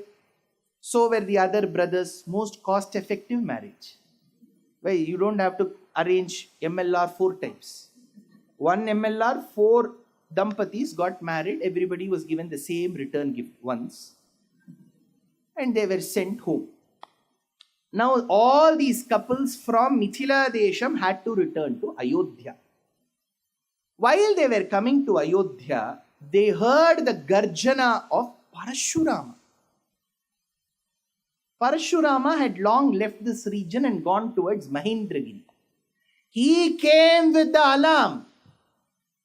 Who is that who has the audacity to break a broken bow and prove that he is a great Kshatriya? Dasharatha thought, he may hurt my dear child Ram. So he went towards Parashurama and said, Parashurama, you should take mercy on my son, especially Rama, because both of you have the same name. At least for name's sake, you will have to protect him. He asked, it seems Janaka gave his daughter Sita in marriage to your son. Yes, Parashurama. It seems your son proved his valor by breaking Shiva Dhanush. Yes, Parashurama. But does your son even know that it had a crack earlier? Breaking a broken bow doesn't prove that he is a man of great prowess. Call that son of yours. That is when Dasharatha. Look at my son. Palvadiyun Mogam. Very young boy. 12 years of age. Una Shodasha Varsha. He didn't want to break Parshuramji. Udhar to wo board nahi tha, handle with care. He lifted, he aimed, it broke. So please, I surrender to you, protect my son. Don't harm my son. Balanam mama putranam abhayam tratum arhasi na chaikasmin hate rame sarve jiva mahevayam. So Dasharatha performed Sharanagati at the feet of Parashurama to get his son protected. If it had fructified, what should Parashurama have done? Theek, chhod deta hu. Congratulations, Rama. Okay, live happily, and he should have left. He didn't do that. He said, why should you perform Sharanagati? Did you break? No. Let Rama prove his valor by lifting the bow that I have. I have a Vaishnava Dhanush. So, the Sharanagati performed by Dasharatha to Parashurama to get his son protected did not fructify. Why? If you perform Sharanagati to the wrong person, it will not work. Just because it is Sharanagati, it won't fructify. It has to be done to the correct person. Sir, Parshuram to Bhagwan Vishnu के अवतार है. आप क्या तो थोड़े बोल रहे हैं, वो तो भगवान के अवतार हैं, but he is partial avataram. See, in Bhagavan's avatarams, we distribute into two, Purna avatarams and Apurna avatarams. Rama, Krishna, Nrisimha, Vamana, they are all Purna avatarams. Yeshanarayana Shriman, Kshirar-navaniketanaha, Nagaparyankamutsrijya, Yagato Madhuram-puri, he is him. Bhagavan is Sakshat Krishna. Bhagavan is Sakshat Rama, Paramatma Swarupam. Whereas avataras like Vyasa, Rishabhanatha, Buddha, Parashurama, Balarama, they are all partial, Apurna avatarams. Apurna means it is not Sakshat Bhagavan. Bhagavan will choose one Jivatma like us and inject one extra power more than what we have in them, which will make them slightly better. If we are surf, they are surf excel. That's all. So that avataram is called Aveshyavataram or Apurnavataram. Such avatars, though they have a certain quality of the Paramatma, they are not deemed as Purnam. Such avataras are generally not propitiated. That is why you generally don't have widespread number of temples for Parashurama or Rishabhanatha or Buddha, so on. Because they will have some fallacies that can be easily won over. That is why when Rama, a Purna avataram existed, Parashurama and Aveshya avataram was easily won. Every decision of Balarama in Dwapara Yugam will be overturned by Krishna. Balarama wanted to get his sister Subhadra married to Duryodhana. That didn't happen. Nothing. Balarama's no decision will fructify. Krishna's only will reign. Because a Purna avataram will win. So the Sharanagati of them, of Dasharatha, was performed to an Apurna avataram called Parashurama. Hence it did not fructify. Big cross. So 2 ticks and 1 cross. 3 Sharanagatis over. 4th Sharanagati, Lakshmana. In the Ayodhya Kandam, we come across Lakshmana, who was ready to serve Bhagavan. If you remember, day 2, last Sunday, when we began our lecture at about 5 o'clock, at about 5:45, I dealt with Lakshmana. I told you about Adi Sesha. He does Seshatvam to Bhagavan. So he does all possible services. So Lakshmana performed this Sharanagati. Te Sabhratus Charanau Gadham Nipidya Raghunandanaha Sita Muvachati Shayam Raghavam Cha Mahavratam Aham Sarvam Karishyami Jagrataha Swapataschate. My dear brother and sister-in-law, whether both of you are awake or not, I will render all possible services. That time I remember describing the word Sesha to you. You remember? So then I told that is Seshatvam. Then since Ananta is the Adi Sesha, he is called Adi Sesha. You remember? This Sharanagati of Lakshmana was done not only to Rama, but Rama who was coupled with Sita. Sabhratus Charanau Gadham Nipidya Raghunandanaha Sita Muvachati Shayam, which essentially means that Narayana minus Mahalakshmi is a big zero. Brahmachari Narayana serves nobody's purpose. He is always Shriyapati. Always the one who is coupled with Sri Mahalakshmi. So the fourth Sharanagati that comes in Ayodhya Kandam, where Lakshmana has performed Sharanagati to Rama and Sita to be eternally subservient to them, is the fourth Sharanagati, successful, tick mark. Next is the Sharanagati that Bharata performs. Bharata is the most interesting character of the Ramayana. Though he is not spoken of in detail in the Aranya, Kishkindha and Sundara Kandams, his role majorly comes in Ayodhya Kandam. Literally, you can call him the hero. Why? Because Bharata is the most misunderstood character of the Ramayana. Bharata was extremely devoted to Rama. But when he was told by his maternal uncle called Yudhajit and his Yudhajit and Kaikeyi's father called Ashwapati.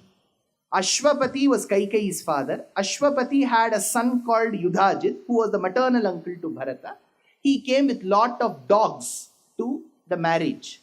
1,600 in number, says Ramayana. I don't know what will they do with so many dogs. So he said, take all these dogs. These are my gifts. So they have all come from Afghanistan breed dogs. So he comes with lot of jewels. Then he says, grandfather wishes to see you, Bharata. He's very learned. So he wants to discuss a lot of things with you. Aoge mere saath? Then immediately Bharata said, Aunga. Then he went with Mandavi motors. Mandavi was his wife, right? So he took Mandavi. And then he also was accompanied by Shatrughna and his Dharmapatni, Shrutakirti. So they all went and stayed in Kekaya Desham for 12 years. So while they were married, they were 12. They stayed in Kekaya Desham for 12 years. When Rama's 25th year began is when he was supposed to be made the heir apparent. But he couldn't be because of Manthara. Manthara intervened. She asked Kaikeyi to ask for the boons. All this happened. There is a small point here to be made. Dasharatha, interestingly, calls his charioteer come minister called Sumantra and says, Sumantra, I wish to announce and anoint my dear son Rama as the heir apparent in Pushya Yoga in 2 days from now. Make all arrangements. Sumantra said, sir, it is too quick, sir. Thoda time dena hai Sangeet Mehendi ke liye. There should be Pattabhishekam shoot somewhere. We have to go to some other place and take photos. Kya itne chote samay mein kaise kar sakte? Kuch karo. Now, Sumantra left and Rama came. Dasharatha said, you'll be made the heir apparent. Rama said, I'm extremely indebted for this decision of yours, father. Thank you. And he left. I would have jumped. I would have gone to cloud 10 over and over that 9th one. He went away. Rama at that point in time intelligently asks, when our relatives are not here around us, especially Bharata, why would you want to make this coronation this fast? You know what Dasharatha says? Ideally, he should have said, let us wait for Bharata. If not this Pushya Yoga, we'll do it in the next month. Vaishakha Masa Pushya Yoga. He said, Kintu chittam manushyanam anityam iti me matam. My dear son, fickle-minded are people's mind. So I want to get it done in his absence. So had the father truly understood the nature, the magnanimity of Bharata, he wouldn't have made such a ridiculous statement against his son. So Bharata was misunderstood by his father. Second, had his mother Kaikeyi truly known her son, she would have never ever dreamt of asking those boons to Dasharatha. But she asked. Bharata, Kaikeyi did not know the true nature of her son, but Bharata had gauged his mother very well. When he woke up in the middle of the night in Kekaya, that night when Dasharatha passed, The Atma left his material body. That night, Bharata has a dream that his father was tonsured head to toe, smeared in oil, dressed up in black clothes, pulled by iron shackles by his mother Kaikai and being pushed from the top of a cliff into a huge a pit filled with dung. This was his dream. Perspiring, he got up. When he got up, Shatrughna comes, Bhaiya, aapko kya hua? I'm fine, but something has happened to our father. That is when Shatrughna says, don't worry, Bhaiya. When Ram Bhaiya and Kaushalya Mata are there, nothing will happen to Ayodhya, nor anything will happen to our father. This is what Shatrughna says. You know what Bharata says? Atmakama sada chandi krodhana pragyamanini. But my self-centered, prestige-conscious, short-tempered mother is there. She will cause all the harm. So he has gauged his mother so well. His mother hasn't. So she sought those two boons from Dasharatha, asking that her son should be made the heir apparent. So father misunderstood Bharata, mother misunderstood Bharata. Now Bharata finally landed in Ayodhya, understanding from his mother's emotions and so of the after effect of what has happened to Rama and Dasharatha. He goes running into the Antappuram of Kaushalya. He falls at her feet and says, Mata, I did not know that all this would happen in Ayodhya in my absence, Mata. Kaushalya says, don't act as if you do not know what your mother has done. That shattered Bharata. You will have 2 sargas in the Ramayana. Please read. 46 different types of narakas he lists. And he says, Mata, if at all I have thought from the bottommost of my heart that my brother should languish in the forests of the Dandaka and my father should go walk the path of Asitapatravanam to Narakaloka, Mata, if I have ever thought so, let these 46 narakas come to me. He is unable to bear Kaushalya's taunt. Then he goes and sits for some time to rest. Vasishtha comes. Well, Bharata, I think you're looking very smart. Tell me, what date should I fix for your Pattabhishekam? Bharata says, you are my Acharya. Don't you know that I will ever sit in Ayodhya in Rama's absence? He runs to bring Rama back. So he walks till the other side of Ganga.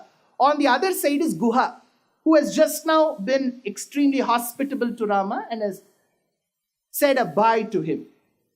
Looking at Bharata on the other side, beautiful verses by the Tamil poet Kamban.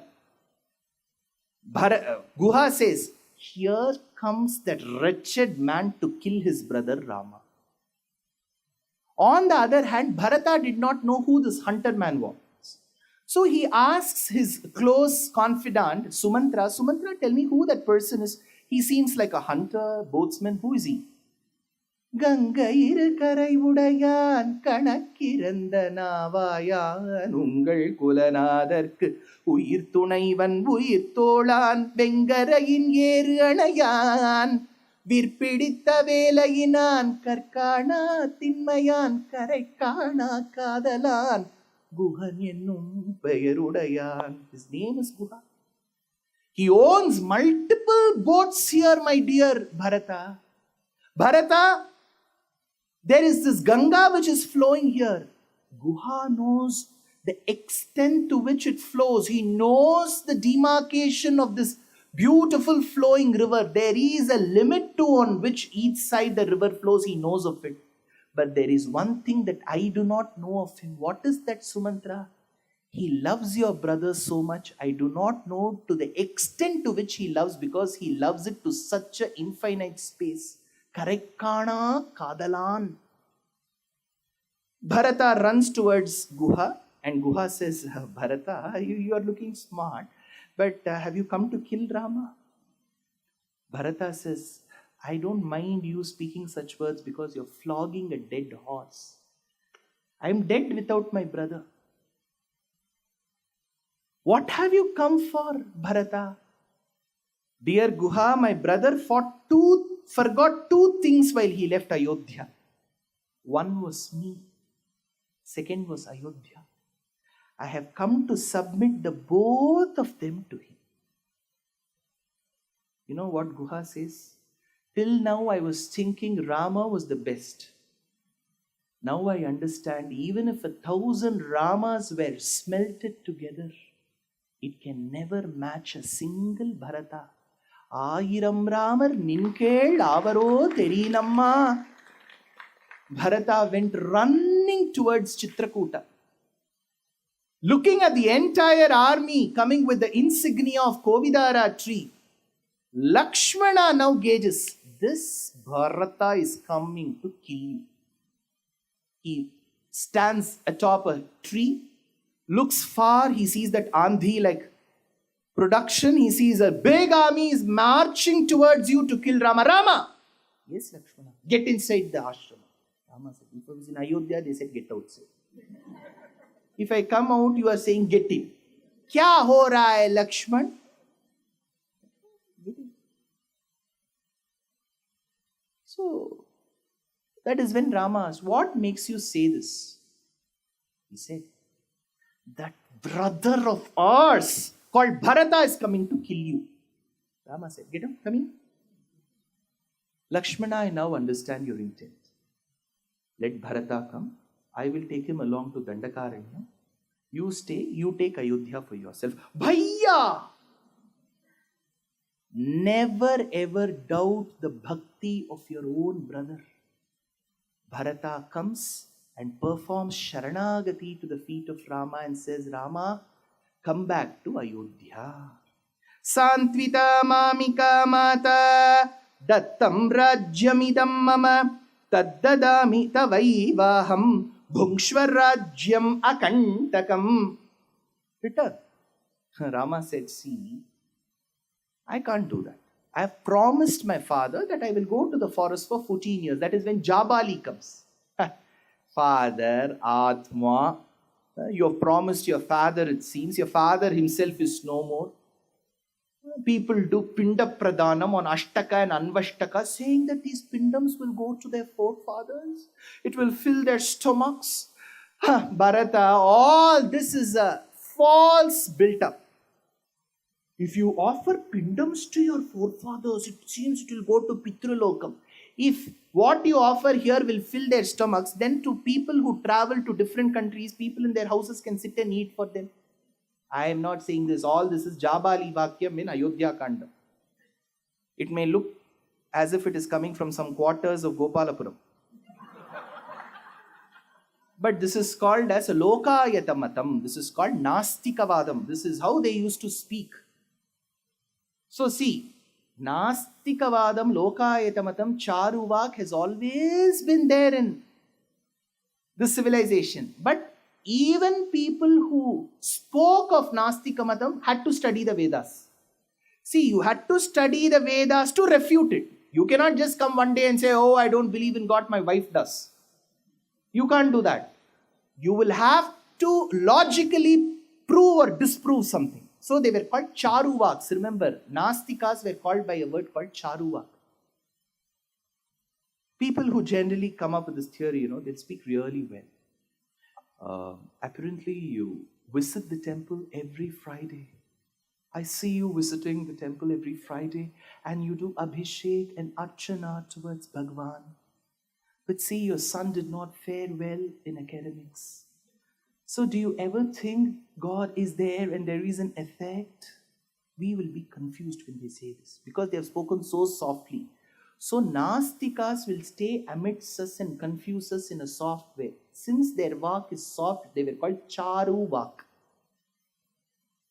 So that we say Charvak, it's Charuvak. Their vak will be very... So you will get confused for a moment. Yes, I went and did Archana. My son did not do well. Your son did not do well because he didn't study.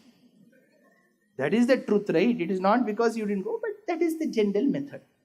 Jabali uses this. Then towards the end of it, Bharata says, Bhaiya, you have to return. Rama says, see, this is still not Kali Yuga. In Kali Yuga, a person would have committed a heinous crime. You will think this man will rot in jail. He will have heart problem that time when he'll be arrested. In 14 days, he will come out. This is not Kali Yuga. I'll stay for 14 years. But did Bharata's Sharanagati that Rama has to return to Ayodhya and rule fructify? Yes. But it fructified 14 years later. So, it fructified slightly delayed. So, this is the 5th Sharanagati. 6th Sharanagati is when Rama, Sita and Lakshmana enter Dandakaranyam. All the rishis come and they show their bodies. Dekho, body ko. It was very thin.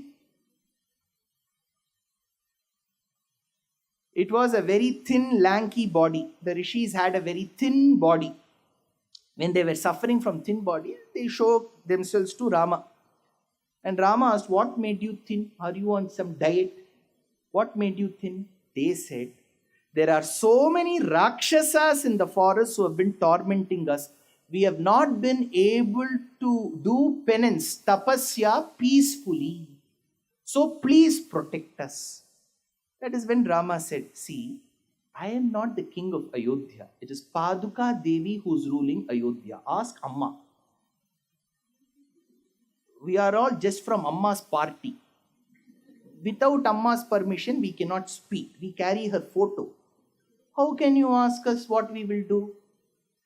That is when Tevayam Bhavata Rakshya Bhavad Vishayavasinaha Nagarastho Vanasthova Tvamno Raja Janeshwaraha. Whether you are in the forest or you are in the city, you are our Raja, Rama, protect us. That is when rishis perform Sharanagati, which is the number 6. Very good. So this Sharanagati fructified because Rama was able to ultimately kill Viradha, Khara, Dushana, Trishiras, Ravana, Kumbhakarna, Malyavan, Indrajit. So whatever they had performed that Sharanagati for, that fructified. 6th. 7th Sharanagati. This comes in Kishkindha Kandam. Rama and Lakshmana are spotted. Vikramaya Namaha, Vamanaya Namaha. So, here we have, now it is very important whenever a yagna stops, even in your house. For example, if you're doing a havan in your house, yagyam, you're reciting Vishnu Sahasranamam, you're listening to an upanyasam. In the middle, if it stops, to resume, Shastram says you have to invoke Vamana and Trivikrama. So whenever you stop, you have to say Vamanaya Namaha, Trivikramaya Namaha, and then resume the yajna. So this is Shravana Yajna. Here, Rama and Lakshmana realize that Sita is lost. They have to retrieve her. Hanuman just then comes. If you remember yesterday, there was a conversation. Hanuman escorted Rama and Lakshmana to the very cave where Sugriva was seated. Look at Hanuman's communication skills. He never asked where is Sita because he knew. He went and whispered in the ears of Sugriva. He said, see, this is Rama, Dasharatha's son. That is Lakshmana, Rama's younger brother, also Dasharatha's son. Rama's wife has been abducted. He whispered. Ideally, Sugriva should have been sensitive. He said, same pinch, Rama. Even my wife is lost. Same situation, alva ibrugo. That is when Hanuman thought, sophistication in language comes only for a handful, not for him. Now Lakshmana said, see, the entire world seeks asylum in Dasharatha. Dasharatha, who's revered as Chakravarti, has Rama as his eldest son. That Rama, for bringing back his wife Sita from the clutches of Ravana, does Sharanagati to you, Sugriva. So this was a Sharanagati performed by Rama through Lakshmana to Sugriva. Sita yasyasnusha chasit Sharanyo dharma vatsalaha tasya putra Sharanyasya Sugrivam Sharanam gataha Sarvalokasya dharmatma Sharanya Sharanam pura Gurur me Raghava soyam Sugrivam Sharanam gataha. So Rama performed Sharanagati. Remember, you have to be very careful. Rama performed Sharanagati to Sugriva. Why? So that he helps him with his army, F-35, S-400, to retrieve Sita. But did this fructify? It did and it didn't. Why? Rama held his promise true. He killed Vali and retrieved Ruma, Sugriva Patni and brought the both of them together. 4 months, Sugriva said, my Vanaras cannot go in search of Sita. It will be raining heavily. My Vanaras will get sinus. So they will not go. 4 months later, आओ हम देखेंगे. 4 months, चला भी गया, नहीं देख पाए. That is when Rama sent Lakshmana. Lakshmana went like Adisesha, barged into the kingdom of Kishkindha. That night, Tara, Vali's wife, and Vali's younger brother Sugriva were on the same bed. So after having their December 31st night, they walked. Sapraskalanti Madavihvalakshi Pralam Madavihvalakshi. My eyes were filled with intoxicated eyes. Pralamba Kanchi Guna Hemasutram Salakshana. See, I'm giving that effect. That's all. Valmiki is not. Sapraskalanti Madavihvalakshim Pralamba Kanchi Gunahema Sutram Salakshana Lakshmana Sannidhanam Jagamatara Namitangai. The moment Lakshmana comes, you know what Valmiki calls it? Lakshmana Sannidhanam. Here is a man who is coming from the same bed as his sister-in-law to another man called Lakshmana, who when was asked about the jewelry, he said, Rama, I cannot recognize Sita's jewelry. Naham janami keyure, naham janami kundale. Lakshmana, you have been living with us for so long, but you keep telling you cannot recognize Sita's jewelry. Can't you recognize even one? When Rama coaxed, Lakshmana said, I can recognize one. What is it? Anklet. Nupure tvabhijanami. Rama asked, you can't recognize the rest, only the Nupuram. How? Nityam padabhivandanad. Every morning I used to fall at Jagannatha thinking she's my mother. So the anklet alone is recognizable to me. So here is Lakshmana who treats his sister-in-law as Jagannatha. And he is meeting Sugriva, who is on the same bed with his sister-in-law. Salakshana Lakshmana Sannidhanam Jagamatara Namitangayashtihi. First Tara comes with her loosened robes. Lakshmana couldn't even see. He put his head down. Then Hanuman comes. Then Sugriva comes. Tara asks, is it right for learned people like you to get short-tempered? Kim kopamulam manujendra putra?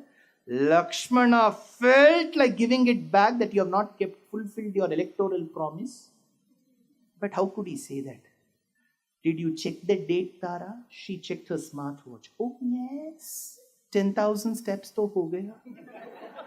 Fitbit hai, abhi to dekhna padega. So Rama's Sharanagati that Sugriva should help fructified, but after a gentle reminder. So this is the what Sharanagati? 7th Sharanagati. What is the next Sharanagati? The next Sharanagati is in Vali Vadham. This is a very intriguing topic in the Ramayana. You know, people will always ask, you say Ram is Maryada Purushottam. He's a complete man. You say he's Raymond. So, if he's the complete man in Maryada Purushottam, why did he happen to kill? You know, when you ask, if you have to sound really colonial and archaic, you'll have to ask with a certain tone. Right? Either it has to go extremely masters in the West, or it has to be the route, right? From the wise of the Beverly Hills, it has to be of that standard. It cannot be like the primitive man that I speak. But here, Rama asked, Sugriva, why were you excommunicated? You said you brothers were so thick. You are extremely affectionate. What made Vali to send you out of his kingdom? That is when Sugriva says, see, both Vali and me were very thick, very good brothers, friends. It apparently happened that my brother was interested in a woman who was also being sought after by another person called Mayavi. Mayavi and my brother had an altercation. They went into the cave. Suddenly we heard the cry of my brother. We thought my brother Vali was dead. If somebody manages to vanquish Vali, what will they do to us? So we covered the entrance to the cave with a huge boulder and I became the king. One day I realized my brother came back in flesh and blood. So I went and fell at his feet and said, Bhaiya, I never knew that you were living. The region is yours. The kingdom is yours. You become the king. That is when my brother mistook that I was waiting for the opportunity when he will be dead. He said, you are waiting for this opportunity, right? He asked. I said, no, Bhaiya. What did you do next? Asked Rama. I performed Sharanagati to my brother. I said, forgive me. What did your brother do? He pushed me away. Lakshmana, record. What did your brother do? He pushed me away. Did you perform Sharanagati? Yes. Did he push you away despite you performing Sharanagati? Yes. Lakshmana said, note this point down, we'll tell Abhishek Manu Singh. Because later in the court, if they argue, because as per Article 34F of Manu Shastram, if somebody performs Sharanagati and you don't accept it, then you need to be killed. So he killed Vali. This is the main reason, says Vedanta Deshika. This is Sharanagati number 8. Correct? Next Sharanagati comes in Sundara Kandam. What happens in Sundara Kandam is Sita has been tormented by Ravana. Every day he will come, please place one huge platter with beautiful chains, choker, rings, paithani, organza, rising border, ikat, with kalamkari print, everything he'll say, marry me. She says, we have better Banarasi brocades. Why will I marry you for this Pochampalli and Maratpalli? So he kept on torturing Sita. Finally, one day Ravana says, unable to withstand Sita rejecting him, he calls all the Rakshasis of Ashoka Vatika and says, do whatever you want with her, she has to agree. They are all ready with cycle chain, soda bottle, 7 o'clock blade. They all want to torment Sita. That is when the leader of that entire clan called Trijata comes. And she says, move away. Saritalaivi. They all go behind. That is when they all ask, our leader has said that we have to torment her. Why do you desist from doing this? That is when Trijata says, I had a dream. Ramayana is full of dreams. So I had a dream, this in the early hours of the morning, that Rama and Sita, decked in beautiful fine plain silk with a jari, seated on an asanam gilded in gold, were walking towards the rays of the rising sun, northwards. I saw my own uncle Ravana sitting on a donkey and going southwards. So something bad is going to happen to him, while something good is going to happen to Sita. If you torment her now, then she will complain to Rama, who will make a togayal out of you. Chutney, Rakshasi chutney. In Rameshwaram cafe, they'll give. So they will give. Don't do it. That is when Trijata said, perform Sharanagati to her right away if you wish to survive. What should the Rakshasis have done? Maaf kar dijiye Sita ji. हमें माफ कर दीजिए, यदि राम जी जीत जाएंगे तो हम भी आपके साथ आ जाएंगे Ayodhya. They didn't open their mouth. Trijata told them perform Sharanagati, they didn't open. You know what Sita said? Trijata, if at all your dream turns true that Rama wins Ravana, I give Abhaya Pradhanam, nothing will happen to these Rakshasis, I will protect them. This becomes a great point of debate amongst acharyas. They say that Rama wanted people to perform Sharanagati. Sita didn't even want that. Even without that, she blessed him. Ardra paradastvaya. That is Sita's greatness. So Sharanagati number 8. 9. Next Sharanagati is even more interesting. This is narrated in Sundarakandam, but this incident happened in Ayodhya Kandam. What is that? See, Hanuman has met up with Sita. First of all, he doesn't know how to find Sita. How will he find Sita? Is she written? Air hostess. J. Veena. We say, Veena, can I have a glass of water? Towards the end of the flight, they bring. So, is this the same? How will he address? Sita doesn't keep telling, I'm Sita. Sita. Does she say? How did he find Sita? Beautiful line by Valmiki. Tarkayamasa Siteti. Through logical reasoning, he found this is Sita. What is logical reasoning? 1. If Sita had been happily sleeping in beautiful organza, imagine she's very well, she's enjoying, then that could not be Sita. If Rama Patni Sita is there, she will be thinking of him, she will be having sleepless nights. 1. Hanuman has seen the jewelry that was thrown at them in Kishkindha, and none of it should be on her body now. See, you can wear at most only one choker. Alia has only one. Correct, one choker only. So if she has thrown that choker should be missing. She cannot come to Lanka and shop for one. Yeah, Lanka jewelers. So whatever jewelry was thrown was not on her. 2nd. 3rd, he has observed the Hamsa motif found on the sari border in her. Because a part of that pallu was thrown, right? That motif is visible on her. Taddakulanka murtau. This is called observation skill. Certain people have that. ನೀವು ನೋಡಿದ್ರ ನಾವು ಹೋಗೋವಾಗ left ಅಲ್ಲಿ ಒಬ್ರು ನಿಂತ್ಕೋತಾ ಇದ್ರು, ನಮ್ಮನ್ನೇ ನೋಡ್ತಾ ಇದ್ರು. ವೈಲೆಟ್ ಟು ಡ್ರೆಸ್ ಅವ್ರದ್ದು. we will go like Parabrahman will say. அப்படியா யாராவது நின்றுருந்தாள். So here he knows exactly, that is observation. Hanuman has observed and he sees that in Sita. Very good. He concludes. Now how will he approach her? Imagine, see, these are all nuances. I'm just continuing Hanuman's greatness. If you give me an opportunity, I'll continue about him for more. He has to go and speak to Sita. Mata, Sita, he has to speak in Sanskrit. For Sita, she will get a minor attack.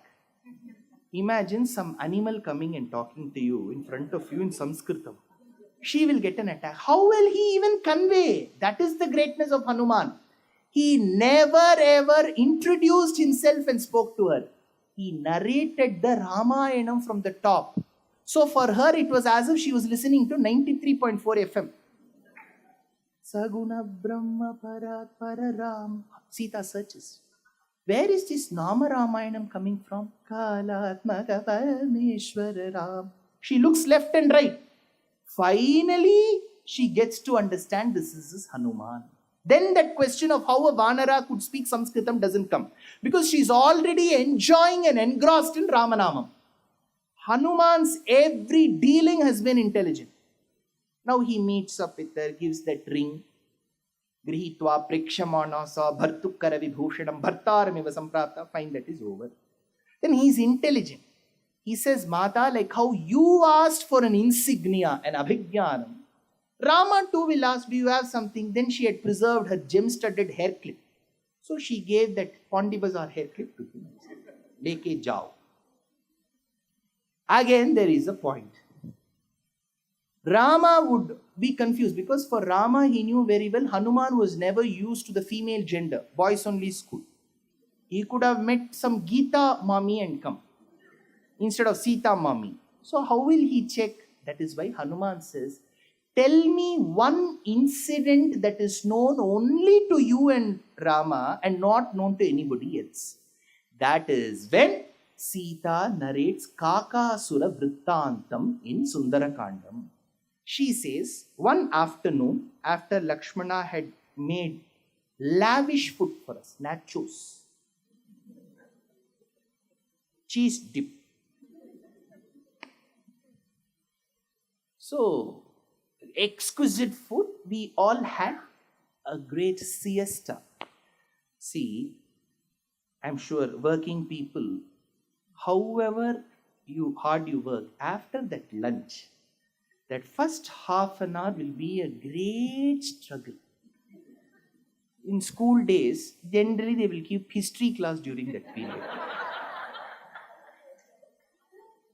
So, here, food was served to Rama and Sita, but generally, corporate world, we don't call it sleep, we call it power nap. Jagadrakshana Chinta. You're worried how to protect this entire world. So Sita was resting, so was Rama. Rama put his head on Sita's lap. Sita was resting by the trunk of the tree, and they were resting in the afternoon. Lakshmana, he had no choice. He had to make arrangements for the next meal. Fully cooking, mopping. He was engaged. As Rama was resting, a crow that was extremely avaricious to taste the tender flesh of Sita tried coming towards her. All this is there in Sundarakandam, check. She uses small pebbles to throw at the crow. The crow isn't deterred. Finally, the crow comes and pricks a part of Sita's flesh and takes it away. Blood oozes. Her upper garment is fully drenched in blood, soaked in blood. Because of that unbearable pain, she trembles. Rama senses that there is a 4.5 Richter scale small earthquake. He wakes up. He sees Sita. Sita is drenched in blood. He doesn't ask a second question. He looks at the top, at the branch, and he sees the bird. He connects both of them. That is called logic. See, I grew up under the love of my maternal grandparents.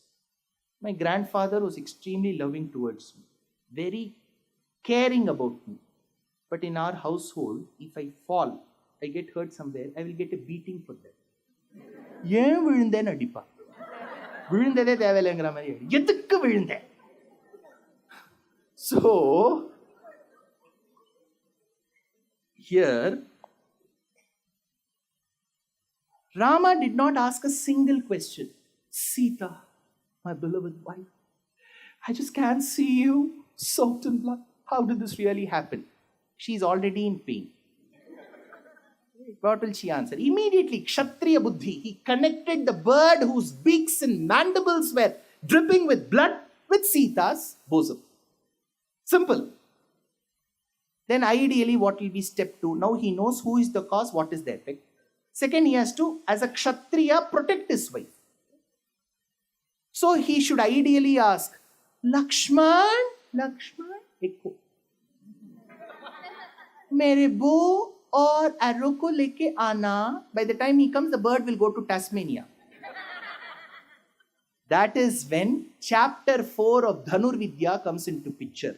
For a person who is bereft of astrams next to him, he can convert any object into an astram. It is called the art Aishikam. Aishikam in Dhanurvidya means converting any object you see around into a weapon. Who mastered this? Indian parliamentarians. Anything that they get will become an astram, mic, book. So,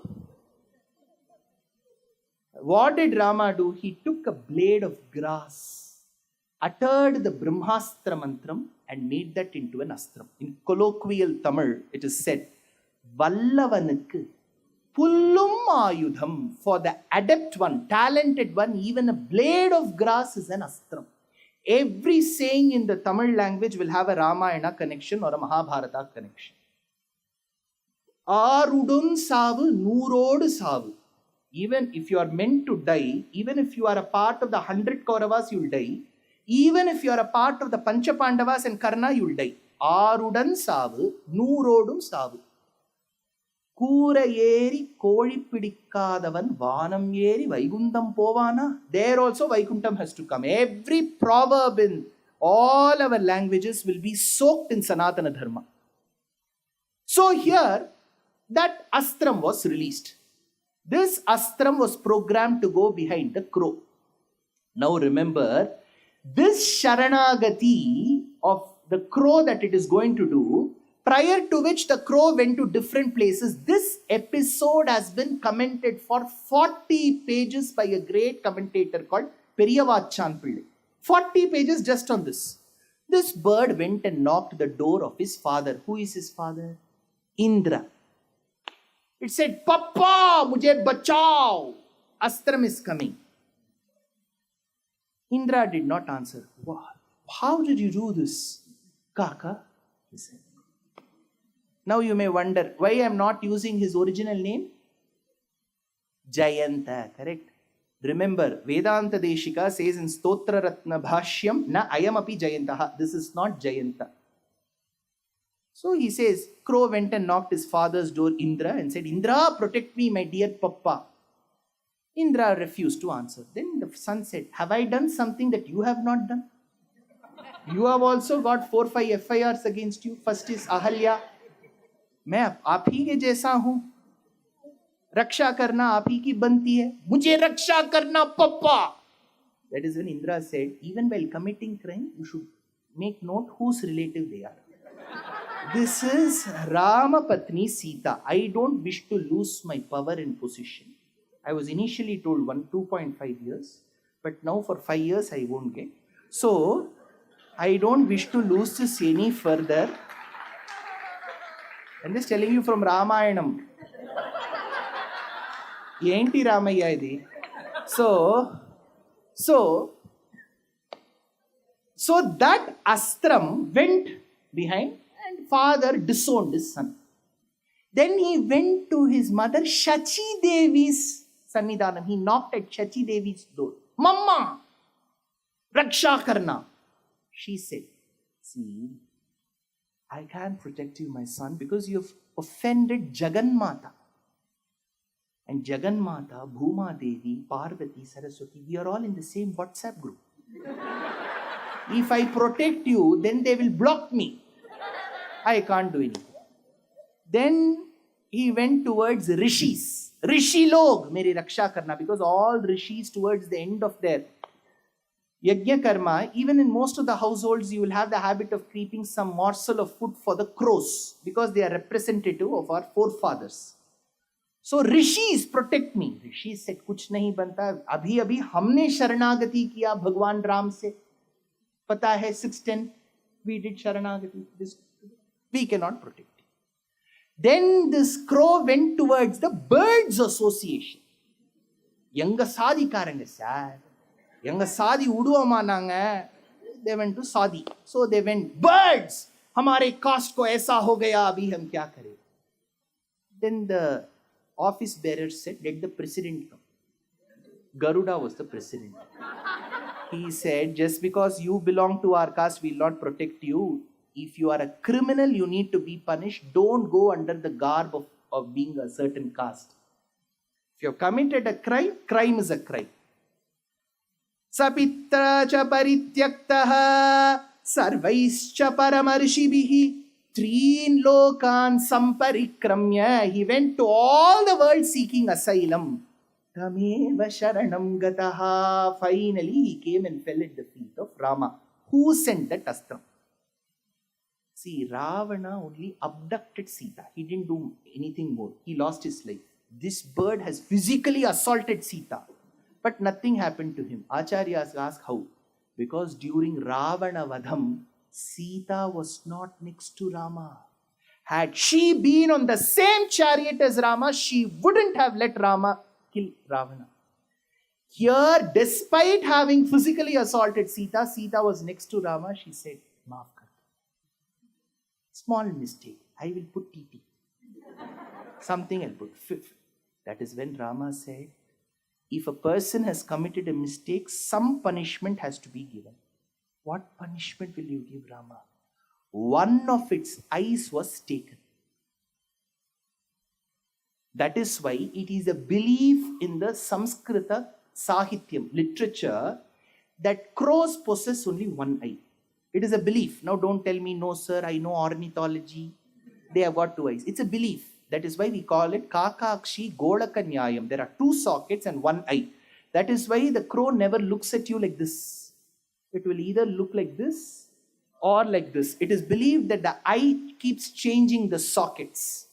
It's called Kakakshi Golakanyayam. Yettishayum Urandrodi Ilaithu Vilum Kagam Pol, says Vedanta Deshika. Periyalvar. Incidentally, today is the Janma Nakshatram of Andal's foster father, Ani Swati. So he says in Periyalvar Tirumozhi, Chittiraguda Tiruppa Shirukakkai Mulai Thinda. Anaithulagum Tirindodi Vittagane Ramavo Ninnabhayam Yendraழைப்ப Attirame Adan Kannai Aruttadum Vor Adayalam. So that Sharanagati of the Kaka was successful why? He had to be killed, finally he was saved. This is Sharanagati number 10. Now comes the master of all Sharanagatis called Vibhishana Sharanagati. See, Hanuman had burnt the entire Lanka. There was a big round table conference. Ravana chaired that conference, all of them were called, and Ravana said, please tell me, what should I do now? All the missiles have burnt our air bases. What should we do now? It is 3 a.m. Should we call the DGMO or Trump? It was burnt. Vibhishana said, you are asking this question, what should I do now? You should have asked this before abducting Sita. Before abducting, you should have asked whether you take unilateral decisions. Finally, when after all these aftermath, then you ask, what should I do? Even now, Ravana, you have the opportunity. You say, by mistake we abducted. कुछ और लेना था. By mistake हमने सीता जी को अपहरण कर लिया. So you send Sita back with one gift wrapper, Ceylon tea. 2-3 packets you send. You say, maaf kar do Ram. We will also join your party. What, bro? We will also join your party. Ravana, egoistic person. He said, nothing do. I cannot. This is when Vibhishana said, Ravana, you are doing adharma. I am advising you to follow the path of dharma. But despite your own biological brother advising, if you are not heeding to this advice, it's a beautiful statement in Yuddha Kandam. Vibhishana says, when it is the time for one's bad destiny, the same advice given by your own well-wishers will never reach your ears. People who are very good well-wishers of yours will tell you, you will never listen. Later you will repent. Later you will repent. By the time a lot of water would have flown under the bridge. Ravana, I have advised you. Hitopadesham I have done. Despite me telling, if you are not giving back Sita, I cannot stand in Lanka for a second more. Because if I am witness to what you are doing without questioning you, that means I am a partaker of that adharma. See, this is what that differentiates Vibhishana from Bhishma. In the Sabha Parva of Mahabharatam, when that lady said, please help me, Bhishma, Bhishma should have stood and guillotined Duryodhana that very second. We would have not got Bhagavad Gita. No Vishnu Sahasranamam. By then Sabha Parva itself over the end. Vanakkam, Shubham, we would have finished. But that Bhishmacharya, great Upasaka of Bhagavan through Shalagrama Tirumeni, said, I am doubtful as per section 54, what Duryodhana says is also right, Draupadi. When that lady was suffering, he gave all legal clauses. That is why Bhagavan pushed Bhishma to the bed of arrows, drained every drop of blood from him, and then only accepted Vishnu Sahasranam. Because he was witness to adharma. Whereas in the Ramayana, Vibhishana refused to be the witness to adharma and he said, I will leave Lanka. When he left Lanka, 4 Rakshasas said, your ideology suits us. And they too joined. Vibhishana Kalagam. VK. So they all left Lanka and came towards Bharata Desha. They said, I think CAA has been implemented. Right? They came towards the boundary of Bharatam. That is where Sugriva and the other Vanaras and Rama and Lakshmana had come and established their tents. So Vibhishana goes and says, Ravanaha Rakshaseshwaraha Tasyaham Anujo Bhrata Vibhishana iti Shrutaha. These Vanaras, they immediately went and informed Sugriva, somebody is coming from Lanka. That is when they all stood with boulders and stones. Sugriva comes and asks, Swami, why so much of noise here? Who has come? That is when they say, it seems Ravana's younger brother has come. Then Sugriva goes and asks, why have you come? Raghavam Sharanam Gataha. I have come seeking asylum in Rama. Why? My brother is doing a lot of crimes. I don't wish to partake that crimes. I wish to surrender to Rama. Stay there, says Sugriva, and goes into the tent of Rama. He says, Rama, yes, Sugriva, that man has come. Ravana. No, his younger brother Vibhishana. Oh, okay, what did he say? Sugriva said, he has come seeking asylum in you, it seems. Is it? Is this what Vibhishana said? And what did you tell Sugriva? I told him, wait. Oh, what was Rama's intent? Asks the Acharya. Even if Ravana had come, he would have forgiven him, it seems. So Vibhishana has come. What is then? See, Rama is now in coalition. He has to ask his partners. So he asked Vibhishana, what is your thought? Should I accept Sugriva? Should we accept Vibhishana? Sugriva said, a man who has abandoned his brother and come seeking asylum to you, should we accept him? Rama said, Sugriva, come again. This man left Vali and came. He is now pointing fingers to Vibhishana. But Rama never made his intent open. Say it, come again. Hanuman in one corner was seated like this. What a poor person we have left before Paramatma. Rama listened patiently. To what? Sugriva. Sugriva, you have a point. See, this is the easiest way I generally recommend or suggest astikas like you. In your house, or in schools, or in colleges, or in your professional front, you will come across certain people who know only to ask questions. Prashna Chakravarti. How do you manage them? How to deal with them? Whenever a person asks you a question, tell them your question is very good. You will keep quiet and sit down. You should always praise the person's question. That question will be worth nothing. Even then praise that question. Ayo, ee tara prashne Arjuna kuda kelilla.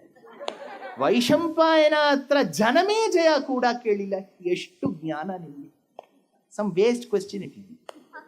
So here Rama appreciates. He says, Sugriva, you have a point. What a great thought you have. Sugriva was immediately in smiles. No teacher has praised him. So he sat. Then he asked Angada, Vali's son, Angad, tum bolo. Angada said, Rama, I have a doubt on this man. That is Vibhishana. Parikshartham, we have to keep one entrance exam for you. 40 questions, negative marking. Rama said, Theek hai, Angad tum baitho. Now next, Jambavan, you are the oldest, you tell. Rama, I believe from my wide experience, vast experience, this man has come to divide and rule us. Okay, thank you, Jambavan, you sit. Hanuman, you are the only foreign returned individual here. Come here. How? Borrow, Hanumanta. Hanuman, you say.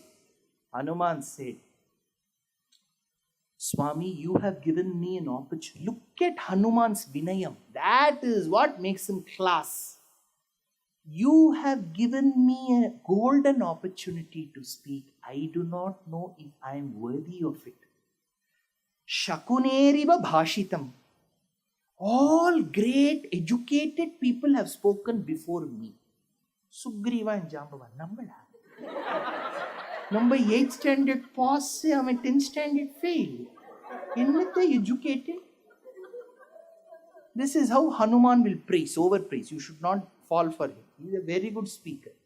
All educated people have expressed their opinion. You have given me an opportunity to speak. Can I? Rama said, speak.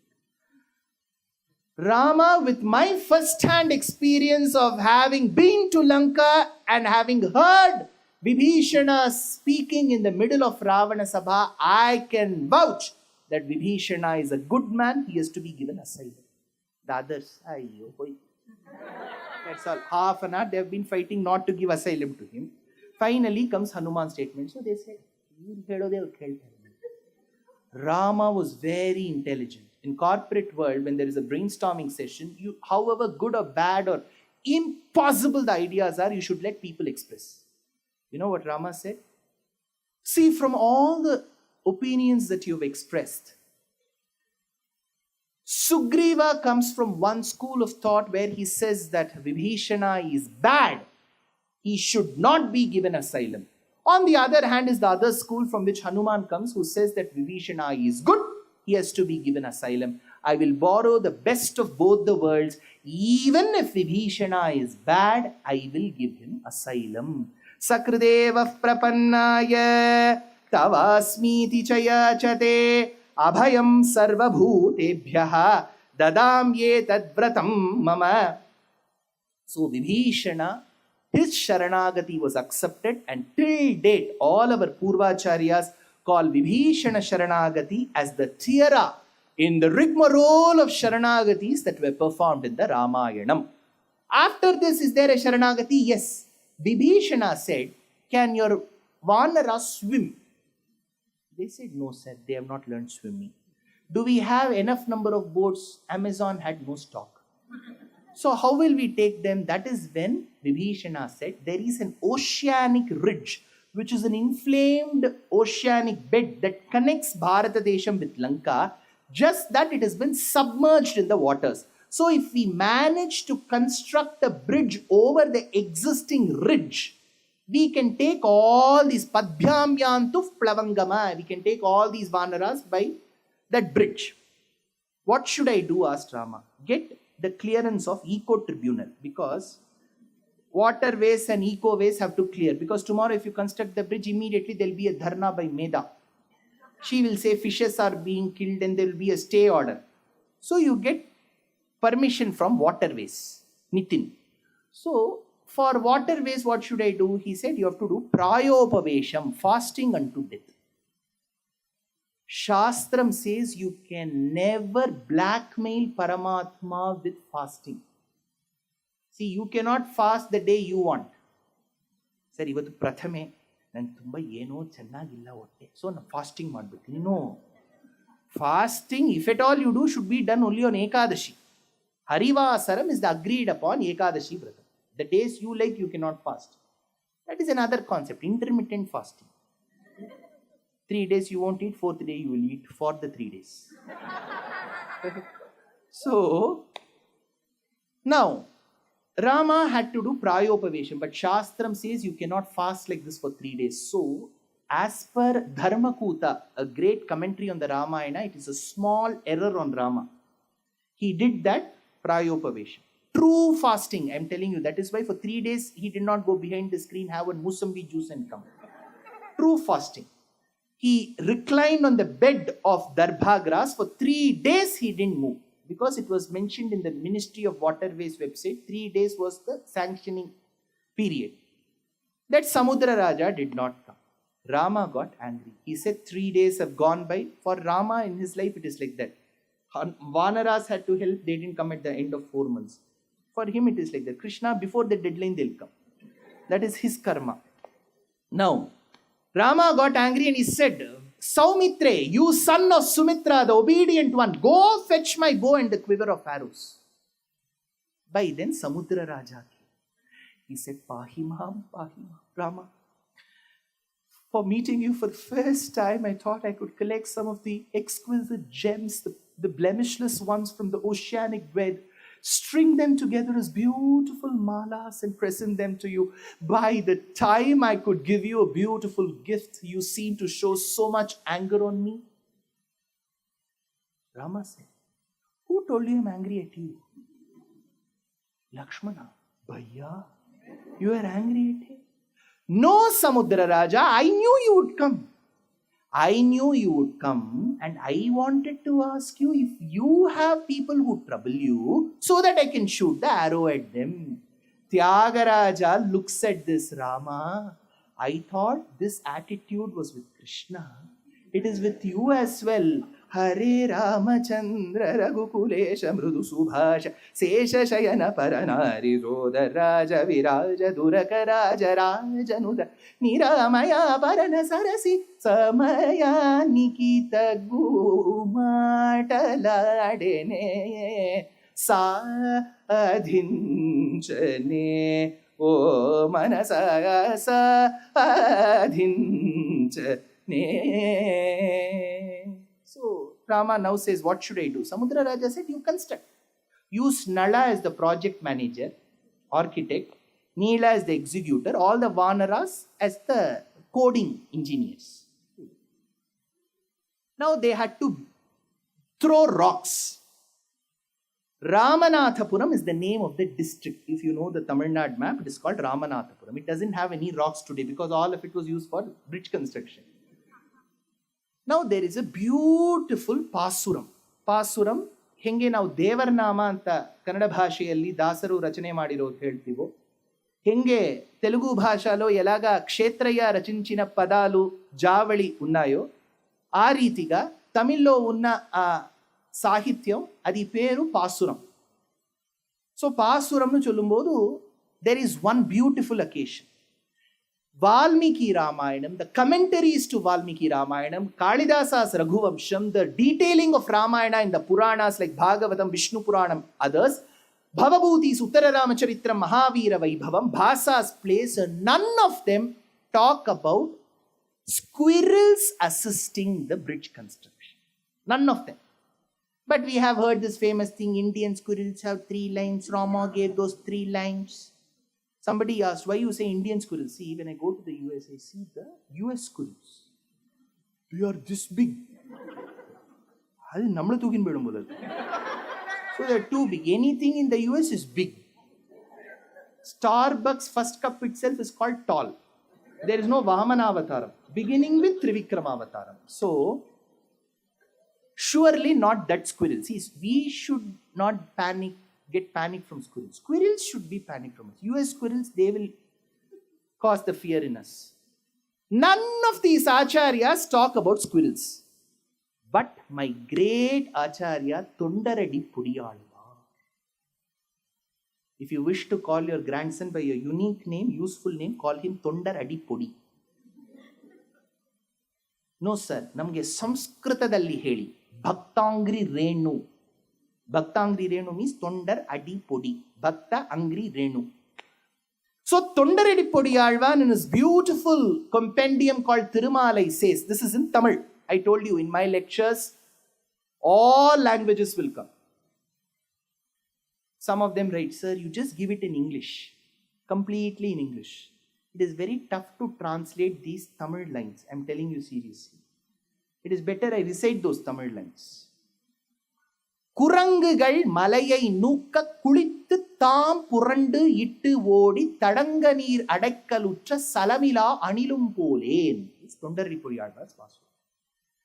To this Pasuram, 1000 years back, a commentator, famed one called Periyavachan Pillai comments. You should just enjoy that commentary.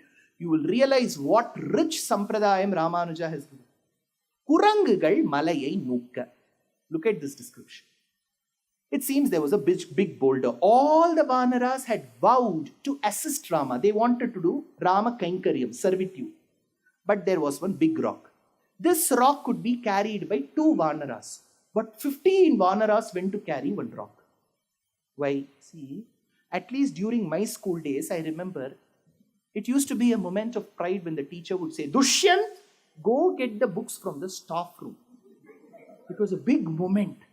It is bigger than Oscar. Teacher is telling, go get the books. We will run. Then 4 others will join. And we will also go, ma'am, for 4 books. 5 of us will go. It will barely be 800 grams. You know, I used to take those 4 books. Then 4 of them have come. They will touch me. They will not touch the books. That is, they are a part of the teacher's command, it seems. So I will be carrying the books. The 4 of them will be touching me. Similarly, Periyavachan Pillai says, the rock was carried by 2 monkeys. The rest of them touched them. Kurangugal malayai nukka. Those boulders, large stones were thrown on the ridge. Boulder after boulder after boulder, large rocks. Between the rocks, there was crevices. It had to be cemented. When there was no Ambuja and Birla, who will do that? Who will do that gap filling? That is when the squirrels came. There was a leader of squirrels. He came, squirrel party. So the entire squirrel party came and said, Rama, we will assist. Rama said, "Theek hai, kar lo." So all these squirrels were extremely orthodox. They went and bathed in the oceanic waters. With the wet, drenched body, they would come back to the shores, roll themselves on the fine sand. All the sand will be absorbed into their hairs. They will go and stand between the rocks and shake their body, and all the sand used to cement it seems. Kurangugal malayai nukka, kulittu taam purandu ittu odi. Tadanganir adakkalutra salamila anilum pode. So anil in Tamil, Kannadalli ಏನು ಹೇಳ್ತೀವಿ? Anilu. Ali. Okay. In Tamil it is called anil. I will not say this language came from that language. Different languages, beautifully they are influenced. This is anil. In Tamil it is called anil. Alvar calls it anil. What did anil do? Sevai. Servitude. That is why that brand itself is called Anil Sevai. விஷயம் தெரிஞ்சவா தான் வச்சிருக்கா. So now these squirrels assisted. See, this is where my hero. Who is my hero? Vedanta Deshika. He tells one thing very unique. He says, if you decide to live with certain principles in your life, truly you're very extremely honest towards these principles, the world will conspire to make that successful for you. This is what Paulo Coelho tells in The Alchemist. Right? You decide to live by certain principles, the world will be very supportive of it. Rama decided to be Dharmo Vigrahavan, an embodiment of Dharma. One of the very many Dharmas is Achara Dharma. ನಾವು ಕನ್ನಡ ಭಾಷೆಯಲ್ಲೂ ಅವ್ರು ತುಂಬ ಆಚಾರಾರಿ. ತಮಿಳ್ ಆಚಾರ ಅನ್ನುಲ್ವೋ. In Hindi, achar is different. That is pickle. This is achar. That is achar. This achar, what is achar? That is hygiene plus plus. Acharam is not hygiene. Acharam is hygiene plus plus. It is not about what food you eat. It is about who made it and how they have made it. That is acharam. Right? You order on Swiggy, hygienic food. But it may so happen, not Swiggy or Zomato, anything.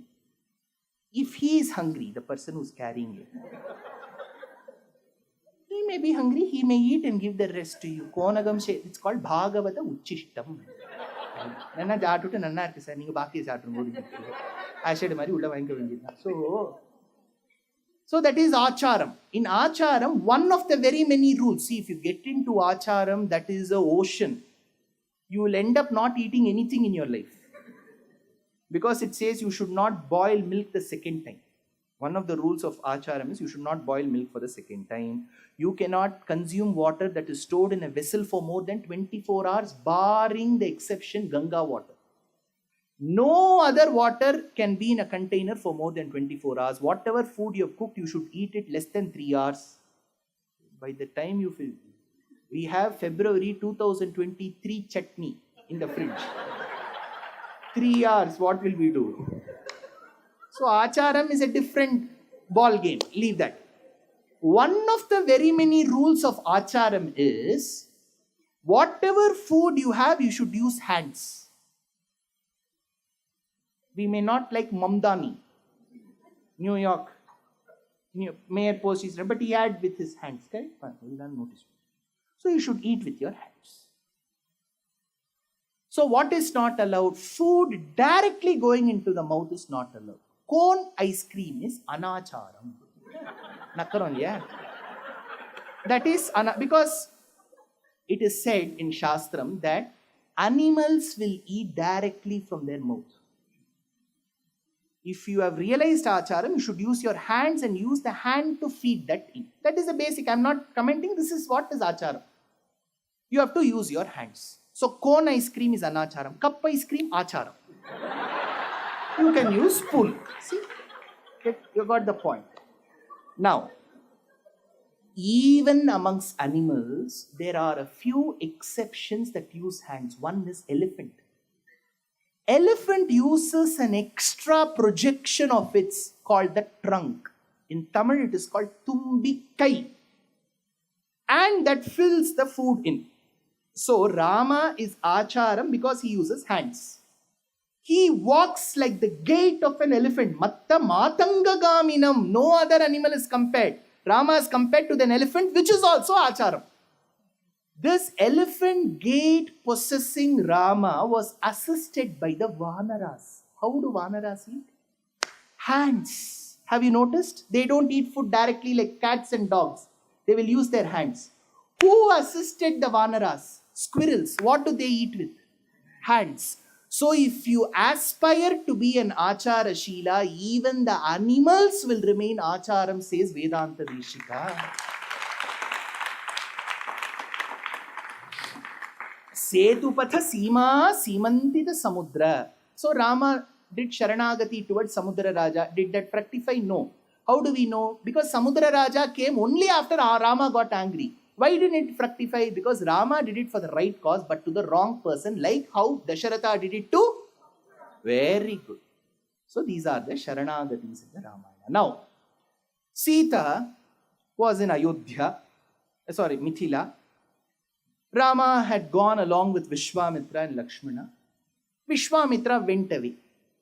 In some of the couples, the man will not even be bothered about whether she's coming or not. Oh, where is my mommy? Mommy 2 kilometers away. In our yatra, we take about 100 plus, 200 plus people. Many of them will come as couples. We will be some organizers and volunteers. Towards the end, we have to see if everybody has gone. That mommy will walk slowly. Then we'll say, Mama, enni kuda irundhirukka.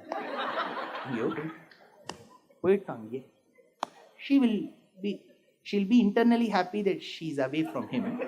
That is a different thing. Loka sangraha mevapi, she'll at least say something. Now, Vishwamitra left the scene, so did Lakshmana. Rama walked into a thin street. A thin street of Mithila which was deserted most of the times. As he was walking by the street, he saw a low-hanging balcony. He suddenly noticed the increasing sound of the bells that were attached to a beautiful anklet. He heard the voice that said, Sita, the kandukam, the ball is going away, can you pick it up for me? Sita, with the sound of the anklets, came running towards the end of the balcony and lifted the ball. She, who was quite acquainted with the street, thought for a moment that somebody is passing by the street, and she looked down. Rama, who was walking by that street for such a long time, thought this was wearing a deserted look. Thought for a moment that somebody is looking at me, and he looked at the top. While they were looking at each other, they were not cognizant of the fact that the Tamil poet Kamban was looking at them.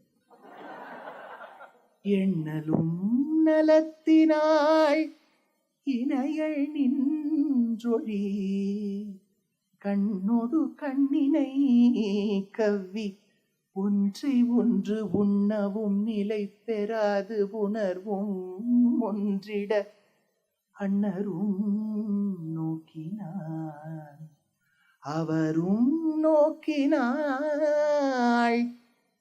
மருங்கிலா நங்கையும் வசையில் ஐயனும் ஒன்றை ஒன்று உணர்வெனாயினார் கருங்கடல் பள்ளியில் கலவி நீங்கி போய் பிரிந்தவர் கூடினால் Basel வேண்டுமோ. They were just looking at each other. It's a beautiful moment captured by Kamban. Valmiki doesn't say they met. In Valmiki's Ramayana, 100% assisted marriage. They didn't even have the time to move with each other. That courtship period and all was not there. Let's meet with barista or the coffee day with a beautiful heart over it and some cinnamon powder to go at the top. And let's talk. That didn't happen in Valmiki Ramayana. But Kamban wanted to give that Shringara touch. Without this, what value will Ramayana be? Both have to look at each other. Now, Kamban has a deeper meaning to it. See, in most of the arranged or assisted marriages, if things don't go the way that parents want it to be, or even the couples want it to be, there will be a pertinent question that will be asked. In each of your languages, you can translate. Telugu varu, you can translate. Anuvadam cheyandi. Alaga, Kannadavaru Anuvada madbodu. Jadagam paatudani panne. They will ask, if things don't get, you looked at the Jatakam, right? Technically, in Valmiki Ramayanam, there is no mention of this Jatakam matching there. Giving that Jatakam, ಎರಡು ದಿವಸ ಬಿಟ್ಬಿಟ್ಟು ಹೇಳ್ತೀನಿ ಎಷ್ಟು matching ಇದೆ, ಎಷ್ಟು points ಕೊಡ್ಬೋದು ಅಂತ ನಾನು ಹೇಳ್ತೀನಿ ಗೊತ್ತೇ. That all did not happen in Valmiki Ramayana. He lifted the bow. For him, big shock. For breaking the bow, he had to marry. There was no looking into Jatakam. But this question of Jatakam will come only when there are certain laws in the life which we would have not anticipated.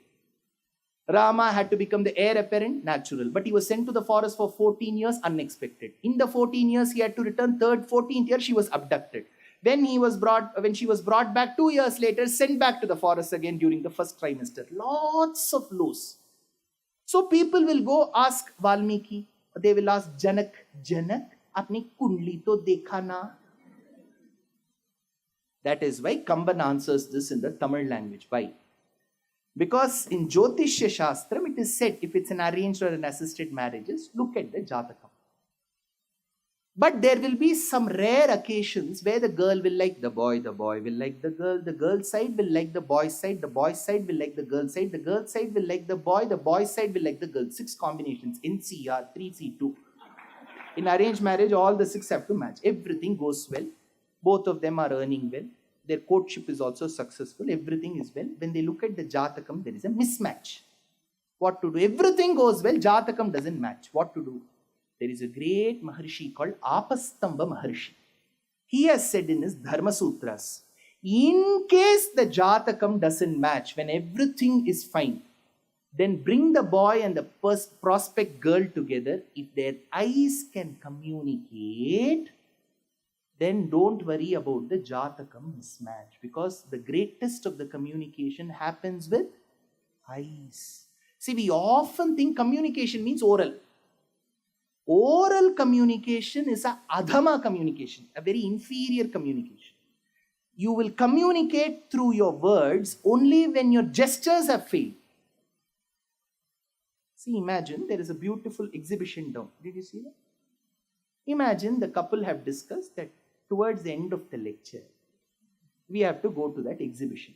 I saw 2 stalls were placed there. Now, what will be the gesture?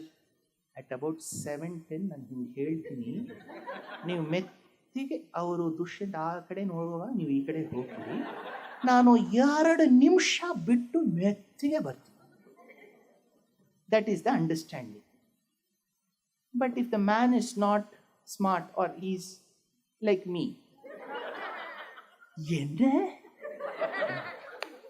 So, adhama communication will happen only when your gestures are not decipherable.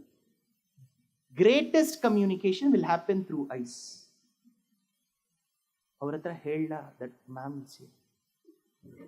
He should get the idea. When Rama and Lakshmana met, they didn't utter a word. Marungila nangayum vasayil ayyanum ஒன்றை ஒன்று. They didn't speak. கருங்கடல் பள்ளியில் கலவி நீங்கி போய் பிரிந்தவர் கூடினால் Basel வேண்டும். Do they even have to speak? The greatest of the communication happens through eyes. So annarum nokkinan avarum nokkinal means when their eyes have matched, don't even doubt about their jatakams. Even if they have mismatched, it doesn't matter. So rishis have said, they are so liberal. We talk about woke flicks, Wokeshwara, liberal, right? Our rishis were the most liberal people. They wanted people to, if something doesn't match, look at their eyes. They always wanted things to click.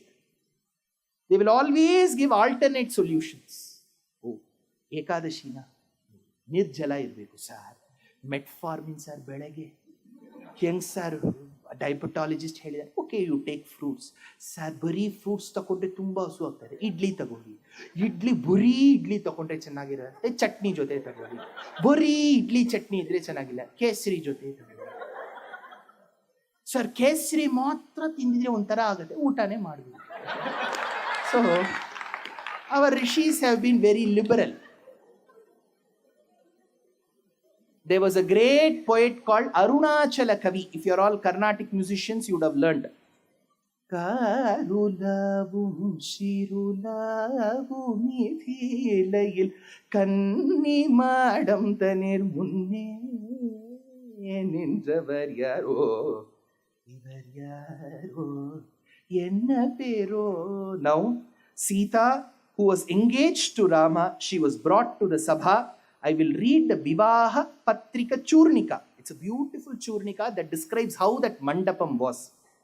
Atha janaka nripatir manoratha maharnava parangatva paramananda jaladhauni magnaha jagat chakshuhu kulabhushanasya jagattraya samrakshana dikshitasya nata janakalpataro shriko danda diksha guroho vivaha mahotsavaya क्षितिरथवरपूरित मनोरथ भगीरथ वंशजातम् अतिरथ महारथ पृथ्वीपतिवन्दितं दशरथ महाराजं रथ गज तुरगपदादि सहितं समन्त्रि पुरोहितं सपुत्र कळत्रं सपरिवारमानाय सत्कृत्य नानाविध क्रमुक नालिकेर रम्भादि फलयुक्त सहस्रशात कुम्भस्तम्भभूषिते जंभारि चिरकांक्षिते परिपूर्ण मनोरथ परप्रामोद पौर भक्त जन परस्पृत कृत सल्लापे किरीट कवच कुंडल केयूर नूपुर मुक्ताहार विभूषित नानाविध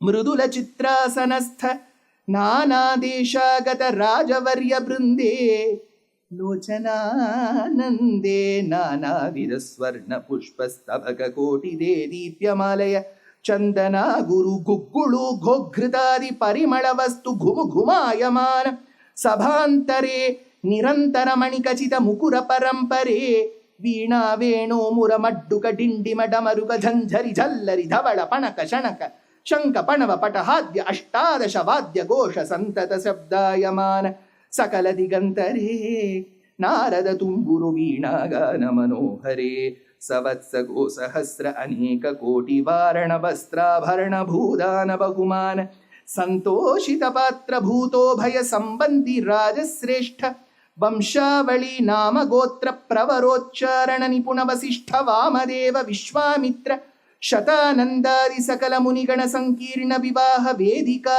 मध्ये कृत विधिस्तव सिद्ध महर्षि संगे अब्जभव जिष्णुभव आदित्यगण सप्तमरुदष्टवसु यक्षगण सिद्धगण रुद्रगण दिक्पति कुल प्रम विहित मित्र कुलरत्न सुगुणस्तव समस्त प्रशस्त बिरुदस्तोम निनदे निरस्त धनदेन्द्र बिरुदे संकर्षणाद्यमर बृंदावकीर्यमाण मंदार प्रमुख नंदन Vishwavasu kusuma nibaha varshe Navaratna khachita kanakamaya mandape Kinchitarabdhatarunyam Natajanayakarunyam Vidhimukha sura vidita pratapam Parihrita muni janatapam Bhanukula ratna deepam Sampurita bhakta janakamam Sajala jaladhara shyamam Sakala loka abhiramam Shriramam sanniveshya Ketaki champaka mallika Kusumadhyalankrita neelalaka venim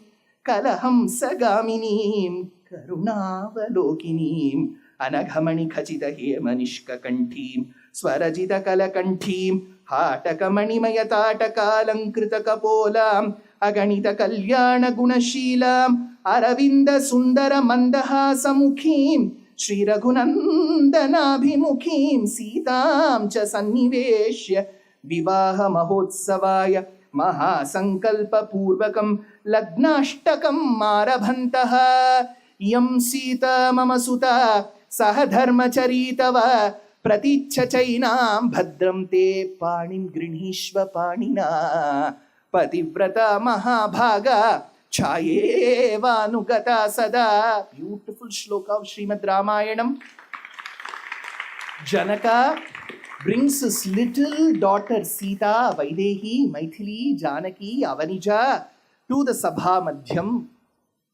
He says, Rama, you're extremely charming. How talented you are.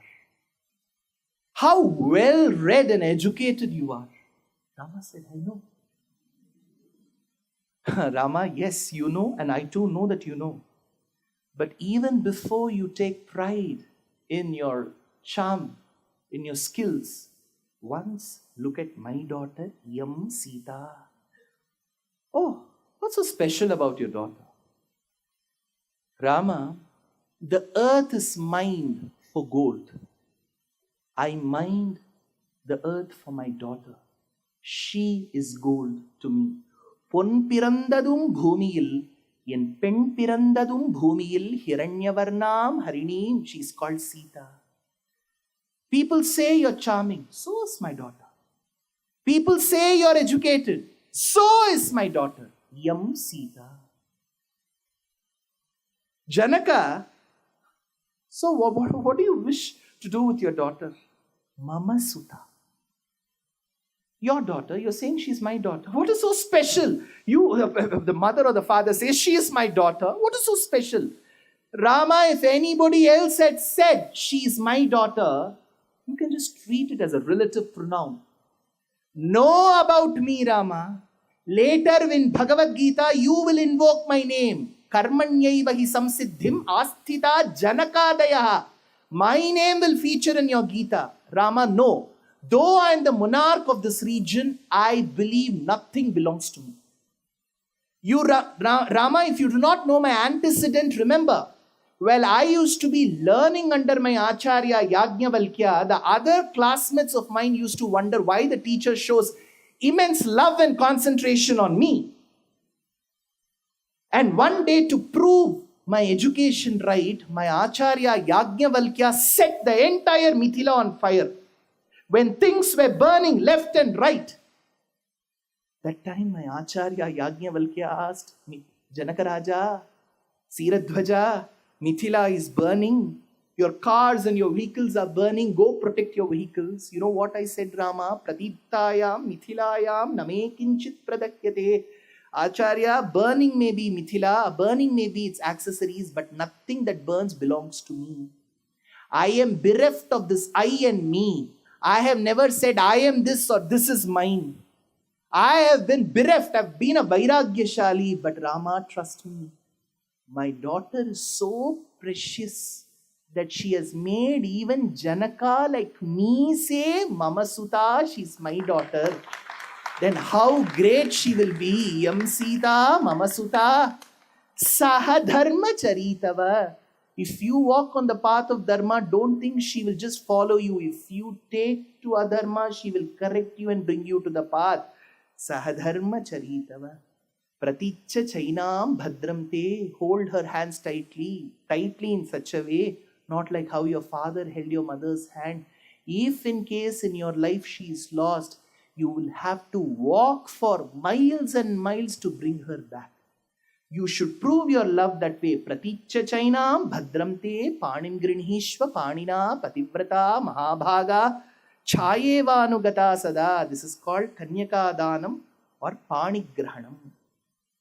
So this is the most important sacred samskara of any Bharatiya marriage. This Mangalya Dharanam, okay, 8 pounds. Each gram is 10,000 rupees now. If anybody gives it, wear it, that's all. But most important is Panigrahanam. Now, this happened at a very, very early age. We don't even know. Some people say Yuga, some people say a few thousand years back. But 250 years back lived a great Acharya called Tyagaraja Swami in the Panchanadi Kshetram called Thiruvayyar. जैसे कि उत्तर भारत में हम बोलते हैं पंजाब, वो शब्द का ही अर्थ है कि जिधर जिस भूमि में 5 नदियां बहती हैं, वैसे ही दक्षिण भारत का पंजाब है, which is not flying high though, is Thiruvayyar, Panchanadi Kshetram. So Tyagaraja Swami, who was born in Tiruvarur, relevant people whose name we should remember being born in Tiruvarur is Tyagaraja. So then he grew up in Thiruvayyar. He wanted to conduct a beautiful marriage for Rama and Sita. He asked MLR center there. They said, itna hai deposit, itna hai GST. Tyagaraja said, where will I go for that money? I write kritis. I only write kritis. I am not rich. People in Kali Yuga who will sing my kritis will become rich. They will end up singing my kritis and finally say Rama Bhakti is not required and may win 1 or 2 titles also. So, Tyagaraja Swami said, I am too poor, in destitution. What will I do? Which mandapam will I choose? He said, Daharakasham, my Hridayakasha, my heart is the mandapam, the auricle, the ventricle, the aorta, the pulmonary vein, all that runs. That is the mandapam. All the capillaries and everything that you can think of, let it be the jhula. Let Rama and Sita be seated, I will swing. When he wanted to swing, he realized he's too small a person. Absolutely no match for the caliber and the charm and the qualities that Rama and Sita possess. Upon assuming a mask of inferiority on him, he took 2 steps back. And he said, how can I swing this for the great Dampati? While he took 2 steps back, he chanced and hit upon the gym body of Hanuman. Hanuman, yevandi idi ella? Nanu Kannadadalle maatadu. Nanu Karnataka, neevu Telugu. Adre navu irodu Tamil Nadu. Parthupo. So, Hanuman said, Swami, you are thinking I am a devotee. After you are born, Tyagaraja, if there is somebody who is an epitome of Rama Bhakti, it is you, not me. While they were both competing with each other as to who should swing the swing, for the divine couple was born this momentous composition for every pre-wedding shoot reel. Pavanaja stuti patra Pavana charitra Ravi Soma Varanetra Ramaniya Gatra Sita Kalyana Vaibhogame Rama Kalyana Vaibhogame Nigama Gama Vihara Nirupama Sharira Nagadhara Ghavidara Nadalokadhara Parameshanuta Gita Bhava Jaladhi Pota Tarani Kula Samjata Tyagarajanuta Sita वैभोग में रमा कल्याण वैभोग में. This comes in Balakandam. As Ayodhya, Aranya, Kishkindha, Sundara Kandams happened towards the end of Yuddha Kandam, when Rama and Sita returned to Ayodhya on a beautiful day of Pushya Nakshatra, they were given the ceremonial bath, and holding their hands together, wearing the best of silk robes, they walked into the Sabha Mantapam, which is a Hema Mantapam, Hema Kachita Nishka Kanteen, beautiful Mantapam. And the description goes that all of them were present, to the Vanaras, to their families, to the Rakshasas, to Vibhishana, to Sugriva. And as they walked up the stairs that was gilded in gold, they turned and sat on the same Simhasanam, with Bharata holding the umbrella from the behind, Lakshmana and Shatrughna doing Chamara Kainkaryam. Similarly, in Tyagaraja's life, when he was celebrating Rama Pattabhishekam, on the day he was celebrating, his Sishyas came and told him, Swami, Muttuswami Dikshita has come to our city. Tyagaraja said, oh, Dikshita has come, Guru Guha has come, call him. So Muttuswami Dikshita, who was many years younger to Tyagaraja Swami, entered the house of Tyagaraja and said, Swami, it is a great pleasure to meet a Rama Bhakta like you. Tyagaraja said, today is the Pattabhishekam that I am conducting, Dikshita. What a fortune that you have come.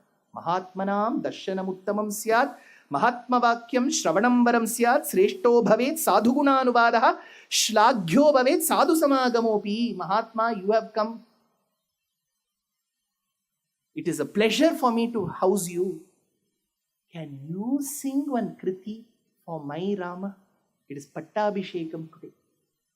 Chhatra chamara kara dhruta bharata lakshmana Shatrughna Vibhishana Sugriva Pramukhadi Sevita Atri Vasishthyadyanugraha Patra Dasharatha Putra Manirangavalyalankೃತ Navaratna Mantape Vichitra Manimaya Simhasane Sitaya Sahasamsthita Sucharitra Paramapavitra Guru Guha Mitra Pankaja Mitra Vamsha Sudha Buddhi Chandra Nidini Pala Rama Chandra Mamava Pattabhi Rama Jaya Maruti Sannuta Nama. So we have concluded with Sita Kalyanam and Rama Pattabhishekam. All the 4 days, 2 days last week, 2 days this week, especially yesterday, which was a weekday, not even a weekend. The organizers, the sponsors were extremely worried who will come on a weekday. I said, see, I have some other commitments tomorrow, and later I have some other upanyasams. I should not leave this moment. Whoever comes, we will speak. But we saw who all came. So if people have come from different parts of Bengaluru, knowing the infrastructure and the traffic issues that we face with your own personal and professional commitments, it only proves that how relatable, enjoyable is Ramayana even today. See, you barely find a scripture that can be repeated time and again, different points in time, through discourses, through concerts, through dance performances, through productions, through movies now. So many movies. How many serials on Ramayana, but why does it manage to remain fresh? Because it is not a story. It is our history. We have put the garb of a story on it. Ramayanam is not a figment of somebody's imagination. It is itihasa. It happened. The Varnana may be exaggerating at times. It may seem like a hyperbole in some places. But Ramayana's history to us. Without this, there is no big foundation that is supporting Ramayana in R&D. Nobody is pumping in $10 billion. Nothing. It is an organic grantham that has followers everywhere, across different parts of the country. So Ramayanam has attracted us in such a beautiful occasion. I'm extremely thankful to the organizer, both the venues, here the MLR and there the RV Dental College, to the sponsor, to the organizer Aradhana Talks, to all the sponsors. All of their names have been displayed. They've been extremely gracious. See, a pop concert, any concert that stems from the Western world, all of them will get sponsors. But generally, Ramayana-based, Mahabharata-based, we have this magical world called secular. Organizers will be worried. Sponsors will say, no sir, it won't come under CSR because this is not secular activity. I said, anybody can come and listen to Ramayana. We don't say that only people of this religion should come and listen. Anybody, then it is social event. No sir, CSR will not agree. Some CSR is a great Acharya. He will not agree. But sponsors here, they have taken the pains, whether it is religion or not, we are going to sponsor the cultural activity. So, big hand to the sponsors. As mentioned to you, July 8th, 9th, 10th, Tuesday, Wednesday, Thursday, 6 p.m. every day, free event, no registration. I will be speaking in Tamil on Narayaniyam at the Domlur Surya Narayana Swami temple. Then I have subsequent lectures in the US, then in October in Netherlands and in UK. All this is there on my social media handles, LinkedIn, Insta, Facebook, Twitter, what is left? YouTube. Twitter is X, that is what Elon says. So all this is there. So you can see there, all of it has been published. If there are youngsters here, show that to your grandparents in case they are not that tech savvy. Show it to them. If you have relatives in all these places, tell them if they have time, they can attend. Tell them he's after all not that bad. So ask them to attend. And my books are out on display. Today I have had the pleasure to introduce to you Sri Sujata Deshikan. Please, sir. Vango. So Swami Abde, you can see the audience. So he is the person, the great Tamil author. He's recoined himself as Sujata Deshikan. His name is Deshikan Narayanan, who serves the corporate world but extremely devoted to the Tamil language. So he found it worthy enough to translate the book that I have authored in English into Tamil language. So he's there. If you've got the Tamil copies, you can get it signed from him as well. He'll be very happy to sign them for you. Thank you, Sujata Deshikan. And we have Sridevi Muralidhar, who did it in Telugu. She lives in Hyderabad. And we have Ashutosh Garg, who did it in Hindi. Some of you have been asking for Kannada. Let's see. So every translation is a painstaking process. We'll surely do it. We want to respect every language. So every language is beautiful, but we need to find the right resources and the time. We'll do it subsequently. And I've told you about the yatras. Again and again, people come and ask me for either the number or the details. I told you Egypt and Cambodia is for January 2026. Tentatively, Kerala for Feb 2026. Indonesia for May 2026. Kerala and Indonesia, we have not released the itinerary. It's still a work in progress.